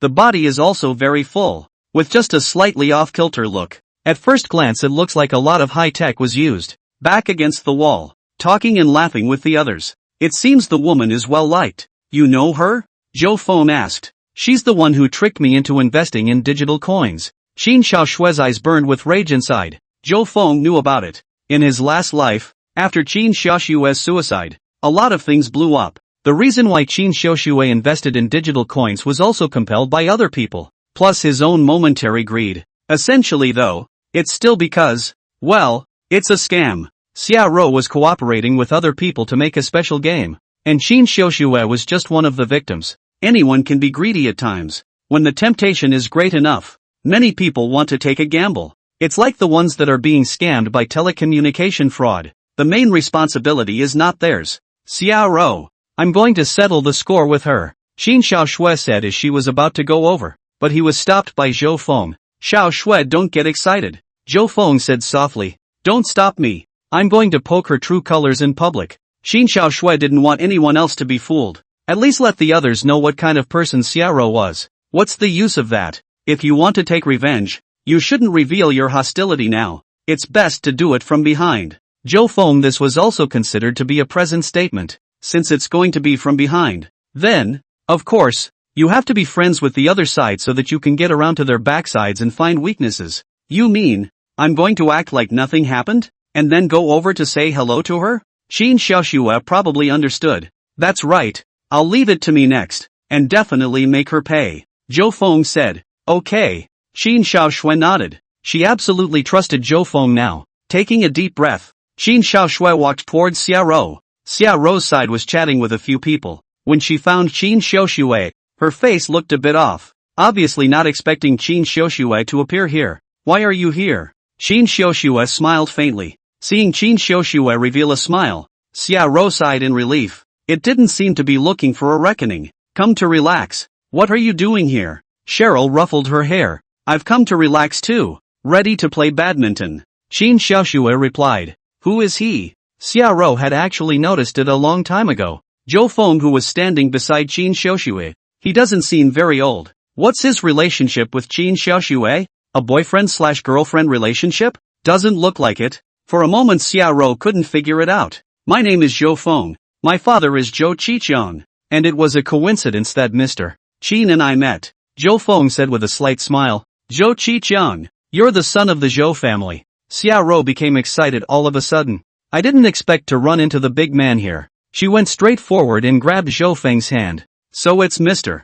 Zhou. I've long heard that you are young and talented. A dragon and phoenix among men. It's my honor to meet you today. This was Xia Rou's usual saying. She didn't know Zhou Feng's situation at all. Wherever, it's average. Zhou Feng nodded. What are you doing here today? I can accompany you. Xia Rou was close to pressing her entire body against Zhou Feng's. This scene dumbfounded Qin Xiaoshui. Inside Qin Xiaoshui's impression, Xia Rou wasn't such a panderer either. How come now that he met Zhou Feng, he became like this? Nothing, just here to have some fun. Any recommendations for fun?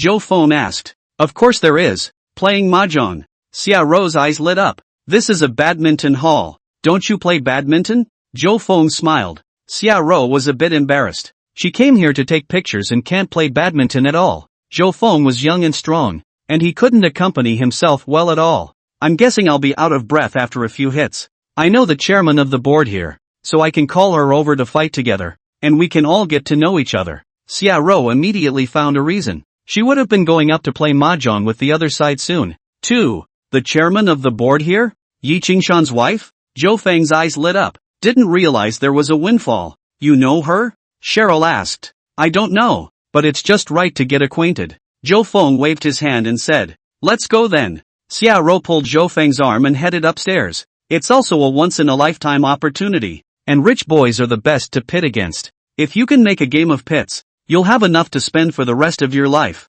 Seeing this, Qin Xiaoshui also followed. However, she did not expect Xia Rou to look back at Qin Xiaoshui. Xiaoshui, sorry la, you can't have outsiders in this kind of bureau, Xia Rou said in embarrassment. Just a hint of contempt flashed in Xia Rou's eyes. This was looking down on Qin Xiaoshui in his heart. You've obviously been punked by yourself and you haven't even noticed? Such a stupid woman. Mr. Qin, I'm really sorry, but you don't have to worry about what we agreed, Zhou Feng also said. Hearing those words, Qin Xiaoshui understood. Zhou Feng was signaling that he didn't need to follow. It's okay, you guys have fun. Qin Xiaoshui smiled faintly, watching Zhou Feng and Xia Rou both go upstairs. Qin Xiaoshui's heart was a bit apprehensive. Nothing should happen to these two. No, it shouldn't. Just going to play mahjong. Moreover, Zhou Feng had made it a point to give himself a word so that she didn't have to worry. But even so, there was still a wave of jealousy in Qin Xiaoshui's heart. On the other side, Zhou Feng went upstairs with Xia Rou on his arm.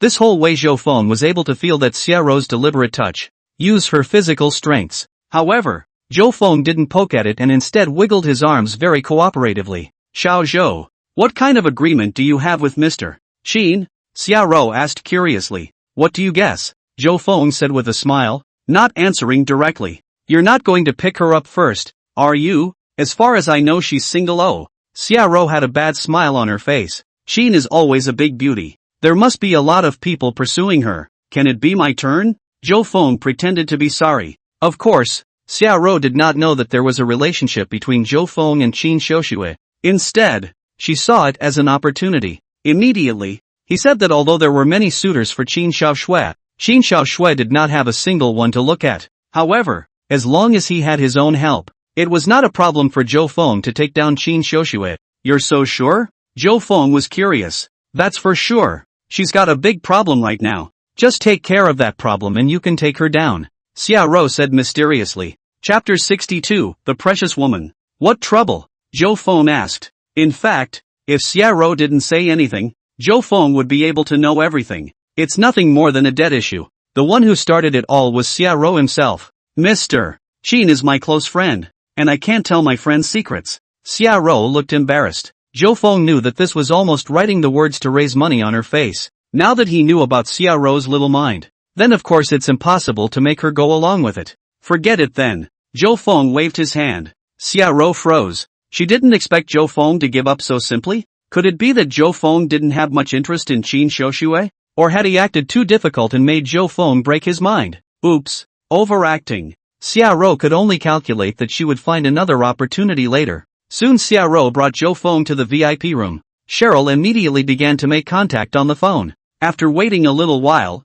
two females walked in. Zhou Feng recognized one of the women at a glance. It's Yi Qingshan's wife, Lan Shiyu, dressed in a long, well-tailored dress. Her skin was as delicate as jade. Long hair fell casually over her shoulders. adding a bit of flavor. The face was like a carefully sculpted work of art, with a light pink color. Zhou Feng remembered that Lan Xiyu should be in her 40s this year. It's not at all obvious, though, that there are any signs of age on her face. It must be very well maintained on a regular basis. In his previous life, Lan Xiyu also ended up in a pretty miserable situation. Having been implicated by Yi Qingshan, the hotel and other industries were taken away by Yi Yun. Eventually it had to take refuge far away from home. It was rumored that Yi Yun had even sent people abroad to look for them, intending to eliminate the roots. But in the end, it was reported that no one was found. Mr. Lan introduce. This is Zhou Feng, the son of the Zhou family, and this is the hotel's Mr. Lan. Xia Rou's side was still greeting enthusiastically. You're Zhou Feng? Lan Xiyu looked at Zhou Feng with a bit of surprise, obviously not expecting to run into Zhou Feng here. Lan Xiyu had heard of this Zhou Feng, a complete dude, no semblance of competence. Chao Kai Kong is also said to have given up on him and did not continue to train him. Today's task is to produce offspring for the family. It's the butt of a lot of jokes inside the circle. Some people even thought that the Zhou family was going to start declining from Zhou Feng here. Lan Xiyu still sympathized with Zhou Feng. There were so many resources at home that could have made a big difference. The result is a lifetime of mucking about, not experiencing, in the slightest, the joy of enjoying being the higher power. Probably just a couple of women hanging around at best. At our first meeting, your hotel has left a deep impression on me, and your business philosophy is very advanced. Zhou Feng came up with a burst of bragging. From hotel decoration to design, anything that stands out catches a burst of praise. If it were the Zhou Feng of the past, he would not have done these things. He is the son of Chao Kai Kong. It's not like bragging about other people is going to make your life better, but it's different now, as the harrowing experiences of his last life have made him realize, no matter what time of year it is, the human condition is still pretty important. I didn't think that Mr. Zhou knew quite a bit about the business side of things. Lan Xiyu was a bit surprised. Judging from Zhou Feng's talk, he was definitely not incompetent. It seems that many times rumors are wrong. I don't know much. I still need guidance from someone like Mr. Lan. Zhou Feng smiled faintly. Seeing Zhou Feng being so humble, Lan Xiyu also felt quite favorable towards him. At least within the younger generation, no such person was seen. Take your own daughter, for example. The thought of Yi Xian made Lan Xiyu feel a headache. The boy. Xia Rou introduced another person, also a beautiful-looking noblewoman. The name is Zhang Bai, and she's Lan Xiyu's best friend. Usually, as long as they had nothing to do, they would come inside this hotel to spend money. Let's play mahjong with Mr. Zhou today, Xia Rou said. There were supposed to be others invited as well. However, since she had met Zhou Feng today, then Xia Rou definitely had to find a way to get on good terms with Zhou Feng first. I wouldn't mind. But, Mr. Zhou will play mahjong? Or with a few of us women? Zhang Bowu covered her mouth and snickered. Although I'm not skilled, but I definitely won't let a few sisters down. And don't call me Mr. Zhou, just call me Zhou Feng. Zhou Feng smiled. Sister? Even Lan Xiyu was amused when she heard this title. Soon several people were sitting at the mahjong table. Zhou Feng learned that these daughters usually play quite a lot. It's all over $100,000 a game to lose. If it wasn't for the fact that Pops had just given himself a living wage, Zhou Feng didn't even dare to sit at this poker table. Lan Xiyu and Zhang Bai were still understandable. After all, both of them had industries. Routine. Xia Rou can actually take part in this kind of gambling game? Zhou Feng knew that Xia Rou didn't have much capital, otherwise she wouldn't have done the trick. However, Zhou Feng soon realized why Xia Rou dared to participate in this bet. He's not very good at mahjong though. However, he was proficient in the I Jing Jing, and his physical fitness was far beyond normal in all aspects. It was immediately obvious that Xia Rou was cheating. There are many ways to cheat, and nowadays quite a few utilize high-tech methods. But the way Xia Rou cheats is purely by manipulation. Will secretly switch cards without realizing it. Often, they do it during yardage, or while playing cards. This is actually the most brilliant way to do it. As long as you don't get caught red-handed, then you can deny it. It's not like the other ones that utilize tools that are easy to catch. And the smart thing about Cheryl is that she doesn't cheat in every round. Instead, you choose to make the switch only when you have a big hand. Usually even initiate the spotting, creating the appearance that they are not good at it either. But over time, Xia Rou will surely win a lot of money. Just at this time a voice surfaced inside Zhou Feng's mind. System selection appears. 1. Choose to turn a blind eye. Rewarded with $200,000 in cash. 2.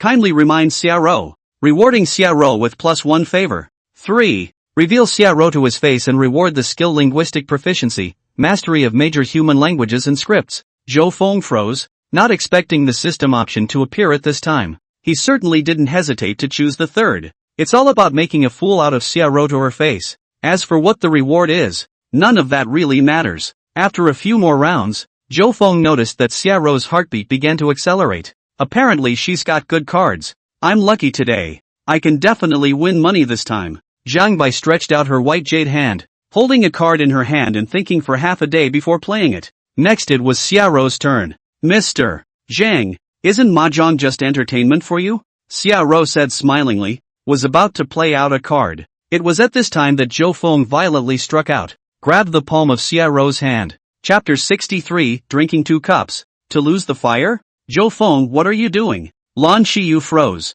A flicker of disgust flashed in his eyes. Move your hands while playing mahjong and eat people's tofu for nothing. That's too nasty. It made Lan Shiyu's previous good feelings towards Zhou Feng sweep away in an instant. Originally, she still thought Zhou Feng was good, but now it just seems to be camouflage. Zhou Xiao, let go. Xiaoro's voice was trembling. She certainly understood why Zhou Feng grabbed her hand, because there were 2 cards in her hand and 1 less inside her own pile. The trick switch is to play out a card and then quietly swap it for a card you need from inside the pile. Seeing Xiaoro's appearance, Lan Shiyu became even more dissatisfied. Although Lan Shiyu and Xiaoro hadn't known each other for long, she felt that Xiaoro was a good person, and now it's scared like this. Lan Shiyu rightfully assumed that Xiaoro was afraid of the forces behind Zhou Feng. There were a few people in Jiangcheng who dared to offend the Zhou family. Don't be afraid. This is my territory. It's up to me to make decisions for you. Lan Shiyu looked at Zhou Feng coldly. Zhou Xiaoyudan. Wait, what request? I promise you. Xiaoro's gaze inside her pleading. Looking at Xiaoro, I'm afraid that she really wants to give Zhou Feng everything. It was a pity that because of his relationship with Qin Xiaoshui, Zhou Feng would not let Xiaoro go. Snap! Zhou Feng didn't have a bit of compassion and directly slapped Xiaoro's hand on the table and spread it out. 2 win cards were shown. Congratulations to the host for completing the quest and rewarding the skill language proficiency. Lan Shiyu and Zhang Bai are not cuties. Understood what was going on at once. It's cheating. Cheating. I can't believe I'm cheating on my mom. Chamberlain looks like a grumpy person and is straight up angry. Grabbing the mahjong in front of him, he smashed it towards Xiaoro's face. Ah, General Manager Zhang, listen to my explanation. Xiaoro's side still wanted to argue sophistically, but Zhang Bai didn't give her a chance at all. During this period of time, Zhang Bai lost more than $1 million and always thought it was his bad luck. I realized today that I had been lied to. Explain your ass. Zhang Bai directly lifted the mahjong table. Sorry, this is my fault. I'll compensate you later. Lan Shiyu's side immediately apologized. After all, this was Lan Shiyu's territory, and Xiaoro was the one who brought her here. Now in cheating, of course, Lan Shiyu has to compensate. This can't be spared either. Zhang Bai had a bellyful of fire. Of course, it won't be so easy to let her go. A cold light flashed in Lan Shiyu's eyes. Not only do you have to spit out the money from before, but you have to make her get punished. Lan Shiyu opened the door to the VIP room and said a few words to the people outside. Soon a few waiters came over and pulled Xiaoro towards the outside. Don't be like this, Mr. Blue. I was wrong. Xiaoro crawled over and tried to hug Lan Shiyu's legs, but the waiter gave a hard pull. I guess she's going to get a good beating next. Sorry Zhou Feng, I misunderstood you. I thought you wanted to apologize. Lan Shiyu rushed Zhou Feng with an apologetic face on her side. Nothing, it's just that it's best for this kind of friend to poke her true colors earlier in order to avoid greater losses. And if you investigate carefully, you might be able to discover more of her secrets. Zhou Feng reminded. Xiaoro was able to get close to Lan Shiyu and must have disguised her identity. All it takes is a little research to realize that she's a liar in her own right. I'll waive all your spending at the hotel, plus I'll treat you to lunch tomorrow at noon. Lan Shiyu also had a moment of fear, because Xiaoro kept recommending an investment program to her. Was thinking of saying yes myself, just by virtue of Xiaoro's character. He even cheats at mahjong. If you really want to invest in it, you may have to screw yourself. How did you find out that she cheated? Zhang Bo couldn't help but ask curiously. Zhang Bai is also a veteran of the mahjong scene. After playing mahjong with Xiaoro for such a long time, but never noticed. Maybe I saw that I was young, so Xiaoro was careless. Zhou Feng did not explain too much. Zhang Bo nodded, feeling that it was somewhat reasonable. It could be that Xiaoro had figured out her and Lan Shiyu's habits, but ignored Zhou Feng. Worthy of being a member of the Zhou family? It's not simple. Is there anything else you can do? Why don't you all brighten it up for your sister? Zhang Bai had one hand on her shoulder. Zhang Bai is also just 36 or 37. It was also really able to call Zhou Feng his younger brother. I do have some specialties. Zhou Feng heatedly laughed. Then go drink a couple cups to defeat the fire? Zhang Bo said softly. Hotel underground garage. A delivery truck was parked in front of the freight elevator. Because hotels consume a lot of daily necessities, they usually deliver a whole truckload. Trudy was moving things downward, box by box. These days Chu Tian has done many days of daily settlement, and today is the last day. But I didn't expect to be brought here to unload in the middle of the night. Be careful. Everything in here is quite expensive. Some of them have imported wines in them. You'll have to pay for it if you break it, the hotel's manager said with a cigarette on the side. Seeing the other party like this, Chu Tian had a disinterested face. Scare whoever it is. Don't you just can't bear to have the ones you have broken?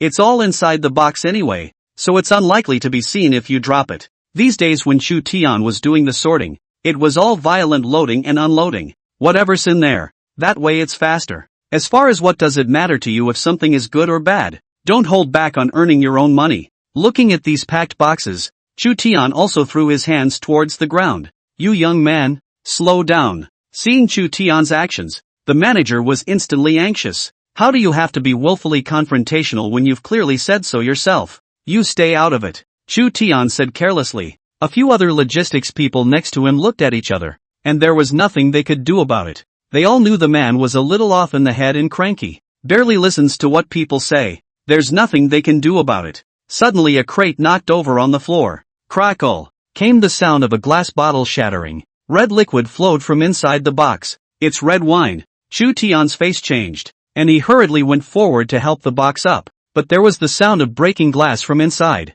The administrator was all of a sudden anxious. I told you to be careful. These wines are imported for over $1,000. And there are 6 bottles in a case. Over 1,000? What a joke. Blackmailing me, is it? Chu Tian coldly snorted, pressing down on his disbelief. I'm not talking to you. Where is your leader? The administrator saw it too. There was no way to reason with Chu Tian. The person in charge came over immediately to deal with the hotel manager. Chu Tian, there's a surveillance camera here shining clearly. You deliberately damaged the items. A total of 4 bottles of wine are broken. The money will be deducted from your salary, the person in charge said to Chu Tian. What? Asking me to pay for damages? No way. Chu Tian was directly enraged. Chapter 64 Lan Shiyu's doubt. Someone is trying to mess with me? Disobedience? Who told you to drop something? The person in charge was also helpless against Chu Tian. Chu Tian had broken a lot of things these days. He squashed it all. But this one is different. Castle Peak International Hotel was a big customer. And Chu Tian was still dropping things in front of others. It has to be compensated for. I don't care. I won't pay for it anyway. Chu Tian cursed. Anyway, your paycheck hasn't been settled yet, so you're on your own. The person in charge was also too lazy to talk nonsense with Chu Tian and directly turned around and left. Chu Tian stared resentfully at the hotel manager in the distance. He had decided that it was the other side that was trying to trap him. Definitely not swallowing this myself. Inside the luxury suite, Zhou Feng wrapped his arms around Qin Xiaoshui, and the two of them lay down together to rest. Xiaoro is definitely going to suffer tonight, or at least spit out a lot of money. Zhou Feng said everything about the night before coming out. Of course Zhou Feng didn't mention the fact that Zhang Bo had invited himself for a drink. He refused outright. Qin Xiaoshui was still waiting for herself inside the room. Her life won't be in any danger, right? Qin Xiaoshui was a bit worried about Xiaoro instead, although Qin Xiaoshui also felt out of breath. But you can't make a stink about it. Don't worry. It won't. Zhou Feng waved his hand and said, it's just a hotel, after all. Moreover, Lan Shiyu was not Yi Qingshan, and her style of doing things was not that sinister. But how did you bring me here? Inside Lan Shiyu's hotel. Qin Xiaoshui didn't realize that this was Lan Shiyu's property before she came here. If she had known that was the case, she would have offered to change it. I don't know. I'll definitely figure it out next time, Zhou Feng said with a feigned apology. In reality, he had brought Qin Xiaoshui here because he wanted to take his chances. Let's see if we can meet Blue Creek Rain. I can't believe I actually bumped into it. The two of us have opened a room. She won't find out about our relationship. Qin Xiaoshui was a bit worried. What if the news spreads and Yi Yan finds out? Qin Xiaoxue wasn't ready for this. I don't think so. She shouldn't have investigated. I'm sorry, it's all my fault. Zhou Feng scratched his head with a sincere face. You don't have to apologize. Since you've done this kind of thing, there's nothing to be ashamed of. When Qin Xiaoxue saw Zhou Feng's appearance, she felt a pang of heartache. It was clear that Zhou Feng was doing it for his own good. Purposefully brought myself for a break. How could one blame Zhou Feng for this? Even if Lan Xiyu really found out what was going on between them, it would still be the responsibility of both people. From the time he was with Zhou Feng, he should have been prepared for this. Xiaoxue, you're too kind. Thank you for understanding me. Zhou Feng wrapped Qin Xiaoxue into his arms, a smile hanging at the corner of his mouth. In fact, Zhou Feng had chosen this hotel because he wanted to let Lan Xiyu know about their relationship. The relationship between himself and Qin Xiaoxue would have to be known to everyone one day. Hotel. Chairman's office. Lan Xiyu sat on the leather sofa, the delicate lace of her dress hanging low on the carpet. Her white fingertips held a piece of information, her brow furrowed slightly. Chairman, that woman's mouth is a bit hard, but she finally admitted that she cheated and said that she is willing to compensate. A hotel staff member reported in a low voice. Wait for the money to reach the account before releasing her. Don't let her get too comfortable in the meantime. Lan Xiyu said without lifting her head. Yes, Chairman. The man nodded. Also check her profile again. I suspect that there's someone behind it who's setting me up. Lan Xiyu added. She and Ziruo met at a private dinner party. It's not easy for anyone to get there. Lan Xiyu was worried that someone was dealing with her. Understood. The staff nodded and left. And Lan Xiyu's gaze was always on the information in her hand. She felt doubtful. This information was naturally Zhou Feng's. It was quite normal for Lan Xiyu to realize that Zhou Feng was staying with two people. A young man like Zhou Feng, of course, brought his girlfriend out to play with him. That's why he refused Chamber's request to drink together. But this person that Zhou Feng had brought with him made Lan Xiyu feel incredulous. Qin Xiaoshui, Yi Qingshan's brother's wife. Why is she here? And why are you with Zhou Feng? Two people in a suite can't be going in to play Go. Lan Xiyu was feeling a bit disorganized in her head right now. Is this a coincidence? Or some other conspiracy? Was it Qin Xiaoxue who wanted revenge? Or some other reason? But what does this have to do with Zhou Feng? Chairman, it's bad. Something's wrong. Just then, a staff member barged in. What is it? Lan Xiyu's heart stuttered. Got a bad feeling about this. It must have something to do with Qin Xiaoshui, or Zhou Feng. The logistics supervisor was knocked out and his face was covered in blood. The staff member had a panicked look on his face. He's been beaten? What kind of person did that? Lan Xiyu was even more puzzled. How is it that at this time of year, this kind of thing is still happening? It seems to be a guy from the courier company who dropped the wine and the supervisor made pay for it. The staff member explained. The cars from the original courier company were already gone. As a result, who would have thought? The man slipped back in. Straight away, he blocked the logistics supervisor inside the corridor and beat him up. Where are the people? Lan Xiyu was exasperated enough. I can't believe there's such a thing. First someone cheats here, and now there's a hands-on assault. What a place to think of yourself as. He ran away after beating up the people, but we blocked the upper floors. The man said. The person must be caught for me. Lan Xiyu was in a hurry. What if you harass other guests? Looking at the sleeping Qin Xiaoshui, Zhou Feng gently stroked her cheek. She was exhausted today and deserved a rest and relaxation. Zhou Feng stood by the window and looked towards the downstairs. Although it was almost 12 o'clock now, the hotel was still quite busy inside. After all, the interior of the hotel is one big entertainment venue. Ha! What's that? Zhou Feng suddenly saw it right on the outer wall of the hotel. A figure is heading down the sewer pipe.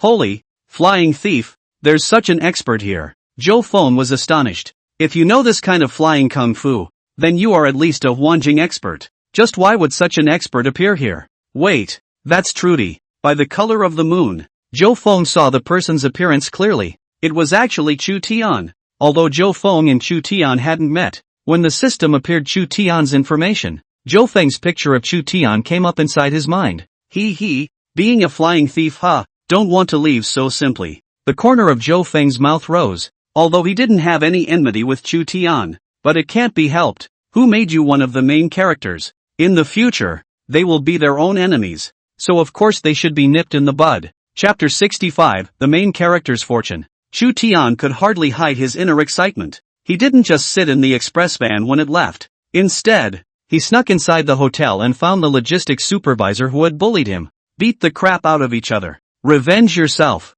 A wave of euphoria rushed over me. The last time he was imprisoned, Chu Tian was caused by a violent personality and fighting. Now that it's out, he's not reflecting on it at all. Instead, they were more reckless because they had all the martial arts skills. However, what Chu Tian did not expect was that the sound of the logistics supervisor's screams attracted others. Stuck him at the top, but Chu Tian additionally had a way. He directly flipped out of the window and followed the water pipe downward. The art is bold. Chu Tian belonged to the type of person who had a single head and did things without considering the consequences. Such people tend to make bold moves. After using 10 or so minutes, Chu Tian finally slid to the ground. Not bad. Good hands. Just at this time, someone from the side applauded. A small thing. Back in the day I was trained much more rigorously than this inside the prison. Chu Tian was a bit embarrassed. He had never been complimented before. It was only then that Chu Tian reacted. It's not like you're performing yourself. You're running away. Who are you?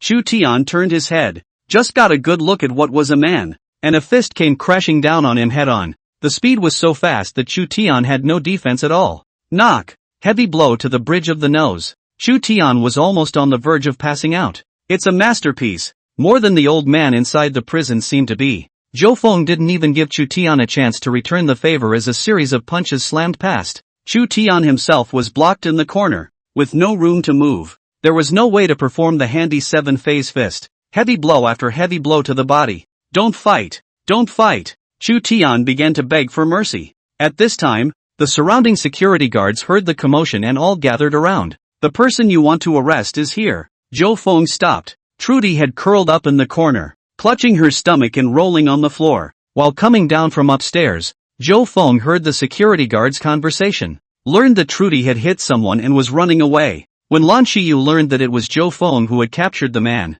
she was thrown into doubt. And what does this matter have to do with Zhou Feng? Still, she had someone tell Zhou Feng that she would thank him tomorrow. As for Chu Tian, just call the police and wait for them to come. The next morning, Lan Shiyu then learned a message. Trudy ran away. Yesterday, they brought Chu Tian inside the security room, and 5 or 6 people were under strict guard. But he didn't expect the other party to suddenly storm out. One man knocked out all 5 or 6 of them, then took the door and fled. It disappeared into the night. A bunch of them didn't even catch up. Bunch of mealies. All open up. Lan Shiyu was shivering with anger. She really didn't expect the security guards under her command to be such losers. Zhou Feng had subdued Chu Tian by himself. As a result, several security guards, hard to let Chu Tian run away. This time, Lan Shiyu was even more afraid to underestimate Zhou Feng. Zhou Feng must have practiced the Zhou family's family martial arts, or else he wouldn't be able to have this kind of strength. But Lan Shiyu was more worried about Qin Xiaoxue. She felt that it must be Qin Xiaoxue who came to her door looking for trouble. It was just unknown what means Qin Xiaoxue had used to pull Zhou Feng into becoming her booster. 80% of it is with the body or something. Now the one he had to deal with was not Qin Xiaoxue. Rather, it's the entire Chao family. But what Lan Shiyu didn't understand was, did Qin Xiaoxue know the truth about that year? Holding back for so many years, only to finally strike at this point? Inside the luxury suite, Zhou Feng had just lit a cigarette and lay on the bed before taking 2 puffs. Sorry, there's something going on at the company, I have to go back. Qin Xiaoxue was changing clothes on her side with an apologetic face. Xiaoxue, is there anything you can't let your men handle? Zhou Feng was a bit surprised. This is too sudden. Just a moment ago the two of them were like glue. But I have to say, watching Qin Xiaoxue put on her clothes piece by piece, it's a wonderful visual treat. More than that, he could appreciate Qin Xiaoxue's body. It's one of the company's clients. Only I can go and talk about it. Qin Xiaoxue was quick and had already changed into her work attire. Not the long, carefully dressed dress from yesterday. Then go back, Zhou Feng said as he also extinguished his cigarette and began to get ready to put on his clothes. Aren't you having dinner with Lan Shiyu? Just keep it. I've already called a car in advance. Qin Xiaoxue, however, said, I'm staying alone? Zhou Feng understood. Qin Xiaoxue is trying to avoid Lan Shiyu. Actually, she is Yi Qingshan's wife. I don't want to see her. I don't want to get involved with the Yi family. Qin Xiaoxue had an apologetic face. That's the real reason she's leaving. Now Yi Yun had even returned to the Yi family and severed his relationship with her. Qin Xiaoxue didn't want to get involved with Lan Shiyu. For the family that had taken her son, Qin Xiaoxue only had a deep loathing. not to mention the things that Yi Qingshan had done back then. You and Lan Shiyu shouldn't have any conflicts, right? Zhou Feng asked. Previously, according to Qin Xiaoshui's words, it was Yi Qingshan who had made excessive demands on her. Although the two people, Yi Qingshan and Lan Shiyu, were husband and wife, they were not close. Lan Shiyu lived inside this hotel all year round. It's said that it's just a family marriage between them. There is no emotion per se, just a combination of interests. Such couples are too numerous within the larger families. It's nothing contradictory. I just don't want to see her either. Qin Xiaoshui shook her head. Just at this time Qin Xiaoshui's phone rang, and the car had already arrived downstairs. Qin Xiaoshui kissed Zhou Feng on the forehead before she turned to leave. Zhou Feng sighed, slowly put on his clothes. After waiting a while, a waiter came. It was Lan Shiyu who invited him to lunch. Under the guidance of the waiter, Zhou Feng arrived at the VIP restaurant. Lan Shiyu was wearing a professional outfit today, looking more formal, but the mature flavor still emanated from her body. Thanks for helping us catch that guy last night. When Lan Shiyu saw Zhou Feng come in, she immediately stood up to greet him. An inviting gesture was made at the same time. No sound, just a show of hands. Has that guy been taken away? Zhou Feng sat across from Lan Shiyu. That guy ran away again, Lan Shiyu said helplessly. Ran away? Zhou Feng was a bit stunned. Lan Shiyu told Zhou Feng what happened last night. Zhou Feng nodded as he listened. As expected of one of the main characters, the body is just awesome. Being beaten up violently by himself, he was actually able to escape. But there is an element of luck involved. Worthy of a protagonist, it really wasn't something that could be dealt with so easily. Soon the dishes came up, all the most expensive ones inside the hotel. Lan Shiyu made a good introduction as the host. Zhou Feng tasted a few mouthfuls, and the flavor was indeed good. No wonder the hotel is doing so well. Quality control is important. It could also be seen that Lan Shiyu was very attached to the operation of the hotel. By the way, where's your date? How come she didn't come along? Lan Shiyu asked, pretending not to notice. Chapter 66, What's on the camera? She has something to go back first. Zhou Feng was even more immobile as he replied. Meanwhile, pick up a piece of salmon sashimi and put it inside your mouth. There was no fishy odor, just a faint scent. It's obviously been specially treated. I see that there's a bit of an age gap between you two. How do you know her? Lan Shiyu continued to ask. This is a person's privacy now. Mr. Lan's hotel still cares about personal privacy? Zhou Feng smiled slightly. Of course, Lan Shiyu couldn't admit that she was the one who had peeked at Zhou Feng's information. I just happened to see you guys together yesterday. In fact, that woman I know, Lan Shiyu said, staring intently into Zhou Feng's eyes. Lan Shiyu wanted to observe Zhou Feng's reaction. She saw surprise in Zhou Feng's eyes, which made Lan Shiyu certain Zhou Feng shouldn't know about his relationship with Qin Xiaoshui. So Qin Xiaoshui brought Zhou Feng here on purpose? To prove that her relationship with Zhou Feng is a threat? Lan Shiyu was a bit confused now.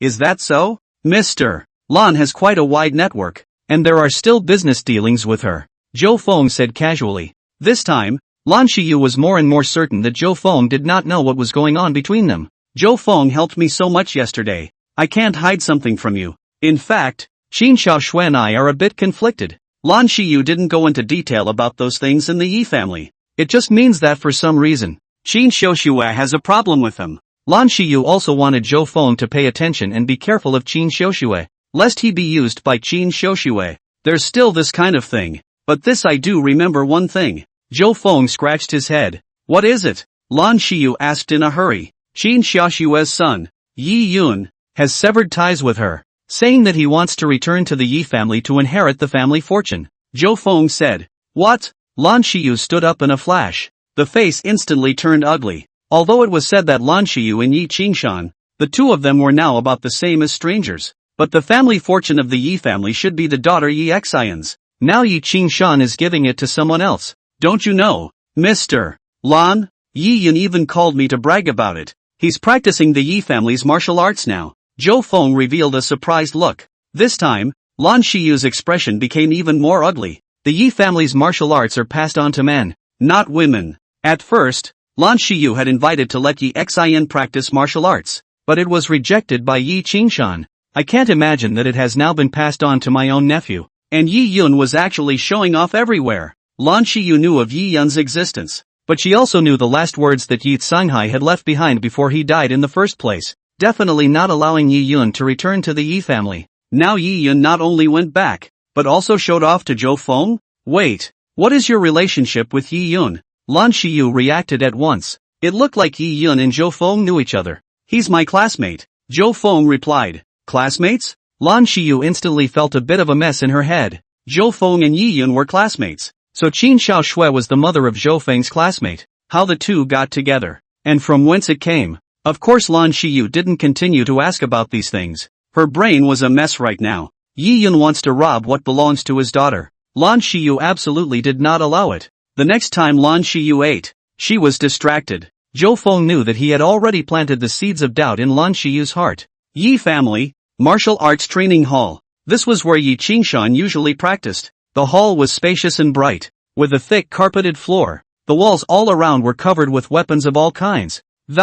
In the corner a huge incense burner emitted curling smoke, and cushions were placed next to it. Worthy of being a descendant of my Yi family? In just half a month's time, the pure Yang Gong has already become a small success. Yi Qingshan looked at Yi Yun with an approving face. Many thanks to Big Uncle for his personal guidance. Yi Yun was excited. Yi Yun did not expect that he was so talented in practicing martial arts. Previously, Yi Qingshan had told him that it would take at least a year and a half to get started in order to master the pure Yang Gong, but one can be small in half a month. It's just that, uncle. I didn't have a base for practicing martial arts before. Why did I progress so fast? Yi Yun still could not help but be curious.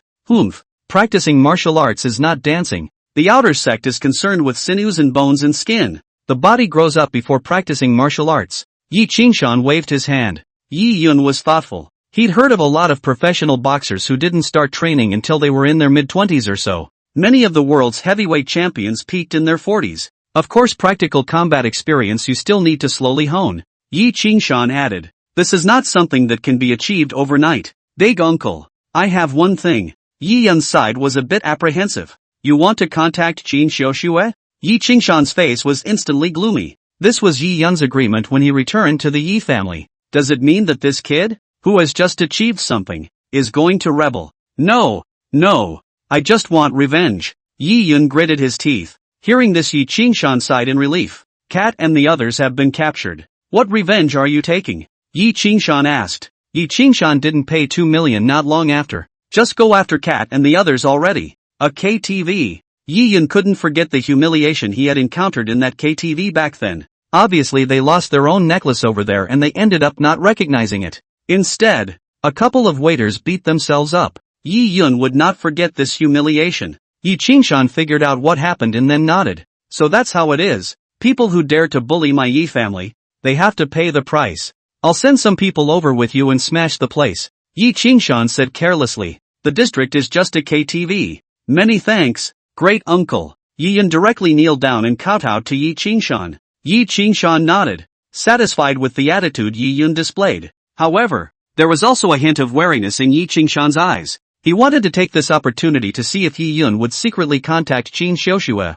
This was also a test for Yi Yun. If he couldn't pass this test, Yi Qingshan would make Yi Yun pay the price. Villa. Zhou Feng drove back and realized that Qilanlan wasn't there. He called Zealand. Qilanlan stated that she would be back later in the evening. She had some things to do. Since Qilanlan wasn't there, Zhou Feng's chance had come. He came inside Qilanlan's room and removed the pinhole camera. Intend to see what Zealand has been doing for the past 2 days. I don't know what conspiracy Zealand has. After removing the memory card, Zhou Feng inserted it inside his computer. There are a lot of video files, and all of them have Zilanran in them, because nowadays cameras are triggered by sensing. Zhou Feng opened the first one and saw an unexpected scene. Qilanlan is changing his clothes. Chapter 67, Yi Yun's Revenge. In the soft light, Qilanlan undid the restraints on her body. A piece of clothing slipped quietly to the floor. The skin was slightly glowing in the light. Qilanlan then walked towards the closet and took out a light nightgown from it to change into.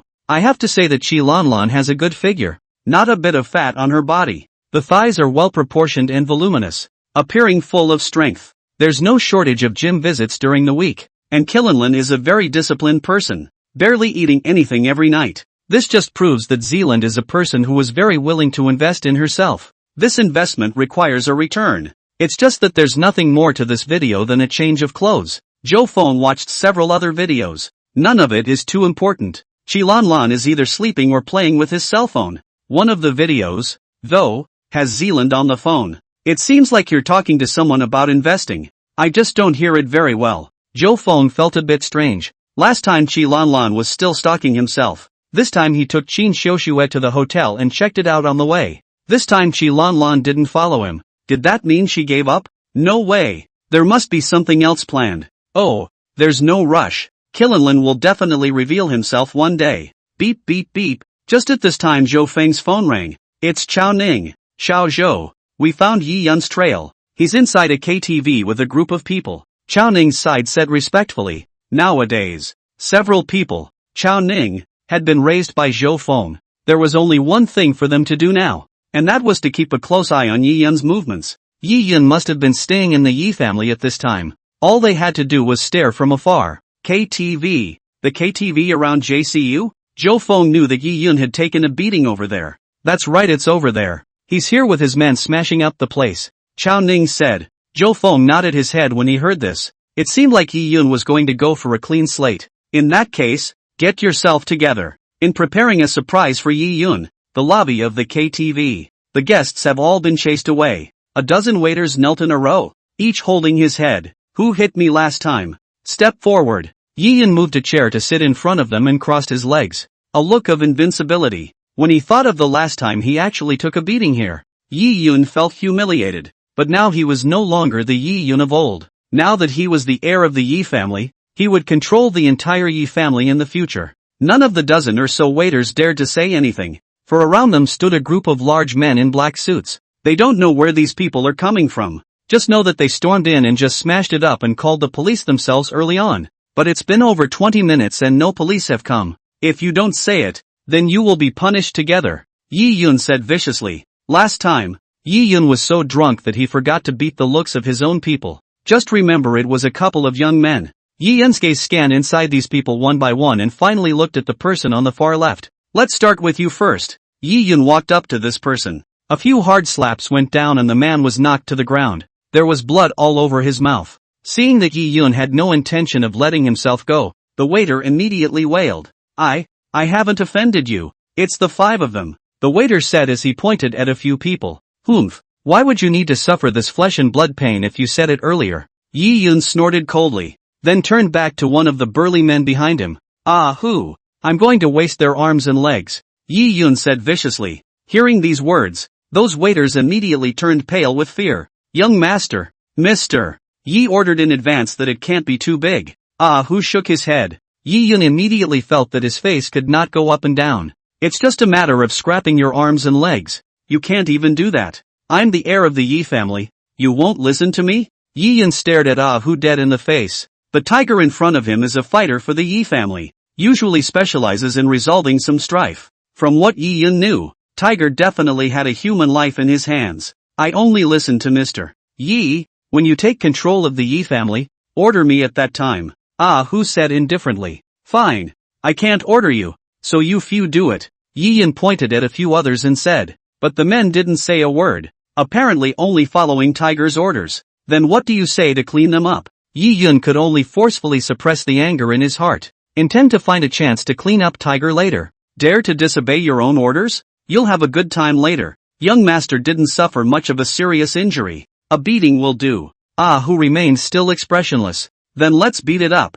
Yi Yun instantly felt tasteless. He was the heir of the Yi family. How could he be the same as these waiters? Tiger made a gesture. The man next to him immediately began to do so. For a moment the whole KTV was crying out. Yi Yun, however, felt a bit tasteless, with no pleasure of revenge at all. Don't even want to look at what's going on in there. He stepped outside the KTV. Because of the commotion coming from here, no one around dared to approach. But just at that moment, a figure passed by. Yi Yun was instantly excited. Jia Rui, Jia Rui. Yi Yun chased after her towards that side. That person was clearly Wu Jiaolui. Yi Yun, why are you here? Wu Jiaorui turned back in feigned surprise. It was as if he had not expected that Yi Yun would be here. I'm here. I'll take a stroll here. Yi Yun paused for a moment and then said, I can't find you lately. How are your outstanding payments? Do you want me to help you pay back a little? Wu Jiaorui said thoughtfully. Yi Yun was moved to the point of almost crying when he heard these words. It didn't occur to me that Wu Jiaorui still remembered this matter. Even had to help pay himself back. I've taken care of the arrears. I won't even be short of money in the future. Yi Yun said smilingly. That's great. Just how come I can't reach you lately? Wu Jialue nodded. I have a bit of a thing recently, and I just happened to run into it today. How about I treat you to dinner? Yi Yun said in a hurry. Recently, Yi Yun's cell phone had been confiscated by Yi Qingshan, and he had no idea if Wu Jialue had contacted him at all. Buy me dinner Wu Jiarui looked hesitant. At the same time the eyes looked into the distance. There's a man over there looking in that direction. Zhou Feng was looking in that direction. Forget dinner. How about we just take a walk? Yes. Yi Yun immediately nodded his head. He had never taken a walk with Wu Jiarui before. Chapter 68, Let's go to the woods. Young master, things are done. You should go back. Just at this time, Tiger's voice came from behind him. I'm just taking a walk. Not going to do anything else. Yi Yun turned his head with an angry face. One is not a prisoner. So why do you manage yourself so strictly? Mister. Yi ordered it. Hu said coldly. Look at Tiger. If it was said that Yi Yun would forcefully take him away if he didn't agree. Jiarui. Yi Yun could only reveal a face full of bitterness. Obviously. I quite want to take a walk today. Wu Jialue looked very sorry. Seeing Wu Jialue's appearance, Yi Yun clenched his teeth. Taking a step forward to Wu Jiarui's front, she whispered, then wait for me in the school's playground. I'll be right there. At night at JCU, the playground is filled with couples walking, all longing for the future. Inside college students of this age, it's not that materialistic, neither has been whacked by society. Boys are also ambitious and think they will be able to make a name for themselves in the future. Girls aren't that materialistic, and a bowl of spicy hot pot is fun. Alright, then come quickly. Wu Jiarui nodded. The moment Yi Yun turned around and followed Tiger and the others away, Wu Jiarui's originally enthusiastic face instantly became filled with disgust. She didn't want to get involved with Yi Yun anymore, but it couldn't be helped. It was Zhou Feng who called her to come over. It was to stall Yi Yun. Although it was said that Wu Jialue did not know what Zhou Feng wanted to do, but now she would definitely do whatever Zhou Feng asked her to do. What did Yi Yun say to you? Zhou Feng asked from his end. Wu Jialue told the story. Then you can go to the playground and wait for him. Zhou Feng said. Zhou Xiao, I can take a walk with him, but if he's holding hands or something like that, I definitely won't agree. This was Wu Jialue's bottom line. Not that she's all that noble. It's just that I don't think Yi Yun is worthy. In the past, Yi Yun had knelt and licked her for so long, but Wu Jialue did not even agree. Even nowadays, Yi Yun was the heir of the Yi family. In Wu Jialue's heart, she was also no match for Zhou Feng. She was going to be the one to serve Zhou Feng. As you wish. Zhou Feng hung up the phone. He couldn't care less what Wu Jialue thought. It was just a tool. On the other side, Yi Yun followed Hu and the others and obediently came to the front of the car. No good, I have a stomachache. Wait for me to go to the toilet. Yi Yun suddenly covered his stomach. Then straight to the public restroom next door. You two go wait, Tiger said with a helpless look on his face. This young master of the Yi family who suddenly appeared out of nowhere was hard to use in Tiger's opinion, though it is said that practicing is fast, but character and mind, in Tiger's opinion, don't work, especially the waiters. It didn't beat Yi Yun much, but actually had to break their arms and legs. If the Yi family is in the hands of this person, I'm afraid the future will be difficult enough. However, after waiting for about 10 minutes, there was still no sign of Yi Yun coming out. Tiger frowned. It's not good to be fooled. Hurry up and go in and take a look. Tiger yelled at the two men at the toilet door. That's when he realized. One may have been caught in a ruse to get rid of the tiger. Sure enough, when those two rushed in and looked around, they did not find Yi Yun at all. Instead, the window inside the restroom was broken. Yi Yun should have escaped from there. What about Tiger? Those two were in a hurry. If anything went wrong with Yi Yun, they would not be able to take it. Look everywhere for me. Find me someone. Tiger roared. Hey, you guys are still fighting me with this IQ. Yi Yun's sight had already slipped inside the school. It had been a long time since he had returned to the Yi family, and he himself had not returned to school. It's in a straight-up out-of-contact situation because the cell phone was taken away.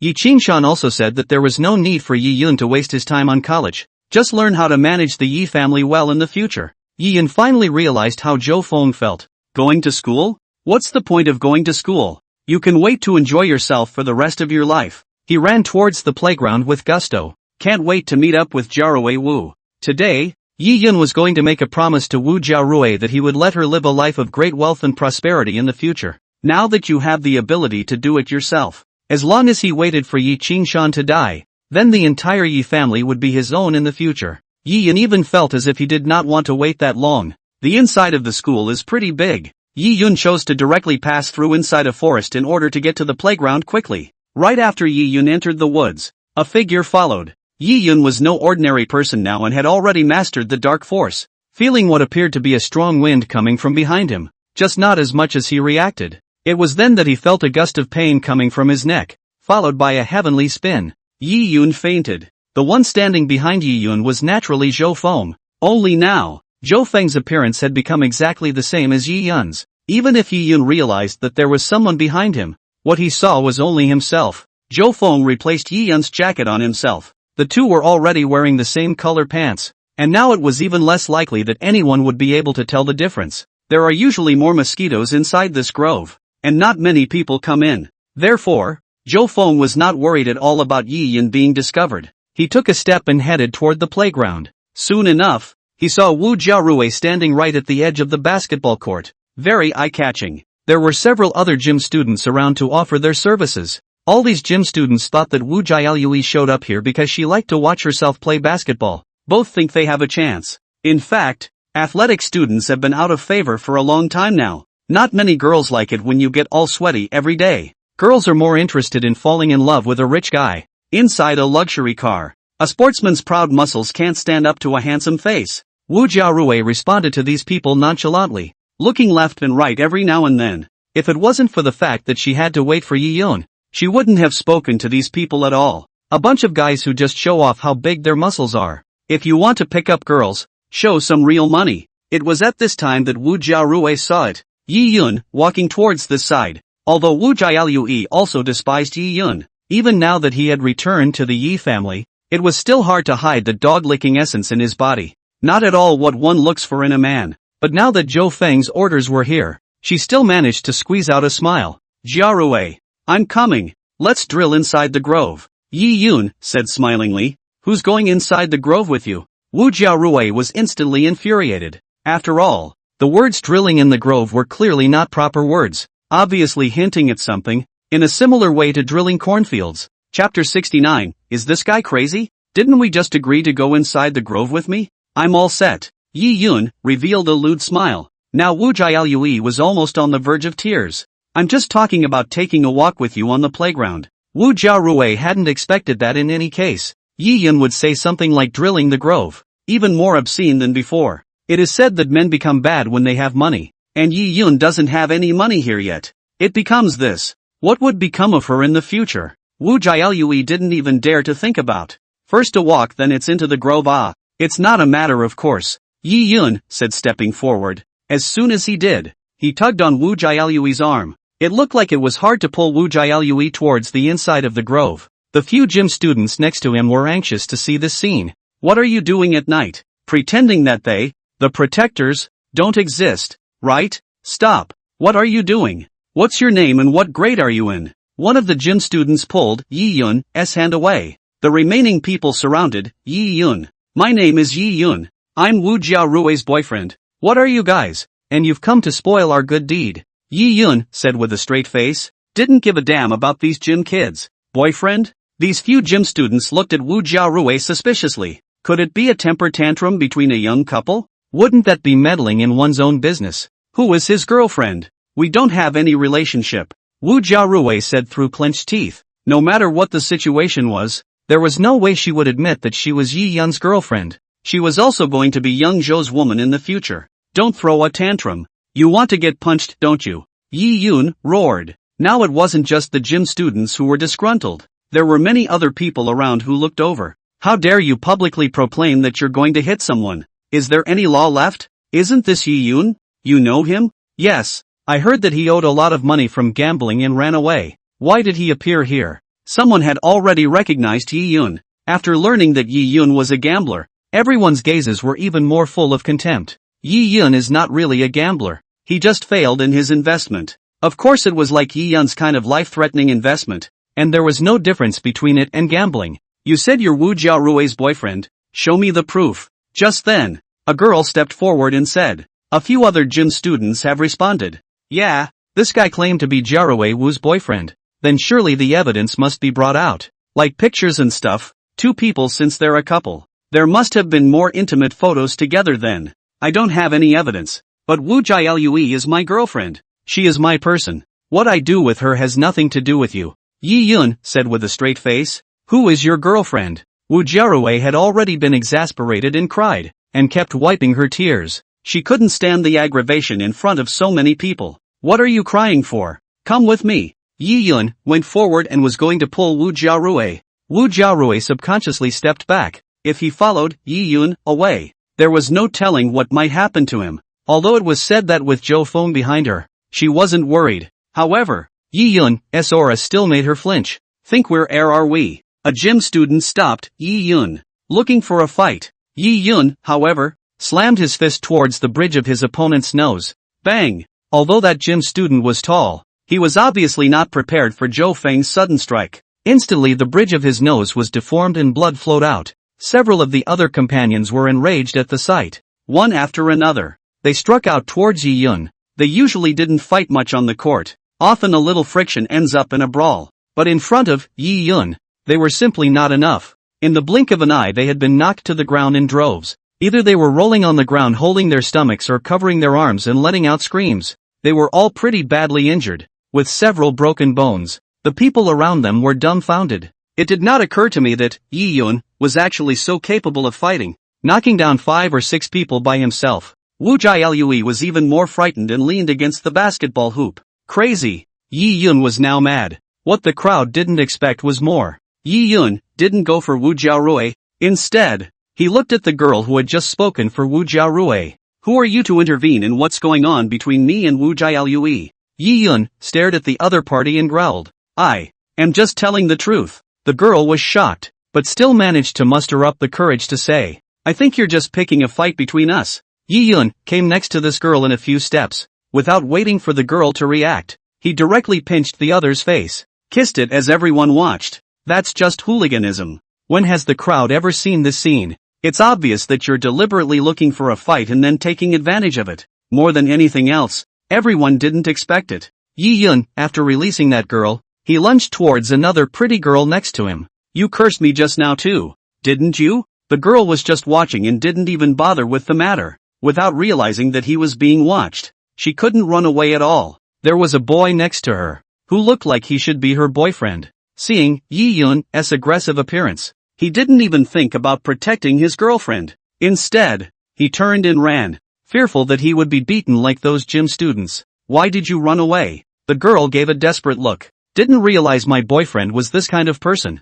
Instead, there was a boy next to him who didn't know where to find a brick to throw towards Yi Yun. It almost smashed into Yi Yun's head. Don't be afraid of him, everyone. He's just one person. Let's do it together. At the boy's call, there were really quite a few people rushing up. Some had mops in their hands, others brandished rocks. Both tried to force Yi Yun back. It was just that Yi Yun wasn't afraid of them at all, and returned fire with a backhand. A melee begins. More students were drawn to the battle, but Yi Yun alone beat them over the head. Soon the security team heard the commotion and came over. One was armed with a blast shield and steel fork. Seeing this scene, Yi Yun directly turned around and ran. Hundreds of people chasing behind them. Seeing that Yi Yun had entered inside the school's woods, no one dared to go in, just surrounded the woods. They were all shocked by Yi Yun's strength just now. It was not an ordinary person. No one had noticed that Zhou Feng had appeared inside the crowd either. You're okay. Zhou Feng's side came to Wu Jialue's side.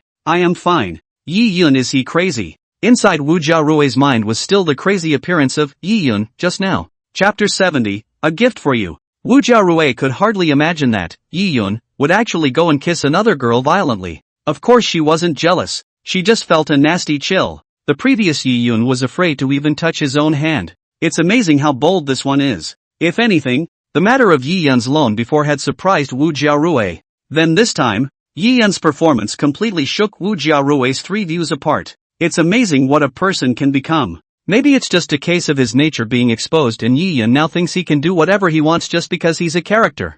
Zhou Feng spread his hands. Wu Jiarui nodded secretly. Not everyone is able to accept the huge gap in their identity. It's generally easy to go from frugality to extravagance, very hard to accept. But going from poor to powerful all of a sudden can drive a lot of people crazy. This is simply horrible. Wu Jiaorui subconsciously leaned against Zhou Feng's body. If it wasn't for Zhou Feng, she didn't even know when she would have discovered Yi Yun's true colors. I'm afraid that such a Yi Yun would turn into an asshole even if he had money. It was at this time that the officers finally arrived. However, Zhou Feng noticed that Tiger and the others were also mixed in. Apparently Tiger and the others had also found out what was going on and had made their connections long ago. Yi Yun was quickly brought out from the inside. What? Yi Yun really did that? When Yi Qingshan learned the news, his entire body was dumbfounded as well. Originally, he had asked Tiger and the others to spy on Yi Yun because he wanted to stop Yi Yun from contacting Qin Xiaoxue. It was unthinkable that Yi Yun did not contact Qin Xiaoxue and instead went after a girl. What Yi Qingshan didn't expect was that Yi Yun failed in his pursuit. I can't believe I'm annoyed. Made a fuss about the playground. 1,000 times true. There are surveillance videos. Of course, they are all taken away by us. Just that the videos taken by some students are still spread out. Ah Hu also frowned. After following Yi Qingshan for so many years, Ah Hu had never encountered such a thing. Good thing those videos didn't cause much of a stir. But a lot of resources have been expended to clean up the mess. Where is he? Yi Qingshan forced down his anger. It's in the hospital. The back of his head is swollen and he doesn't remember doing any of this. Insisting he passed out. Tiger said helplessly. In the face of so much evidence, it was actually possible to deny it. What happened inside the KTV? It seems like he also drank and then didn't remember? Yi Qingshan grimaced. Since he wants to help Yi Yun take revenge, that must have known what was going on ahead of time. Yes, he would have been drunk at the time. Tiger nodded. This time, there was no alcohol.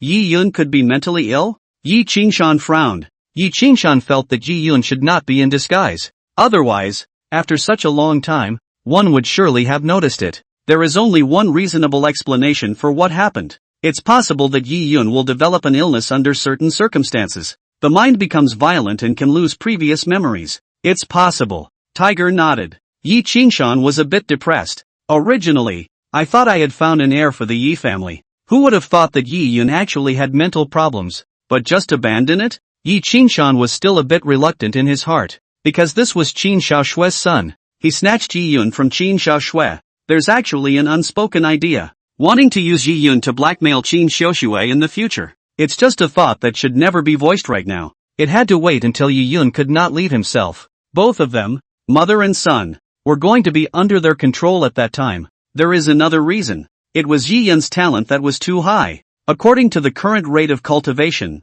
it was very possible to master the pure Yang technique within a year. It had been a long time since such a genius had appeared in the Yi family. In the future, the Yi family would most likely go even further under Yi Yun's leadership. But who would have thought that Yi Yun had this kind of problem? Can't give up on Yi Yun. Yi Qingshan had already made his decision. Let him go to the Jiangqing sanatorium for treatment first. You guys watch him. Yi Qingshan said after thinking for a while. The River City Sanatorium is a private sanatorium, and it's expensive inside. Anyone who can live in it is either rich or famous. For some people who can't take care of themselves, or have mental illness, very well taken care of inside. And there are many advanced healing methods from abroad. Europe and the United States are very experienced in this aspect of conservation, because those are meant to serve the rich. Understood. Tiger nodded. Commercial street, inside some restaurant. What? Yi Yun, he did such a thing? Qin Xiaoshue's face turned pale. Inside she was disappointed. Originally, Qin Xiaoxue thought that Yi Yun had already reached his limit when he stole something. I can't imagine that now I'm actually running inside the playground and beating people up. Yeah, Yi Yun, he's changed. Zhou Feng also feigned a sigh. He still had the video of Yi Yun beating up someone inside his cell phone. It was recorded by someone else, and Zhou Feng asked for a copy over. He is still very happy with his performance. I plan to show it to Qin Xiaoxue later. Her baby boy, Yi Yun, has done something. Then what about Yi Yun, and the people he beat up? Qin Xiaoxue asked. Although Yi Yun had done such a thing, however, Qin Xiaoxue was still worried about Yi Yun. It was her flesh and blood, after all. Also those innocent victims, Qin Xiaoxue wanted to compensate as much as possible. The Yi family compensated those people and they all shut up. Zhou Feng explained. Yeah, Qin Xiaoxue was a bit lost. Now Yi Yun had no need for himself at all. He's already a member of the Yi family. The corners of Qin Xiaoshue's mouth showed bitterness when she thought of this. Seeing Qin Xiaoshue's appearance, Zhou Feng took out a blue cloth bag. Your things, All of them are now returned to you. Zhou Feng pushed the cloth bag over to Qin Xiaoshui. What is this? Qin Xiaoshui was curious. Open it and take a look. Zhou Feng smiled faintly. Is it some kind of surprise? The corners of Qin Xiaoshui's mouth rose with a hint of anticipation. Being with Zhou Feng nowadays was still able to make her feel warm and pleasant. When Qin Xiaoshui slowly uncovered the cloth bag, some familiar items appeared. They were all jewelry that she had been robbed of by Yi Yun earlier. How did you get these things? Qin Xiaoshui's face was filled with surprise. Can't believe these are still back in their hands. She had thought it had all been sold by Yi Yun. It took a little effort to get it. Zhou Feng said it lightly. He didn't take it out in the first place. That would have been too deliberate. It's been handed out until now. It looks like you've used a lot of thought. Thank you so much. These things are really important. Qin Xiaoshui nodded gratefully, her tone filled with deep emotion. Qin Xiaoshui then stated that she also had an item to give to Zhou Feng. It only required Zhou Feng to close his eyes. Good. Zhou Feng nodded and closed his eyes. Chapter 71, Now you're proud of yourself, aren't you? Zhou Feng felt a warmth touch his lips. It was just a flash, but he already knew what it was. Kissing me in front of so many people. You're not afraid of being discovered. Zhou Feng opened his eyes with a smile on his face. I've already figured it out. Some things are done. So what's there to be afraid of? Qin Xiaoshui folded her hands gracefully, the fingertips of her right hand tenderly resting her chin. The corners of his mouth rose slightly, outlining a happy smile. Zhou Feng had done all this to himself. What else does she have to worry about? It's nothing more than what other people see. Then you kiss me again.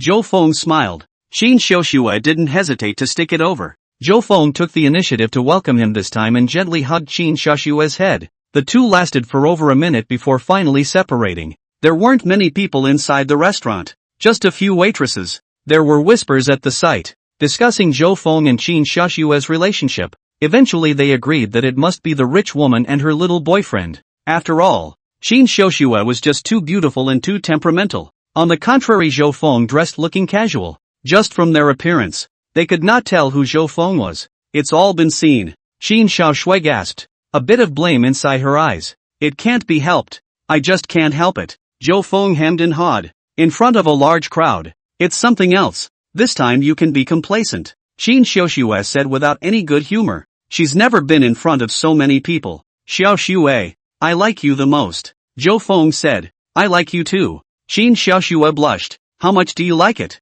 Anyway, Zhou Feng didn't blush at all. He had long ago in his life not cared about any face. Just kind of like. Qin Xiaoshui's voice grew lower. Like to a husband? Zhou Feng asked as he came closer. Nasty. Don't go to my house tonight if you keep this up. Alright. I'll ask again when I'm inside the room at night. Zhou Feng definitely wanted Qin Xiaoshui to speak up. Qin Xiaoshui's cheeks had already reddened to the roots of her ears. There really wasn't much she could do with Zhou Feng. Obviously the same age as Yi Yun, but so mature. It's a man you can count on. By the way, you should be careful of a woman recently. Zhou Feng suddenly said. Woman? What woman? Qin Xiaoshui froze. Zhou Feng briefly introduced Qi Lanlan. Of course in Zhou Feng's mouth. Qi Lanlan was a woman of very poor character. Wanted to take pictures of Zhou Feng and her to blackmail her. It's possible that they'll be inquiring about Qin Xiaoshui's relationship these days. You still have this kind of woman around? Why don't you just drive them away then?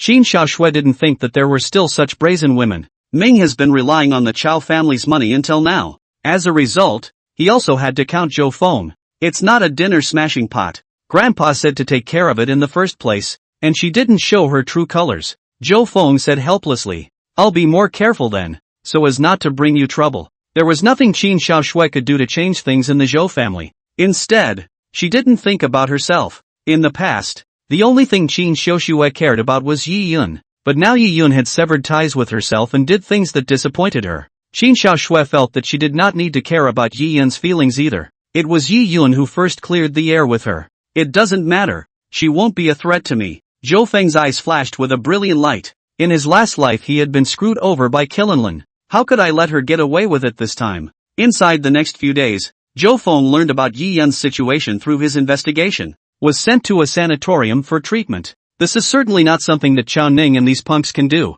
but through special channels. But Chao Ning and the others can go over to the nursing home to keep an eye on it. Keep yourself posted on any news. Zhou Feng had just slept in that morning. Then someone called him, and it was Jiarui Wu. Zhou Shao. My mom is very grateful to you for evaluating the title. Can you come to dinner this weekend? Wu Jiarui's tone was tinged with anticipation. This was an opportunity to be able to get in touch with Zhou Feng. Oh, did the evaluation go well? Zhou Feng was still a bit surprised. I didn't expect Mr. Lu's problem to be solved in such a short time. It went well. Wu Jiarui nodded her head in a hurry. Ever since Zhou Qiqiang had greeted him, the teachers originally scheduled were replaced inside the school. Put Mr. Lui up. There is no opinion within the school at all, because everyone knows it should be Mr. Lu's turn. There were even a number of people who praised the wisdom of the principal, but the teacher who was replaced also tried to find connections, only to learn that the Zhou family was behind Mr.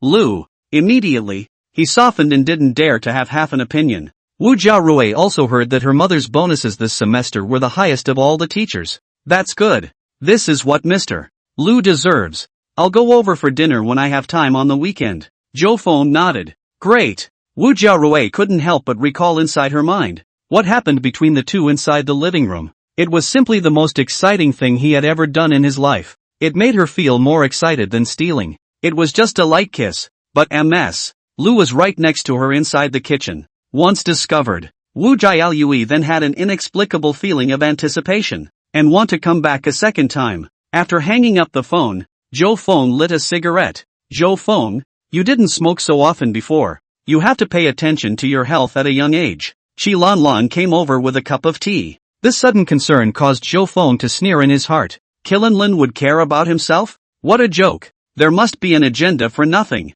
In fact, Zhou Feng knew very well what Qi Lanlan went to do early in the morning and late at night every day these days. It's about investigating Qin Xiaoshue's identity. It's likely that they also took pictures of Qin Xiaoshue. However, Zhou Feng didn't care. So what if Qi Lanlan found out? Expose your relationship with Qin Xiaoshue? With this level of threat, Zhou Feng didn't care at all. Thank you, Sister Lanlan. Has Wang Jun been harassing you again lately? Zhou Feng picked up his coffee and took a sip. After the last alarm he was a lot more honest and didn't text me anymore. It's just that I'm worried he's going to engage in another sneak attack. Inside Xilan Lan's current carry-on backpack. Just keep the mace and the alarm. As long as Wang Jun appeared in front of her, she wouldn't hesitate to strike. For single women, alarms are actually more of a deterrent. Like some kind of women's self-defense. It's just fancy. A lot of times it only makes the thugs more excited. That's good. Zhou Feng nodded. I guess Wang Jun was also scared by the last time.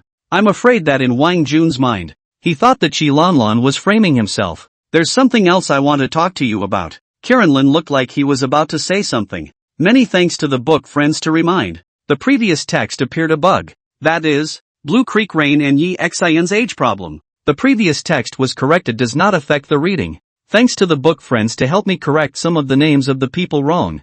I'm all changed, but also with a small number of replies. I'll check a few times more in the future. Thank you all. And there will be plots for all the characters that appear in this book. So don't worry about digging a hole and not burying it. Also the reason why I have a trumpet is because in a great battle with a beast called the River Crab God, my main body fell and in order to survive so I manifested many doppelgangers. Chapter 72, Qi Lanlan's Temptation. What is it? Zhou Feng sipped his tea and casually asked. You're not too young. Don't you want to find a girlfriend? Qi Lanlan sat next to Zhou Feng, her slender legs slightly together. Zhou Feng glanced at it, and a scene from inside the video appeared inside his mind. The most attractive thing about Qi Lanlan's body was these long legs. However, Zhou Feng snorted in his heart. Is Qi Lanlan testing himself? Ask yourself if you have a girlfriend. The math is in your face. It was nothing more than wanting to know if he would publicize his relationship with Qin Xiaoshue. If one said that there was, then Qi Lanlan would continue to pursue the matter.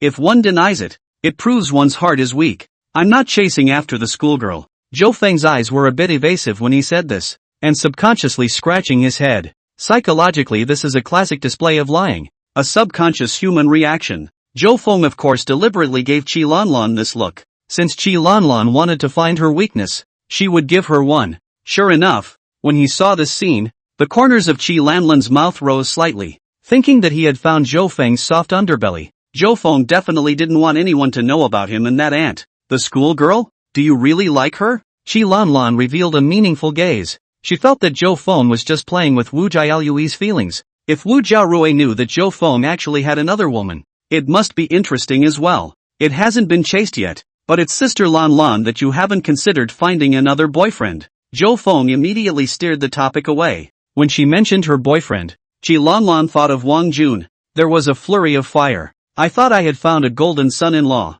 and that I would have a good life for the rest of my life. I didn't think I'd run into such a scumbag. But regarding the future, Qi Lan Lan was now a bit overwhelmed instead. She originally thought that choosing Zhou Feng was not bad. As long as she becomes the daughter-in-law of the Zhou family, she will have whatever she wants in the future. But the current Zhou Feng was very different from what she remembered inside. How there is an evolution towards scum. I haven't thought about it yet. I shouldn't have any plans in this regard recently, Qi Lan Lan said after thinking for a while. Tu do lu. Just at this time Zhou Feng's phone rang. He took one look at it and saw that it belonged to Jiarui Wu. Sister Lan Lan, I'm going to take a call. Zhou Feng went upstairs to inside his room, leaving Qi Lan Lan alone inside the living room. She looked at Zhou Feng with a bit of a grudge. I can't believe I ran upstairs to answer the phone. It means that the call must have been important. And it's a shame you couldn't hear it yourself. No way. One still had to figure out who the woman was before he could do so. Inside the room Zhou Feng picked up the phone. Zhou Xiao. I'm afraid I can't invite you this weekend. Something has happened. Wu Jiaoyui's voice on the other end of the phone looked a little haggard. What's wrong? Zhou Feng asked. My dad, he's hospitalized. Wu Jiaorui sighed. Hospitalized? Zhou Feng felt strange. The last time I saw Wu Shueji, he was still in good spirits. It looks a little old, but it doesn't look like it's sick. How did you get hospitalized so quickly? And from what Wu Jiaorui said, it seemed to be in bad shape. My dad, he fought with other teachers. Wu Jiaorui said helplessly. Fighting? Wu Shueji fought with other teachers? Zhou Feng cried and laughed upon hearing this. There could still be such a thing. This matter is a bit shameful to talk about. Wu Jiaorui's tone was hesitant. Still, he told Zhou Feng all about what happened. It turns out that ever since Mr. Lu's evaluation, someone has been spreading rumors all over the school, said Ms. Lu was relying on her good looks so she could be judged this time. Wu Shueji heard two male teachers chewing on each other when he was passing by the office hallway. That tone was very obscene. It also says that Mr. Louis is related to the principal and others. Hearing his wife so insulted, Wu Shueji was furious. Get up there and fight those two. The two male teachers knew they were at a disadvantage, so they didn't dare to make a move. Wu Shueji looks like he wants to fight for his life. After all, the wife was insulted. But Wu Shueji is, after all, a man of culture, and has never fought with anyone. Not only did it not hit those two teachers, instead, he fell and got a broken left leg. Zhou Feng also cried and laughed when he heard this. No wonder you don't want the family scandal to spread. But a lot of people who never fight, do it with a passion. What happened to those two male teachers? Zhou Feng asked again. It wasn't dealt with. There was no surveillance in that place, and those two didn't admit it. Wu Jiaorui was almost on the verge of tears. Add to that the fact that there was no direct physical confrontation between the two parties and there is not a shred of evidence. Now that Wu Shueji had suffered such a big loss, he was so angry that his blood pressure came up. This kind of thing would probably be too much for anyone to bear. Doesn't the school care either? Zhou Feng was curious. This time it was kind of nasty. Spreading rumors about Mr. Lu inside the school is very bad. The school to my father counted the work injury. Let my father peace of mind to recuperate from the injury, wages paid in full. Those two teachers, for the time being there is no way to deal with it. Wu Jiaorui is helpless. Big things come in small packages. This has always been the attitude of the school, no matter what the trouble. Hearing this, Zhou Feng suddenly thought of a good idea. It was just the right time to use this matter to torture Yi Yun. Which hospital is Mr. Wu in now? Zhou Feng asked. The one right next to my house. It's closer to home and better to take care of. Wu Jiaorui sighed. Now that Wu Shueji is injured, even his mother can only take time out every day to deliver food and care for him. The caregivers inside the hospital are just too expensive. Jiaorui Wu goes when she doesn't have class. But Wu Shueji was in a very unstable state, sitting on the hospital bed and throwing tantrums. But Wu Jiaoyui was able to understand. After all, anyone would feel angry after something like this happened to them. Zhou Feng immediately said how could that place work? He could arrange a sanatorium for Wu Shueji, and there would be someone there to take care of him, especially for orthopedic and other injuries. The recovery is excellent. That must be very expensive. We are just a working family. Wu Jiaorui is still squirming. In fact, she knew that Zhou Feng would not let their family pay for it. The last delivery alone was tens of thousands of dollars. Don't worry about the money. I have free places on my side. Zhou Feng smiled and said, "There are a few places like this one in the nursing home every year. It's actually an exchange of benefits. A lot of times it's inconvenient to just give away money, so there are a lot of free spots." "That's too much to thank." Wu Jiaolui hadn't finished her words. Zhou Feng then interrupted her. "But you have to do something for me." Zhou Feng smiled faintly. Chapter 73, Mr. Louis Changes. River City Sanatorium. MS. Lou was wearing a purple sweater that looked quite thick, but the moist silhouette is still striking. She leaned her whole body against the window to look out. The view out the window was not of any steel or concrete, but of a field of greenery and flowers. Among them were many varieties that Mr. Lou had never seen before. The build is also beautiful. It gave her a feeling of physical and mental pleasure, worthy of being the most expensive sanatorium in Zhangcheng. Previously, Mr. Lou had only heard that the last retired principal had lived here for a while. It was the first time she had come in. It's not just the outside that's over the top here. The ward was also surprisingly large, at least 100 square meters. It even comes with a sofa, TV and refrigerator, plus a bed. It's more comfortable than being inside your own home. But just at that moment, a sweeping voice came from behind him. "I'm going to write a report letter. I can't believe no one cares." Wu Shueji's side was half lying on the hospital bed, one leg wrapped in a plaster cast. He had a look of righteous indignation on his face, pen and paper in hand. He writes furiously on the small table in the hospital bed. It is written to report school in action. Even though they slipped on their own, the two male teachers actually just left it alone. Not swallowing this breath, Wu Shueji's heart is not willing. "Don't toss it. What can be done without evidence?" Mr. Lou turned around with a helpless smile. His own good mood was just ruined, but with her husband now injured and hospitalized, she couldn't afford to get mad. "No evidence? Then you can't just pretend that nothing happened. What about your reputation?" Wu Shueji slammed the table and roared. The pen and paper all bounced to the floor. Seeing Wu Shueji get angry, Mr. Lou only let out a small sigh. Bending down, he picked up the pen and paper, his body following his sway. "You're just going to report it, so get well." "MS. Lou said softly.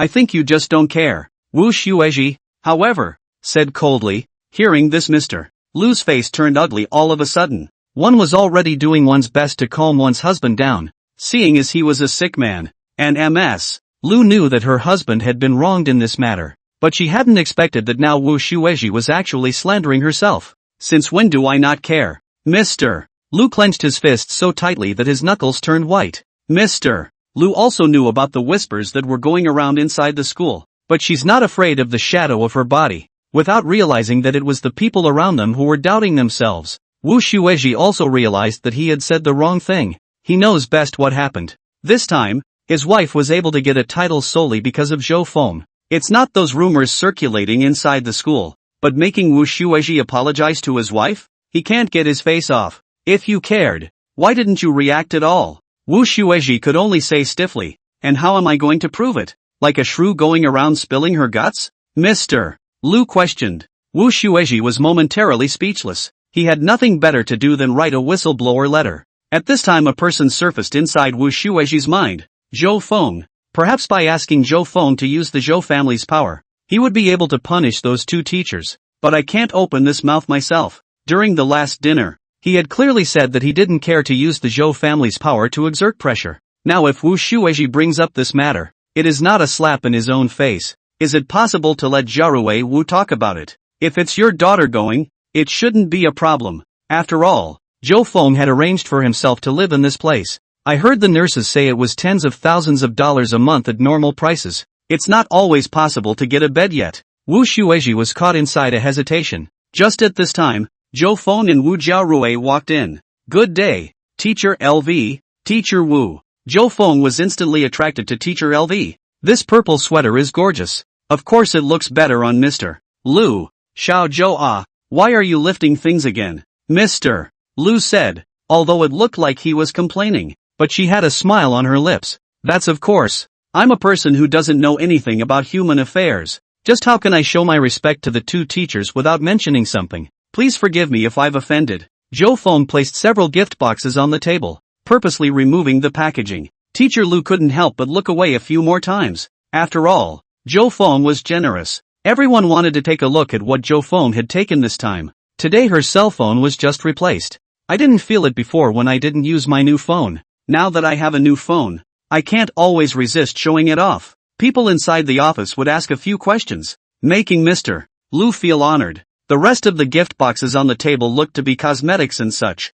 except for 2 supplements. Even Mr. Lu saw a silk scarf. Obviously it's not for Jarui Wu. Young people don't wear these now. That's for yourself? Teacher Lu now felt more and more that Zhou Feng was a very good young man. Don't really break the bank or be embarrassed in the future. Mr. Lu said. That's fine. That's fine. Zhou Feng nodded with a smile. Just from Ms. Lu's reaction, Zhou Feng could already tell that she liked it. Dad, how are you feeling? Wu Jiarui asked as she came over to the side of the hospital bed. Feeling better. Wu Shueji barely managed to squeeze out a smile. It was obviously just comforting Wu Jiarui. Let him recuperate at ease. Always disobedient. Mr. Lu said helplessly. Just don't worry about raising it here. Everything is taken care of. Zhou Feng said with a faint smile. Thank you for putting Lao Wu in this place. Mr. Lu was grateful. In the hospital where Wu Shueji lived before, there were 4 people inside a ward. All are patients with broken bones and all require family care.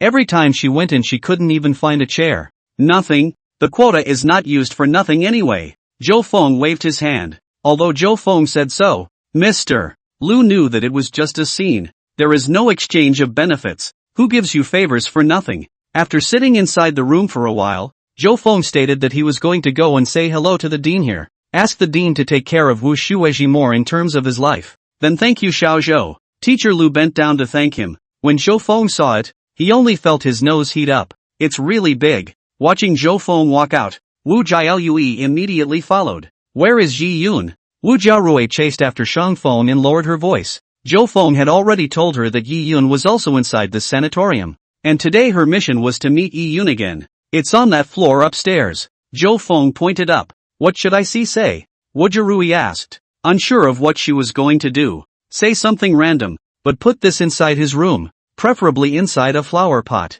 Zhou Feng handed over something. It's a pinhole camera. Chapter 74 Wallpapering the schoolgirl in the corridor. What's this? Wu Jiarui took it and curiously surveyed it. It looks like the size of a matchbox. Pinhole camera. You have to point this side at Yi Yun's bed. Zhou Feng gestured. That direction was the camera. Want me to put this thing? Wu Jiarui felt short of breath. She had never done anything like this before. And Zhou Feng wants to spy on Yi Yun? What's he gonna do? Why are you afraid? Zhou Feng took a step closer. One hand against the wall. Wu Jiarui also subconsciously took a step back. There's a word for this scene. Thud wall. I am not afraid. Wu Jiaolui gently bit her lip. She'd do anything for Zhou Feng. It's okay to put up a camera. The big deal was that Yi Yun found out. Zhou Feng would definitely protect himself anyway. As for Yi Yun, Wu Jiaolui was too lazy to pay attention to his thoughts. You'll do well to work for me in the future. Zhou Feng's other hand cupped Wu Jiaolui's cheek. Aha! Wu Jiarui nodded heavily. She believed it. Meanwhile inside the room, Mr. Lu stepped out of the hospital room. Ms. Lu is here to chase after Zhou Feng, and she feels a little bad about it. They were already well taken care of by Zhou Feng. There's no need to go back and say hello to Dean. This would instead make her and Wu Shueji feel flattered. Being able to recuperate here for a month or so would be nice. It's just that Ms. Lu didn't expect to see the scene just after she came out. Wu Jiaolui and Zhou Feng were getting tired of each other inside the staircase. In the past, Mr. Lu would have been furious. She didn't approve of Wu Jiarui falling in love so early. But now Mr. Lu's concept has changed. Plus Zhou Feng was, in her opinion, a very suitable match. This kind of person definitely needs to be caught sooner rather than later. A little late and it would have been taken by another woman. You guys, don't be in the hallway.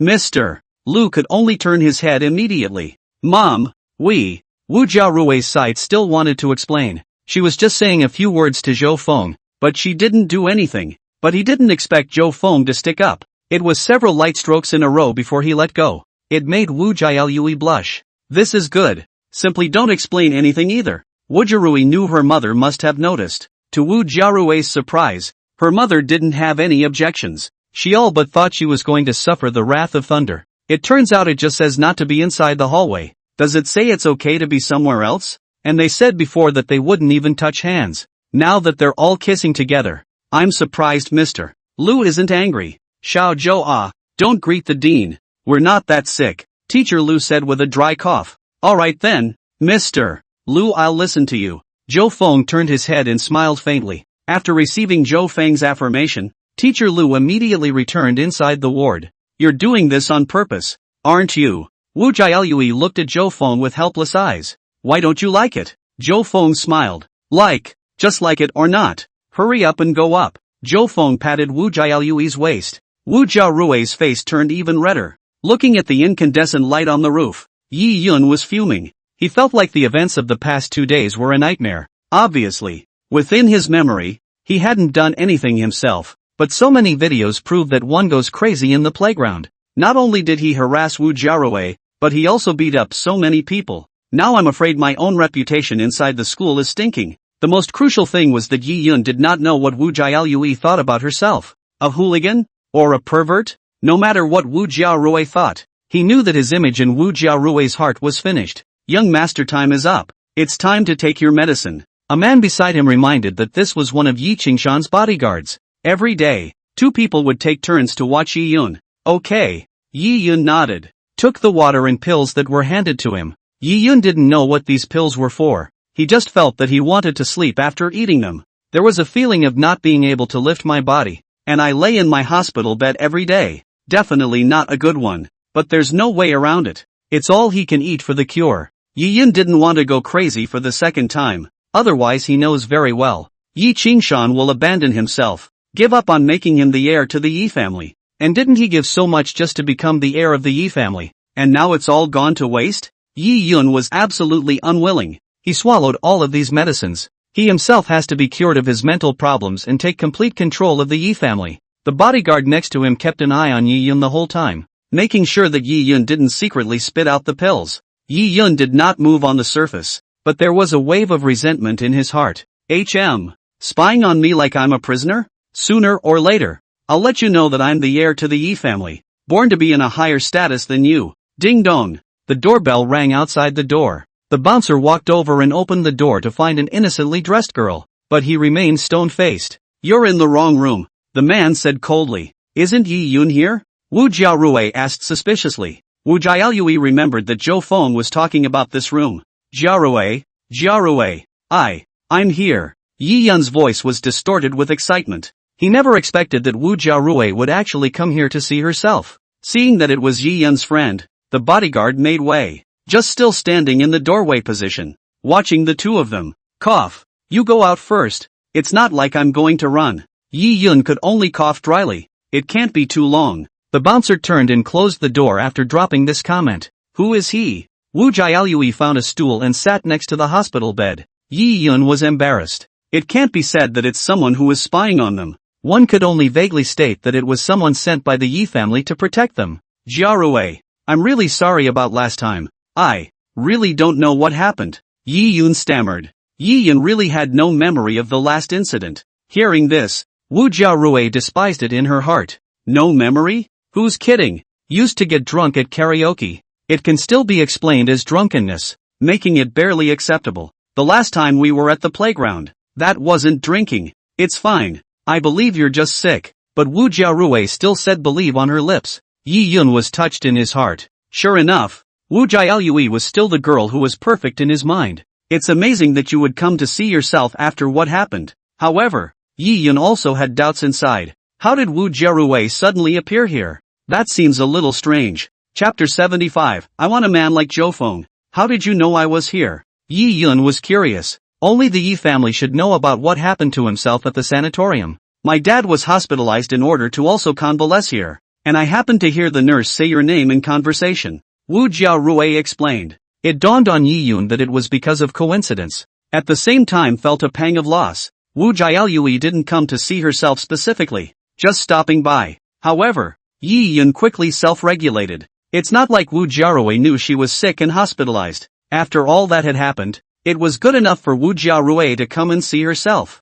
Where does uncle live? Yi Yun asked. It's downstairs. Then I'll go down and take a look, Yi Yun said and started putting on his shoes. It was a great opportunity for him to offer his services. Wu Jiarui's eyes lit up when she saw Yi Yun bending down to put on his shoes. Here's your chance. Wu Jiarui immediately hid the pinhole camera inside the flower pot. It was aimed in the direction of Yi Yun's bed. Each room in the nursing home has several planters with lush greenery. It would have been impossible to find out if you hadn't had the presence of mind to scrutinize it. Right. I can't be empty-handed. Yi Yun scratched his head. No matter what, this was the first time to officially meet Wu Jiaorui's parents. How could I do that without mentioning something? Get it now? Yi Yun couldn't wait any longer. Opportunities are fleeting. Suddenly he had the bright idea to load up the table next to him with fruit and a couple cartons of milk. These were bought for him to eat and have been sitting around for days. Some of these bananas were blackened and spoiled, but Yi Yun didn't even notice this and even packed in 2 banana peels.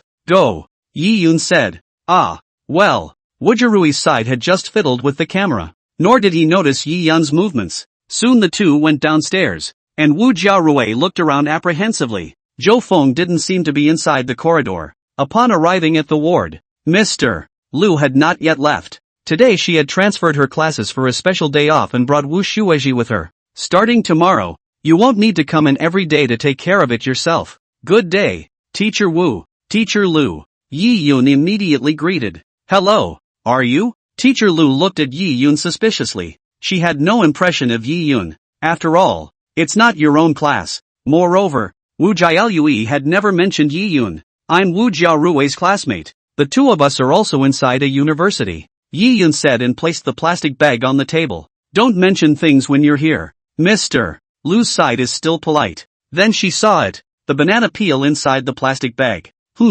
What's this? Garbage? For a moment, Mr. Liu even wondered if he was blind. How can someone bring up trash? Yi Yun also noticed this, so he picked the trash out of it, as if nothing had happened. He threw it inside the trash can next to him. Then all the other fruits were taken out and placed on the table one by one. Seeing some of the almost rotten fruit, Mr. Liu's face was ugly. Don't be polite. These are all from inside my ward. I can't finish them anyway, just right for you guys. Yi Yun was still generous. Picking up the apple, he shoved it into Wu Shueji's hand. That apple was dry and crumbly. I don't know how long it had been sitting there. Then added that he had more milk here. People with broken bones should get more protein. Bring out the cartons of bulk milk. Don't be polite. Really don't be polite. These aren't worth much. Yi Yun said one by one. Mr. Liu was truly speechless. She'd like to be polite. How can she be polite with these things? Teacher Liu couldn't help but compare Zhou Feng to Yi Yun.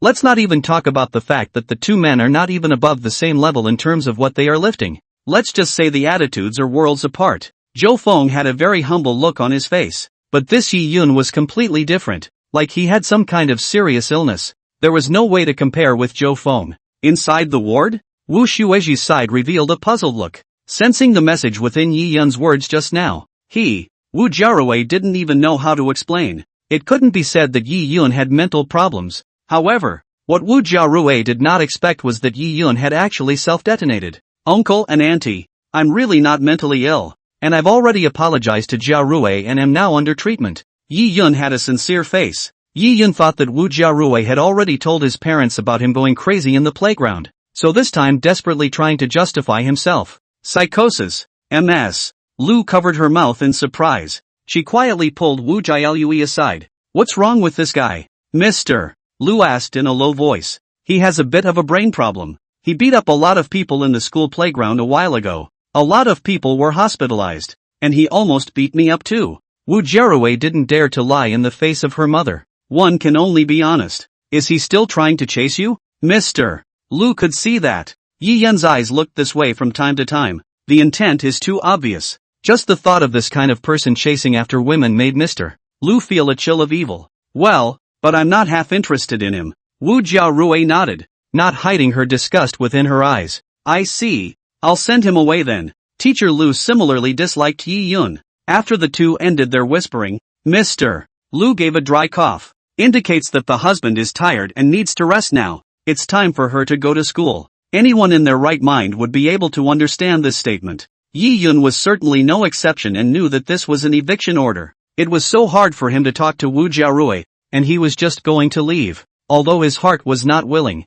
Yi Yun could only agree. Still, he insisted on being sent downstairs, with the Yi family's bodyguards behind him. As he watched Wu Jiaorui leave the sanatorium, Yi Yun could only let out a heavy sigh. I hope that the next time Wu Jiaolui comes to see Wu Shueji, she will bring along a visit to see herself. he was still incredibly depressed in his heart. How did you go mental when you were fine on your own? When the two, mother and daughter, arrived at the door of the sanatorium, a car pulled up next to them. Do you guys want to go back? I can send you guys back. Zhou Feng poked his head out. That's great. Wu Jiarui's heart was overjoyed. It didn't occur to me that Zhou Feng was waiting for them here. How embarrassing then. You're a busy man. Mr. Lu ruffled his hair. Embarrassed. She felt that she had already troubled Zhou Feng enough. Don't be polite. That would be too much, Zhou Feng said with a slight smile. Wu Jiarui immediately got into the passenger side. She wouldn't let go of this opportunity. Being able to ride in last week's Peak's car was not a treatment that ordinary people had. Wu Jiarui forgot that the first time she did it, it was very disgusting. At that time, Wu Jiarui still thought she was a white lotus flower. It was only after being poked and prodded by Zhou Feng that she faced her true self. He himself was the one who wanted to find Zhou Feng. Chapter 76, Mr. Louis' Secret. Mr. Lu could only follow his daughter to the car when he saw this. Just in his heart, he felt sorry for having been very much taken care of by Zhou Feng, and now there's a delay for Zhou Feng. I just saw Yi Yun. He's here too? Zhou Feng said casually after starting the car. You know Yi Yun too? Teacher Lu was curious. The three of us were in the same class in high school, Zhou Feng explained. Mr. Lu understood. Then why don't you say hello? Mr. Lu felt strange. High school classmates meeting together is just the right time to catch up on old times. Logically speaking, I shouldn't have said that. Zhou Feng pretended to be in a difficult position. A sigh followed, as if he had made up his mind about something, indicating that Yi Yun's character was questionable. He was a frequent thief and stole a lot of his own stuff when he was in school. For the sake of his classmates, he didn't tell the teacher about it either. Later, he introduced himself to a part-time job to Yi Yun, but it was unexpected that Yi Yun actually stole from other people's companies. Zhou Feng didn't blush when he said this. That was how Yi Yun had defamed himself back in high school. Now he himself is just doing the same thing he did. There's such a thing. Mr. Lu was surprised. She had never heard that there were such students inside her daughter's class. Really? It also caused me to be implicated. Wu Jiarui was also on fire when she thought about this matter. How are you implicated? Ms. Lu looked at her daughter in confusion. Wu Jialui froze, only to realize that I have no way to explain it. It couldn't be said that Yi Yun had given himself the bracelet. Yi Yun stole something and then put it inside her bag. And later on, it was me who had the connections to set things right. Zhou Feng made up a random reason. Jiarui, Ms. Lu was instantly anxious. What's wrong? Wu Jiarui's body subconsciously trembled. Thought the lie had been exposed. Don't associate with Yi Yun in the future. Teacher Lu didn't want her daughter to be implicated by such a person. If it was really just a case of being sick and making a mistake, that would be understandable. But there is still thievery, and that should never continue to come and go. Of course Mr. Lu wouldn't think that his daughter was an old-fashioned thief. Aha! Wu Jiarui's side nodded repeatedly. On the way Mr. Lu spoke again, cautioning some of the conditions under which Wu Jiarui made friends. She was afraid that someone would lead Wu Jiarui astray. Wu Jialui had heard these words so much that her ears had become calloused. Mother often fished for these. She pretended to listen intently. Though, just at this time, Wu Jiarui felt a hand that touched her thigh. She couldn't help but turn toward the side. It's Zhou Feng. That hand wasn't honest at all. But, Zhou Feng looks handsome driving with one hand. What surprised Wu Jialui even more was that Zhou Feng was still able to chat with his mother without moving. Wu Jiarui also wondered if her mother would notice Zhou Feng's small movements, but even if you find out, so what? Even the inside of the hallway was discovered, so touching a leg should be nothing now. It's a good thing my mother didn't seem to notice along the way. Soon it was time to get to the entrance of the neighborhood. Cho, go up and have a seat. Mr.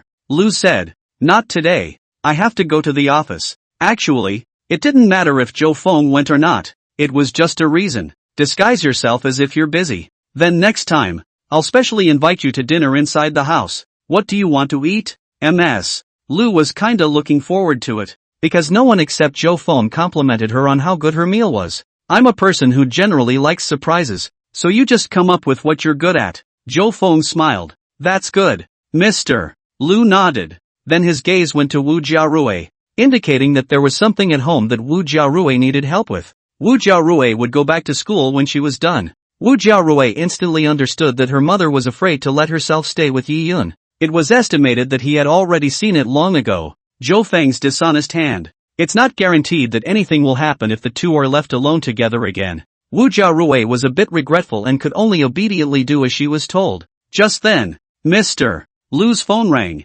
Someone should have texted. Mr. Lu took out his cell phone and looked at it, and his face went white, but she quickly pocketed her cell phone. But you could tell by the nervous eyes. There must be something going on. Zhou Feng felt strange with a frown. Is it possible that Mr. Louis has some secret? System selection appears. 1. Ask MS. Lu directly if she has any secrets and reward her with one of the newest cell phones. 2. Ignore it and pretend you didn't see it. For a reward of $500,000 in cash. 3. Find a way to see the contents of Mr. Lu's cell phone and reward Lan Shiyu's diary, perfect replica. Zhou Feng's eyes lit up. Didn't expect the system choice to show up at this time. Of the 3 rewards, clearly the third is the most valuable. Then, of course, the third choice. Could it be that Lan Shiyu also has some secrets? After the mother and daughter both went upstairs, Zhou Feng did not drive back. Instead, it was parked in the adjacent parking lot, then immediately called Wu Jialue.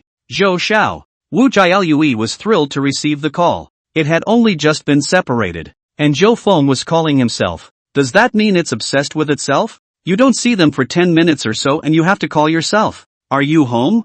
Zhou Feng asked. Of course I'm home. Wu Jialue immediately nodded her head. Zhou Feng had seen with his own eyes that she had followed her mother up the stairs. Do you know your mother's cell phone password? Zhou Feng asked again. I know. What's wrong? Wu Jiarui became more and more puzzled. The cell phone that Mr. Lu uses was just replaced. Everything in it was set up with the help of Chiarui Wu. She wondered why Zhou Feng asked this question. Bring me out Teacher Lu's hand. There is some information on it that interests me. I'm downstairs in the parking lot in front of the supermarket to the east. Zhou Feng hung up the phone directly after he finished speaking, leaving Wu Jialue a bit at a loss for words. Zhou Feng wants his mother's cell phone? What's this about? Should he help Zhou Feng to get his mother's cell phone? A series of questions inside the mind. This was different from going to set up Yi Yun. To set a trap for Yi Yun, Wu Jialue did not have any psychological burden. But get your mother's cell phone. The nature is completely different. After probably less than a minute of hesitation,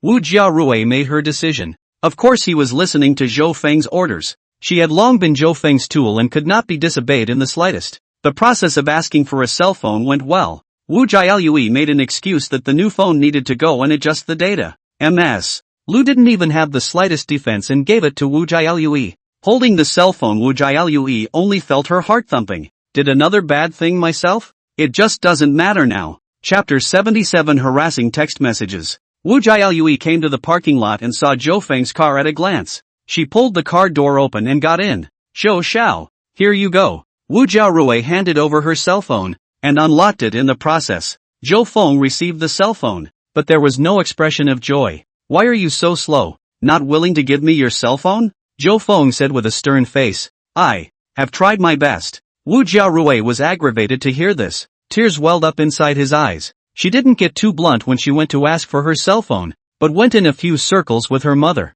Just didn't want my mother to get suspicious. If you don't want to, take it back now. Zhou Feng said coldly. I'm willing. I'm really willing to do anything. I'll definitely be faster next time. Wu Jiarui was a bit anxious and hurriedly assured. She didn't even realize that she was now being PUA'd by Zhou Feng. The concept of PUA is clear to everyone, but a lot of people get caught up in it without realizing it. It usually takes a long time to wake up. Wu Jiarui had also PUA'd Yi Yin before, but this time the boomerang hit itself. Zhou Feng nodded, still satisfied with Wu Jialue's attitude. This schoolgirl was now completely her own tool person. Zhou Feng tapped his cell phone and then looked directly inside the text message bar. Soon found what he was looking for. I don't think Mr. Lu expected that someone would peek at his text messages, so he didn't delete them all. TSK. Actually, Zhou Feng couldn't help but smack his lips as he watched. No wonder Mr. Lu couldn't help but frown when he saw the content of that text message. The face became very ugly. This is actually harassing text messages. MS. LV, your husband is not at home lately. Do you want me to accompany you? Today's purple sweater is beautiful. Can you mail it to me? Wu Xueji can't satisfy you, right? You must want to find a younger one. There were about a dozen similar texts, also all sent in the last 2 days. The phone numbers are all virtual. Even if Mr. Lu wanted to pull the plug, I'm afraid there was nothing he could do. It is assumed that before Ms. Lu changed her cell phone, she had already received such harassing text messages. Zhou Feng then opened the album and such, and he was a bit disappointed. Besides some homework materials, there was only a selfie of Mr. Lu.